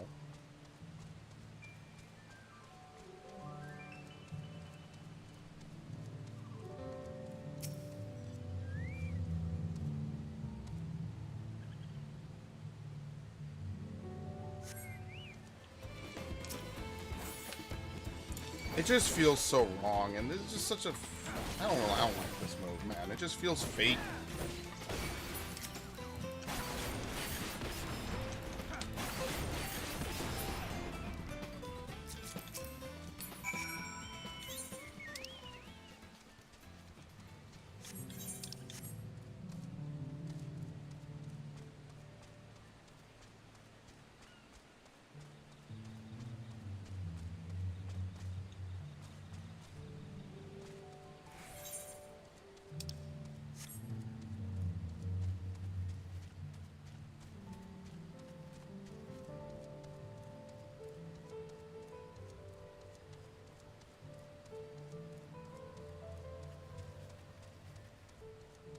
I like how the night themes in this game usually have, like, really good piano music. I think that's one of the cool things about it. It's very fitting. It's good music. I remember the Ruby Sea has a really good soundtrack late at night. That was when I, like, really first noticed it. I was like, oh my god, this is really nice. And that was back in Stormblood, when I was swimming around the Ruby Sea by myself. That was truly an experience. Forever lost to time.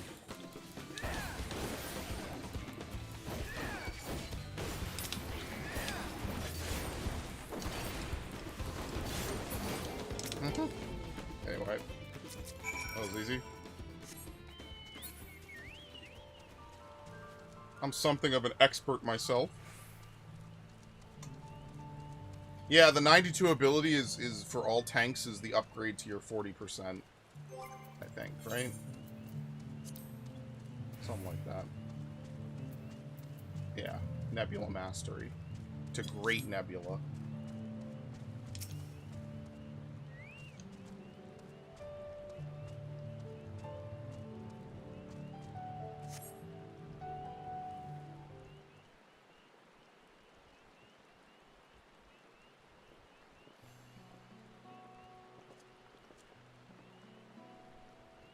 Ah, you were a step ahead of us. This will be the likeness of Kyoxi, the Hanu deity of the harvest. And their sacred images along there. Oh, it's Quetzalcoatl! Yeah! It's Quetzalcoatl from Academia Anydur, right? Or was it an Omnisus? Which, I forget, I get those two mixed up. One of the ancients' creations, it is possible a vestigial memory of that time endured, a subconscious recollection from the inheriting soul providing a basis for an entirely new religion. I have no idea what that means. As far as I know, Kyoxi was worshipped on another continent. This ancient faith was then brought to Tural by the first Hanu. The Hanu migrated here from another continent, then mayhap the two do share a common ancestor. It's all very fascinating, but shouldn't we be getting back to Linu Hanu? I want to know the path is safe for the procession. Right, and I need to ride on the float. I'll run ahead and tell them we're done here.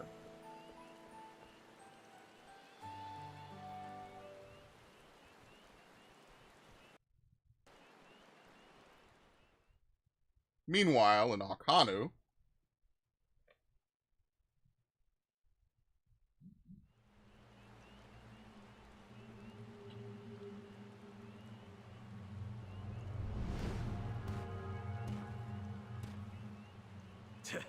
Not sure we heard you right, old man. Why don't you say that again?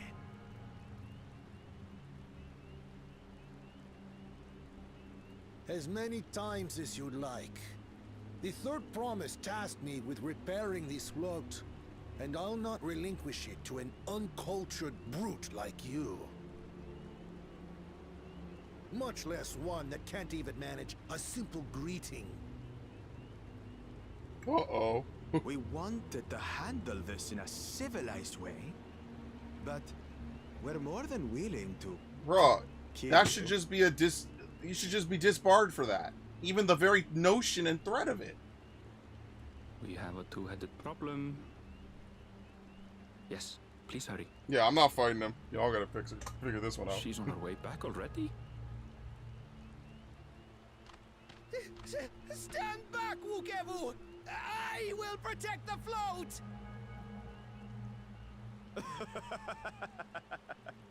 Are you trying to be brave, little bird? I could never have repaired the float alone. Not properly. But thanks to Wuklamat and her friends, we can hold Ihihana again!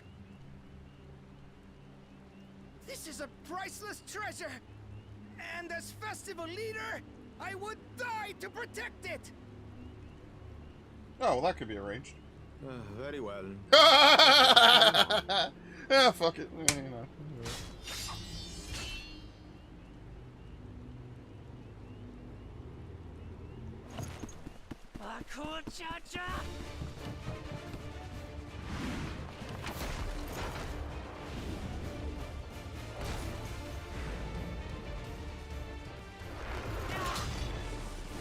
Yeah, they never said anything about contestants fighting each other, right?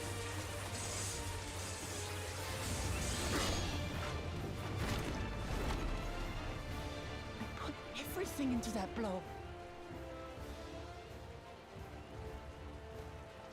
Good. The better for you to understand the gulf between us. But you need more lessons. We'll carve them into your mangy hide until you cry and beg forgiveness.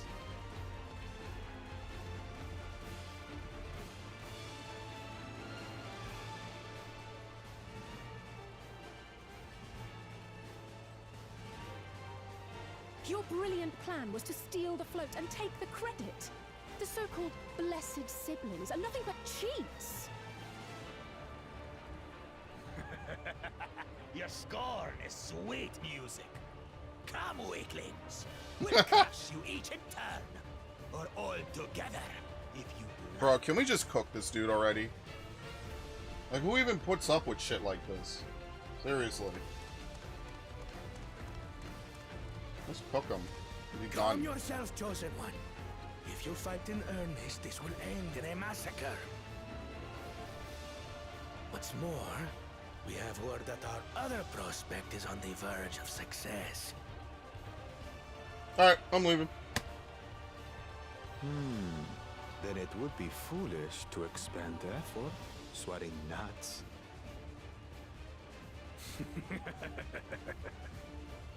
Lucky for you. Eh.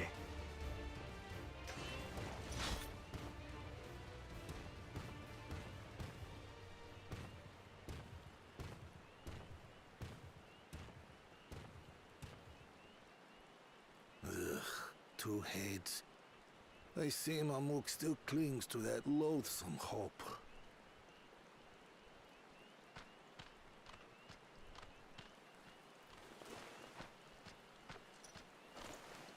Talk to us, Third Promise.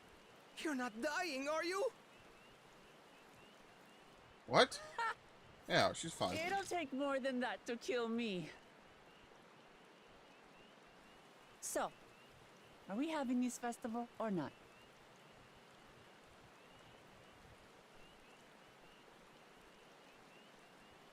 Yes. Oh, that smile is so ghoulish. I know they're a bird, they can't do much, but man, that is ghoulish.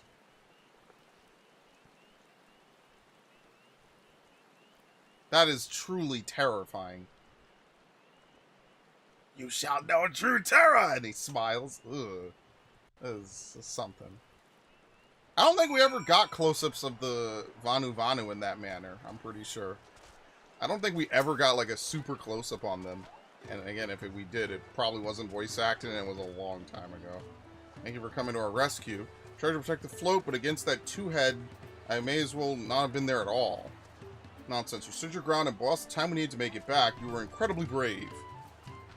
I wonder what they're going to do is like flood the valley or something ridiculous.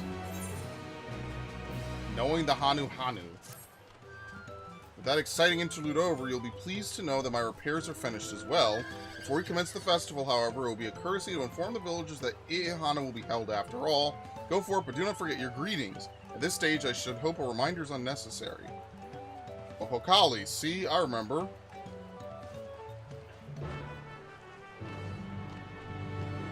What if we don't know it? Oh god, they want me to actually say it? Can they just make it so it automatically sets the chat to say?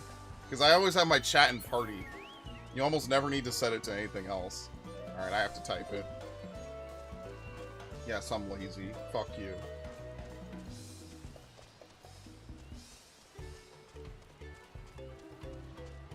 I am lazy. How did you know?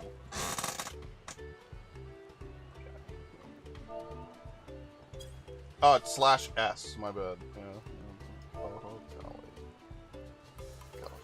Alright. Fuck, did I spell it wrong? Oh, I spelled it wrong. There you go. There's an I in there. Very nice. Thank you for letting me know. Would very much like to attend the festival. The repair should be finished as soon as possible. What to do, what to do.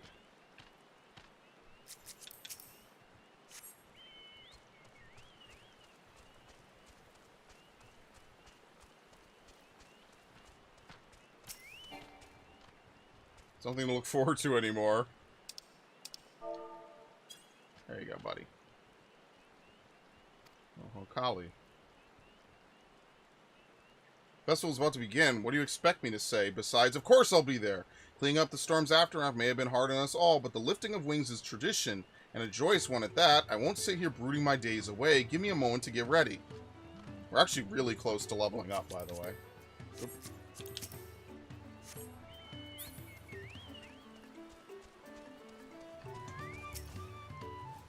So much has been taken from us. Why even try?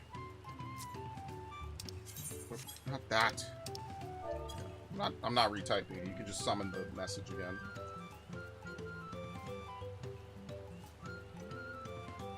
What? The float is fixed. Our fallen friends will be glad to know that Ihani will be soon underway. Oh, I'm sorry, will soon be underway. They would have wanted us to honor them with celebration, not let their loss deter us from it. I must go and enjoy the festival for those who no longer can. Oh god, someone put all the different ones together. Your god has come, now put your snailing and Kupo nuts in my beaver. Oh my god, that's so funny. That's pretty much every single one of those things that you have to type out. Oh, that's really funny. This guy Gavel Falls is really funny. That's actually hilarious. Actually, you know what? I didn't take a screenshot of that. That's really funny, actually. I think screenshots keep the chat log, right? And you put Lalaho in there as well. As well, once your friends return, the lifting of wings can begin at last.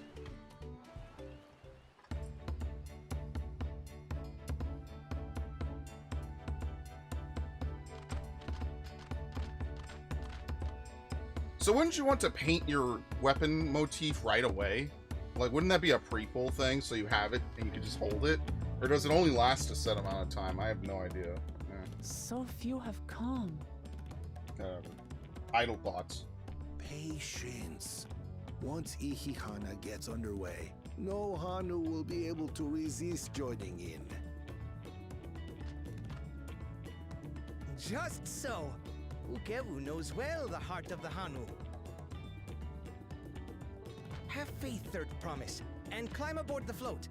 It is time for the lifting of wings. Right.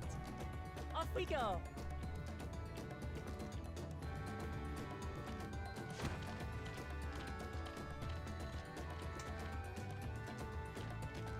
Ihihana is a prayer for bountiful harvest.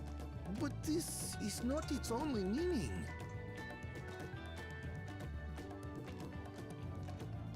It is also an exchange of pledges between rider and bearers, a commitment to a long and fruitful friendship. Listen well, friends! The personage we bear today is Wooklamat, the savior of our beloved festival! Let your shoulders burn, or your feathers fall out. But do not even think of dropping her!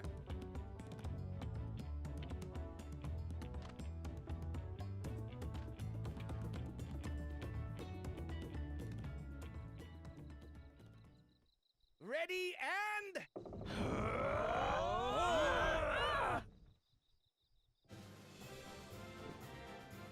Oh my god. I could get used to this. Yeah! Living at large.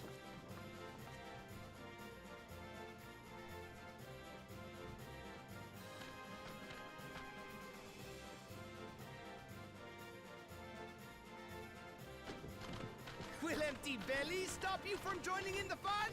Come and help us carry the float!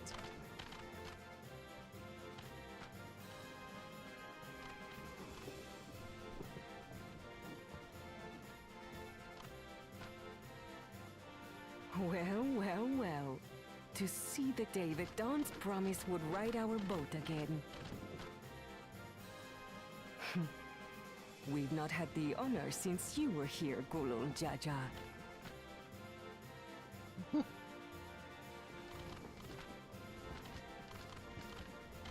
Right, we've enough bearers now. Onwards to Kozama'uka! Oh, that's gonna be a really slow procession. Well, luckily they're just gonna teleport me. You ever sat through a big public festival that just takes forever? You're just like, damn, bro. I wish there was anywhere else I could be but here. Yeah, it's Quetzalcoatl. That would probably be their primal, wouldn't it? If they were to summon, it would probably be Quetzalcoatl, right? Because Anamnesis was the one under the water, I think. I'm pretty sure.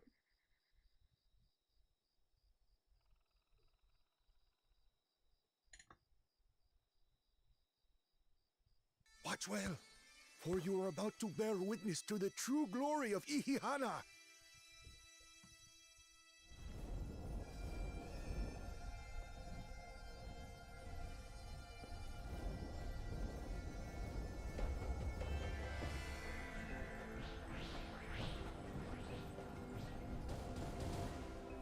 The float draws upon our life force, concentrating and amplifying the energy.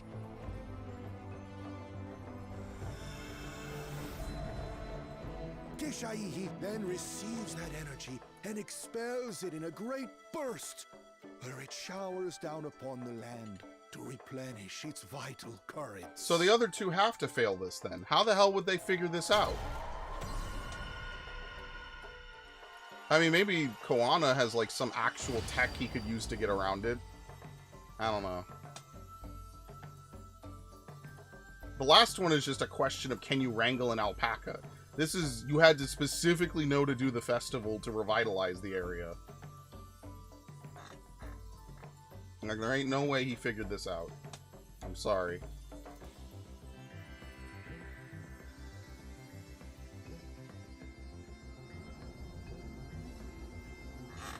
Impossible, actually. Hold on, just a sec. Okay.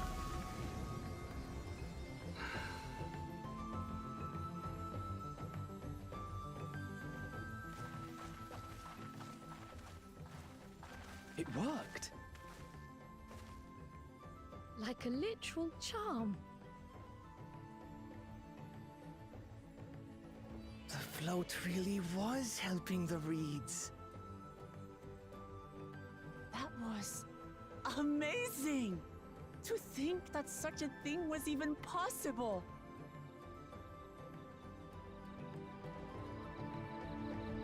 There you go, now they don't look sickly anymore. Alright, so what is this two-headed Wamulja gonna do, man? He gonna ruin everything. Everything we worked so hard for. Should I have left the float behind like that? I was so excited to see the reeds. Nothing to worry yourself over. My brethren have been swept up by festival fever. Last I saw, they were taking turns carrying poles on the way back to the village. Please feel free to look over the fields and enjoy the sight of what you've accomplished.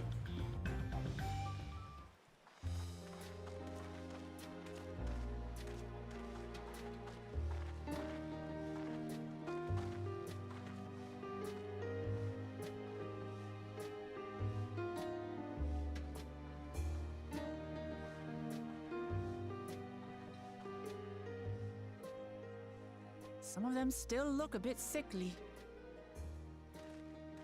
I imagine even the harvest magic has its limits. If the Hanu continue their festival tradition year after year, though, the entire field should eventually recover.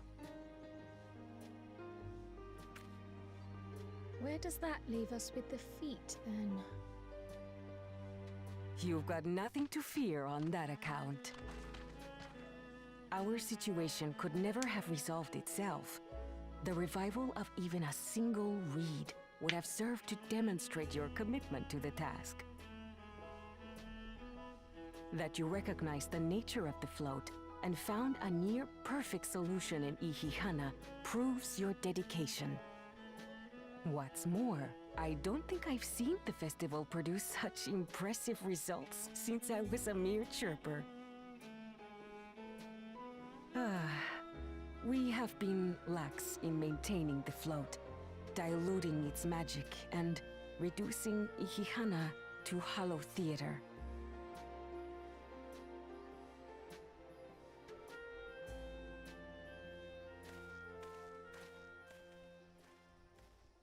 Kona! I was delayed by an unpleasant encounter, but it seems I arrived at a good time.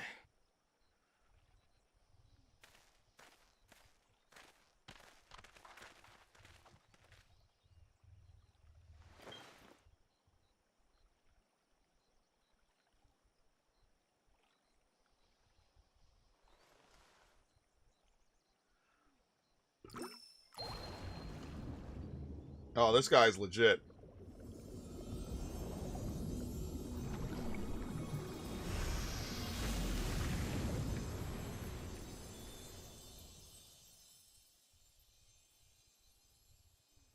Oh, isn't that wonderful? What? You just pour in some mystery liquid and problem solved? Stagnant ether was to blame for the reed's poor condition. I assumed that was an alchemical concoction which enhances ethereal conductivity. It utilized the flowing water as an ethereal current, thereby promoting the transfer of life energies. A method I could not have devised without the education I received at the studium and the cooperation of my Archon allies.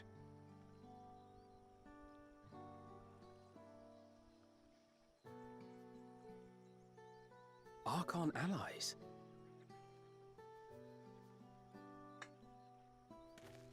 You see, Lamachi, this is why we need to embrace foreign knowledge. Yeah, I think that they both have the right of it. I like both of them. Employed appropriately, they make light work of what would otherwise be arduous labor. There's no need to lug around heavy floats.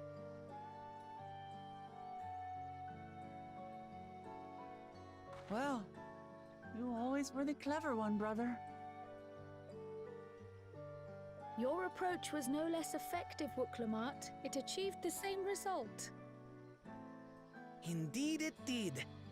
And you enjoyed the festival, yes? I did. It was so much fun. Having visited your village before, I thought I knew everything about it. As it turns out, I knew very little. About the reeds, about Ihihana.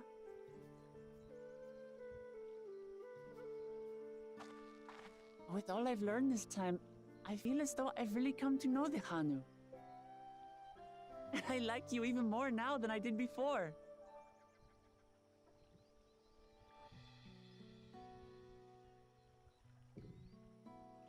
The feeling is mutual. And it's not just you who had a lot to learn either. I'll never look at our float the same way again. The two of you have exceeded expectations. Come Yeah, and you forward actually played by the claim your rules. stones. Like, this other dude needs to be... Did this guy not tell her he was gonna attack them?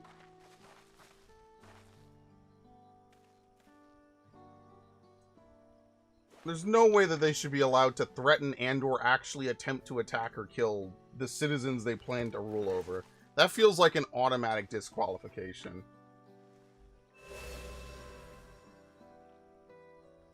Five more to go. And on to the next.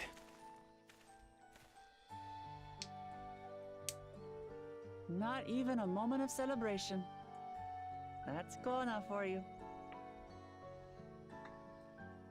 The third promise? You must join us for Ihikana next season. As Dawn Servant, of course.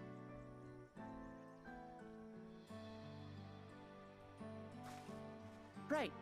It's back to Tuliyollal for now. Thank you for having us. I look forward to seeing you all again.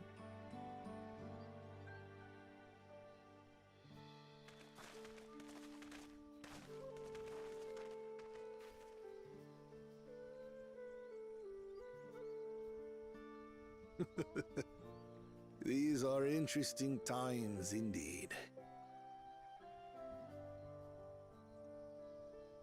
I guess when we come back, we'll figure out what he's doing. Is this guy even collecting the stones then? Oh, okay, never mind. Hold on. The concoction was brewed by Kona himself. It's a test vial, but it should contain the same reagents. Ah, fuck.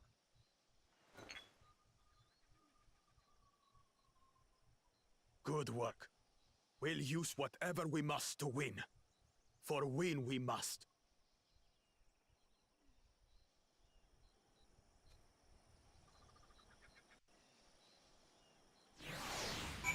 Alright, good enough for me.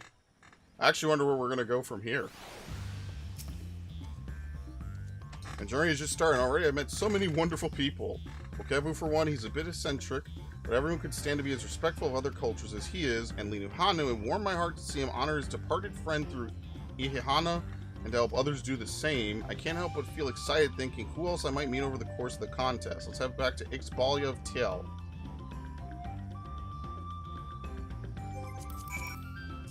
I can just teleport. Wait, actually, no, hold on. We have quests now. We have a lot of quests now. Oh, wait, I gotta re-up on this. Sorry. I'm just gonna overcap it, just so I don't have to worry about it for another hour.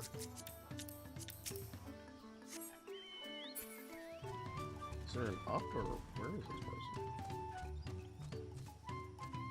person? Is there an up? Yeah, but I don't think he's above, no.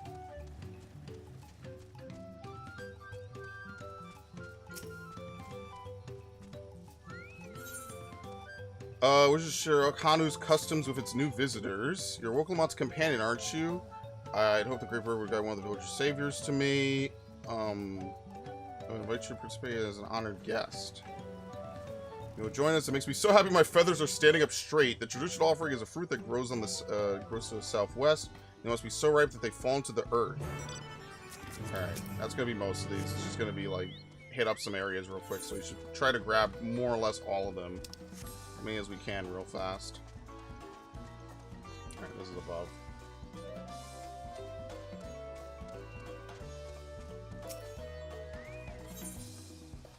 Dumpling delivery? Okay. I heard before the dumpling's cool. Is there an actual time limit on this? Probably not.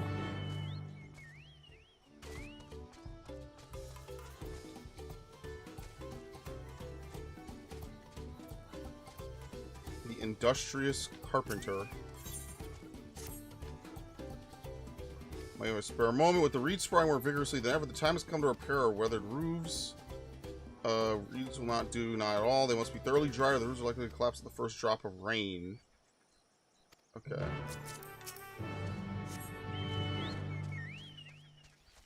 And then this one obviously has a, usually there's like one or two major quest lines for every area. And then those two quest lines usually intersect at some point. So that's usually what we have. I remember something like that in Ilmeg. And I vaguely remember it in Endwalker a little bit. Somewhat.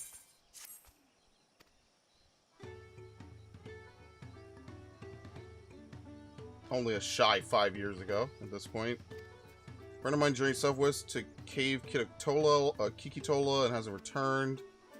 Okay. We have Rainbow Moss. Okay. Right, what's all the other ones? I want to get all the objectives first before I do anything.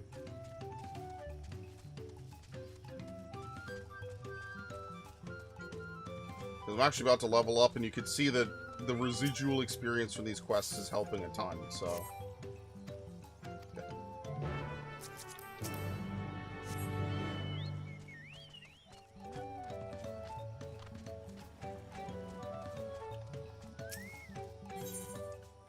Right of the Winds Chosen. This is probably a full quest.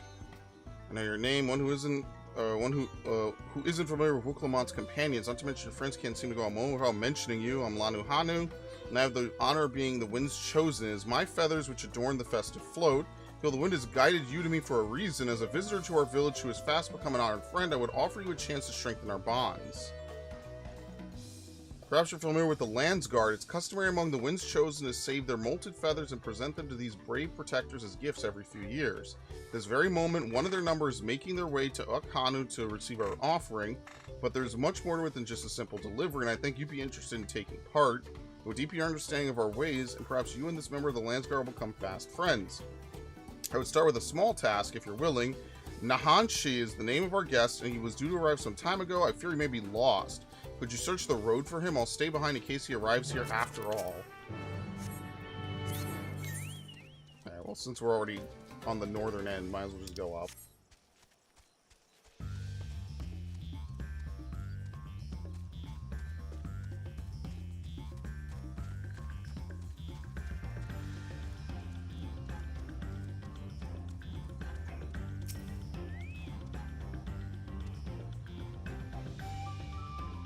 Looking for me? You're not a Hanu Hanu unless you're molting something awful.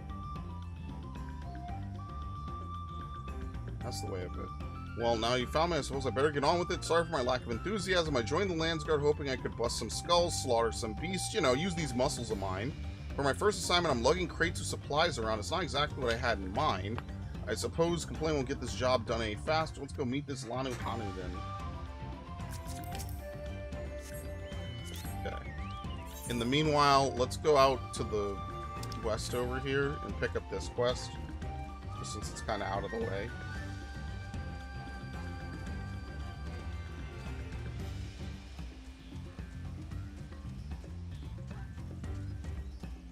And then we'll turn that in.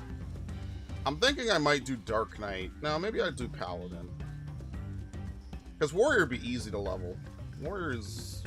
I think the main thing to do with roulettes is you want to level things to 50 or to whatever the one level is. So in this case, 91. Because at that point you could just spam dungeons. And once you could spam dungeons, it's pretty much the most efficient thing to do that's not a roulette. For the thrilling experience. So many new faces in our village. We have prepared an uncommon opportunity to share our culture with others. In fact, I prepared a unique experience for new visitors and would be honored if you took part. You have no idea how happy that makes me. Now I shall teach you to train as we do, and in doing so, grant you a small taste of our mastery over the wind. We Hanu Hanu spend long periods of meditation, during which we deepen our bond to the energies flowing through the land. Of course, we know your time here is limited, so you shall experience an abridged version of this practice. Gunu Hanu waits at the top of these stairs. Speak with him to begin your training. No, it's another one of these. Alright. Like I said, it's for the Chocobo to do, not me.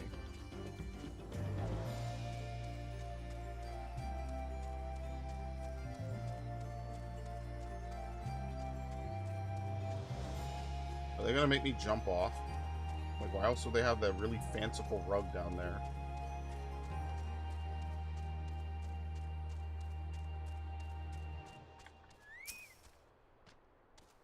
New face, have you come here to feel the wind's caress?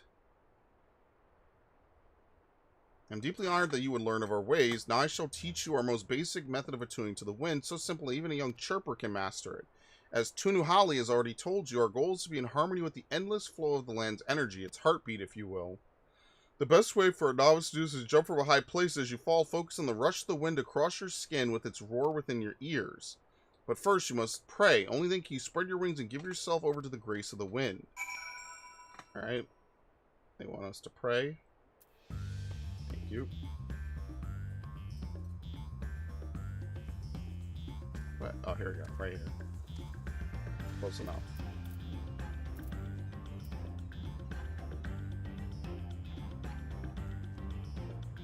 Over your pursuit of force, so attuned to the wind's energy, must jump down from the House of Winds while dismounted. Like just now?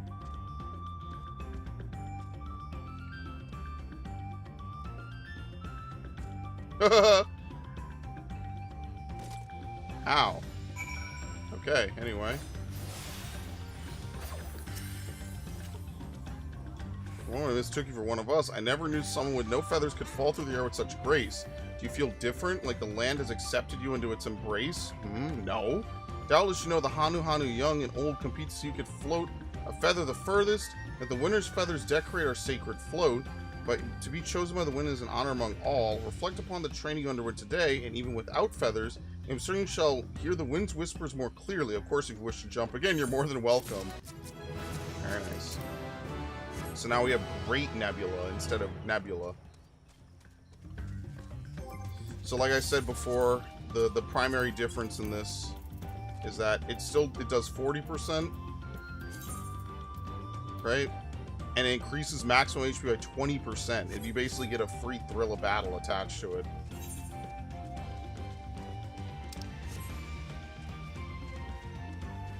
Right, actually, it's probably better just to teleport.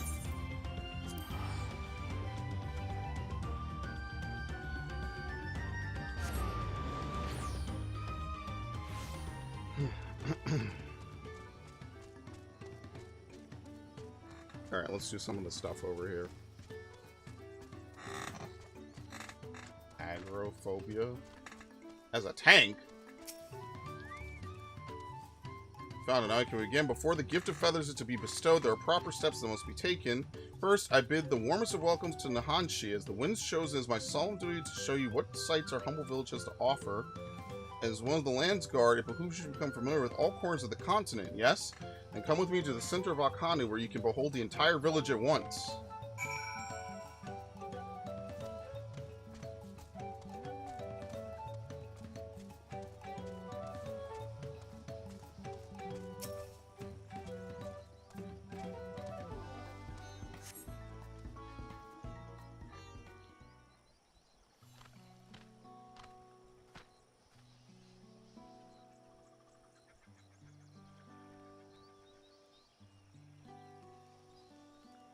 Take it all in. This is Akanu.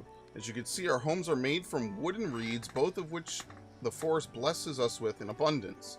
But nature's blessings are to be treated with care, for dry reeds can easily catch flame, and if they do, we risk setting our entire village alight. Building waterways through Akanu is a way to protect us from such incidents, but aquatic beasts can travel them as well. When these beasts become too great in number, we beseech the land's guard to cull them. Do you know, I always thought the hunting duty was just a way to keep us sharp. While I'm here, I'll make sure nothing troubles your home. Okay, all of Akanu would like that. Or all of Akanu would thank you. And now for the reason you came, the feathers of the winds chosen. They're used to adorn equipment worn by the land's guard. Design evokes the image of Kihaxi, the great bird revered by all Hanu. The feathers give it a touch of authenticity that make the soldiers appear all the fiercer. Every soldier's outfit is designed according to their profession, and each feather must undergo an elaborate process of dyeing and oiling to meet the land's guard's varied needs. So without further ado, let us begin. I first ask that you come meet me in the gate to the southeast. Fine, I should warn you, I'm not known for my delicate hands.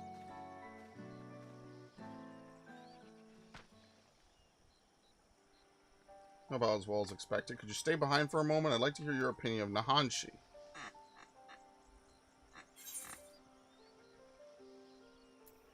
Not the most motivated person. I have the same impression. Truth be told, his attitude is the same as every Landsguard troop who comes to receive this gift, and we're meant to fix it. Consider this a rite of passage of sorts. The Landguard sends us troops whose rough edges want for polish, and the tasks we set before them serve as a whetstone. Over the course of our work, they gain great insight into the history and meaning behind this exchange of gifts. Soldiers with a tangible bond to their charge will protect it all the more staunchly. In recent days, however, even our treasure trove of knowledge hasn't been enough to rouse the spirits of some. Working alongside someone as capable as you, Nahanshi may find the extra motivation he needs. Now then, let us proceed to the southeastern gate, and while this goes without saying, keep this little conversation between us a secret.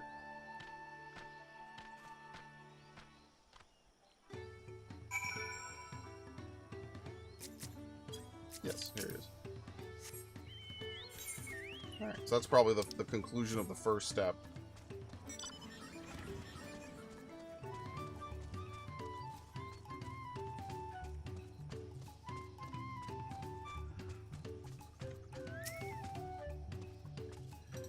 What did I do to deserve this? Now I know why my superiors were snickering behind my back as I departed. The Hanu might think this bird guy was worth all the trouble. I just want to get it over with. One feather at a time. Now everyone's here. I think it's time to begin. Together we shall make these feathers so striking that even Kihaxi would be envious. The first items we require are dyes and oils. The former is used to match the feathers with various uniforms worn by the troops. The latter serves a different purpose. As you can see by observing yours truly, Hanu boasts feathers full and colorful. This means thanks to the oils our body secretes, which keeps our coat from... this is thanks to the oils our body secretes, which keeps our coat from becoming drab and brittle. But the feathers we give to the Landsguard were molted long ago, and have since lost their natural luster, so you must apply oil to make them as vibrant as those of a Hanu in their prime. The task of gathering said oils and dyes falls to whose go to Urqopacha, where a crate has already been prepared. In the meantime, Nahanshi here will get the feathers. Okay, let's grab this while we're here.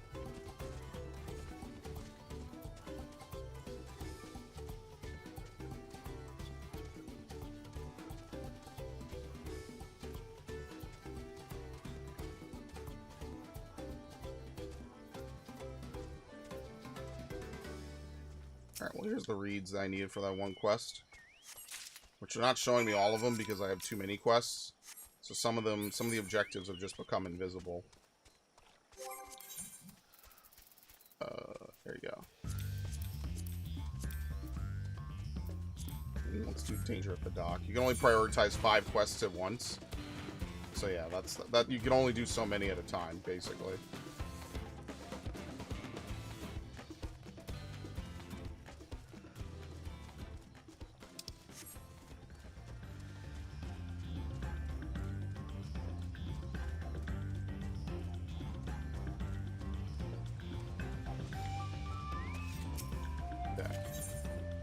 Reading the room. Have you taken in all their humble villages to offer? If you happen to be on your way to the breath between, there's a task I'd like your help with. You are as kind as they say. I've been asked to deliver freshly sprouted reed leaves to use as bait, but my work here has kept me so busy I've had little time to fill the order. The fields nearby have the choicest reeds. Now be in your debt if you could gather some leaves and take them to Munahanu. You could keep his payment for your troubles. Okay, we'll do that in a minute. Actually, wait, there's a quest down south, right? Can we even get up there? No, you know what it is? That's the cave. Yeah, okay. Let's do that while we're down here, I guess. We'll just get it out of the way. Alright, really quickly, I'm gonna go...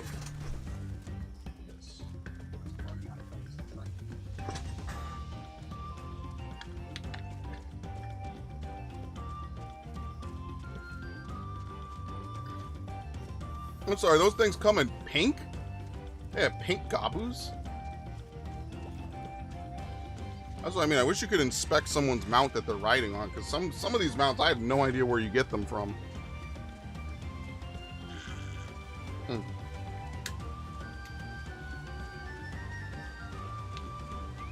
Fuck.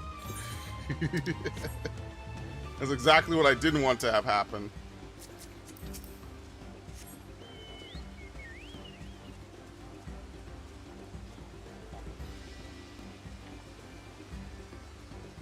Alright, he's fine. He's just distracted. These warriors get more beautiful every time I come. Sensing a distracted prey, creatures move in for the kill! Jesus, glowflies? Really?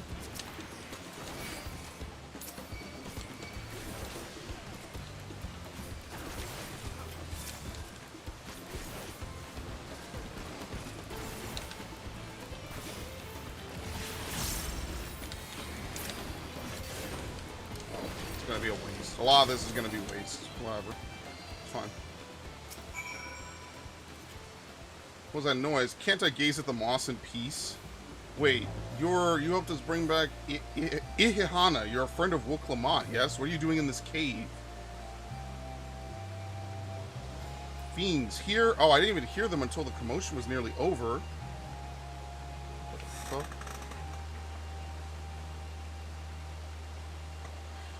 I owe you thanks for your courage. Now that my reverie has been broken, I should return to my friend. He must be worried sick. Honestly, I think we just teleport at this point. For 70 gil, I don't have to run all the way back, which is a steal.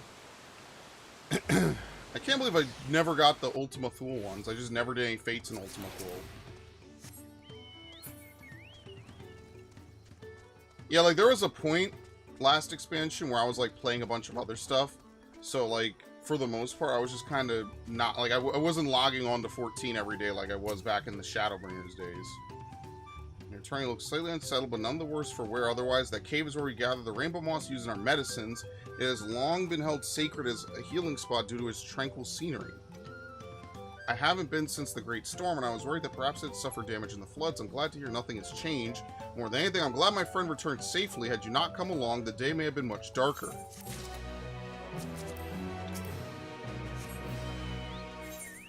Alright, I'm going to the east now.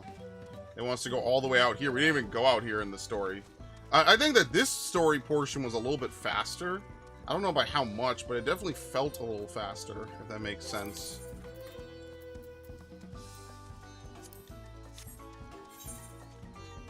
Alright, it felt like it was a little bit less time to get through some of the, to get through this. Maybe because the traveling was a little bit faster. You had the teleport in like the central area as opposed to like on the far right side of the map. So maybe that just makes it feel a little faster, I guess. I don't know.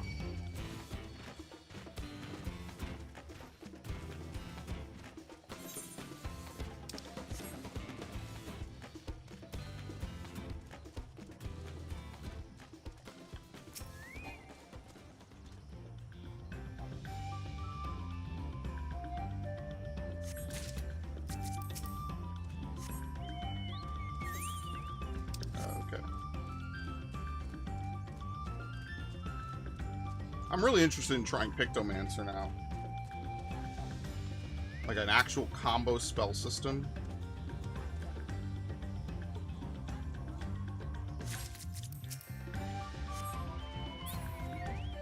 That could be kind of interesting. But what you really end up seeing is that a lot of these classes just don't really have anything below like certain levels. Basically, the only levels that they really balance the game onward from is 70 and above, because that's what we have with Ultimates. I guess that's one of the good things about having Ultimates, is that you pretty much get balancing from it, right? But like that's about it. Like when I was on Pictomancer, you could very obviously tell there's not a lot of moves for the class, and a lot of it is just replacement.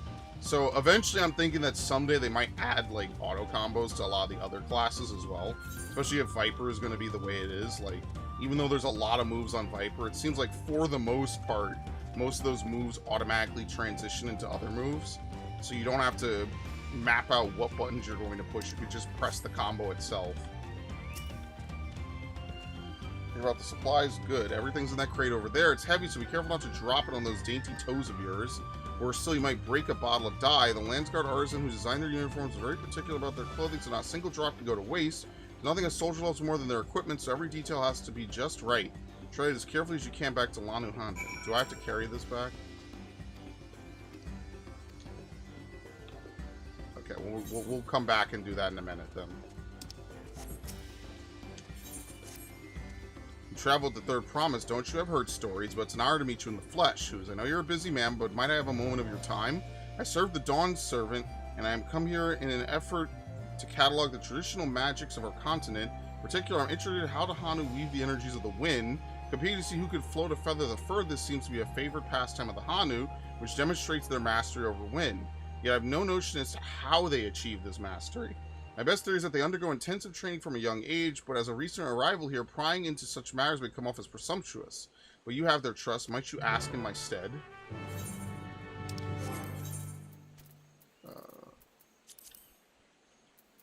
There you go. It's not that. Alright.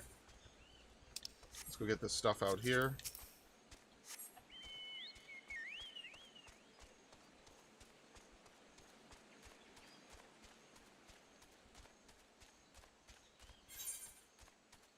Yeah, I guess I have to swim across. There is a bridge, but there's no bridge up here, so I just have to swim across.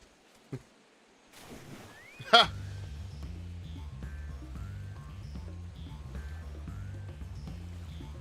Yeah, maybe someday they'll add swimming mounts. You can use mounts underwater. I don't know if there's an underwater segment here.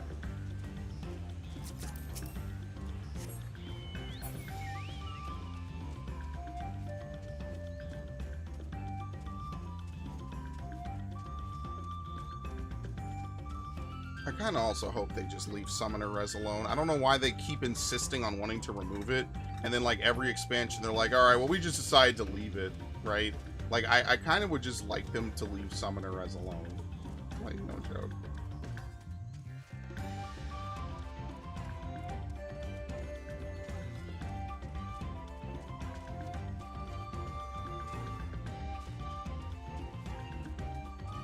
Even though someday I would like to play more of a red mage than anything else.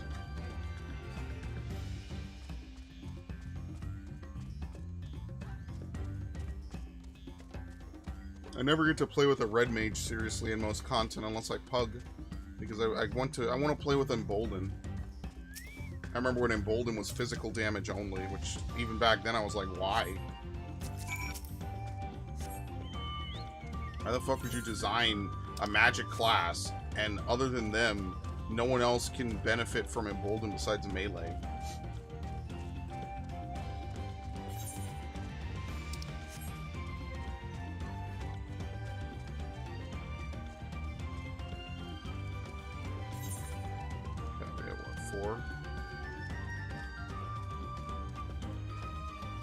Oh, you know what? I don't have to run up that big staircase again. You know what? That's alright. That's good.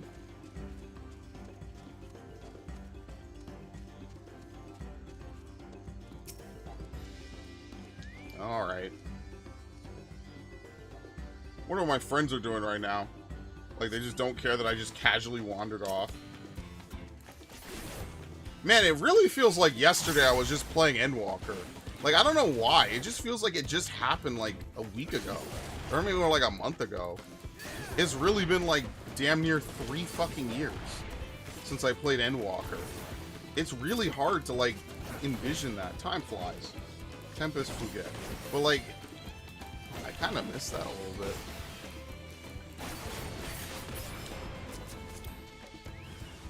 Oh, okay.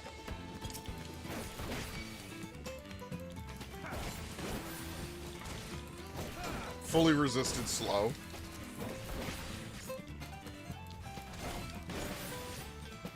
Bro, I'm out healing him with Brutal Shell alone. It's over.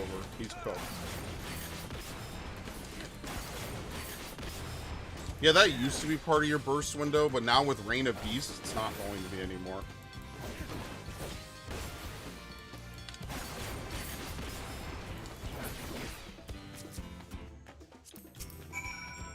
Alright.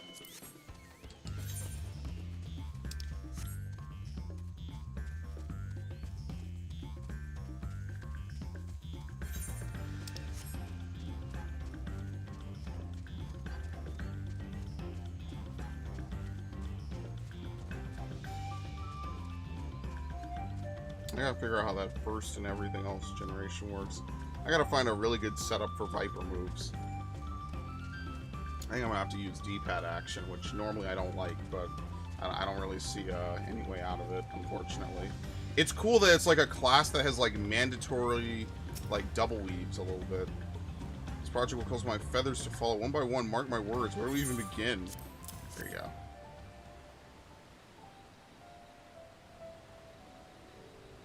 Lonu Holly made her famous dumplings. These are just what I needed. Such a large undertaking makes one so very hungry. With my energies restored, I've come to realization our reed problem required the perspective of visitors to solve, so perhaps we should consult artisans from other clans for advice on how to repair the Great Stairs.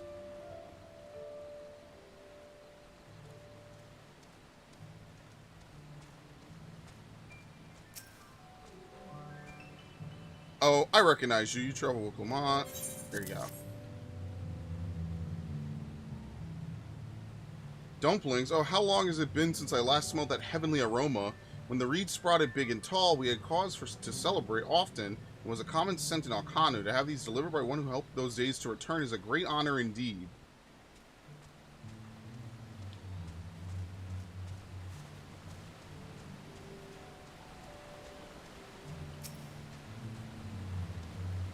Apologies, but this area is still impassable.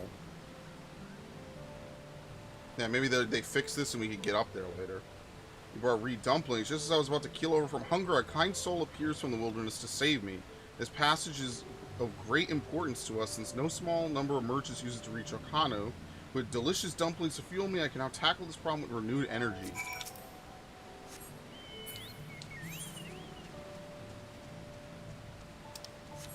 Alright, I think that's everything, right? Right for the offering.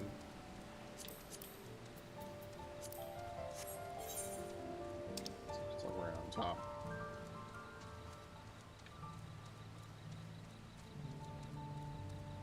So we're gonna turn onto this just for a bit. Once we get flying, it'll be a lot easier to get around. We could just go A to B. But I kind of like this. You could tell, like, the area design for, like, the last two expansions has been really good. Like, I really like Thavnair. I think Thavnair is one of the more interesting areas. Not just because it's been talked about forever, but just because it's very colorful, it's very flashy, it's got a lot of cool things. And that's kind of the vibe I'm getting from this area. I like it a lot. Feels like a less jungly, but definitely in the same vein as Thavnair.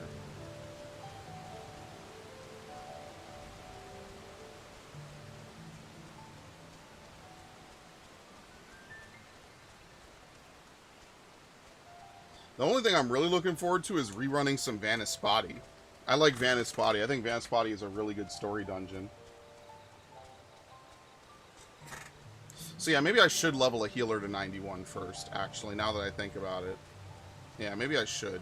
So maybe that's what I'll do my roulettes as. Even though 2 tanks is kind of vital, so I could, you know, do content or whatever. Maybe it's better to do a healer so we could do the role quests. I don't have to wait, like, multiple streams to have to do it. I could just do it ahead of time. So maybe that's what I'll do, is I'll level up probably what? Gunbreaker, Sage, Bard, Viper, and Picto. Because, like, if I had to organize the classes I'm really interested in playing, I mean, like, Warrior ultimately is, like, the class I almost always play, like, extensively. But I do prefer Gunbreaker. I just like Gunbreaker a lot. I would say that my least favorite tanks are probably Paladin, or is Paladin. Dark Knight, like, I don't like the lack of self-heal, but Paladin just has a lot of things about the kit I just really don't like. So it's a little bit in the mix. Scholar is very difficult. I don't like it as much as Sage. And Astrologian just requires a lot of button pushing, and I'm going to have to write even more macros because of the changes they made to the card system. And I'll be honest with you, like, I do understand that, like, more RNG is not better. I think that the RNG on Ast is, ironically, what makes the game not fun to deal with. Now, I understand to a lot of people, RNG on Ast is, like, kind of the job fantasy. But I don't know, man. Like, when you never draw the card you need for, like, multiple minutes at a time, it stops being a job fantasy for me. It just starts being like, why? Why would I want to intentionally not draw the cards I need? And that's why I like the Stormblood system, is that every 2 minutes you would try to get Divination. So you had, like, 4 tries, plus a sleeve draw, plus a redraw per card drawn. I just think that makes a lot more sense, personally.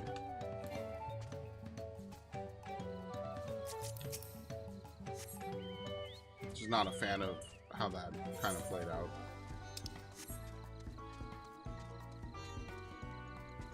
And I like Athena, but, you know, it is what it is. Sometimes the, or you know what I mean, not like Athena, like the fight design, right? So sometimes the fight design is really favorable to Ast. I like the way the fights are, but at the same time, like, I could understand, like, drawing cards is just going to be weird, that's all. The thing that the B-movie, I saw that, the thing that they need to kind of get rid of is, like, massive pre-pull timers. I think that's, like, the #1 thing that's going to really divvy up a lot of classes is, like, hey, Reapers don't get their real bursts until 2 minutes in because they don't start with enough gauge.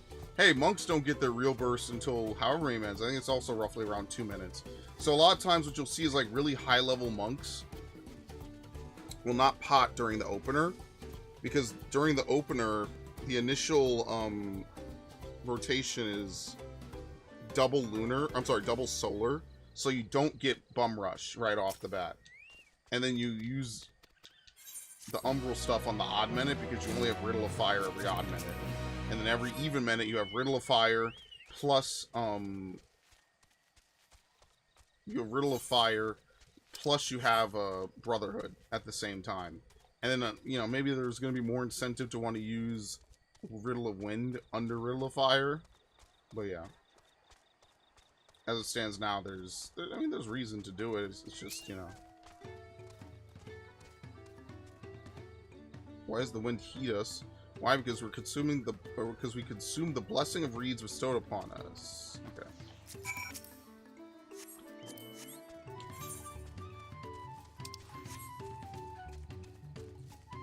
Bro asked me to find the answers. Like, bro, he's right downstairs. Thank you for delivering the dumplings. Oh, that was a different quest. Never mind.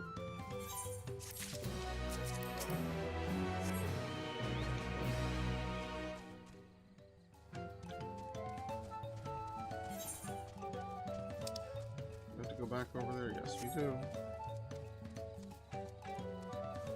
Orpheus. I read that as Orpheus Evangelion. I was like, what? Some of these names get me. Seriously.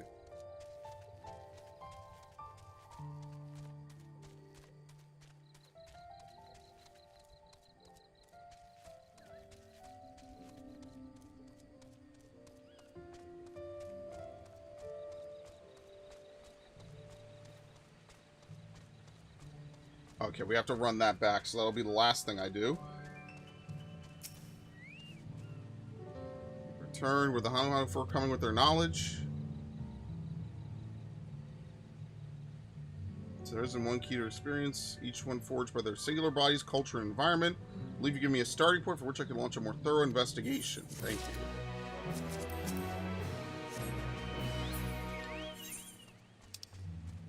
Actually, if we have to go across, but we have to go across the river. Where are we running it to again?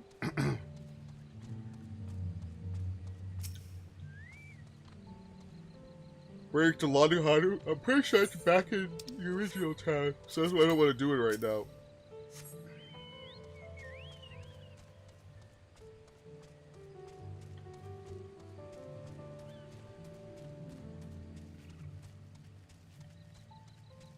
I think what's ultimately going to need to happen is they're going to have to, for a lot of classes, like actually like do super reworks to them. So I know that's going to make a lot of people unhappy, but I think one of the key differences that makes a lot of the later classes really good is that the content just really functions around their kit really well. And they don't usually have extraneous buttons that don't do anything. Like, how many buttons has Red Mage lost over the years? What, like a handful? What is it? They had like old Tribind or whatever it was, old Scatter, whatever. No, Tether. No one remembers Tether because that move basically you never used it. Like, or maybe it was called Tribind. I forget what it was, but like that move's gone, right? And they replaced it with like the whole elemental gameplay with using AoEs, right? So certain things I feel like just need to change. Summoner, I don't know. Like I feel like Summoner lost a lot. So like losing dots is whatever. I kind of prefer dot gameplay personally myself. But I don't know. I feel like constantly adding, here is a new summon, here is Demi, you know, like, I don't know, having a second Bahamut summon is like, why?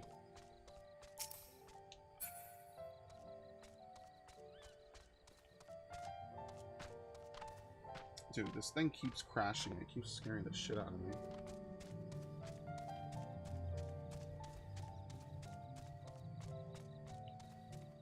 Wait, oh, was he over here? Oops, maybe he was actually over here. Do I have to run it across a bridge? I'm gonna be really salty if I do. Hopefully not.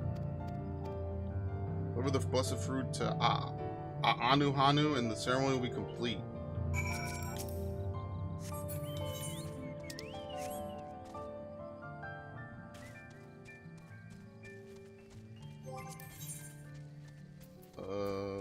Let's see.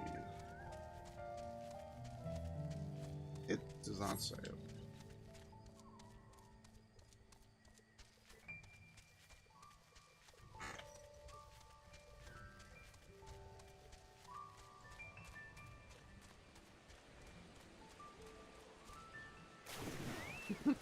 I like how it tries to surf for a moment, and then it's like, oh, you're not flying.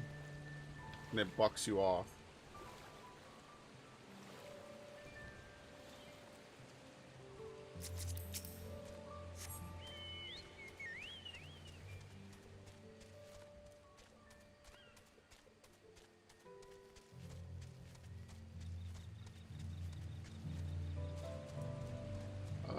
Here we go.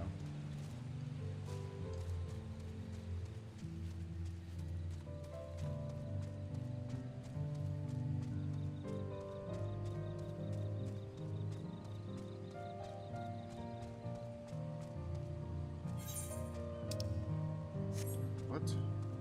Oh, that's it. That's the only thing that is here. Gotcha. Okay, well, we'll do this. The order of enemies which will sap your strength. Alright, we're going back. Alright, see, that worked out very nice.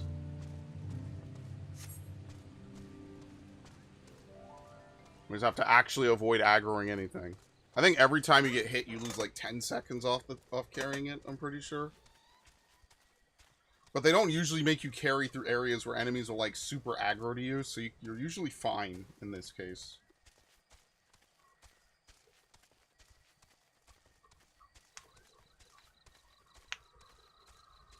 How much experience are you gaining? Not a lot. It takes a really long time to level up your Chocobo.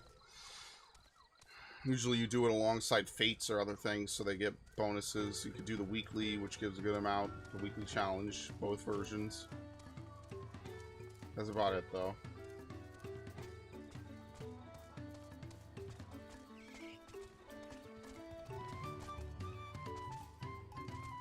There we go. Yeah, I knew there was a way back over here.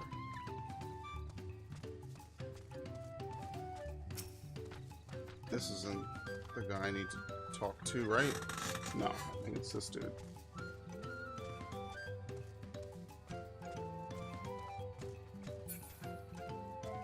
Right? Am I losing my mind? No. There you go. For half a second, I thought I dropped it, and that wasn't what I was supposed to do. Okay. Well, did excellent work today. Nahanshi, it appears you might need some rest after your ordeal, How many feathers did you pack into that crate? Are you sure you didn't send me the dyes and oils? Well, I didn't, for whose crate is much heavier. He also carried it from a much greater distance. Really now, and here I thought I was the stronger. Damn, bested during my first assignment.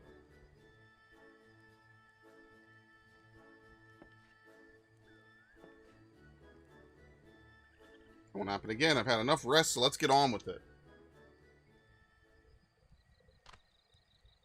If you insist, let us proceed to the heart of the matter. First, we must dye each feather one by one, but be careful, for each color is needed in different quantities. Equipment used to attack is adorned with black feathers, while equipment used for defense is adorned with feathers in their original green.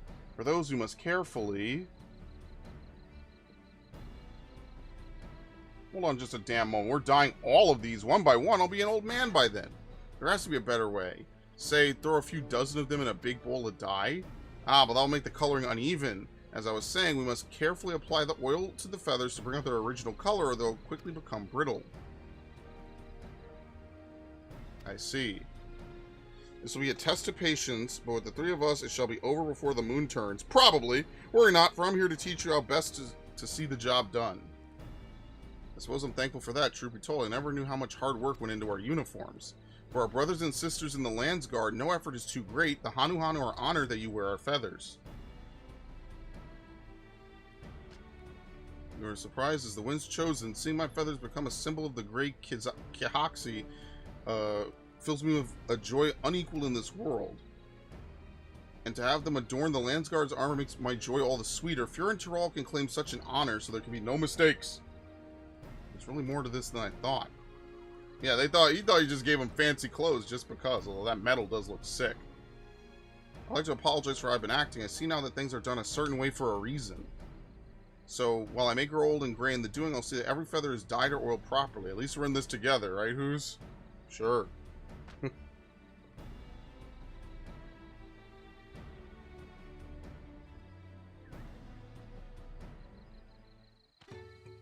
Alright. reckon I'll be cleaning the dye from under my nails for some days yet, but I won't complain about honest work. Now I have to think about how to get these back to Tuliyollal. Don't get ahead of yourself. The hard part is behind us, but there's more I would ask of you. As I've said before, Kihaxi is revered by the Hanu, and we must pay due respect for use of its likeness. As such, there are time-honored rituals that must be followed before we give this offering to the Landsguard. Time-honored, as long as it isn't time-consuming. Our next step is simple. We must bring the feathers before the likeness of Kihaxi and Kozama'uka, excuse me. Have the priestess beseech the great bird to bestow the wind's blessing upon them. More lugging that crate around then, I could do that, but if we're going any further than last time, I might need a couple of breaks. Now, Morganahachi, I will carry the feathers. I have something different in mind for the both of you.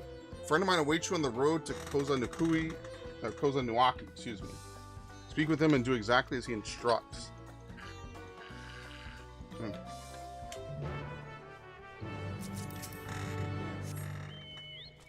Alright, let's turn this in then.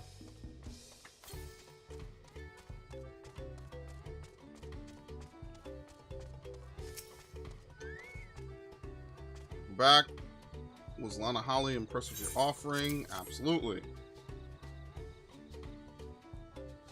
Yes, I can feel Kihaxi's grace emanating from these. Thus, the ceremony is complete. The younger Hanu clamor to participate in this rite, you know. It said that the fruit offered to Kihaxi becomes imbued with its divine spirit, and all who carry them shall be blessed with great luck. Surely you will be too. Although you traveled far, I hope you feel enriched by the experience. Go with our gratitude. May the wings of Kihaxi sweep ill fortune from your path. Alright, very nice. What is that? Is that 5, I think? Yes. Okay, so we have half. Just as long as we have half, that's totally fine by me.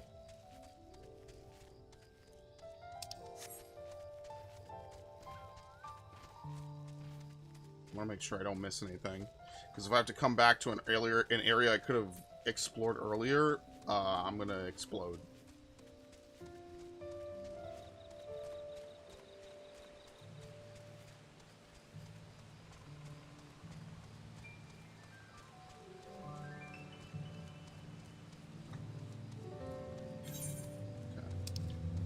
What's up here? I guess we could go look up there really briefly, and then we could just leave by teleporting as long as we don't have to go back. Because it seems like everything else is blocked off by high ground, so we can't get to it at the moment. We can just fill in the map, because you know we're going to want to get the full map exposed. Yeah, southwest. Okay.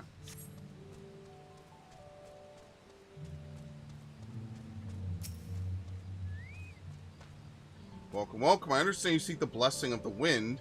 Our priestess requires, or the priestess requires a certain type of bark to complete the ceremony, and your job is to gather it, but you must tread carefully, for the shores where the trees are found teem with hungry beasts. I suggest clearing the area first so one doesn't sneak up on you.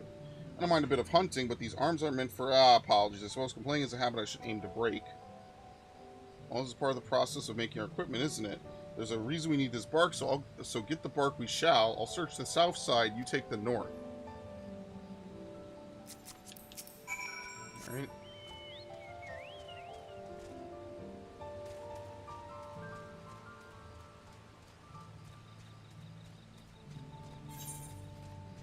Okay. It's only probably one set of beasts that spawn.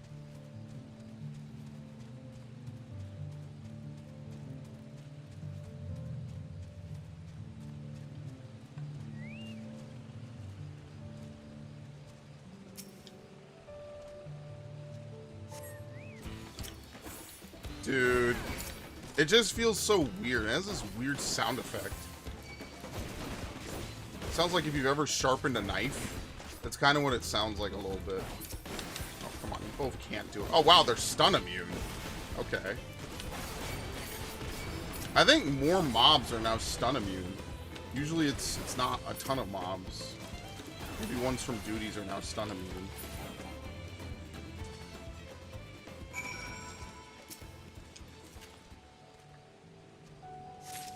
Alright, very nice. It's the good old meme of identifying wood. Yup, it's wood. Which basically is what you do whenever you level botanists, is you just hit trees for a couple hours and you go up 10 levels. But usually I wait for like all the different expansions to come out, or all the beast tribes to come out. Because Lord knows I don't know, I just don't want to spend a ton of money crafting stuff. So yeah. Answer lies within the legend of Kihaxi. You see, our ancestors hailed from a different land and were guided here by the Great Bird. Upon their arrival, they found perilous woodlands overrun with hungry fiends.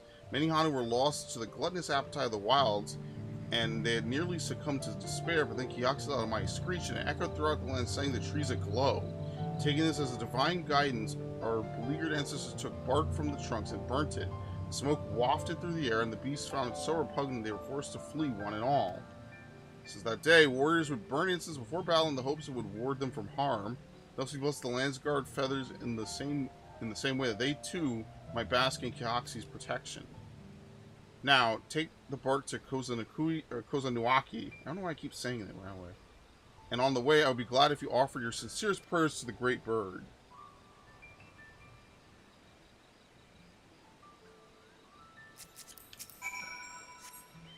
Kozama'uka. It sounds like a Bionicle. The words are going to ride up. Which is good, because I actually want to see if we could fill in that last part of the map.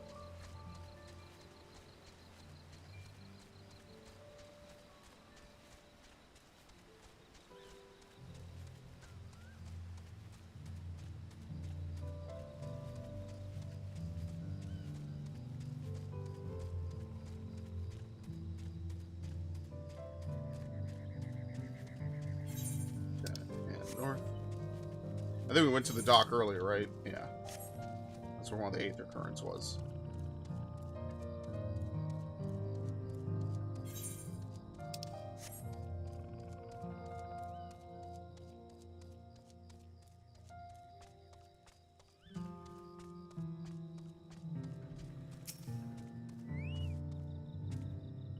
Finally here, mind giving me your bark, I will deliver to the Hanu priestess. Alright. Thank you. Once I'm finished, let's offer our prayers. Wouldn't want to disappoint our hosts after all.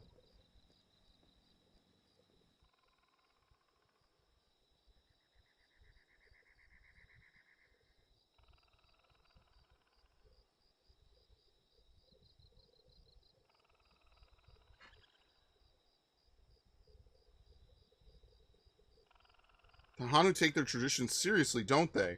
I know they wish for good harvests and such, but never imagined we Landsguard were in their thoughts all this time. This has been an eye-opening experience, to be sure, but I can't help but wonder why we're so important to them. Why allow us to use their revered god in the designs of our equipment? Aren't you a Landsguard yourself, and you ask such questions?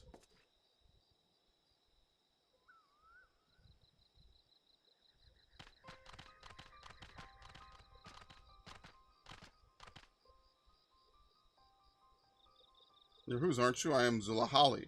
I know we have you to thank for the Ihihana's success, but even so, I must ask that you stand aside. You are Nahanshi, of whom I've heard so much. I'm surprised you had the gall to set foot in such a sacred place. While the elders may sing praise of the Landsguard, their minds have been warped by too many moltings. The new generation is sick of their ceaseless chirping.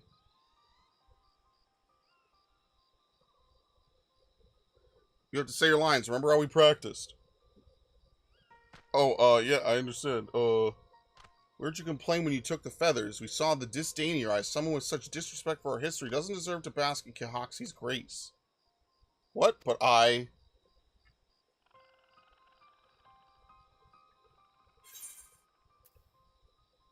He'll learn in time. Yeah, he's learning. And maybe so, but he's had enough chances. We refuse to suffer this Landsguard to be an Akhanu. Listen well and remember, the sacred likeness of Kihaxi was once reduced to shredded reeds. By whom, you ask? None other than Galul Jadjat, Dawn Servant and founder of the Landsguard. No, the Dawn Servant would never... This misdeed will never be forgiven. If you have any pride in your position, you should be ashamed of your ignorance and lack of respect. How will you answer for that? Yes, you must answer, and answer well, or we will be very angry with you.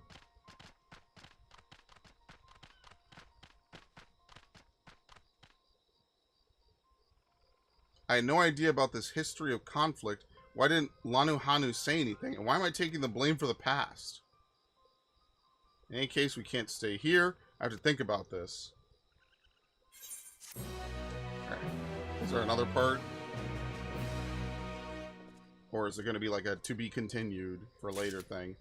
Nope, there we go. Nahanshi's answer. Nahanshi is visibly shaken. I don't see why Zulahali would lie, but how have I never heard of the Dawn Servant's affront to the Hanu? And why would Lanuhanu act so proud to have his feathers adorning our equipment? I'm no good with numbers, but even I could tell something doesn't add up here. I want to learn more about their history. What exactly did he do? It was my ignorance that seemed to set her off. After all, whatever happens, I'd like to leave her on the Hanu's good side. Our best bet is probably to return to Akhanu. If anyone can tell us the truth about what happened with the Dawn Servant, it will be Lanuhanu. Alright. I'm gonna probably eat another Gissel Greens just to reset the timer.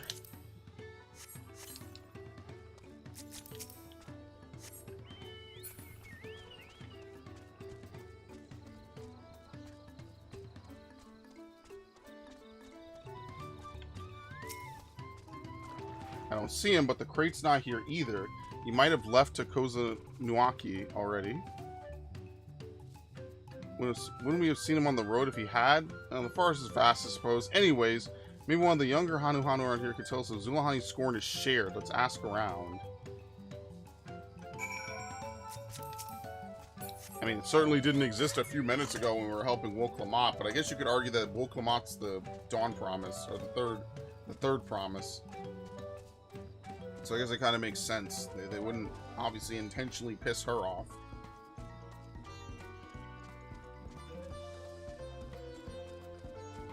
Oh, shit.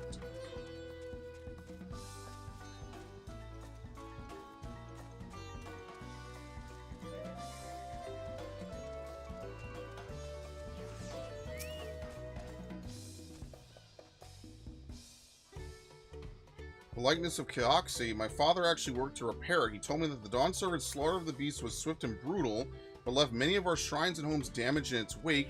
What choice did he have? The fiends were at our doors. My father and his friends agreed that it was better to be alive, at least that way they could rebuild. The other one's on the other side. What quiver is that? That must be Warrior of Light.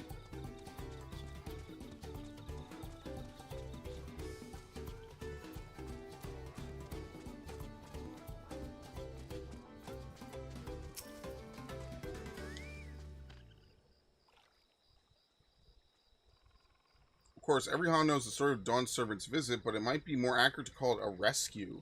For at the time, our home was beset by beasts and fiends. When Galul Jaja heard this terrible news, he personally came to drive out every last one.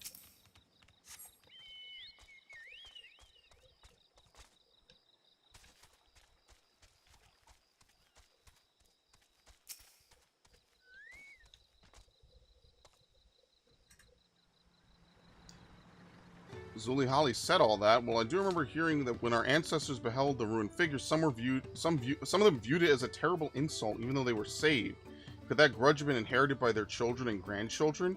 I can't speak on such matters, but perhaps Lanuhanu can. He is wise in our ways and makes an effort to befriend everyone he can.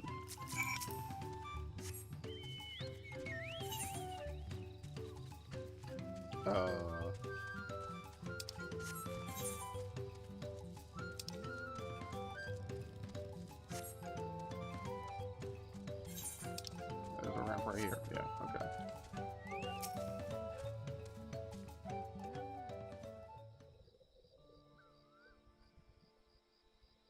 What's the word? From what I've heard, the Dawn Servant really did destroy the sacred figure. I see. I can't say I'm surprised that some Hanu would bear a grudge, so Zulahali was telling the truth. Something still doesn't sit right with me, though. The Dawn Servant wouldn't simply go on a rampage and leave the Hanu to clean things up. He'd have had more compassion than that. Nahanshi, Hoosh, you won't believe what happened. I was surrounded by Zulahali and her cronies while on my way to the shrine. They stole the crate of feathers from out of my claws, saying no Landsguard could have it until Nahanshi gave his answer. I assume you know what they're talking about. They said you ignore their demand, they'll burn every last feather. What? Have they gone mad? Gods be good, I'm sorry, but can you go install them for a while? There's something I must look into first. Sure, I guess. I know you're thinking, isn't this going a little too far? I would answer that the results should speak for themselves. Now we simply wait and see what Nahonchi brings us. Zulhali and the others are waiting to the south of the shrine. Let us go there and stall them, as Nahonchi requested.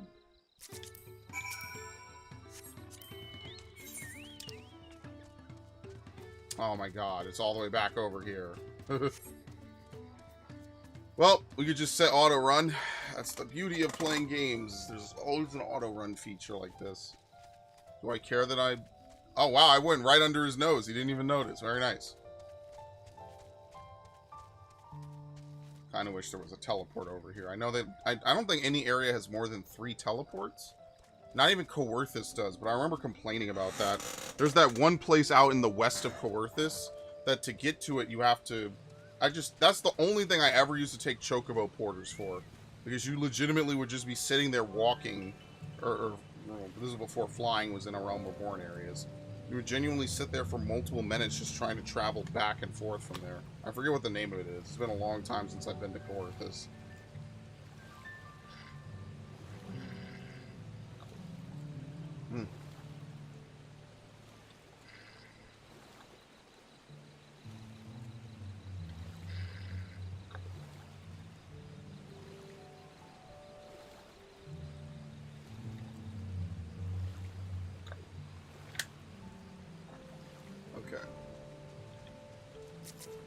Yeah, my throat is drying out. Alright, we'll dunk this in and we'll go north.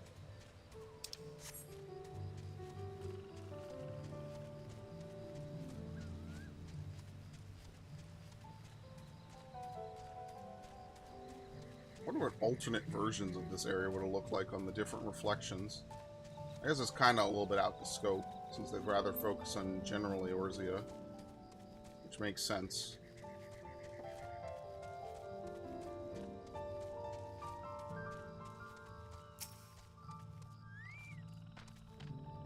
You should be here soon. We're very lucky to have you spur him into action. While our methods may appear to be rather blunt to you, wait until Nahonchi speaks before you judge us. Wait quietly and hear his answer.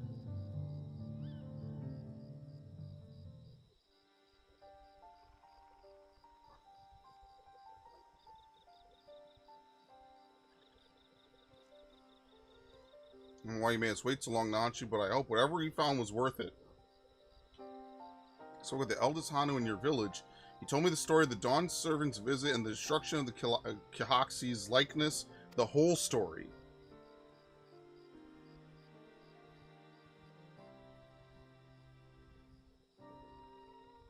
Seems he, particularly the head of reason, was filled with anguish at the sight and offered his deepest apologies. To make amends, he devised a way to assemble an even more robust figure from the remains of the previous one. His work was done overnight, and the head of resolve called upon the whole village to celebrate their newfound peace. For the first time in a long while, Ihihana commenced, and the Dawn Servant was chosen to ride the sacred float. After the festivities, the Dawn Servant said that when he finally established a unified nation in Tural, he wanted a motif representing Kihaxi to be among those used in his soldiers' uniforms. He declared that different tribes could forge friendships as long as they opened their hearts to one another, that his nation would be one where people of all stripes could live in harmony. His soldiers would become a symbol of that promise. So you can learn for yourself after all, but you should have come here with that knowledge already seared into your memory. I know, I have no excuse for my ignorance and the petulance born from it. This experience has taught me so many things, and now with full knowledge of this history, I'm filled with a much greater sense of purpose than before. I feel like I feel more keenly than ever before as my duty as a Landsguard to serve every corner of Tural. But to fulfill that duty, we must have our equipment, so please, I beg of you, entrust the feathers to me in good faith.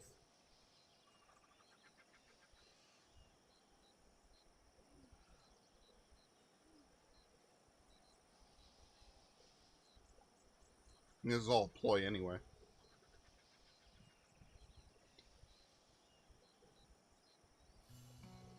To be a fine soldier, don't you agree, Lanuhanu? What?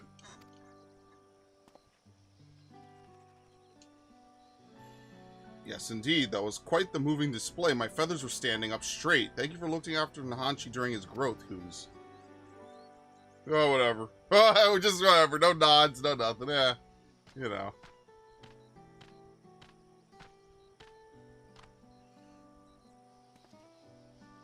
My growth? What are you talking about?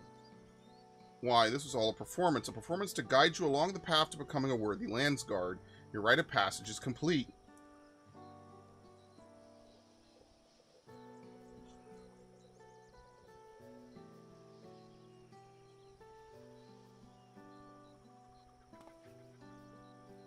So my superiors weren't pulling one over me, they were worried about me. I didn't realize my conduct was so concerning. Tell them what you told us, and their concerns will vanish. You'll be welcomed back with open arms. But before you do that, aren't there more places to visit, more materials to collect? We Hanu aren't the only people who love teaching lessons. Please, I don't want to think about that now. I was worried sick enough imagining what would happen if I couldn't get the feathers. Well, you've earned a bit of rest. Return to Hanu and we'll deliver the feathers to you after the priestess has blessed them. On that part, at least, was no ruse. If you don't mind, I'd like to go to Kozama'uka. I feel I should offer one more prayer to Kihaxi.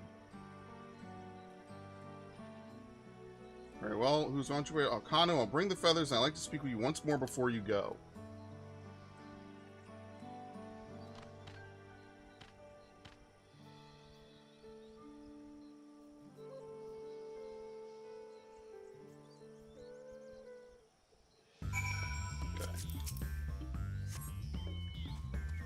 We're just gonna teleport.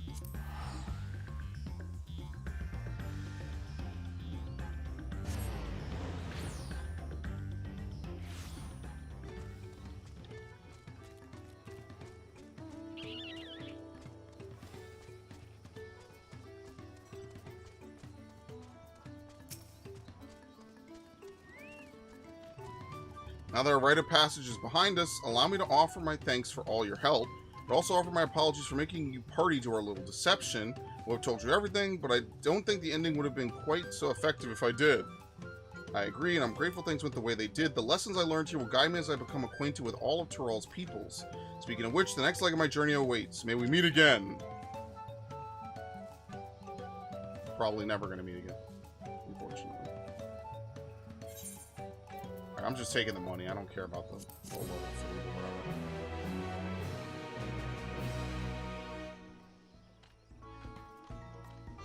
Okay, so I think oh, I forgot to go north. Ah, fuck it, whatever. We'll do it later. It's not a big deal. All right, let's go back to Tuliyollal, and we'll see. We'll complete knowing the Hanu.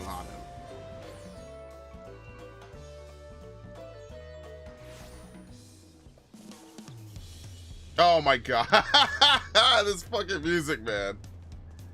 Yeah, there's a lot of people that leveled Picto probably at light speed. That's probably what they spent the first several hours doing while I was doing all the side quests and stuff. I think a lot of people were just spamming out all the ways to level up Pictomancer. Like, a lot of people are really excited for it. That's actually very interesting to see.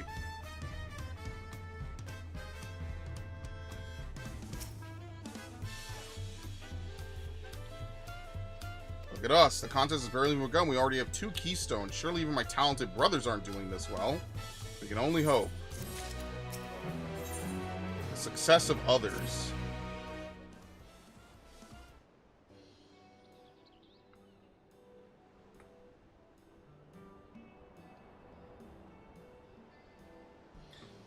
We've now won keystones from both the Feet of Reeds and the Feet of Gold. Surely that means our approach to the contest was the right one.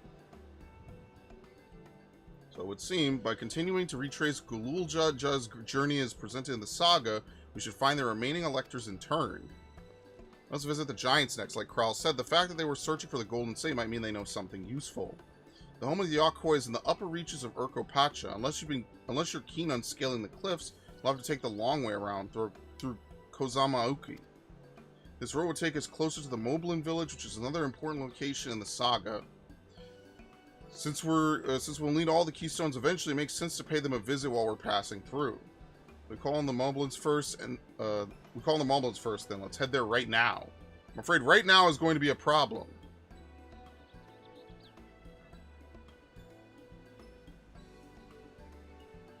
The flight of we wingless The great stairs leading to the Moblin settlement collapsed in the storm.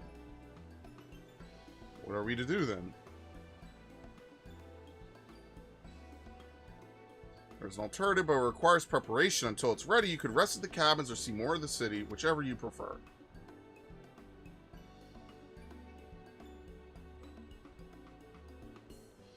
And just to be sure, you'll accept any method of travel as long as it gets us to our destination. Of course, who do you take me for? As your guide, I will see to the It's a boat. Seems we have some free time on our hands, let's make the most of it.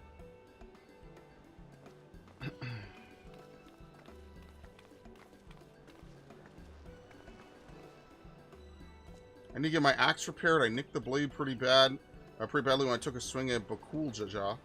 Which reminds me, I never got around to introducing you to Ropely, did I? He's the man in charge of Wachumeki and a great person to know. Want to come along? Let's go then.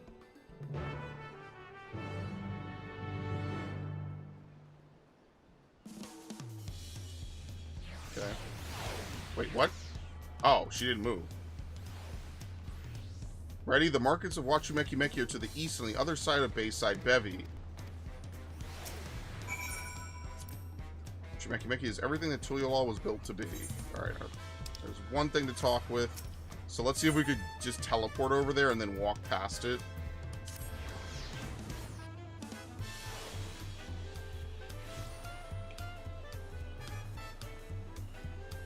Right? Yeah, it won't trigger if we don't talk to him. This is where our scripts are going to be exchanged. I've never done a lot of this script stuff.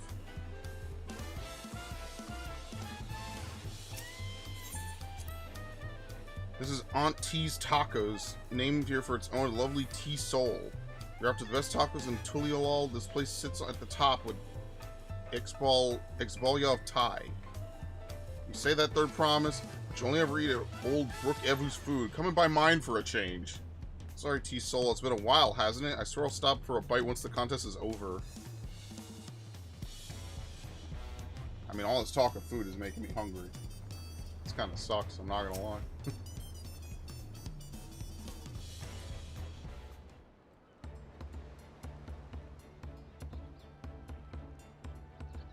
My, the third promise. How might I assist you this fine morning? Well met, I need to buff an Esnick out of my axe blade. Shipped quite terribly, trying to cleave rocks again, were we? Something like that. Think you could fix it? You stand among Tyrol's most prestigious gathering of artisans and ask this question, 'tis child's play. We'll have it repaired for you in 2 shakes of an alpaca's tail. Good to hear, I leave it in your capable hands. Who's your companion, if I may ask? Who is a great adventurer I recruited from across the salt. I brought him here to meet you, actually. Thought he might have reason to visit Wachumeki sooner or later. Allow me to introduce myself. I am Ropely, humble representative of this grand center of trade. A pleasure to meet you. You there, stop dithering in the shadows and announce your business already. Oh, it's this guy, yeah. I've seen that man somewhere before. From the boat.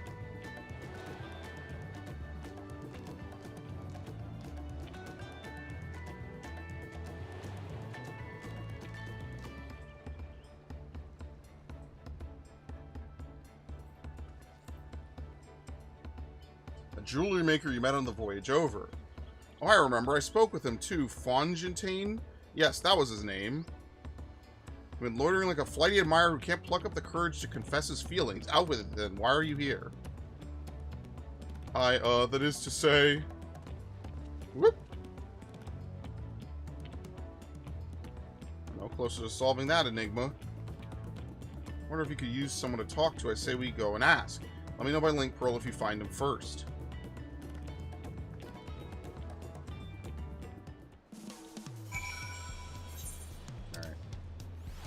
Back. I'm lazy. Walking's for chumps. I only teleport.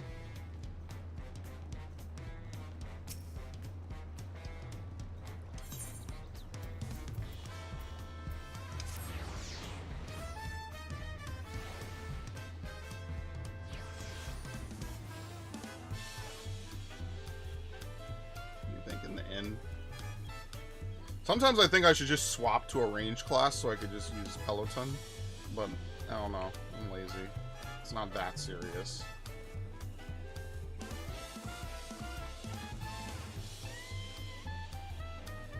Trying to look for, like, crowds of people as well. Sometimes the people will give it away. Yeah, there's a lot of people playing Picto.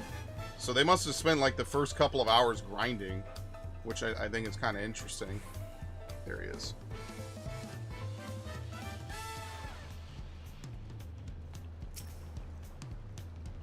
You were conversing with Master Ropely, but wait, we've met before, haven't we? On the ship.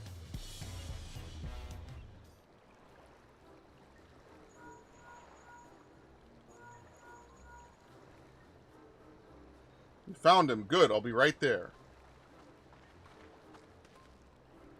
Why did you run off like that? Did you have business with Ropely or not?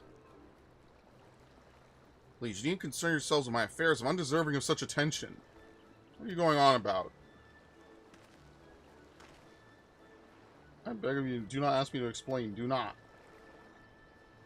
Sorry, but the more you tell me not to, the more curious I become. Besides, you look like you need a friend. You were too kind. So be it. I suppose I could share with you a morsel of my misery. Before I came to Tuliyollal, I worked as a goldsmith in the most prestigious jewelry maker in all of Ul'dah, Eshtame's Aesthetics. Oh, it started off well enough, but as the days passed, everything began to go wrong. Compared to the masterpieces of my talented colleagues, my products were lacking. Mediocre. I lost all confidence. Crippling doubt had possessed me. Any veneer of bravado I tried to put forth soon cracked beneath its weight. Thus did I take ship, hoping to find a fresh beginning on new shores. Yet, as you witness, I lack the courage to even approach a potential employer. You stand before a man wallowing in the wreckage of his ill-spent existence. Alright then. You offered a morsel and then served us the full course. You must have really wanted someone to hear your story. If you like, I could try to give you a few words of advice. Then you have experience with my predicament of feeling terribly inadequate compared to your undeniably superior peers. When we put it that way,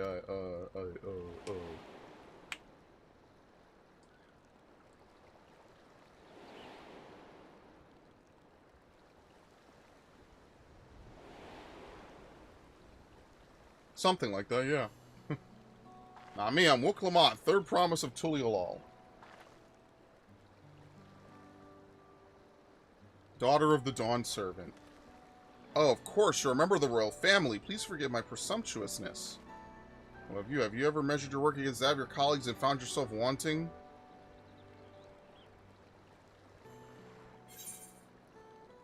Yeah, you can't measure your work by the success of... Well, that's not true, but let's say it to make him feel better.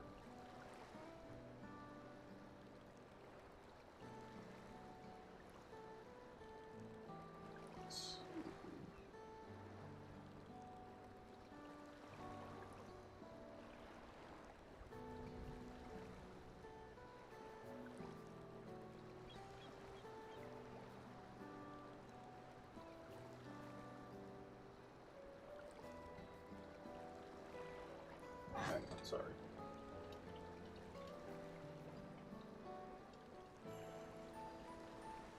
You know what? Never mind. I take it back. Oh, fuck me. How can I not? Should my work not meet the same exacting standards, no new commissions will be forthcoming. Then what was the point of my becoming a goldsmith? Looking back, 'twas my father who inspired me to take up the trade. His exquisite creations bore radiant smiles to the faces of his clients, and I admired him deeply for it. But in the course of striving to be as great a goldsmith as him, I lost sight of my original motivation. All I ever wanted was to spread joy through my craft, as he did. Perhaps I will give this one last try. Thank you both for reminding me of what is truly important.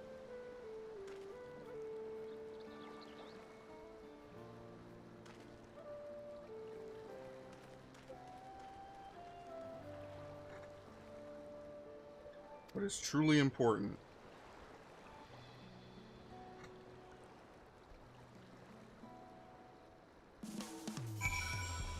Okay, well.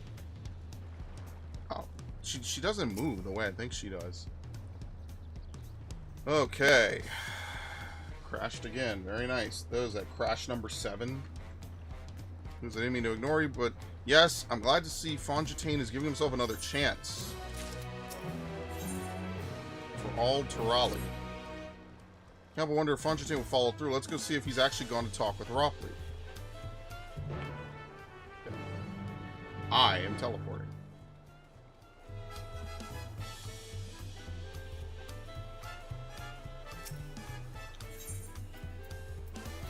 What is it again? Watch your Meki Meki.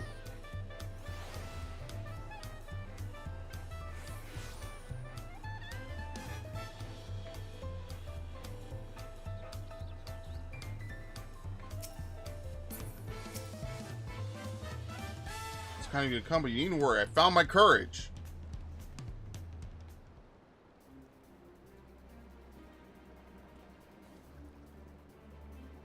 Accept my apologies for my earlier behavior. My name is Fontaine, and I am a goldsmith from Ul'dah in a faraway Eorzea. I realize this is a bold request, but I should like to continue practicing my trade here and watch you Meki Meki if you will have me. I ask only for the opportunity to bring happiness to others with my creations. So that's what it was about. You were looking for work. Consider yourself hired. Watch your Meki Meki is always in need of skilled craftsmen and women. I'll handle the necessary paperwork. Can you start tomorrow? Yes, of course. Must thank you both again for your sage and timely advice. I don't know that it was all that helpful. Well, you were. Had you not come to speak with me, I would not have had that moment of much-needed self-reflection.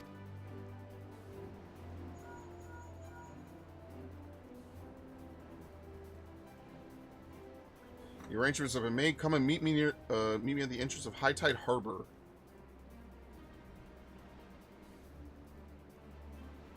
Well, that should be a dead giveaway. I almost forgot. Do you have my axe ready? Ready and waiting. Behold the sublime touch of a Wachu Meki Meki artisan.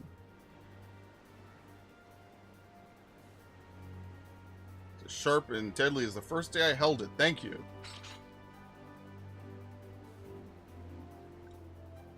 Well, good luck to you, Fontaine. Let me know if that doubt creeps back in. I'll be happy to talk you out of it.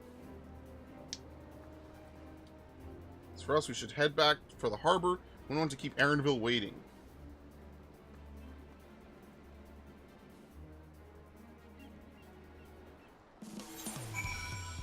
Where's the harbor? Okay. I mean, we could... It's kind of equidistant. Doesn't really matter. And the time it takes us to go back there, we could just run over. It's not a big deal.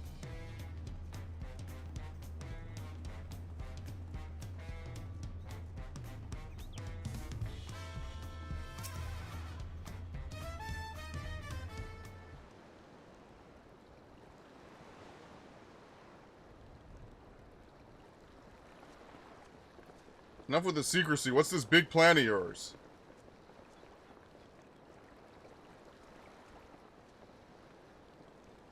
Look there. That is my big plan.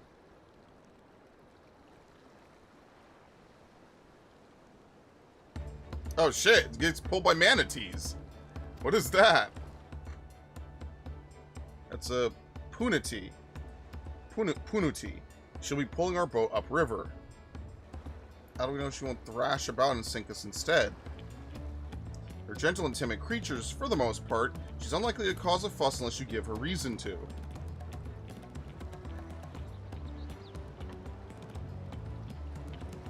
First alpacas, now punities. We're relying a lot on animals for this journey. We should be thankful we have an animal expert as our guide then. I hate all of you. Ooh. They have to be my own nemesis. Another boat. Well, I took you for someone who was up to the challenge. Was I wrong? Ugh. Long ago, when fighting still raged between the clans, the inhabitants of Kozama'uka rode these riverboats to move swiftly through hostile territory. But the vessels see little use with Tuliyollal now at peace, so I was able to borrow one of the few which remain. I did consider dirigible, but the pilots warned me that the updrafts near the falls will make landing difficult.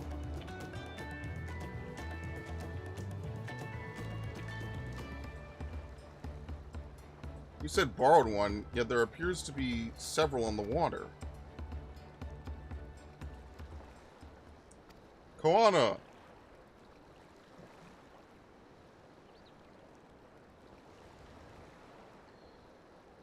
Amati, traveling up the river, I presume? Hold on. Fuck.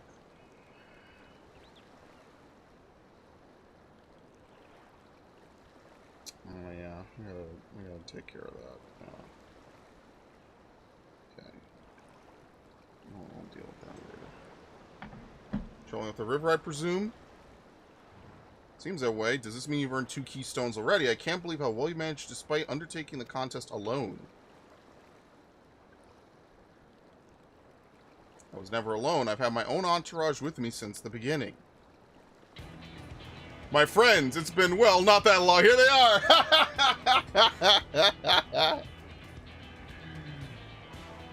Thancred, Urianger, what are you doing here? Escorting a promise, the same as you. I heard much of the incomparable Archons during my time at the Studium. As soon as the contest was confirmed, I thought, who better to recruit to my cause? I contacted the Scarlark, who arranged an introduction to these 2 gentlemen. The second promise had specific requirements. They who would be his assistants must boast both proven survival skills and mastery of the arcane arts. Thus did Thancred and I receive the summons. My own studies concentrate on technology which our people could readily use, such as inventions born of magic or clever engineering. Where magic was concerned, I covered only the foundation. Knowing you too, I expect you had other reasons for accepting the job. A few. The nation of Tuliyollal spans an entire continent. Depending on who wins the throne, this world may be plunged into instability once more. Ever have we striven to preserve peace? Where is our place if not here and now? We did our due diligence, of course, and we made sure of who we were working with before agreeing to this endeavor. It's even more opaque than Urianger at times, but is surprisingly... It's quite enough of that. We must be on our way. Wait, I have one question before you leave. Koana and Woklamat are vying for the throne. As Koana's entourage, does this mean you're resolved to defeat all his opponents, including us? We're sworn to do all our power to win this contest for Koana, even if it means competing against our own comrades. We intend to hold nothing back and expect you to do the same. We won't disappoint you. Yeah, anyway. I'm the better gunbreaker, bitch. I thought you were taking a boat. Even if you have been forced to travel on water, then the others will be doing the same. I'd rather walk than risk confrontation on a leaky barge with no possibility of retreat.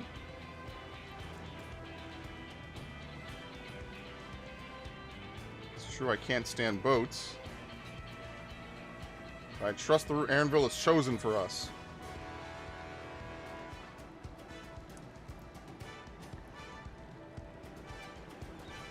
Leave the handling of the punity to me. Should other wildlife attack us, however, may have difficulty keeping under control. Do your best to draw them away as far from the front of the boat as possible. We shall remain on deck and stand guard, although it may be wise to have at least one of us sit up front with Erenville just in case. I'd like to stay on the deck. I'm eager to put my Pictomancer to the proof. I'll take any chance to show you how to hold my own on the battlefield. Crow will stand on guard with Ooze.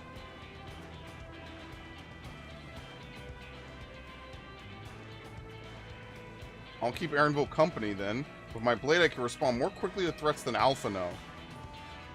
Thank you. If a fight breaks out, I'll try to stay out of your way. I'll just be over here somewhere. And I shall endeavor to provide aid where it is needed. I can do that as well. Should cover most eventualities. Secure your gear and board the boat when you're ready.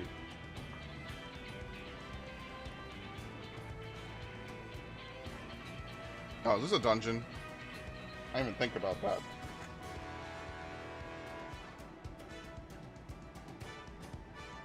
Yeah.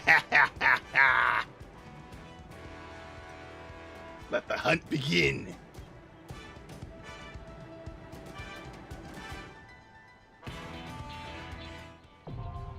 Ah, Ihuykatumu.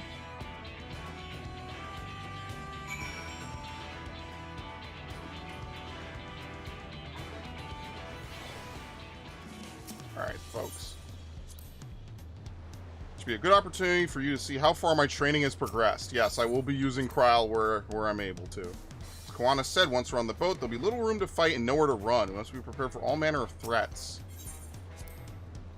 Let's see. Can't stand here all day debating the dangers ahead. We have a contest to win. Why is there nothing for her to say? What the fuck? I just didn't give her anything to say. Take the small boat to board the big vessel with the impunity. Okay. Alright. Pictomancer. Wait, he's everything? What the fuck? How is he... Is the icon glitched? How the fuck? Oh, you can't use Kryl for this. It would be a pleasure as always. Let's get to it. So she's a DPS. Why can't you use Kryl for this? That's so weird. That's I'm sorry. I guess because Alice is going to be helping defend these dudes. That's why. Okay, whatever. All right, sure, fine. Is she going to be like a warrior just in DPS mode? Oh shit! What did I change about my gear? Oh no, they said they broke it. Yeah, because of the update to the glamour system, they broke a lot of the portraits. So you have to redo them. Okay, that's fine. Oh, look at this fucking piece of shit, bro. He's got what are those? Wivriz? I have no idea how to pronounce that word. I don't know if it's ever been voiced in this game. That makes sense. Someone has to defend Erenville. That makes sense.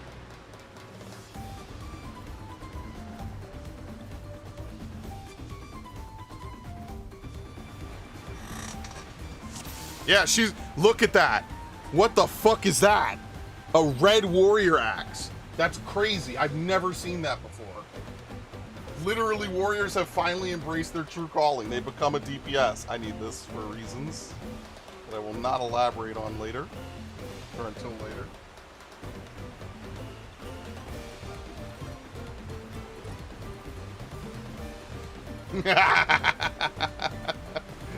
I will need this icon for reasons I will refuse to specify.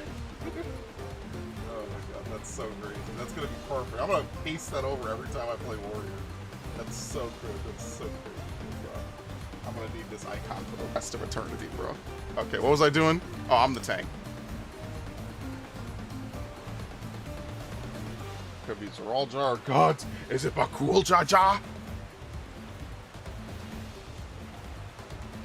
Why do none of you people ever attack the other guys? Seriously. Starry Sky. What does that do again? I don't even remember. Alright, Kryl. Do something.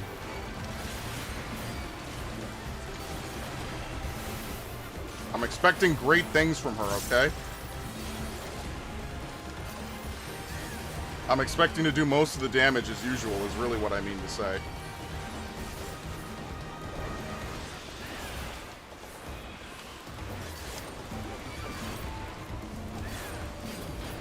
Try this. Anyway. Urqopacha's even hitting this thing.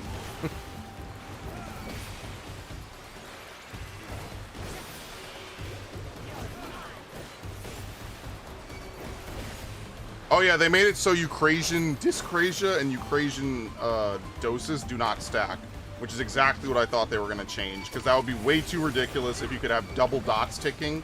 I don't even know why people flipped out like that was going to stick around. That was obviously just something that they didn't change for the fucking Media Tour. There was no way they were going to let Sage have an AoE dot and then everything else. That I knew that wasn't going to happen. I knew it. I was like, that doesn't make any sense. Why would they make Sage so much better in dungeons than every other fucking healer? Man, it's so weird not pushing for Rough Divide.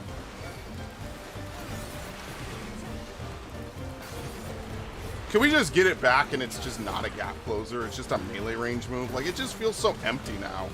Like, they just removed, like, an entire fucking thing that I used to do, and you push it every 30 seconds.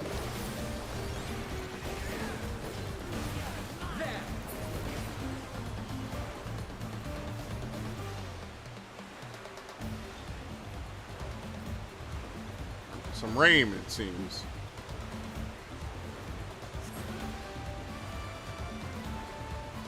It is Bakulja ahead of us. Oh, are we gonna hit him?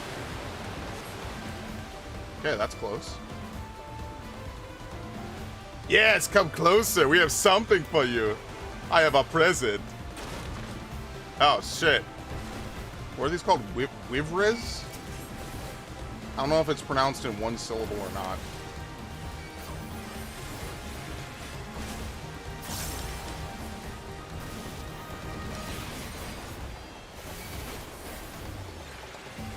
What do you do as a gunbreaker, honestly? It's been so long since I've done a dungeon as a gunbreaker. I think this is a potency gain on 2 enemies. Remember that the healing I'm getting is not representative of actual healing you would get from a human. Alphino and all AI healers are just very, very... Like, every AI is intentionally not good to prioritize you playing with humans.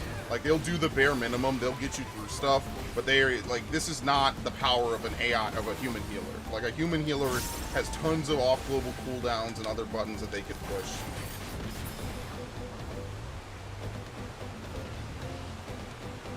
This is not going to plan, we'll just have to improvise. What is he doing? Wow, what a dick. See you upriver if you could make it that far. Wow, and he actually Need for Speeds away. Huh.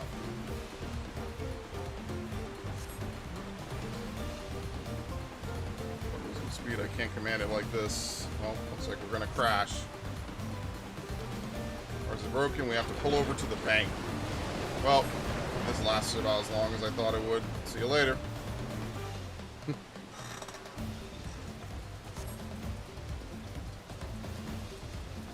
See if there's a route overland. Yeah, anyway. You have to mend this damage. Could you help me, Alice? The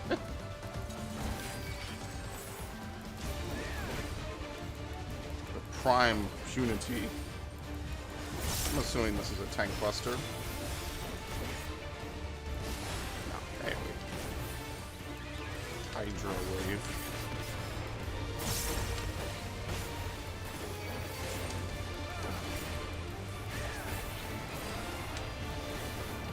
Oh, he went out! I fucking hate that. I hate the range on double down.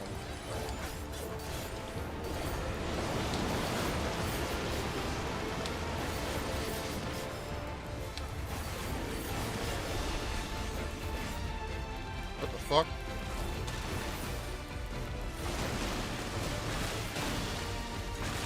Oh, I can pull him.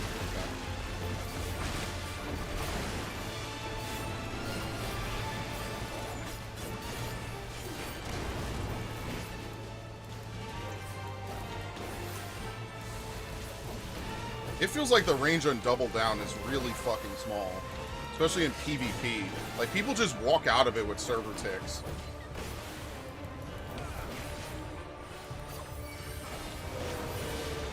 Do I have to kill these? Please say no. Ah, beautiful. I love it.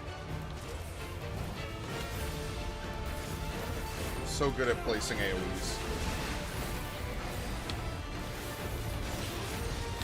Ah, what the fuck? You know what I'm in the middle of?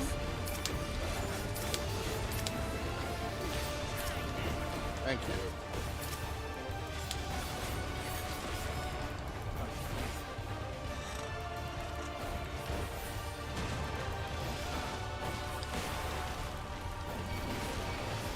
I cannot believe they put the red warrior icon in the game, bro. That is the most cursed thing I think I've seen in a while.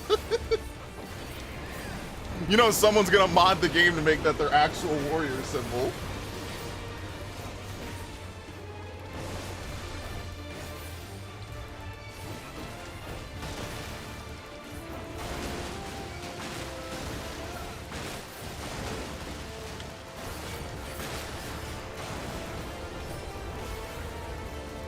Hey, oh, I thought that was Kryle's. Why did I think that was Kryle casting me, man? I'm ready to break, boss! Oh, I did it out of instinct. Ooh.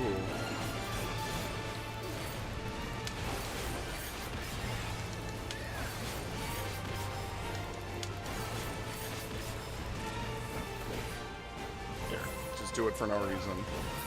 In memory of my friend Rough Divide. Gone but never forgotten. shit, those boots will be good for Viper, yeah.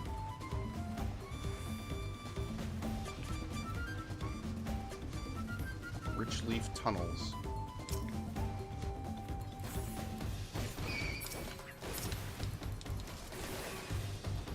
I wonder if I could do a big pull. It depends. Usually you could get away with this. Graha is a little bit better for big pulls, I think, if I remember correctly. Let's see if this motherfucker heals me. I forgot I already started my combo. I'm dying so fucking hard.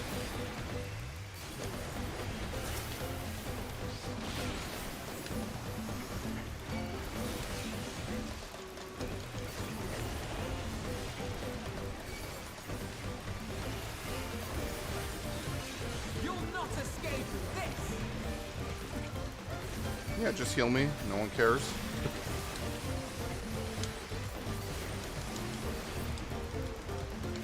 What?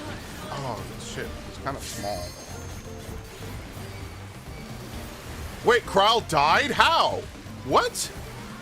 Alright, well, first outing and she randomly dies, which almost never happens with the AI. That's very interesting. That as a caster, she just dies. What? Why are you so close?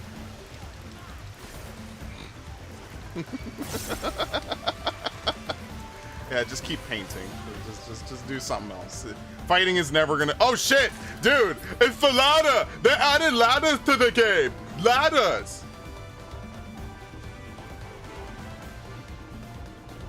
Very nice. Look how they jump off them with such speed. Oh shit! Look at this. It's these dudes. No! What an asshole! What a fucking dick! What a piece of shit! I'm gonna fuck him up, bro. Hi. What? They're Jello men.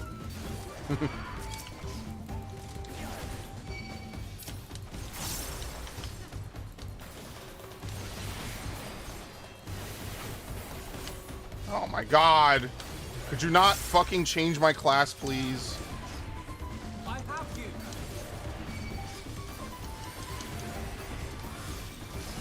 You'll not escape this. Take that. It bothers me so much, man.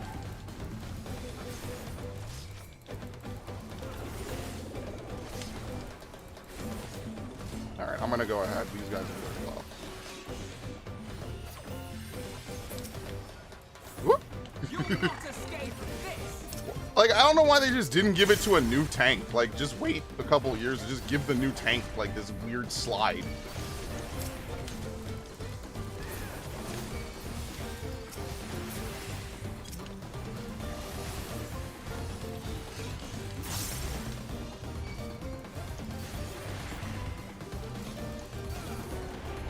I can't wait to Ready to Raise. That's gonna be so cool, man.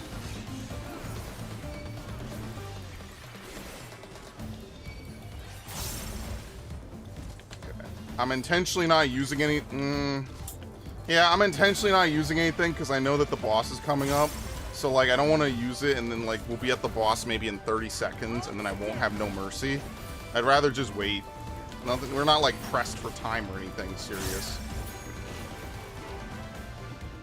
Dude, the ladders.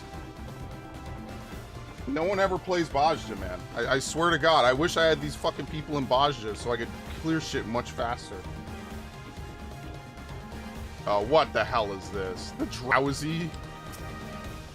It's a Gabu with like an extra coat over it.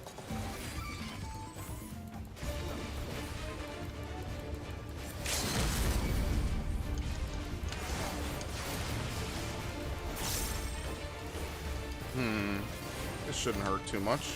This is a leveling dungeon.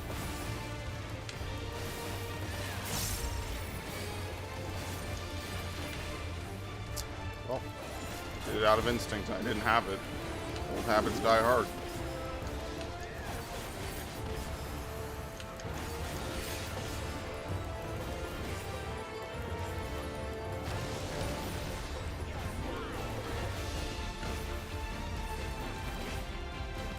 Kral? Oh, shit.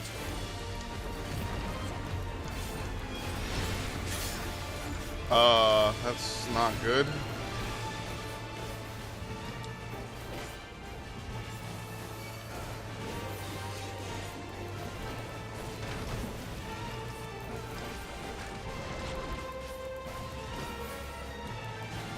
Yeah, there's gonna be no dots left in this game, man. They're gonna change Bard's dots into, like, poison-tipped arrows and wind-tipped arrows. It'll be the same spell, but it's gonna be the arrows themselves and not the actual dots that you put up. It'll just be a buff that you have to maintain on your own. I did it again.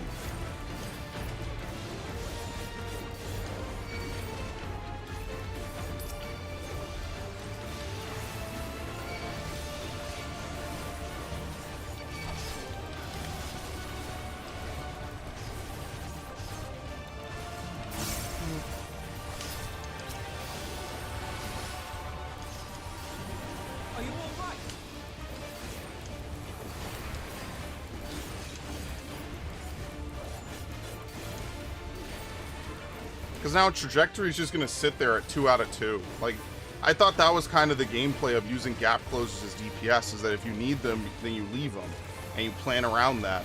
Now it's like, well, what do I fucking care? Like, it's just going to sit at 2 out of 2 90% of the time.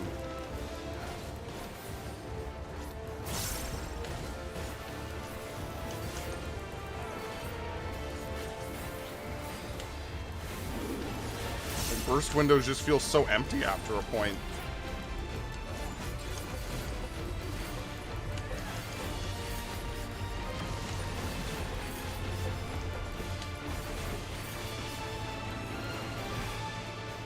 Feels pretty safe.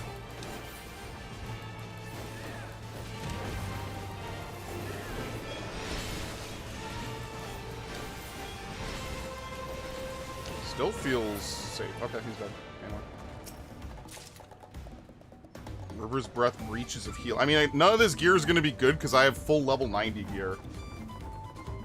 So only once we get to the 3rd dungeon will the gear probably start to be better. And then afterwards, it's guaranteed to be better.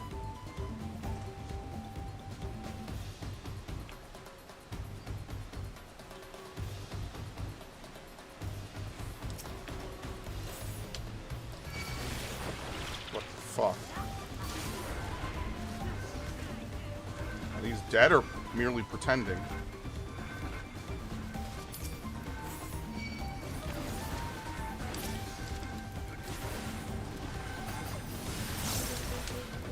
Now, why would you walk through that, Wolf? Come on.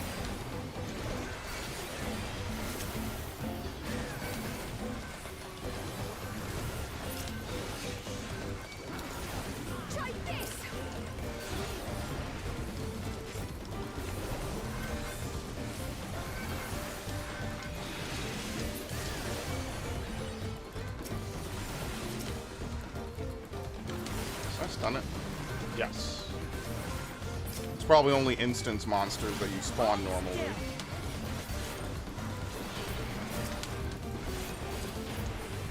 Like, it just feels so empty. I don't know, man. Like, I get it. I don't know. That like, it's to most people, this probably wouldn't seem like a big deal. But, you know, like, when you fill out your rotation with something for literally, like, 5 years, and then it's just gone one day, like, I'm not going to unlearn this in 10 hours of gameplay. I'm not going to unlearn it in 50. That's, like, straight muscle memory. Like, honestly, I don't know why Trajectory couldn't have just been a forward dash. Like Smudge. Like, that, okay, yes, you could argue, yes, that is still a copy-paste ability. But I wouldn't have taken away something, you know?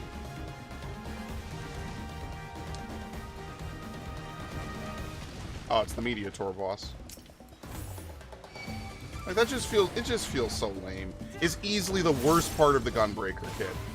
In appearance and just everything else.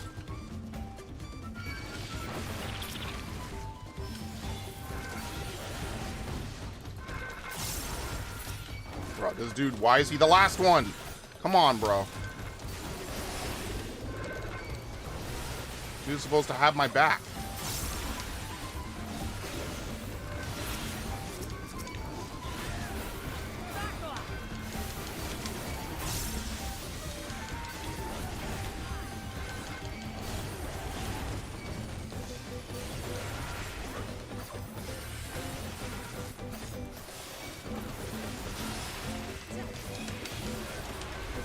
he still got off. It doesn't matter.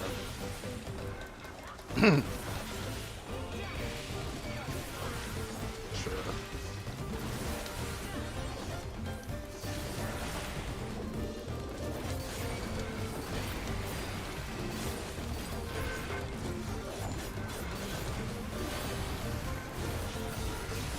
This is what I mean. I don't know why people think dungeons are meant to be this crazy test of your fucking ability.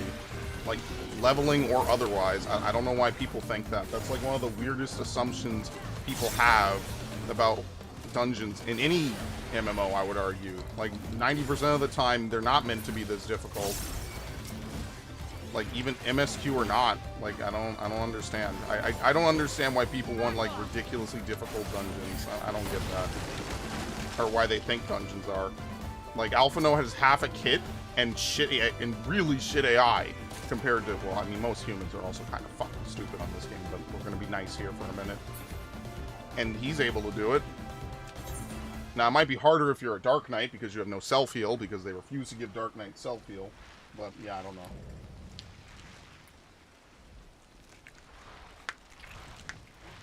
A Polygon. I feel like this was definitely in another Final Fantasy. I can't remember which one. Oh my god.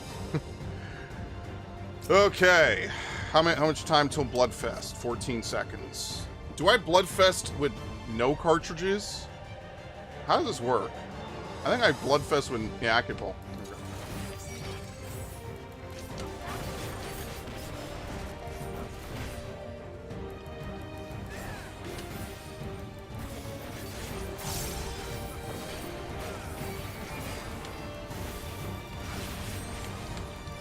Blade.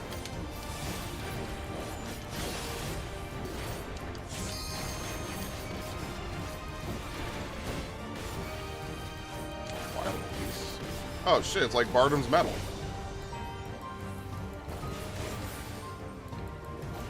They don't seem interested in us. Yeah, they don't give a fuck about us. That's great. And they're dead. Very nice. What's it doing? It's eating them! Oh god! It's strengthened its wing beats.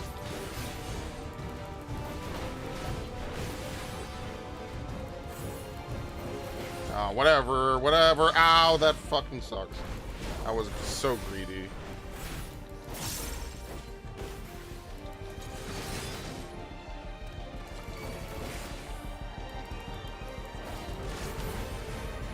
No, motherfucker.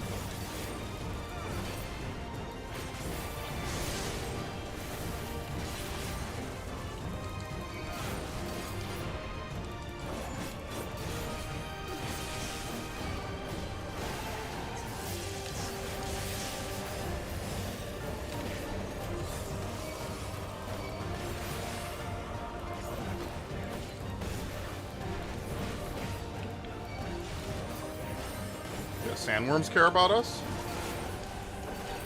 No, we're good. He's just gonna eat everything. I wasn't paying attention. I might have broken a combo.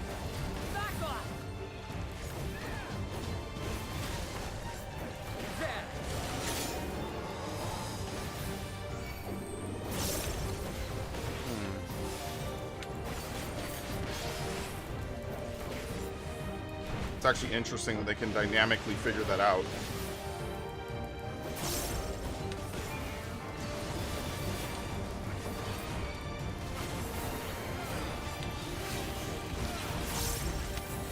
I did it out of instinct, man.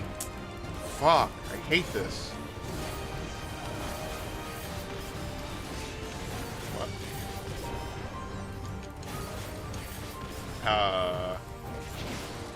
Okay.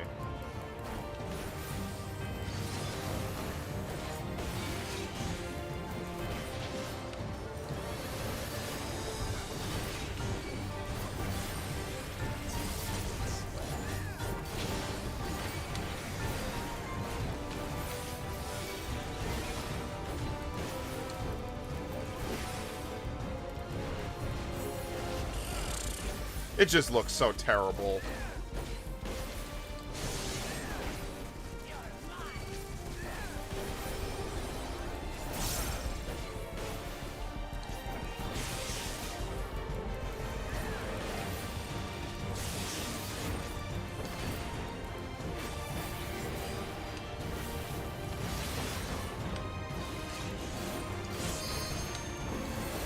Alright, one of you limit break.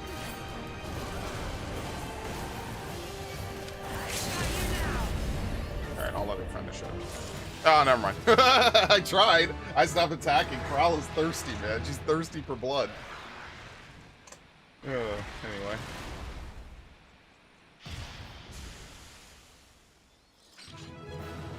Very nice.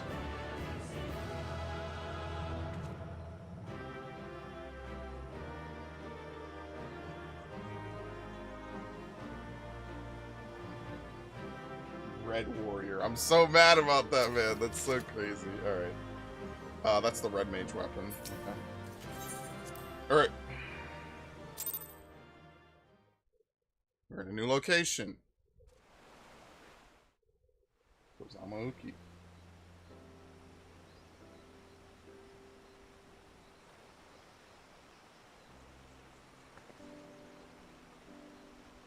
This is as far as we can go. Shit!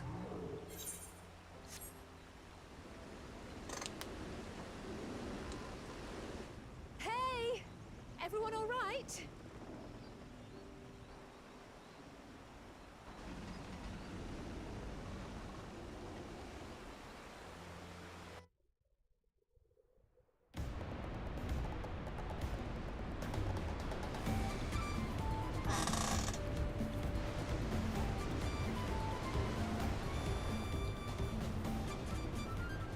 I was worried we might not catch up to you.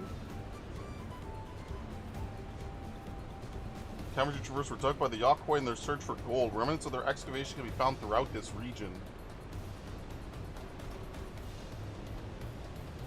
Well, I appreciate the lesson, a wise one. Are we landing this boat anytime soon?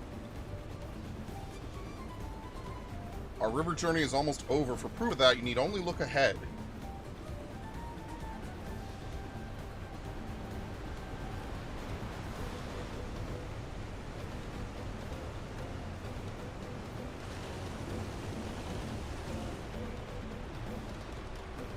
Falls are impressive enough from a distance, but it's almost too much now.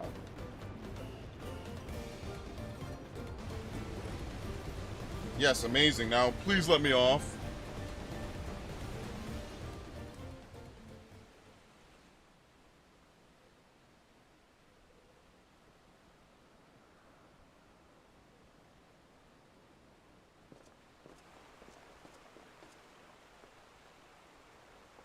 No, no more boats. No more. Are you? Oh, you're not alright. She just took one look. Oh, you're not alright. You without the nausea, we're all spent. There's a mountain shelter nearby, a resting spot for those who've ascended the stairs. I suggest we make use of it. That'll be a welcome respite. We need strength for a short walk. Urqopacha, we could rest along the way, too. Damn it all. Sable it now. A promise is meant to lead from the front, not mewl and moan like a sick kitten.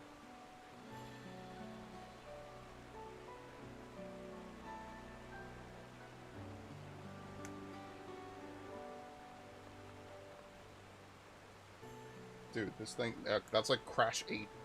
Urqopacha.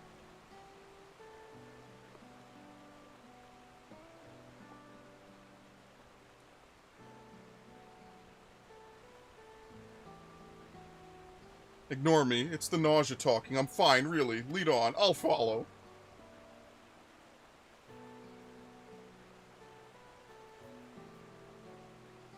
Very well. But if I might say one thing, just because you're a promise or a claimant for the throne doesn't mean you can't be seen to struggle. You needn't bear this burden alone, so please don't hesitate to talk to us. We're always willing to lend an ear.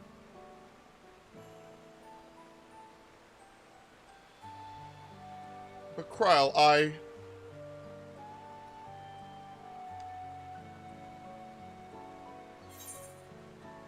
leaning on others is a skill all leaders require. Sure. I like sounding serious, if I'm not being sassy. As well, who's... always believe this is my problem alone, but perhaps you have the right of it.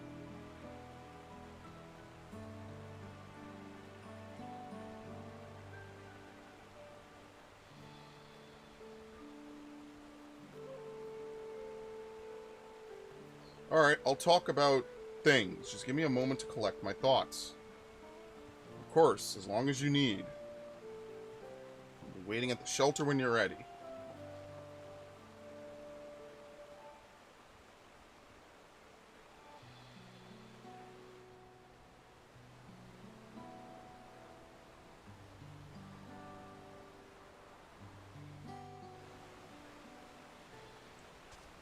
Okay. I've long felt I could never tell anyone when I was confused or hurting that admitting to weakness would bring shame to Papa's name, but if you say you're willing to listen, then there are things I'd like to talk about. Let's catch up to the others. Oh, I actually spirit bonded with like every piece of gear I have.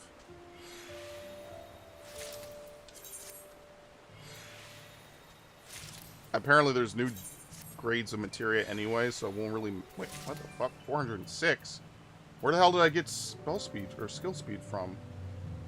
What? I'm not under any food. Yeah, I don't know where 406 skill speed came from. It was actually really interesting. Maybe that's the new minimum, right? Is 406? Because I don't even have a single point of skill speed on any piece of gear. So maybe they just upped it from 400 before? Something like that. I don't know. I just know I have no skill speed because Gunbreaker performs better with no skill speed. Okay. So I broke my portrait. There you go. You just have to resave all of your portraits. That's all. It's because I think the new 2-channel die system, they just had to revamp all of it. So that's fine. So from now on, we know we got it. We just have to redo it a little bit here and there.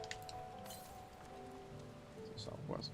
All right, really briefly, I'm gonna go run to the bathroom again. I'll be back, and then I will continue for like the next hour and a half, and then at that point I'll come back later tonight if I don't immediately pass out as soon as Toonami starts, pretty much.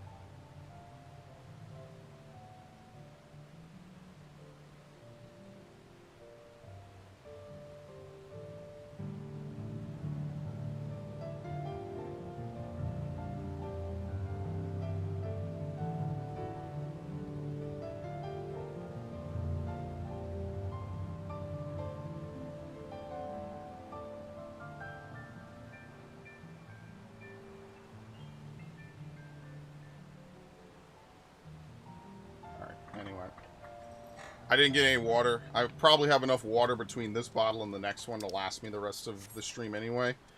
At 12 hours, YouTube streams apparently don't archive. So that's why I'm just going to end it at 12 hours anyway. 1, to take a little bit of a food break, just in general. And 2, to watch Toonami.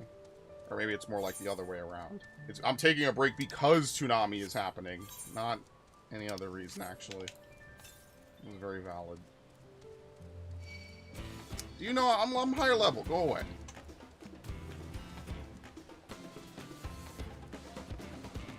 Okay.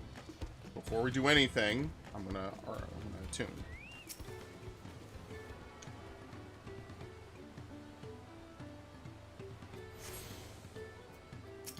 Okay. Should stop here for the night. I understand the desire to rush ahead, but we need to recuperate from our punishing river adventure.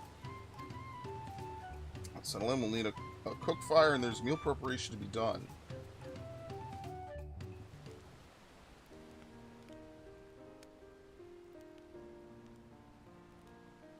I've been meaning to ask, but how does one become the adopted child of the Dawn Servant?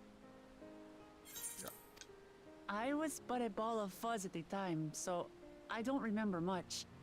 My earliest memories are of life in the palace. All I know is that I was born in Urqopacha, a village in Yaktel, but I've never bothered to return there.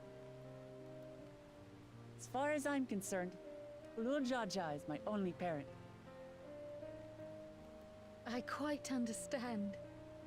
I have no memories of my birth parents either. For a while, I wanted to learn who they were. But over time, that curiosity waned. Galuf was my dear grandfather, and he was all I needed. So our situations were quite similar.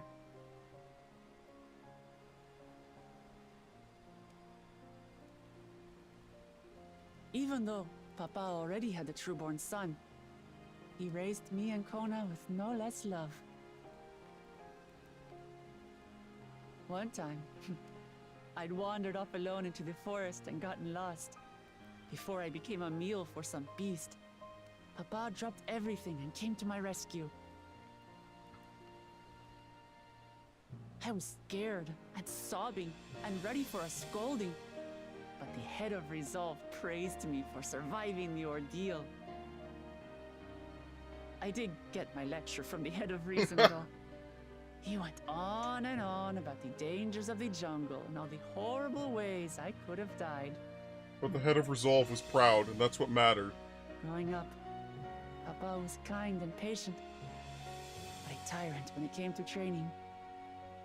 Now, of course, I realize he was preparing me for my duties as a promise. For all the good it did. There's so much I failed to learn about my own country. Whether it's alpacas or Ihihana, I hardly know anything. I've lived such a sheltered life, yet convinced myself I understood Tural and its people.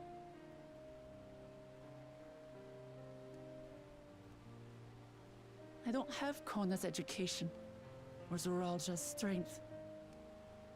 I'm all bluff and bravado, not fit to bear my title.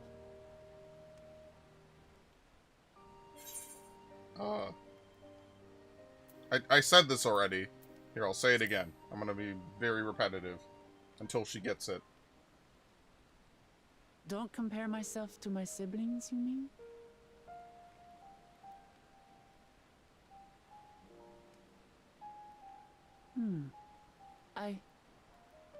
I think I see what you're saying. My reasons for joining the contest have nothing to do with my brothers. It's always been about the Turali and what I can do for them. You said it yourself. How important it is to properly know something. To hear the voices of others, empathize with how they feel, and think how best to serve. In so doing, you'll come ever closer to being the person you wish to be.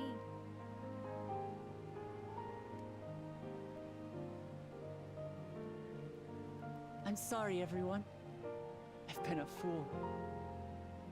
From this moment on, I'll stop trying to be the promise I'm not. I won't feign strength to hide my weaknesses. Step by step, I'll learn all there is to know and love about Tuliyollal and my fellow Turali.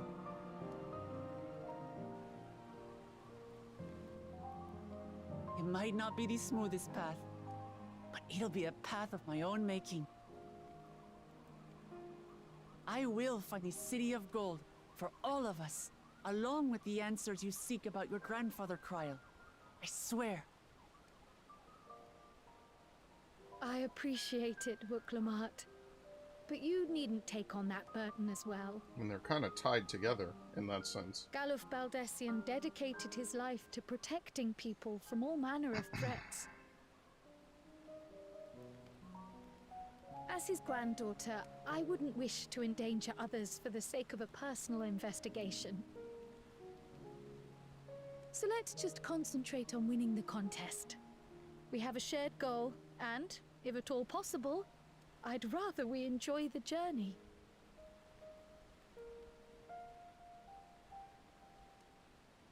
Hear, hear. We are companions on the same road, bound for the same destination. With our combined talents, nothing will stop us from reaching the Golden City. Thank you. Thank you all. I am proud to call you my friends.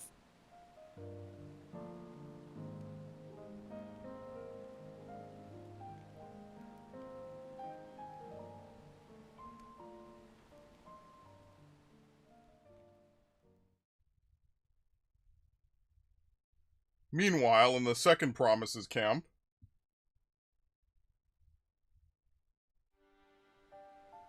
wait, are they in the same city? Probably. Thank you all.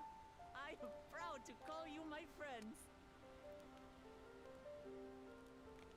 They seem to be enjoying themselves. Are you sure you don't want to go and say a word to your sister? Of course not. Nay, there is no need for that. But what of you two? Urqopacha's allies are your comrades. It must feel strange. At least they didn't end up with one of the dickheads. Helping you has made us rivals, aye. But we're not about to break into fisticuffs over it. Unless, of course, it is a matter of winning or losing the contest. Then I'll have no qualms about putting Alizé on. Damn!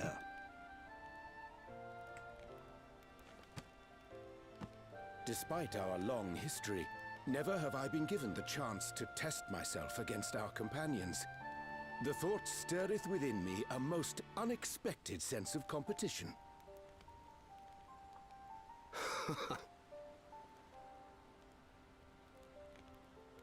Lamachi has surrounded herself with distinguished figures indeed. One of the Studium's finest graduates, the head of the students of Baldessian. And then, there's Eorzea's vaunted champion. If he's half the hero you say, then the odds are stacked against us. Oh no, you're fucked. That's the difference. Not that I have any intention of bowing out.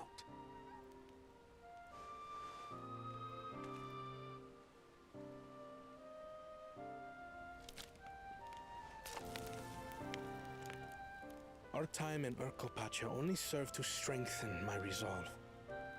We saw how a single storm cut off the alpaca roots and threw my people's lives into disarray. Such uncertainties are why I advocate for the adoption of Sharlayan innovations that Tuliyollal that would only be good for greater everyone. Stability and prosperity.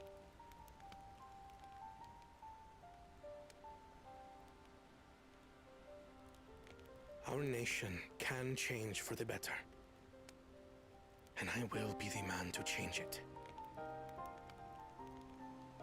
Well, it's a start.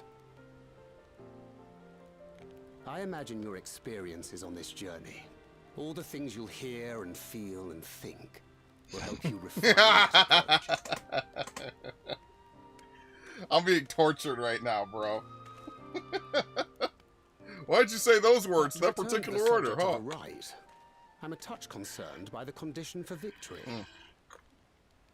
The claimant who breaks the seal becomes Dawnservant, not the one who performed the 7 feats first.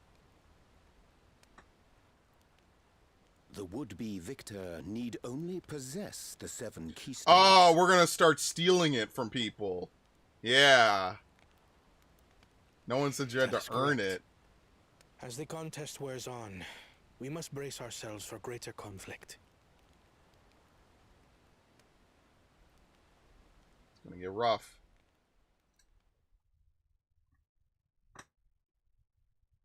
Meanwhile, with the first promise,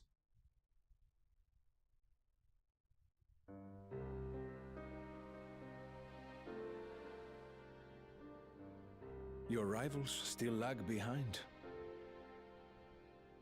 The second and third promise may have recruited competent lackeys, but none compared to you. And by extension, me. How can they hope to compete with the resilient son? The only child ever sired by a two-head. Only the ignorant or foolish could fail to see that you were born to be Dawn's servant. Such titles mean nothing.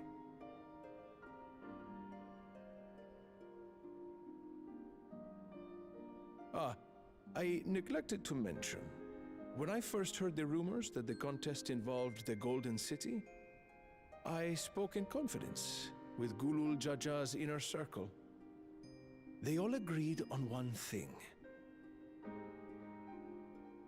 Whoever reaches the City of Gold will attain a power so great, it can dictate the course of history. Bro, what Asian shit is inside the City of Gold? If this power truly exists, then I humbly beg a fair share of it.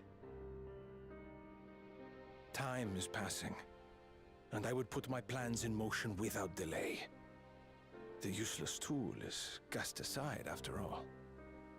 And just so there is no misunderstanding, I wonder if he's an Asian in disguise. you consent to this course, no matter who is made to suffer.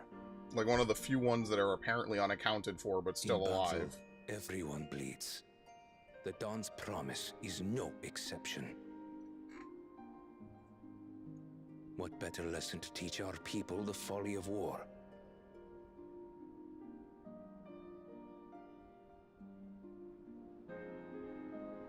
Yeah, there's something really wrong with that guy. And it's not just the chameleon eyes. Alright, anyway. But cool, Jaja.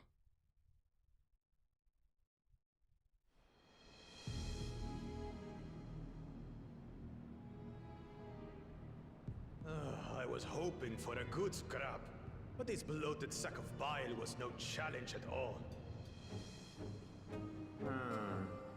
I wonder if the house cat is dead yet.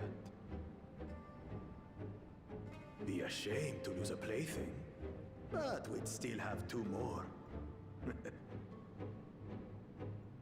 If I may ask, Chosen One, what are your plans for Tuliyollal after you take the throne? Plans? What makes you think we care about all that? Yeah, we just want to win. We care only about the contest. And Oh my proving our god. superiority. That would surely please Mother and Father. Yes, and when we become Dawn's servant, we'll drive out the weakling masses and invite our king to live in the city. Fine idea! Our family deserves better than that rotten jungle. Back to it then. We must catch up to that one-headed pretender and remind him of the natural order. I made it. Uh-oh, you're too weak, buddy. I thought we were missing someone. Where have you been? Oh, I feared I was done for when I fell from the boat. You're done for now. Oh, my arms, I can barely lift them. If I could just rest a moment. You expect us to wait for you? Those who can't keep up will be left behind. My brother has spoken. March, or be fodder for the beasts. But I followed the teachings. Everything I've done, everything I've sacrificed, all has been for the blessed seedlings. Wait. Don't leave me behind. I'm begging you. You're limp a little faster, buddy.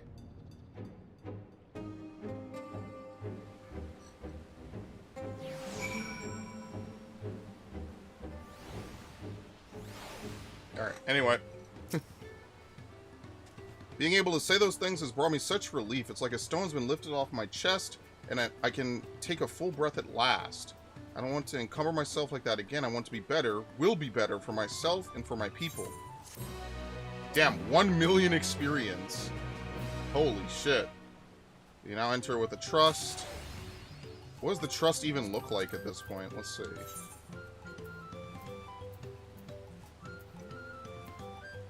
Everyone. You could literally bring everyone, even if they don't actually exist in this dungeon at the moment. So you could, so how many people we have? 1, 2, 3, 4, 5, 6, 7, 8. 8 different party members. Up from, what were we at before? 7? Oh, that means more trusts, technically, right? That's gonna be fun. You probably have to have Graha, like, heal and tank, because you have 4 DPS to level. 4 DPS, 2 healers, and 2 tanks. I'm not sure how that works. So someone will figure out the most optimal way to do it. I'm not doing that. Yeah, and then we had Rin. She's not around no more. A leaking work pot. Mobile settlement of Earthenshire is not far from here, but be warned, the road we're taking is a favorite hunting ground for bandits. With the stairs currently impassable, there'll be fewer travelers, meaning the brigands will be desperate for victims to ambush. Although, considering present company, I suppose my concern is unwarranted. Bandits on the road, what have Zeralja and the Landsguard been doing? It seems it's up to me to restore order to the area. Off she goes again. For now, we'll head west and aim for the bank of the second river.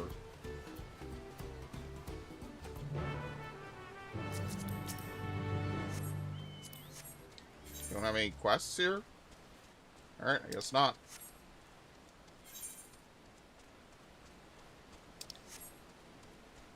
Alpaca cape.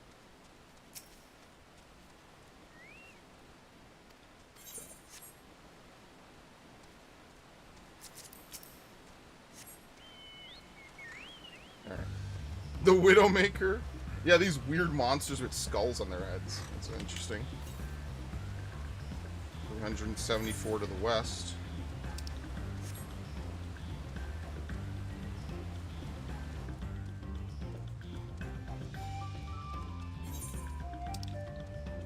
Many fires.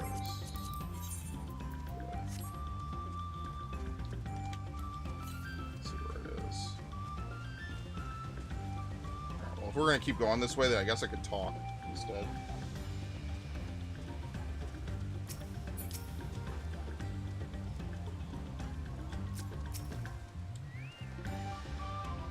Well, where are these bandits? Apparently they're not foolish enough to attack a party of this size. Earthenshire is just a little farther ahead on the opposite bank of Miyakabek Zoma, but let's remain vigilant all the same.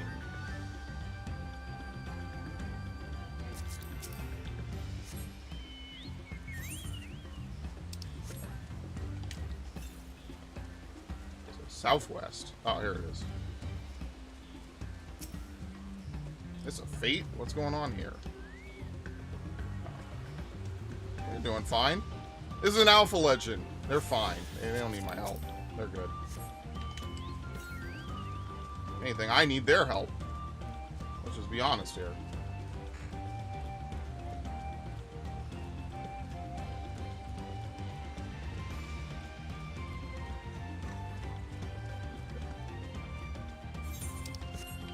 Is it across the lake? Southeast.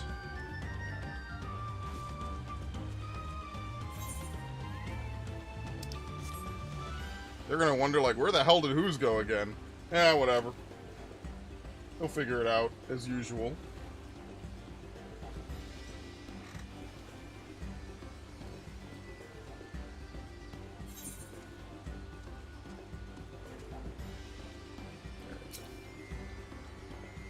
Was this the one I was seeing earlier, or is it still one to the, like, the southeast at this point?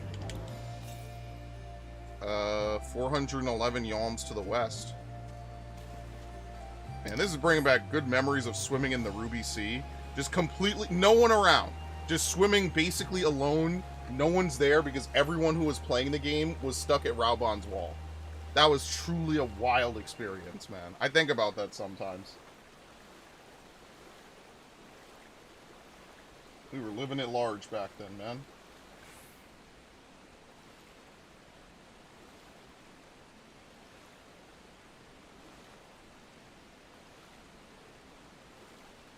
Okay.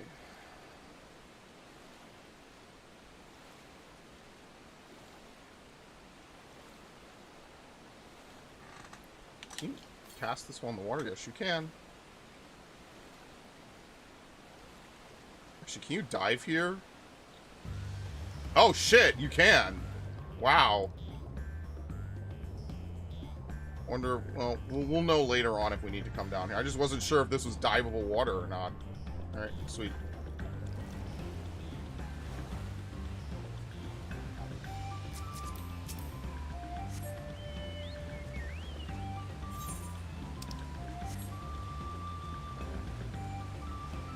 Nothing over here.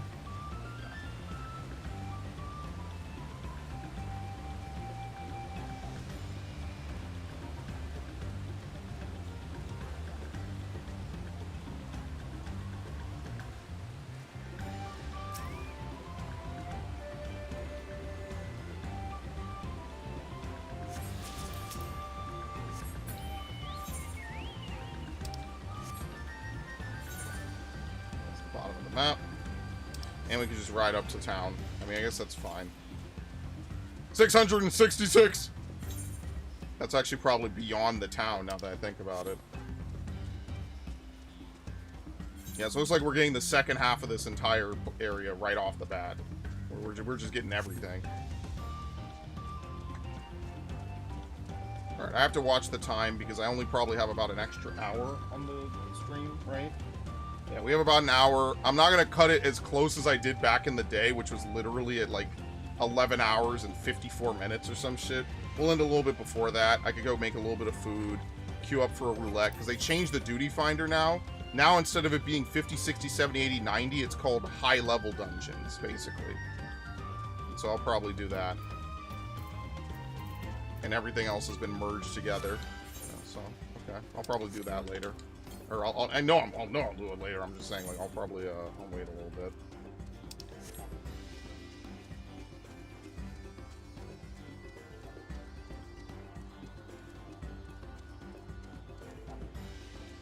I mean, should I just level warrior? I probably should just level warrior. Just get it out of the way.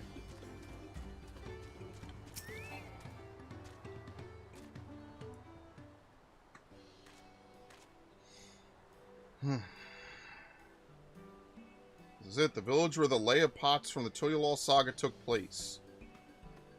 Earthenshire, Isleshire might the similarity be fuck! These settlements themselves could be more different though. This shire appears custom built to resemble pots, while the other is a repurposed town.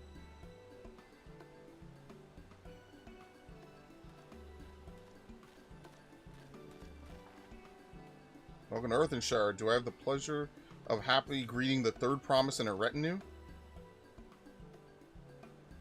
It's us. We're looking for the Dawn Servant's Elector, if you happen to know who that is. We're exchanging tongue flaps with her right now. Redarok is the Elector you seek. That's helpful. We can cut straight to performing the feat. Much as Redarok would like to do just that, we have a much more pressing worry. The storm which hit our village shattered the cliffs and dropped rocks in our brain cases. Many help hands for the Potsworn were injured. This is no time for feats or metal tests. Sorry to hear that. After learning what the storm did to the stairs, I feared you had been caught in its path. Not to change the subject, but what are the Potsworn? Goldsmiths contracted to work for the Moblins. The word comes from the pot-like workshops where they practice their craft.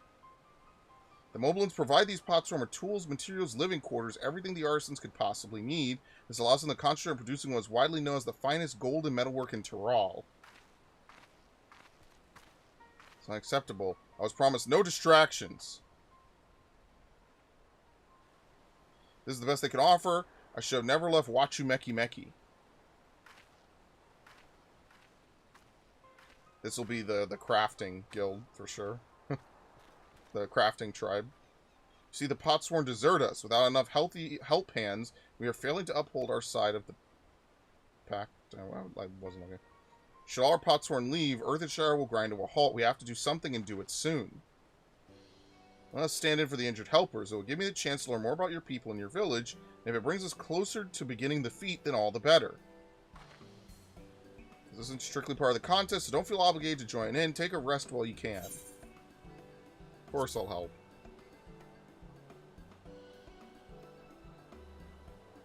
I was hoping you'd say that. I actually wasn't sure I could do this on my own. we'll all help. I doubt any of us could just sit around and watch. We'll take every help hand we can get.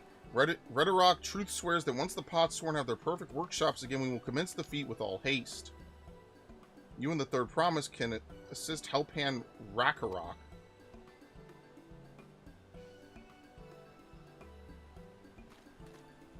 You other four follow Redorok. There are other help hands in need of hand lending. Oh, I hate how goblins talk.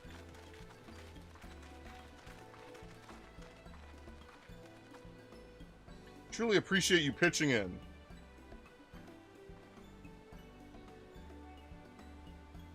I meant what I said at many fires. There'll be no more feigning strength, no more playing at being an invincible promise. There's one thing I learned of this journey, it's how practiced you are at aiding those in need. And I mean to make the most of having such an incredible mentor at my side.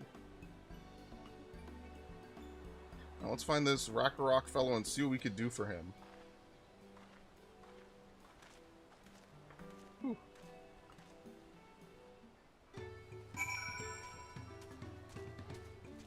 First thing. Alpaca keep, and then we attune. I'm actually really interested to try the new jobs.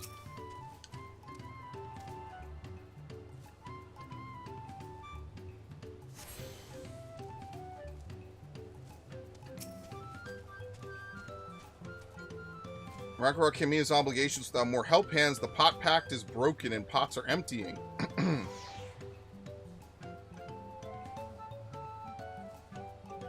Come to aid Rakarok. Rakarok accepts your hand lending with joyous feel smiles. If we can offer the Potsworn their promised good living, we might save the day yet. Whatever you need. Lending a help hand. What Rakarok needs is for new help hands to create good living for Potsworn Kahi. The help hand assigned to Kahi was hurt during the rock rain, so Rakarok took over, but he knows nothing of Kahi. What does Kahi want? What does Kahi need? Help hands do not bother the Potsworn with straight tasks. Our job is to observe and anticipate, to prepare things with guess think. Please, guess think with Rakarok. Find out what Kahi is lacking so we can provide it. You can count on us. This is where Kahi works, is it? Let's take a peek inside then.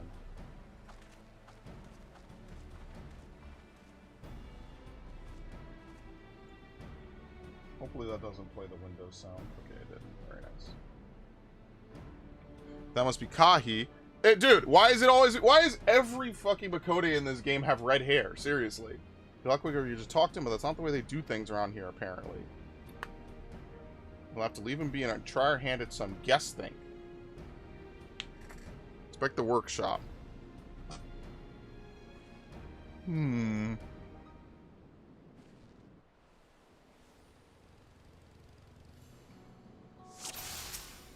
Crafting materials. He has a bunch of gold bars, yeah. Must be something else he's missing. He has plenty of food. He's not even eating. The dish is meant to be eaten hot or it loses its savor.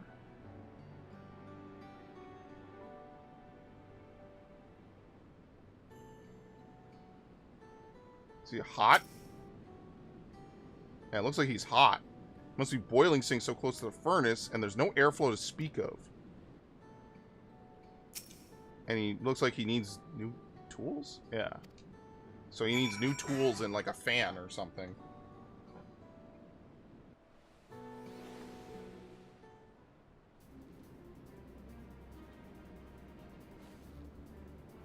Alright, after taking a good look, I think I have an idea of the things Kahi might want to improve his working conditions. So I outside and talk to Rakarok.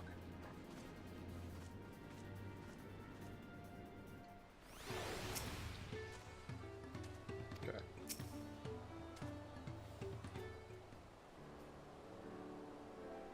Major observations. What did you guess think? First off, I noticed that Kahi hasn't touched his food, and an empty belly can't be good for his concentration. Maybe the cooking isn't to his liking. Our food is very mouth-pleasing. Why wouldn't he want to eat it? But Rakarok is sure of nothing when it comes to Kahi's tastes. I can help you with that. My brother Kawana is also a Hetsaro. While everyone has their personal preferences, there are some they tend to share. Like an aversion to piping hot dishes. If it was brought to him like that, Kahi probably wouldn't have been able to eat until it cooled down, and by the time he came back to it, he might have found it cold and unappetizing. Simplest solution is to serve dishes that taste good no matter the temperature. Ragnarok never would have thought of that. Would the third promise of mine explain these things to our cook? Not at all. But I don't think that was the only reason Kahi couldn't concentrate. The Hetsara homeland is hot and dry, but Kahi seemed to be suffering in front of that furnace. Is there any way you could cool down the workshop? We would try a drafty shard. They make a lovely breeze. You know where we could get one of those? You gather them from the shoals of no return. There are many old boats there abandoned by those who gave up their search for the Golden City. We salvage them from the wrecks. Can we handle that? Of course.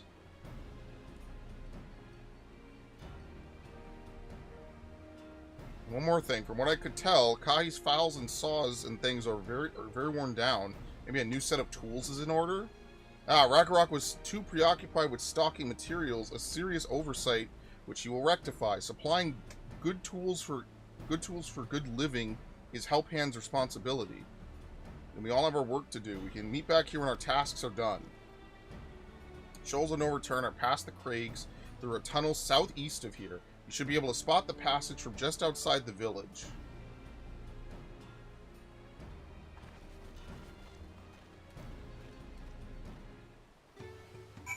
Okay. The motorcycle immediately drives out. Pretty funny. Press to pick.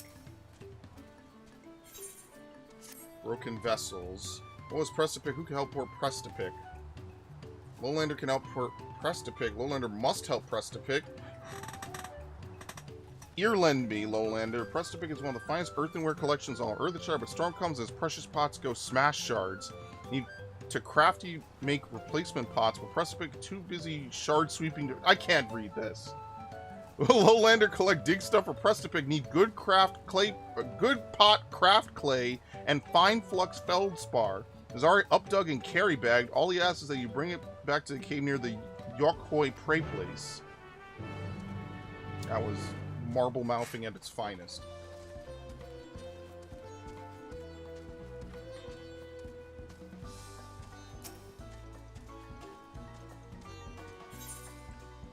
Twinkle, twinkle, little stones.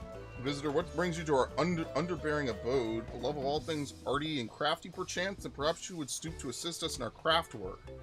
The task Faraflick begs of you is but cake piece. Collect sparkle stones from riverbank in I can't pronounce it. Miyakazbekzu. Come, lend him your land sketch that you might finger point where such marvels have heretofore been found. Though it's not hard fix, you'll find. Although it's not hard fix that you'll find any, all depends on the flighty fields of great and bounteous the river. All Faraflick can say for certain is that if you do find any, you'll be surely glad-faced. Okay.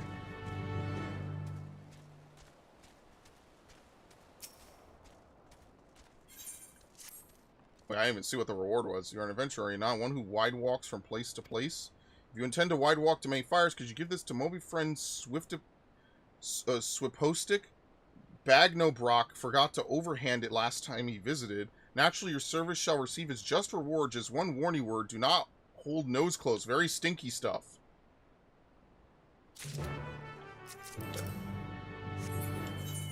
Let's go hit up some of this other stuff for a little bit.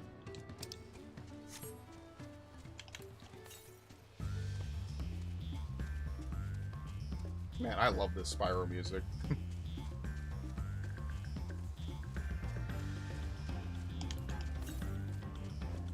Reminds me when I first got my PSP and all I wanted to play was Spyro. Yeah, good times. I was like, wow, I could play Spyro portably. Like legitimately, I was having one of those moments. I was like, damn, bro, I could play Spyro portably. Like, what? Wow, what is there to be salty about? I'm living. That was a good time. That was a long time ago.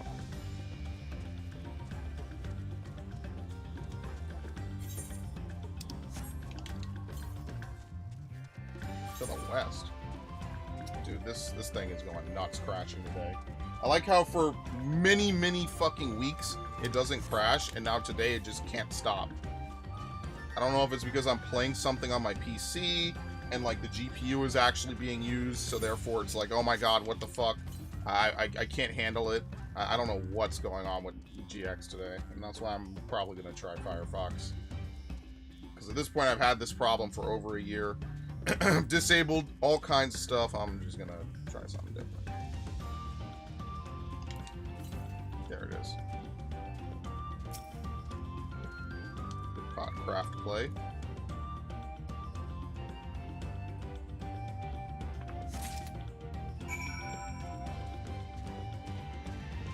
What was it? The Feldspar? Yeah.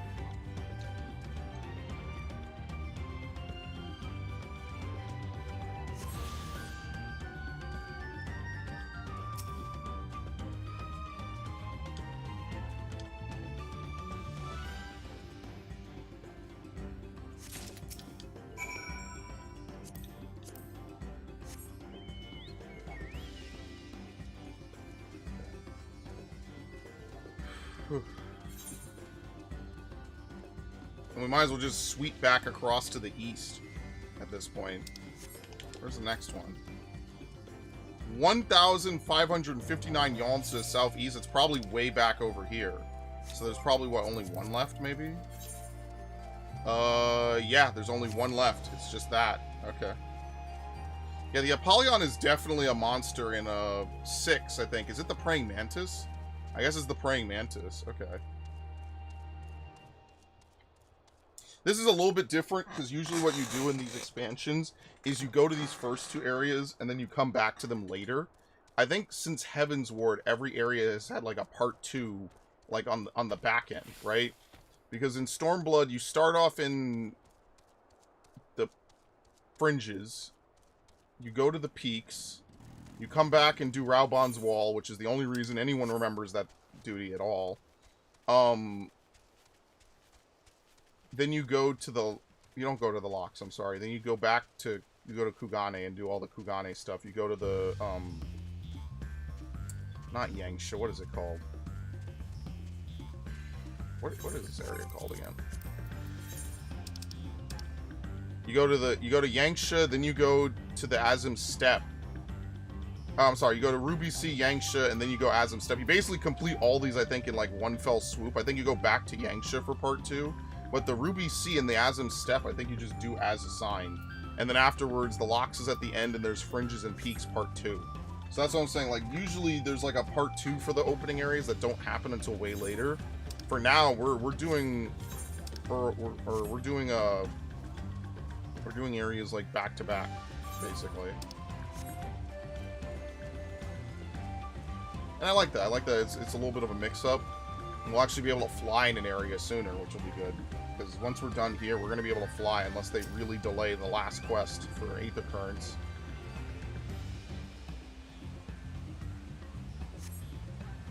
Poke through the pebbles, but none of them appear to be particularly shiny.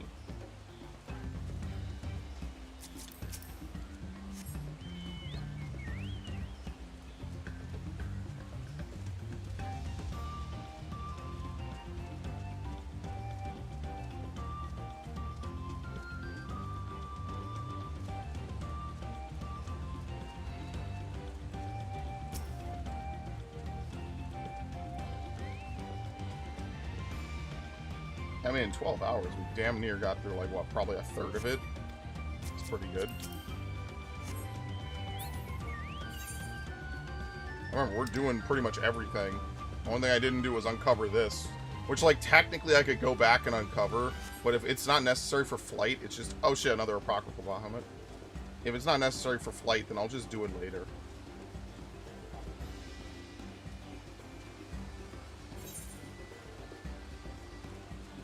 And then we'll fill in the map, because uncovering every spot on the map is a little bit separate from being able to fly. So I usually do that later, most of the time.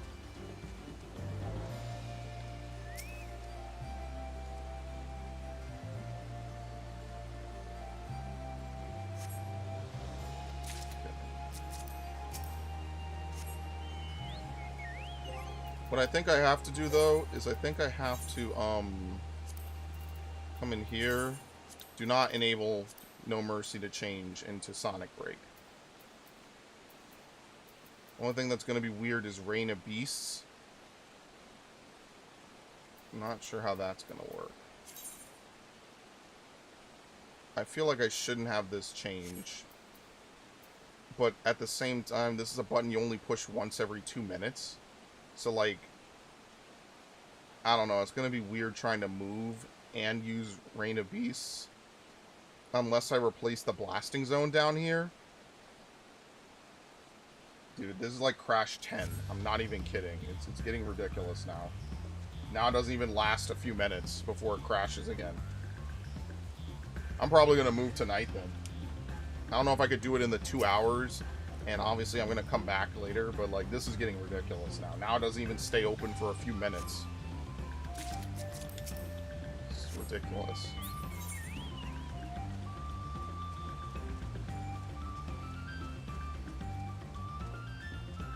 Yeah, I don't know what I'm going to do about that. That's going to be really weird. Probably have to get rid of Blasting Zone, but I kind of like Blasting Zone there. Not really sure what I would end up doing, honestly. Maybe I just have to have it on a D-pad button. Or I gotta move the Blasting Zone shit. I mean, that's also possible. I don't know. I'll figure it out. It's not a big deal yet.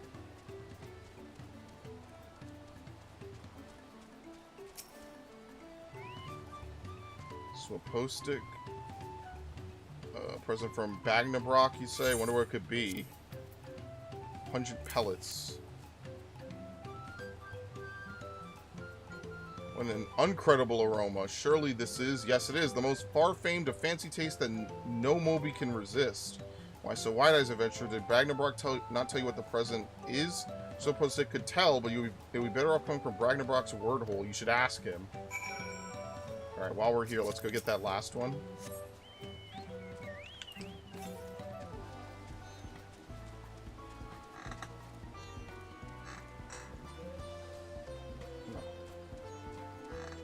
Bro, it crashed again. Oh my god.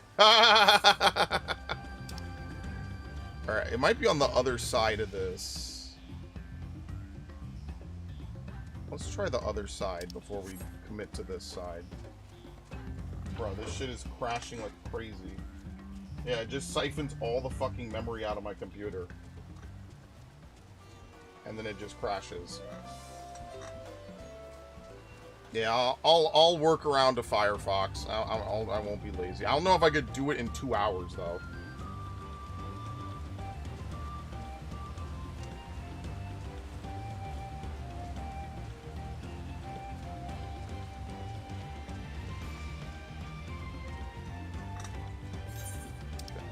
Probably down here, I would imagine. Let's see. As long as it doesn't randomly shift to be southeast, I think I'm good.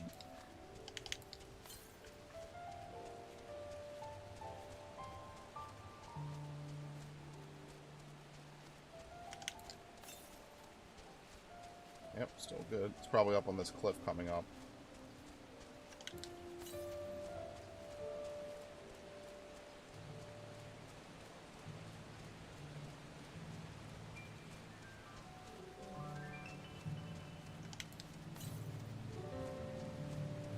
Not looking good.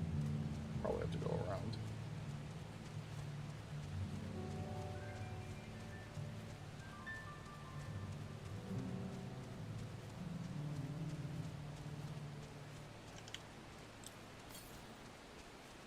Okay, that's not bad, because we went a little bit to the west. Yeah, I think it's up here. It looks like a Xenoblade area.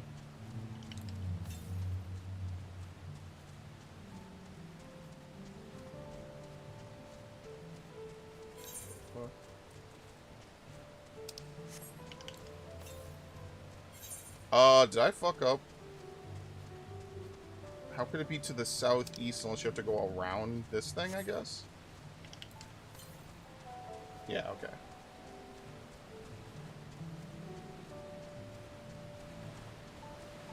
There it is.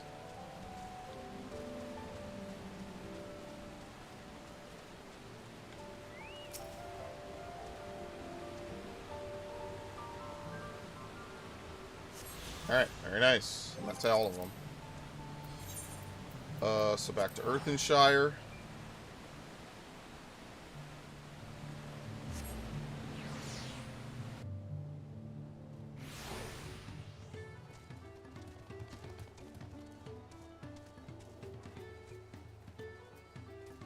Kind of wish you could talk on your mount to things, but yeah. The bounty is Ihuykatumu would beameth upon you this day. Yes, here you go. 2 sparkly stones. Incredible, not just 1 sparkly stone, but 2. They must happy like you indeed. Call these sparkle stones Ihuykatumu's tears. They downwash all the way from the source of the river high up in the big hills, being smaller and smaller and shinier until they finally upwash here. Flowerflick says finally, but this is only the first stage of their journey to greatness. Our Potsworn cut them down to their twinkle cores, polish them till they shine like starlight, and fit them into their finest ear dangles and wrist blings. Okay, thank you.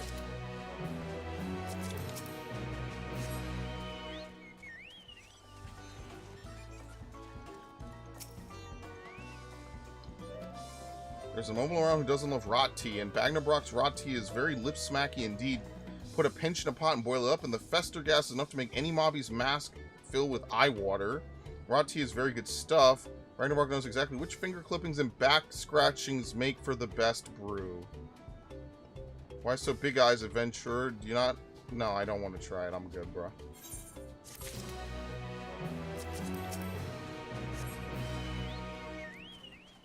Maybe one of the worst things I've read all day, actually.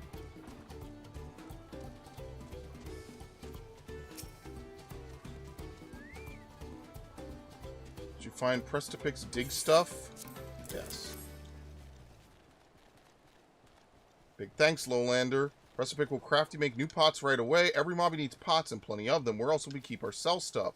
That's why every mobby here is a pot maker. No need to ask craft hands what mobby hands will do. Time for lip flapping is over. The time for pot making has begun.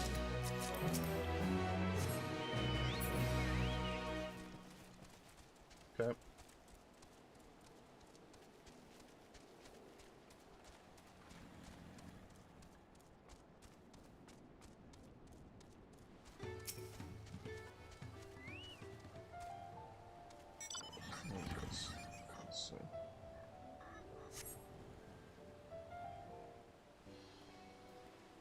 I'll deal with that later. Oh my god. Ugh. Whose aren't you? What brings you out here? Hey, it's this asshole!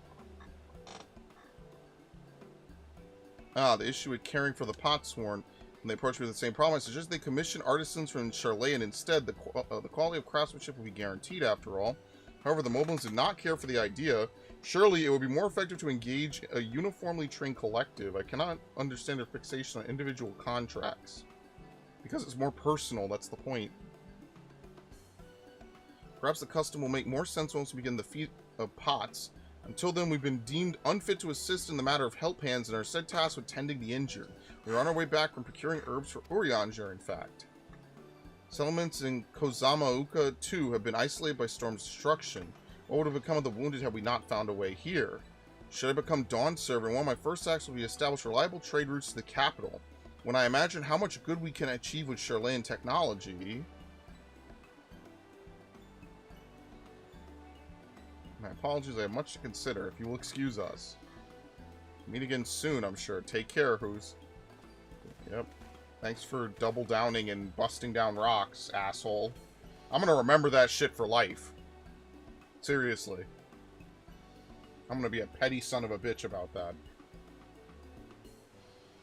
You're dead to me. Fuckface.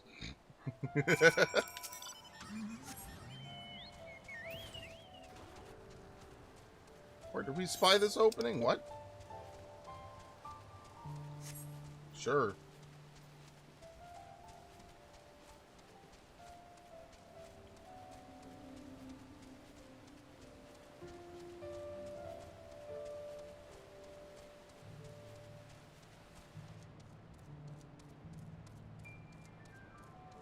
What level did Gunbreaker start at again? Was it 60? I can't remember for the life of me. I think it was, right? Because we were 70 exiting Stormblood into Shadowbringers. Yeah, it was 60. Okay. Yeah. What classes start at 50? I don't think any classes started at 50. Right? No, Samurai and Red Mage probably. Yeah, okay. Does not appear to be a wind crystal. Yeah, that's like an earth crystal, right? Okay, so we want bright green.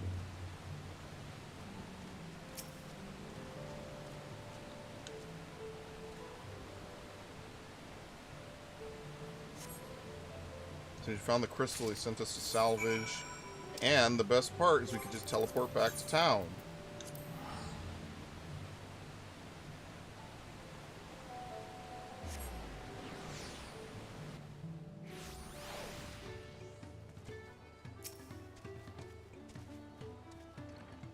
Is that a cool breeze Rock feels?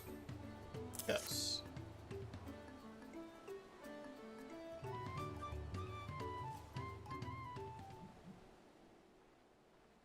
Dude.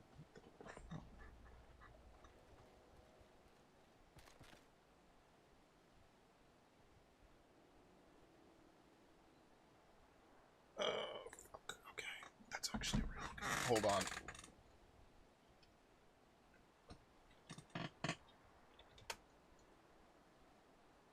Ooh, baby.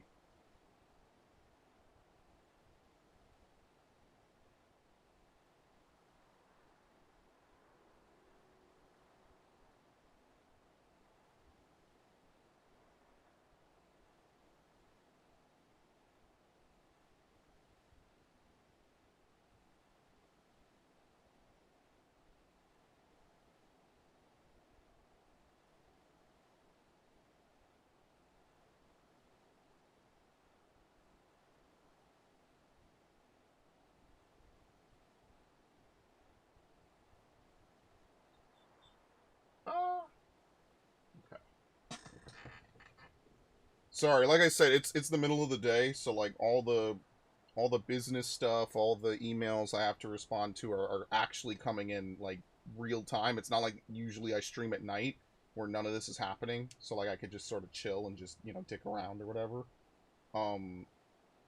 Usually that's not the case. Obviously today that is the case because I've been streaming for 12 hours now. Okay, and this.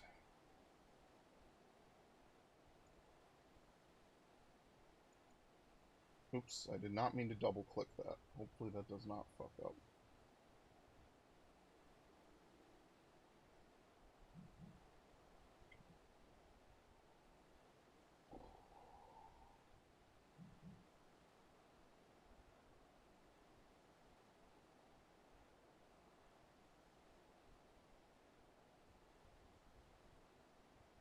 Okay, and the rest of this I will look through at my own speed. Okay. Oh yeah, that did.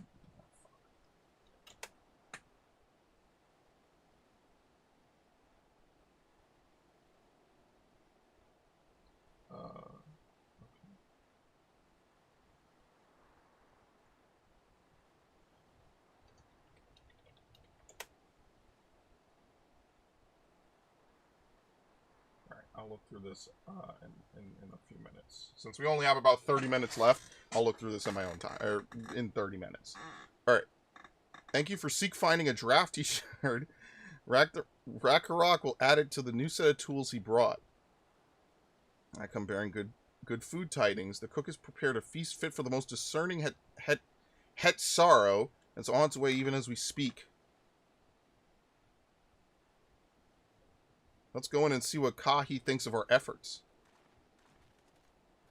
I hate it. I like sweating and not eating with worn out tools.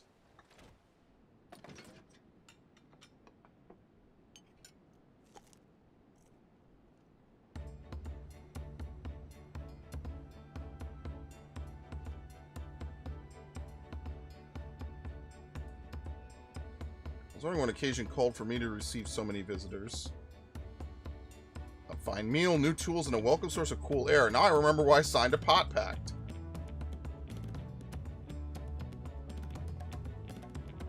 I'm grateful for your kind considerations. Allow me a moment or two and I'll reciprocate with a piece worthy of a pot sworn.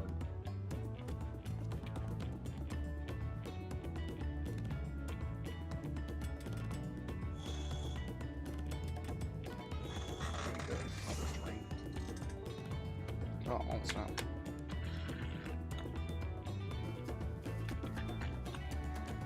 Oil lamp to brighten the halls of Valak Shunsa.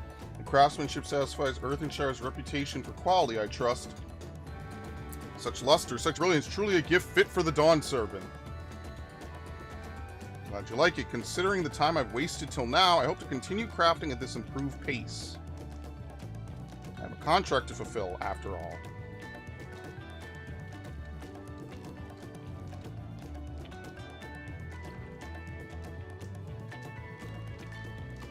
Forgive my interruption. Lamati, I am told the Elector has deemed the crisis past and is prepared to task us with defeat. That's great news. Thank you for letting me know. This is the craft of the Potsworn is indeed a masterful piece. Thank you for your words of praise, Second Promise. I drew inspiration from the Kozama'uka's natural beauty and sought to capture it in my work. I wonder why the Moblins did not simply build a workshop in the city, and now I have my answer. Even Charlayan goldsmiths cannot easily replicate such exquisite artistry. One cannot create great things if one lacks creative impetus. Tuliyollal fortunately does not want for inspiration. Anyone wishing to learn the basics of a craft would do well to study it there. I was raised among the Hetsara, more traditional than most, and the shared ingenuity of Tyrol's various peoples was eye-opening. He lives a traditional Hetsara. I have few fond memories of the nomadic life. Oh?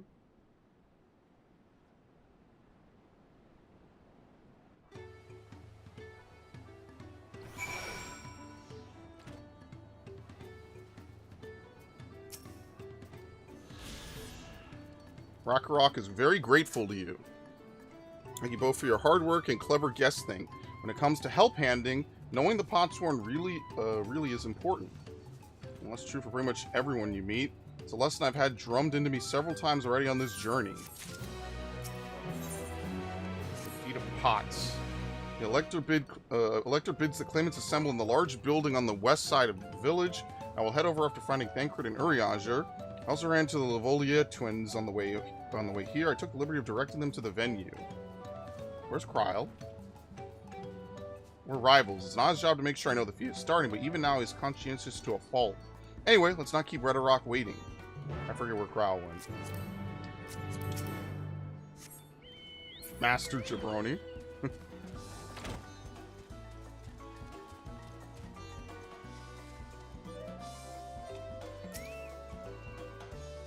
Redderock, thanks you for assisting Help Hand Rakarok. She will announce the feat once the other claimants arrive, so please be patient a little while longer.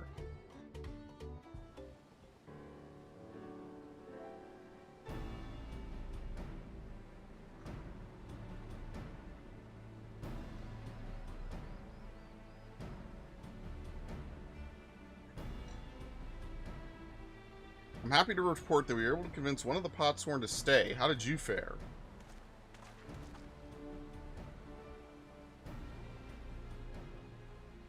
So you managed to do the same. Splendid.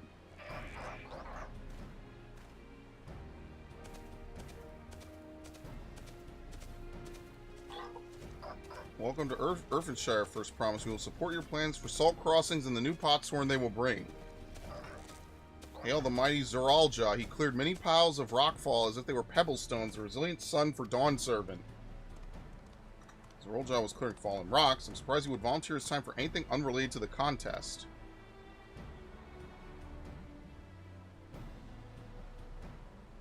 Well, we meet again.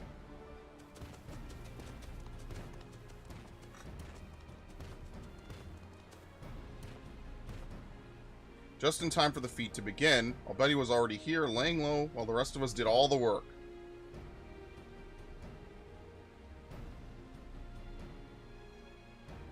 Claimants, your attention, please. As Redderock has explained, many of our Potsworn left us following the storm. The precious metalwork crafted by those artisans bring in much jingly shine from across the salt. Should our stream of trade goods dry up, Earthensshire will suffer, Tuliyollal merchants will suffer. So Redderock sets you to this feat. Each of you are to find one clever and goldsmith to bring back here to us. So to recruit new Potsworn makes sense for the feat of pots. Calling this a feat does not justify taking advantage of the claimants and their influence. How does finding workers for you demonstrate their worthiness for the throne? You're free to refuse Redarok's request. She will be happy to inform the Dawn Servant of Jiralja's disqualification. A right is a means to an end. The steps we take there are not important. Redarok declares the feat of pots begun, but remember, a pot pact must be agreed to willingly. No grab, snatching, or deceitful tongue flaps.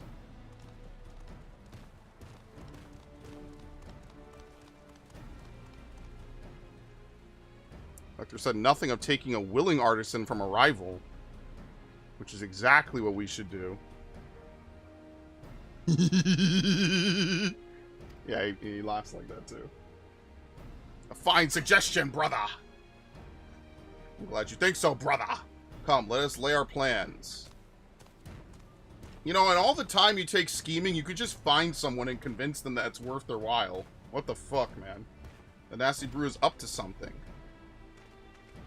He may seek to delay us again as he did on the river. We can but remain vigilant when we plot our course. What do you think, Urqopacha? Have you any candidates in mind to satisfy this feat? I know some artisans among my supporters, but they're all in their twilight years. Couldn't ask them to give up the comforts of Tuliyollal to live in this remote village, no matter how beautiful the scenery. Meanwhile, Koana probably has 100 young craftspeople to choose from. Not that I'm comparing us, you understand that's just a statement of fact. Yeah, whatever, anyway. Suppose we could try asking around Wachumeki. What about the guy we just met? What's his name? I don't even remember his name. It's like some Ishgardian name. Does that mean I have to take the boat again? No, let's just teleport.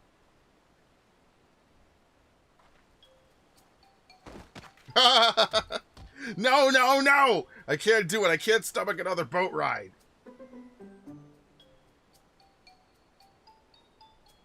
I should share my burden, so I will speak plainly.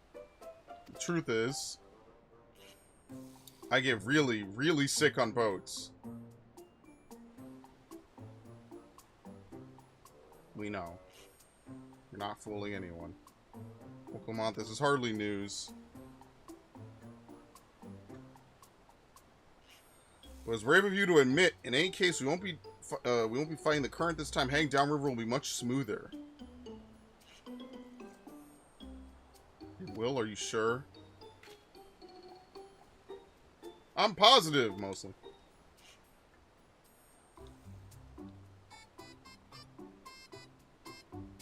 That's like the Pikmin portion of the song.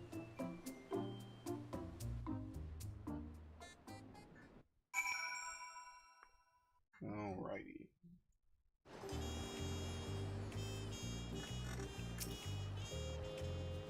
I need a moment. Upriver or downriver? The river is too rough for me. Nausea is a bit more bearable now that I've stopped trying to hide it, but I'd still rather not set foot on a boat if I can help it. I think I'm ready. Let's see if Master Ropley can help us recruit a potsworn.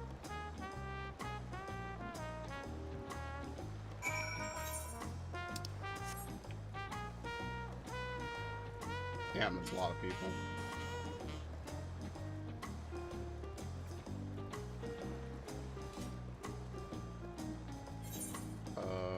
Ropley is to the right.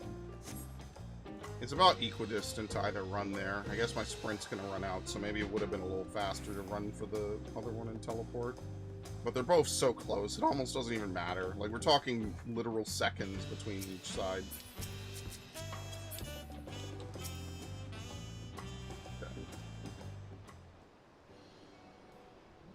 Greetings, Third Promise. What brings you back to Wachumeki? You've not chipped your axe again, have you? No, Master Ropley. Actually, I have a favor to ask. As I get buzzed. What the hell? Alright. Is it auto set? No. Okay. So what do you think? Do you know of any craftsmen who might be interested? Coaching my artisans for the Moblins, well, seeing as it's the Third Promise making the request, I'm willing to look the other way if one of them decides to take you up on the offer. Only I can't think of a suitable candidate off the top of my head. Who do I know with a master of goldsmithing that would also have no qualms about relocating to Earthenshire? Yeah, what about this dude?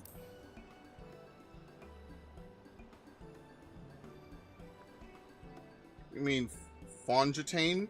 He did say he was employed at some fancy jewelry store across the salt. Studying the distance he's already come, I'd like to think he wouldn't mind moving a little up the river. That said, he's only just got himself a new job. Is it too soon to ask him to sign a pot pact? There's no harm in making the offer. Once he hears how well the Potsworn are treated, he may even jump at the chance. Either way, you won't find Fonjatane at his workbench at this hour. He's finished for the day, probably enjoying a meal over at Zebel Tea.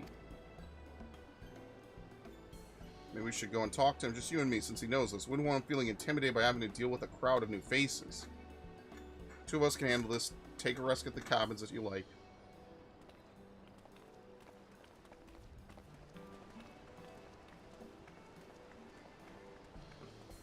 Let's go and see a man about a pot.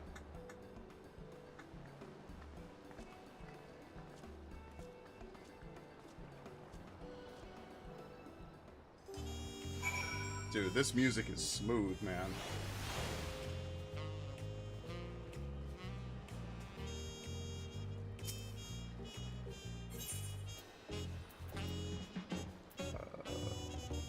Where is it again?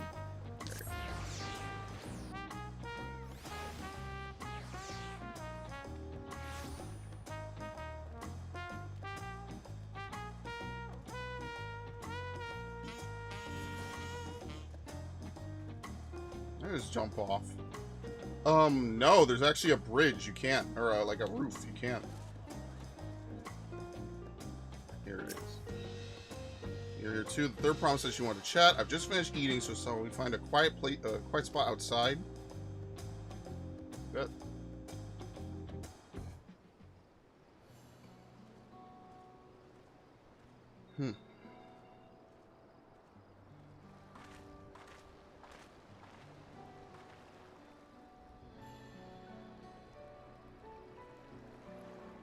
The last time we talked on this beach, you were in a miserable state.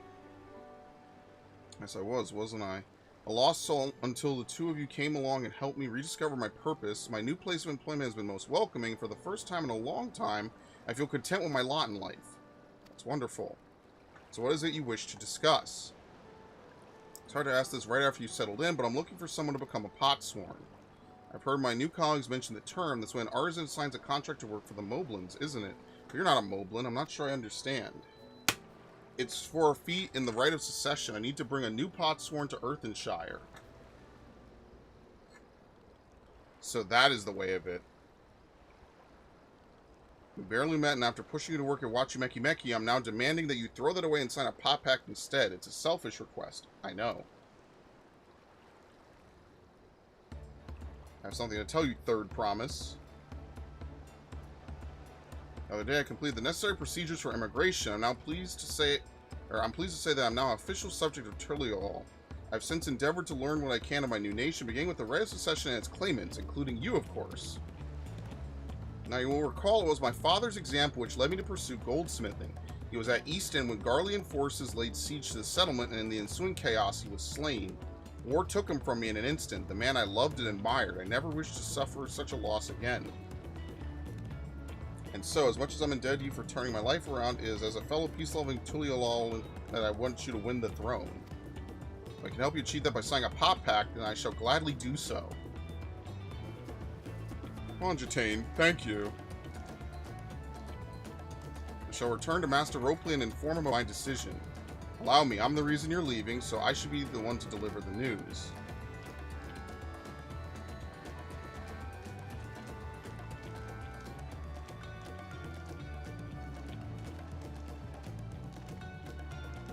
Perhaps you remember me, Brook Evu, owner of Zabolyov Tea. I'd like a word if you don't mind. You're Wokalant's ally from across the salt, right?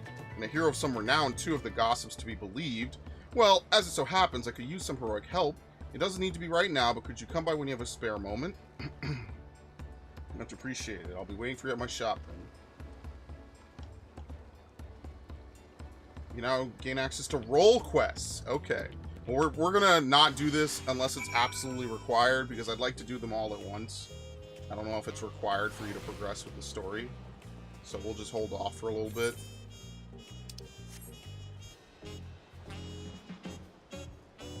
And then obviously we're going to level up the classes necessary for us to do that. I think it'll be cool doing them as like a new class. That'll be kind of cool.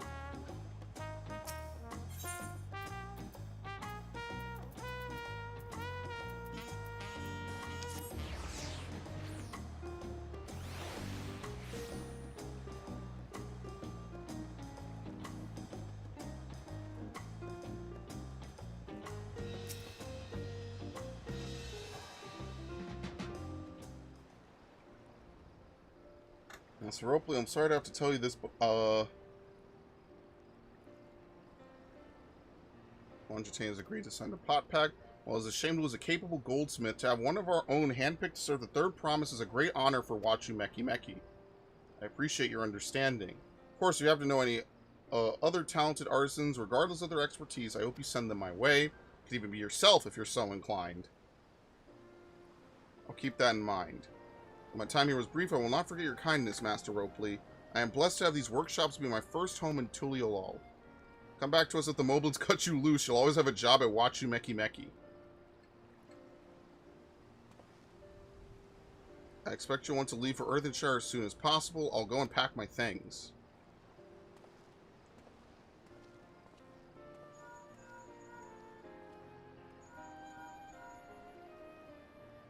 What became of Fontaine? Were you able to find him? We did, and he's agreed to become a potsworn. We'll leave when he's ready, but you still have a little time. Splendid, we shall meet you anon. I've had plenty of reasons to win the contest, but now I have one more. Fontaine's putting his faith in me, and I won't let him down. Very nice. Now, okay, so now we can do deliveries as well. Urqopacha needs to pay a visit to the palace. Right then, I have some things to care about the palace. While you can pass the time however you like, I suggest you head back to the cabins. After all, even heroes need to rest, and we still have a big journey ahead of us. Alright, cool. That's exactly what I will do.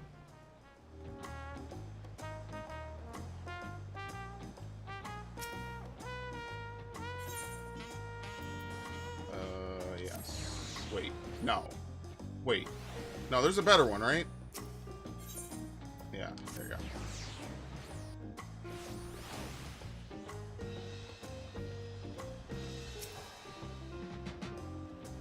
You have a Landsguard messenger most anxiously awaiting on your return. Who's of the Third Promise's entourage have been all over the city looking for you. The Dawn Servant summoned you to the palace. You're to present yourself to the Gateguard station outside Sunperch at your earliest convenience. You are not to mention this visit to Urqopacha. Really? Okay.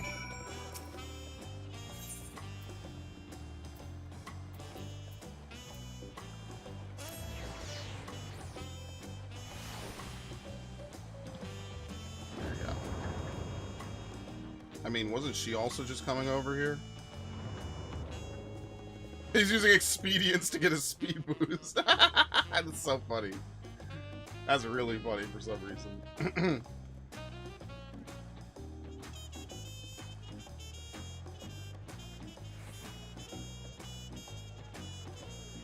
I wonder how, we haven't seen Crispy Squirrel anywhere. He's on my server. You know why? He probably skipped all the cutscenes. Oh, this is an instance battle? Okay, here we go. The Dawn Servant awaits you within. While I was not informed of the reason for your audience in terms of attire, I would suggest full battle regalia. Yes, so we synced to 92, and so whatever, it's fine. Okay, let's go.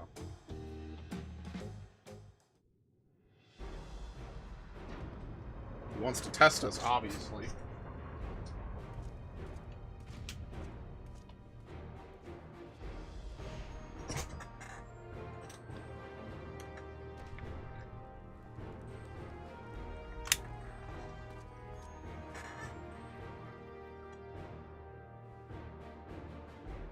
So we can have the trailer battle. Forgive me these sudden summons. When I learned my daughter's champion was back in the city, I couldn't resist the opportunity.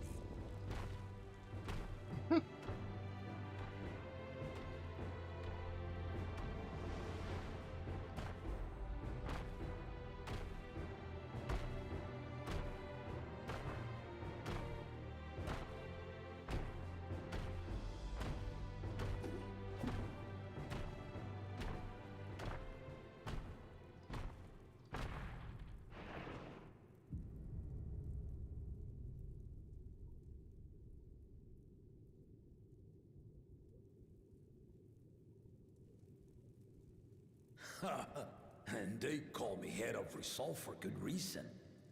Old as I am, I have not lost a battle worthy of the name since the day I took the throne. And I've been craving a proper challenge. The lance wielder, Estinian, he fought well enough, but our bout was ended before a victor could be decided. Judging by the sailors' gossip, you are a warrior of renown in your homeland. Yet I wonder, with all your deeds done and victories won,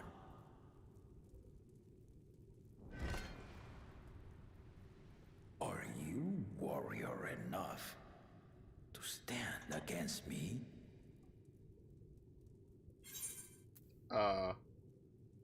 Why don't we find out? Quick zoom up. Catch him a good angle. A spirit. Oh, you son of a bitch! Not indeed.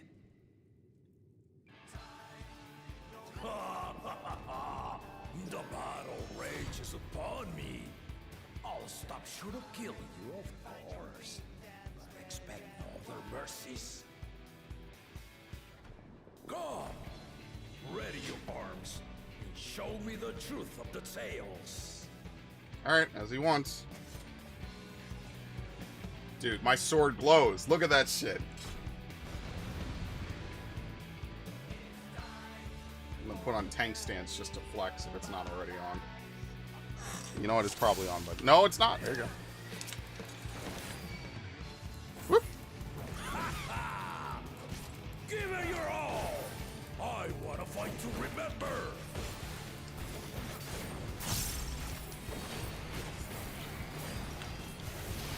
Bruh, he does a room wide right away. Let's test the waters.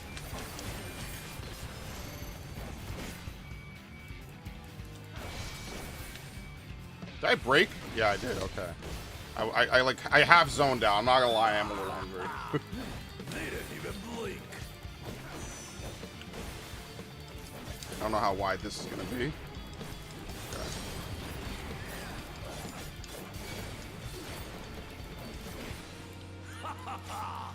I see you know the vibration. Yeah, I do. I picked it up for 30 seconds. Oh shit. How you handle this. Spinning? Aw, whatever. I'm fine. Like, how close to the edge do you get? Like, right on it? Yeah, okay.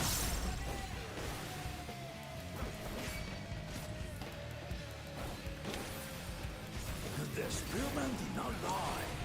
Very well. Ah. What a dick.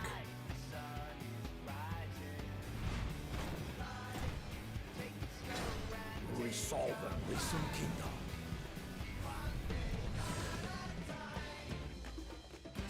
Alright, he's asleep. Okay.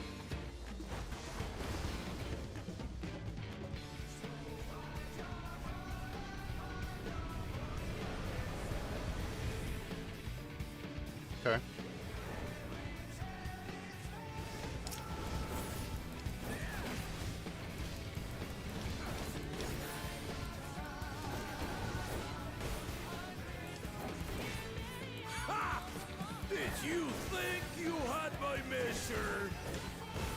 That was a little lame, actually.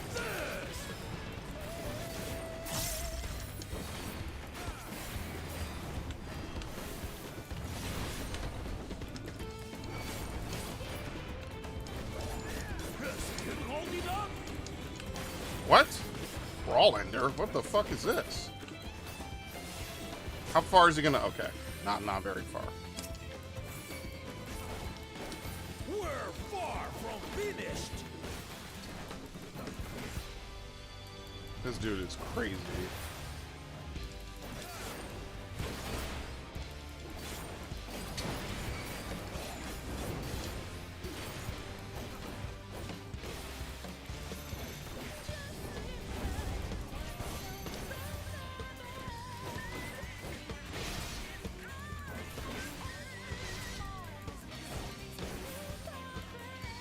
Unfortunately for tanks, this probably takes a little bit longer. I don't know if they adjust the health based on your roll.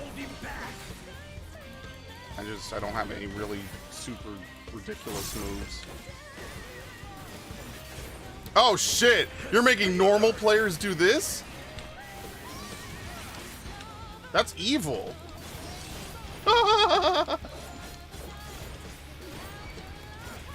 No, Yoshi P. No, they're not ready for it.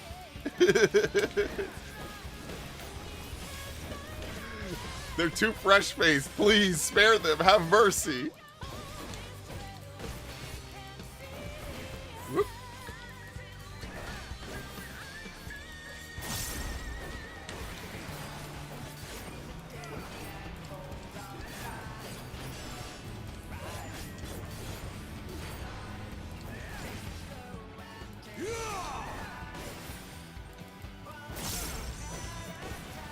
Oh, I love these mechanics. The double X's. That shit's cool, man.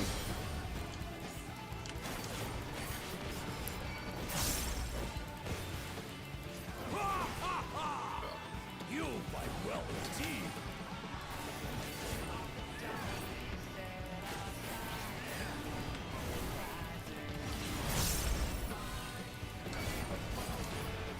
I forgot what the last one was. This is a new marker, by the way.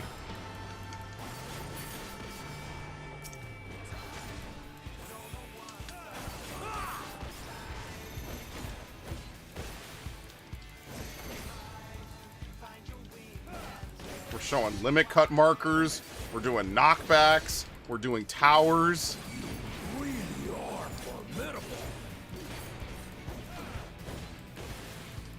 Poor new players, man. Imagine this is your first expansion. This is legit trial by fire. Well, I guess there's no DPS check, so I guess technically you could just stop DPSing. Yeah, the more I think about it, that's pretty much it. Yeah, you don't have to worry about it. Oh, shit. Alright, it's gonna be over here. Stand behind. I don't know what these three dudes are gonna do.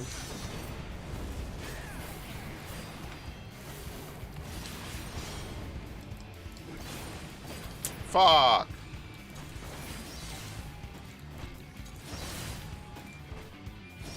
What a dick. Oh, and he traps you. Whatever. Oh shit. We haven't done this in a while.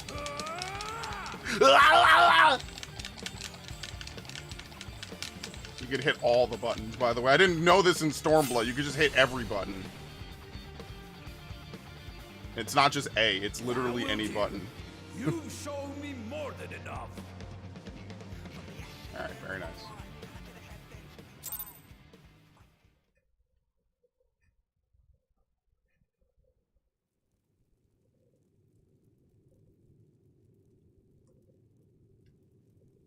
I brought my full strength to bear against opponents before, but you are the first to withstand it. Even with my head of reason asleep, I never expected you to give me so much trouble. Expected him to punch it awake when he was doing the fireballs. Estinian did not exaggerate. You are a force to be reckoned with.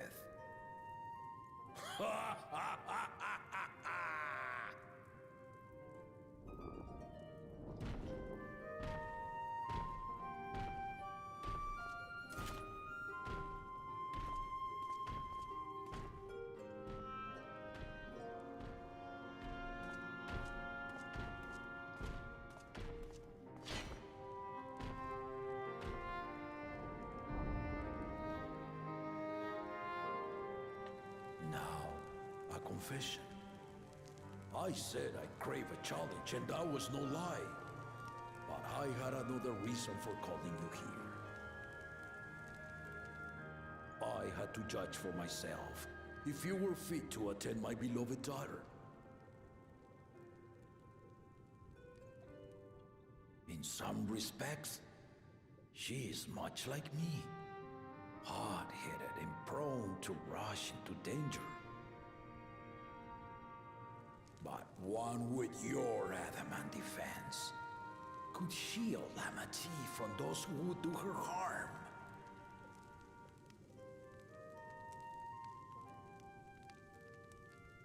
Will you hear my question and answer me plainly? Address me not as the ruler of Tuliyollal, but a concerned father. Absolutely. What is it? Thank you. Then tell me, given your journey together thus far, what is your impression of Lamati? Whether it be as third promise or just a companion on the road. Speak your mind.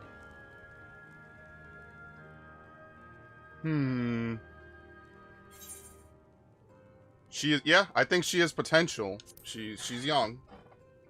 I think she could rule.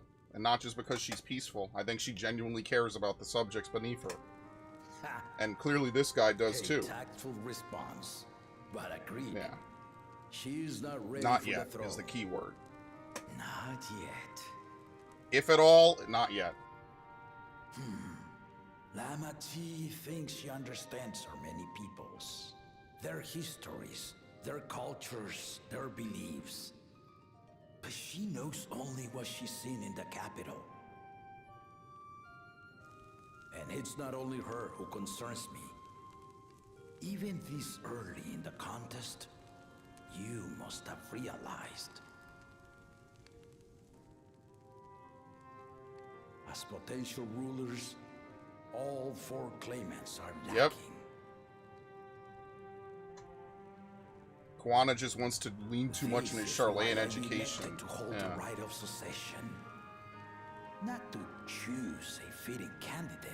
And the other two are just too bloodthirsty. One of them doesn't even care what happens after he wins. He just wants to win so he can move his family in, which is understandable, I guess. The end of it, then to no one will I yield my throne. That's actually pretty fair. Makes sense. As a parent, I pray that my children rise to the occasion. With outsiders dragged into my game, I am also hopeful that the different perspectives you and your companions have to offer will inspire them to grow. I imagine you in particular have traveled many lands, know many peoples and cultures, loved them and being loved in turn. Guide Lamati as you think best. Walk at her side and, when needed, push her to walk ahead.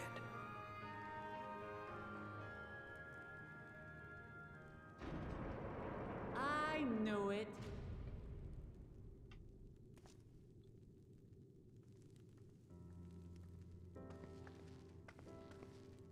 There I was, about to sit down for some of Namika's cooking, when I heard that Papa had sent for you.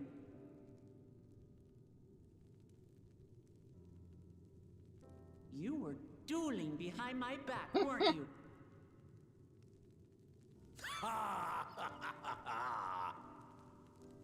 I see there is no point in denying it.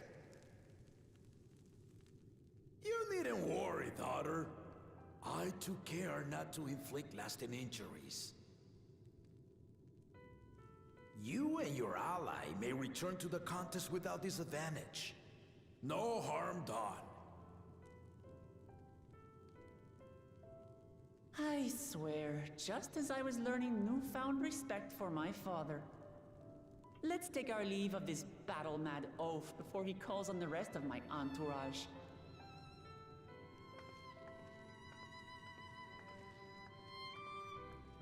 Alright, good talk.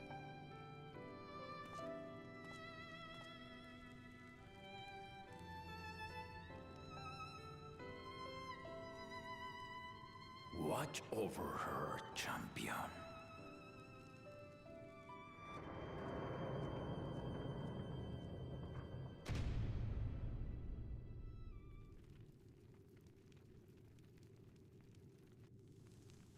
Kona's recruits are no less sharp, as one might expect of Galloff's countrymen. Yep, I know. They saw the flaws in our claimants from the outset. The other two, though, they dismiss comrades willing to point out they're not good. Ironically, they're the only actual Mamuljas in this. So basically, the best ruler for Tuliyollal is not going to be a Mamulja. That's probably going to end. Because both of them are just kind of like, I don't care, and I'm going to do what I want.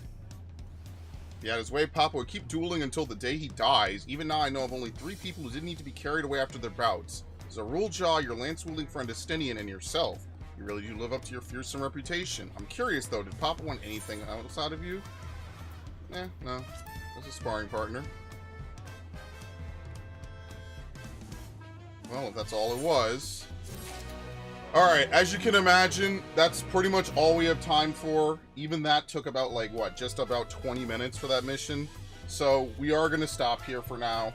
Now, I'm going to half promise that I'm going to come back at about 7-ish and continue, and I'll play more. Because I've been up since 4 in the morning. It's, as you can see, it's now 5 p.m. in the evening. But I'm going to end the video here just because I don't want it to go over the 12-hour time limit anyway, and downloading this is going to be a pain in the ass to begin with. So I'm just going to probably stand here, run some roulettes, and maybe at most go back and empty out my inventory. So yeah, I'll continue this because like I said, I'm enjoying it. I want to make more progress. Hopefully we can maybe get about halfway through by the end of the day, which would be good. And then tomorrow, which is Saturday... Dude, Opera, you can't crash as I'm trying to end the fucking stream. Damn. Like, what happens if I go over 12? Let me just end it then. Fuck it. You already know. I'll be back, maybe. If not, I passed out. And I ate food and I passed out is probably the most likely reason I don't continue this until tomorrow.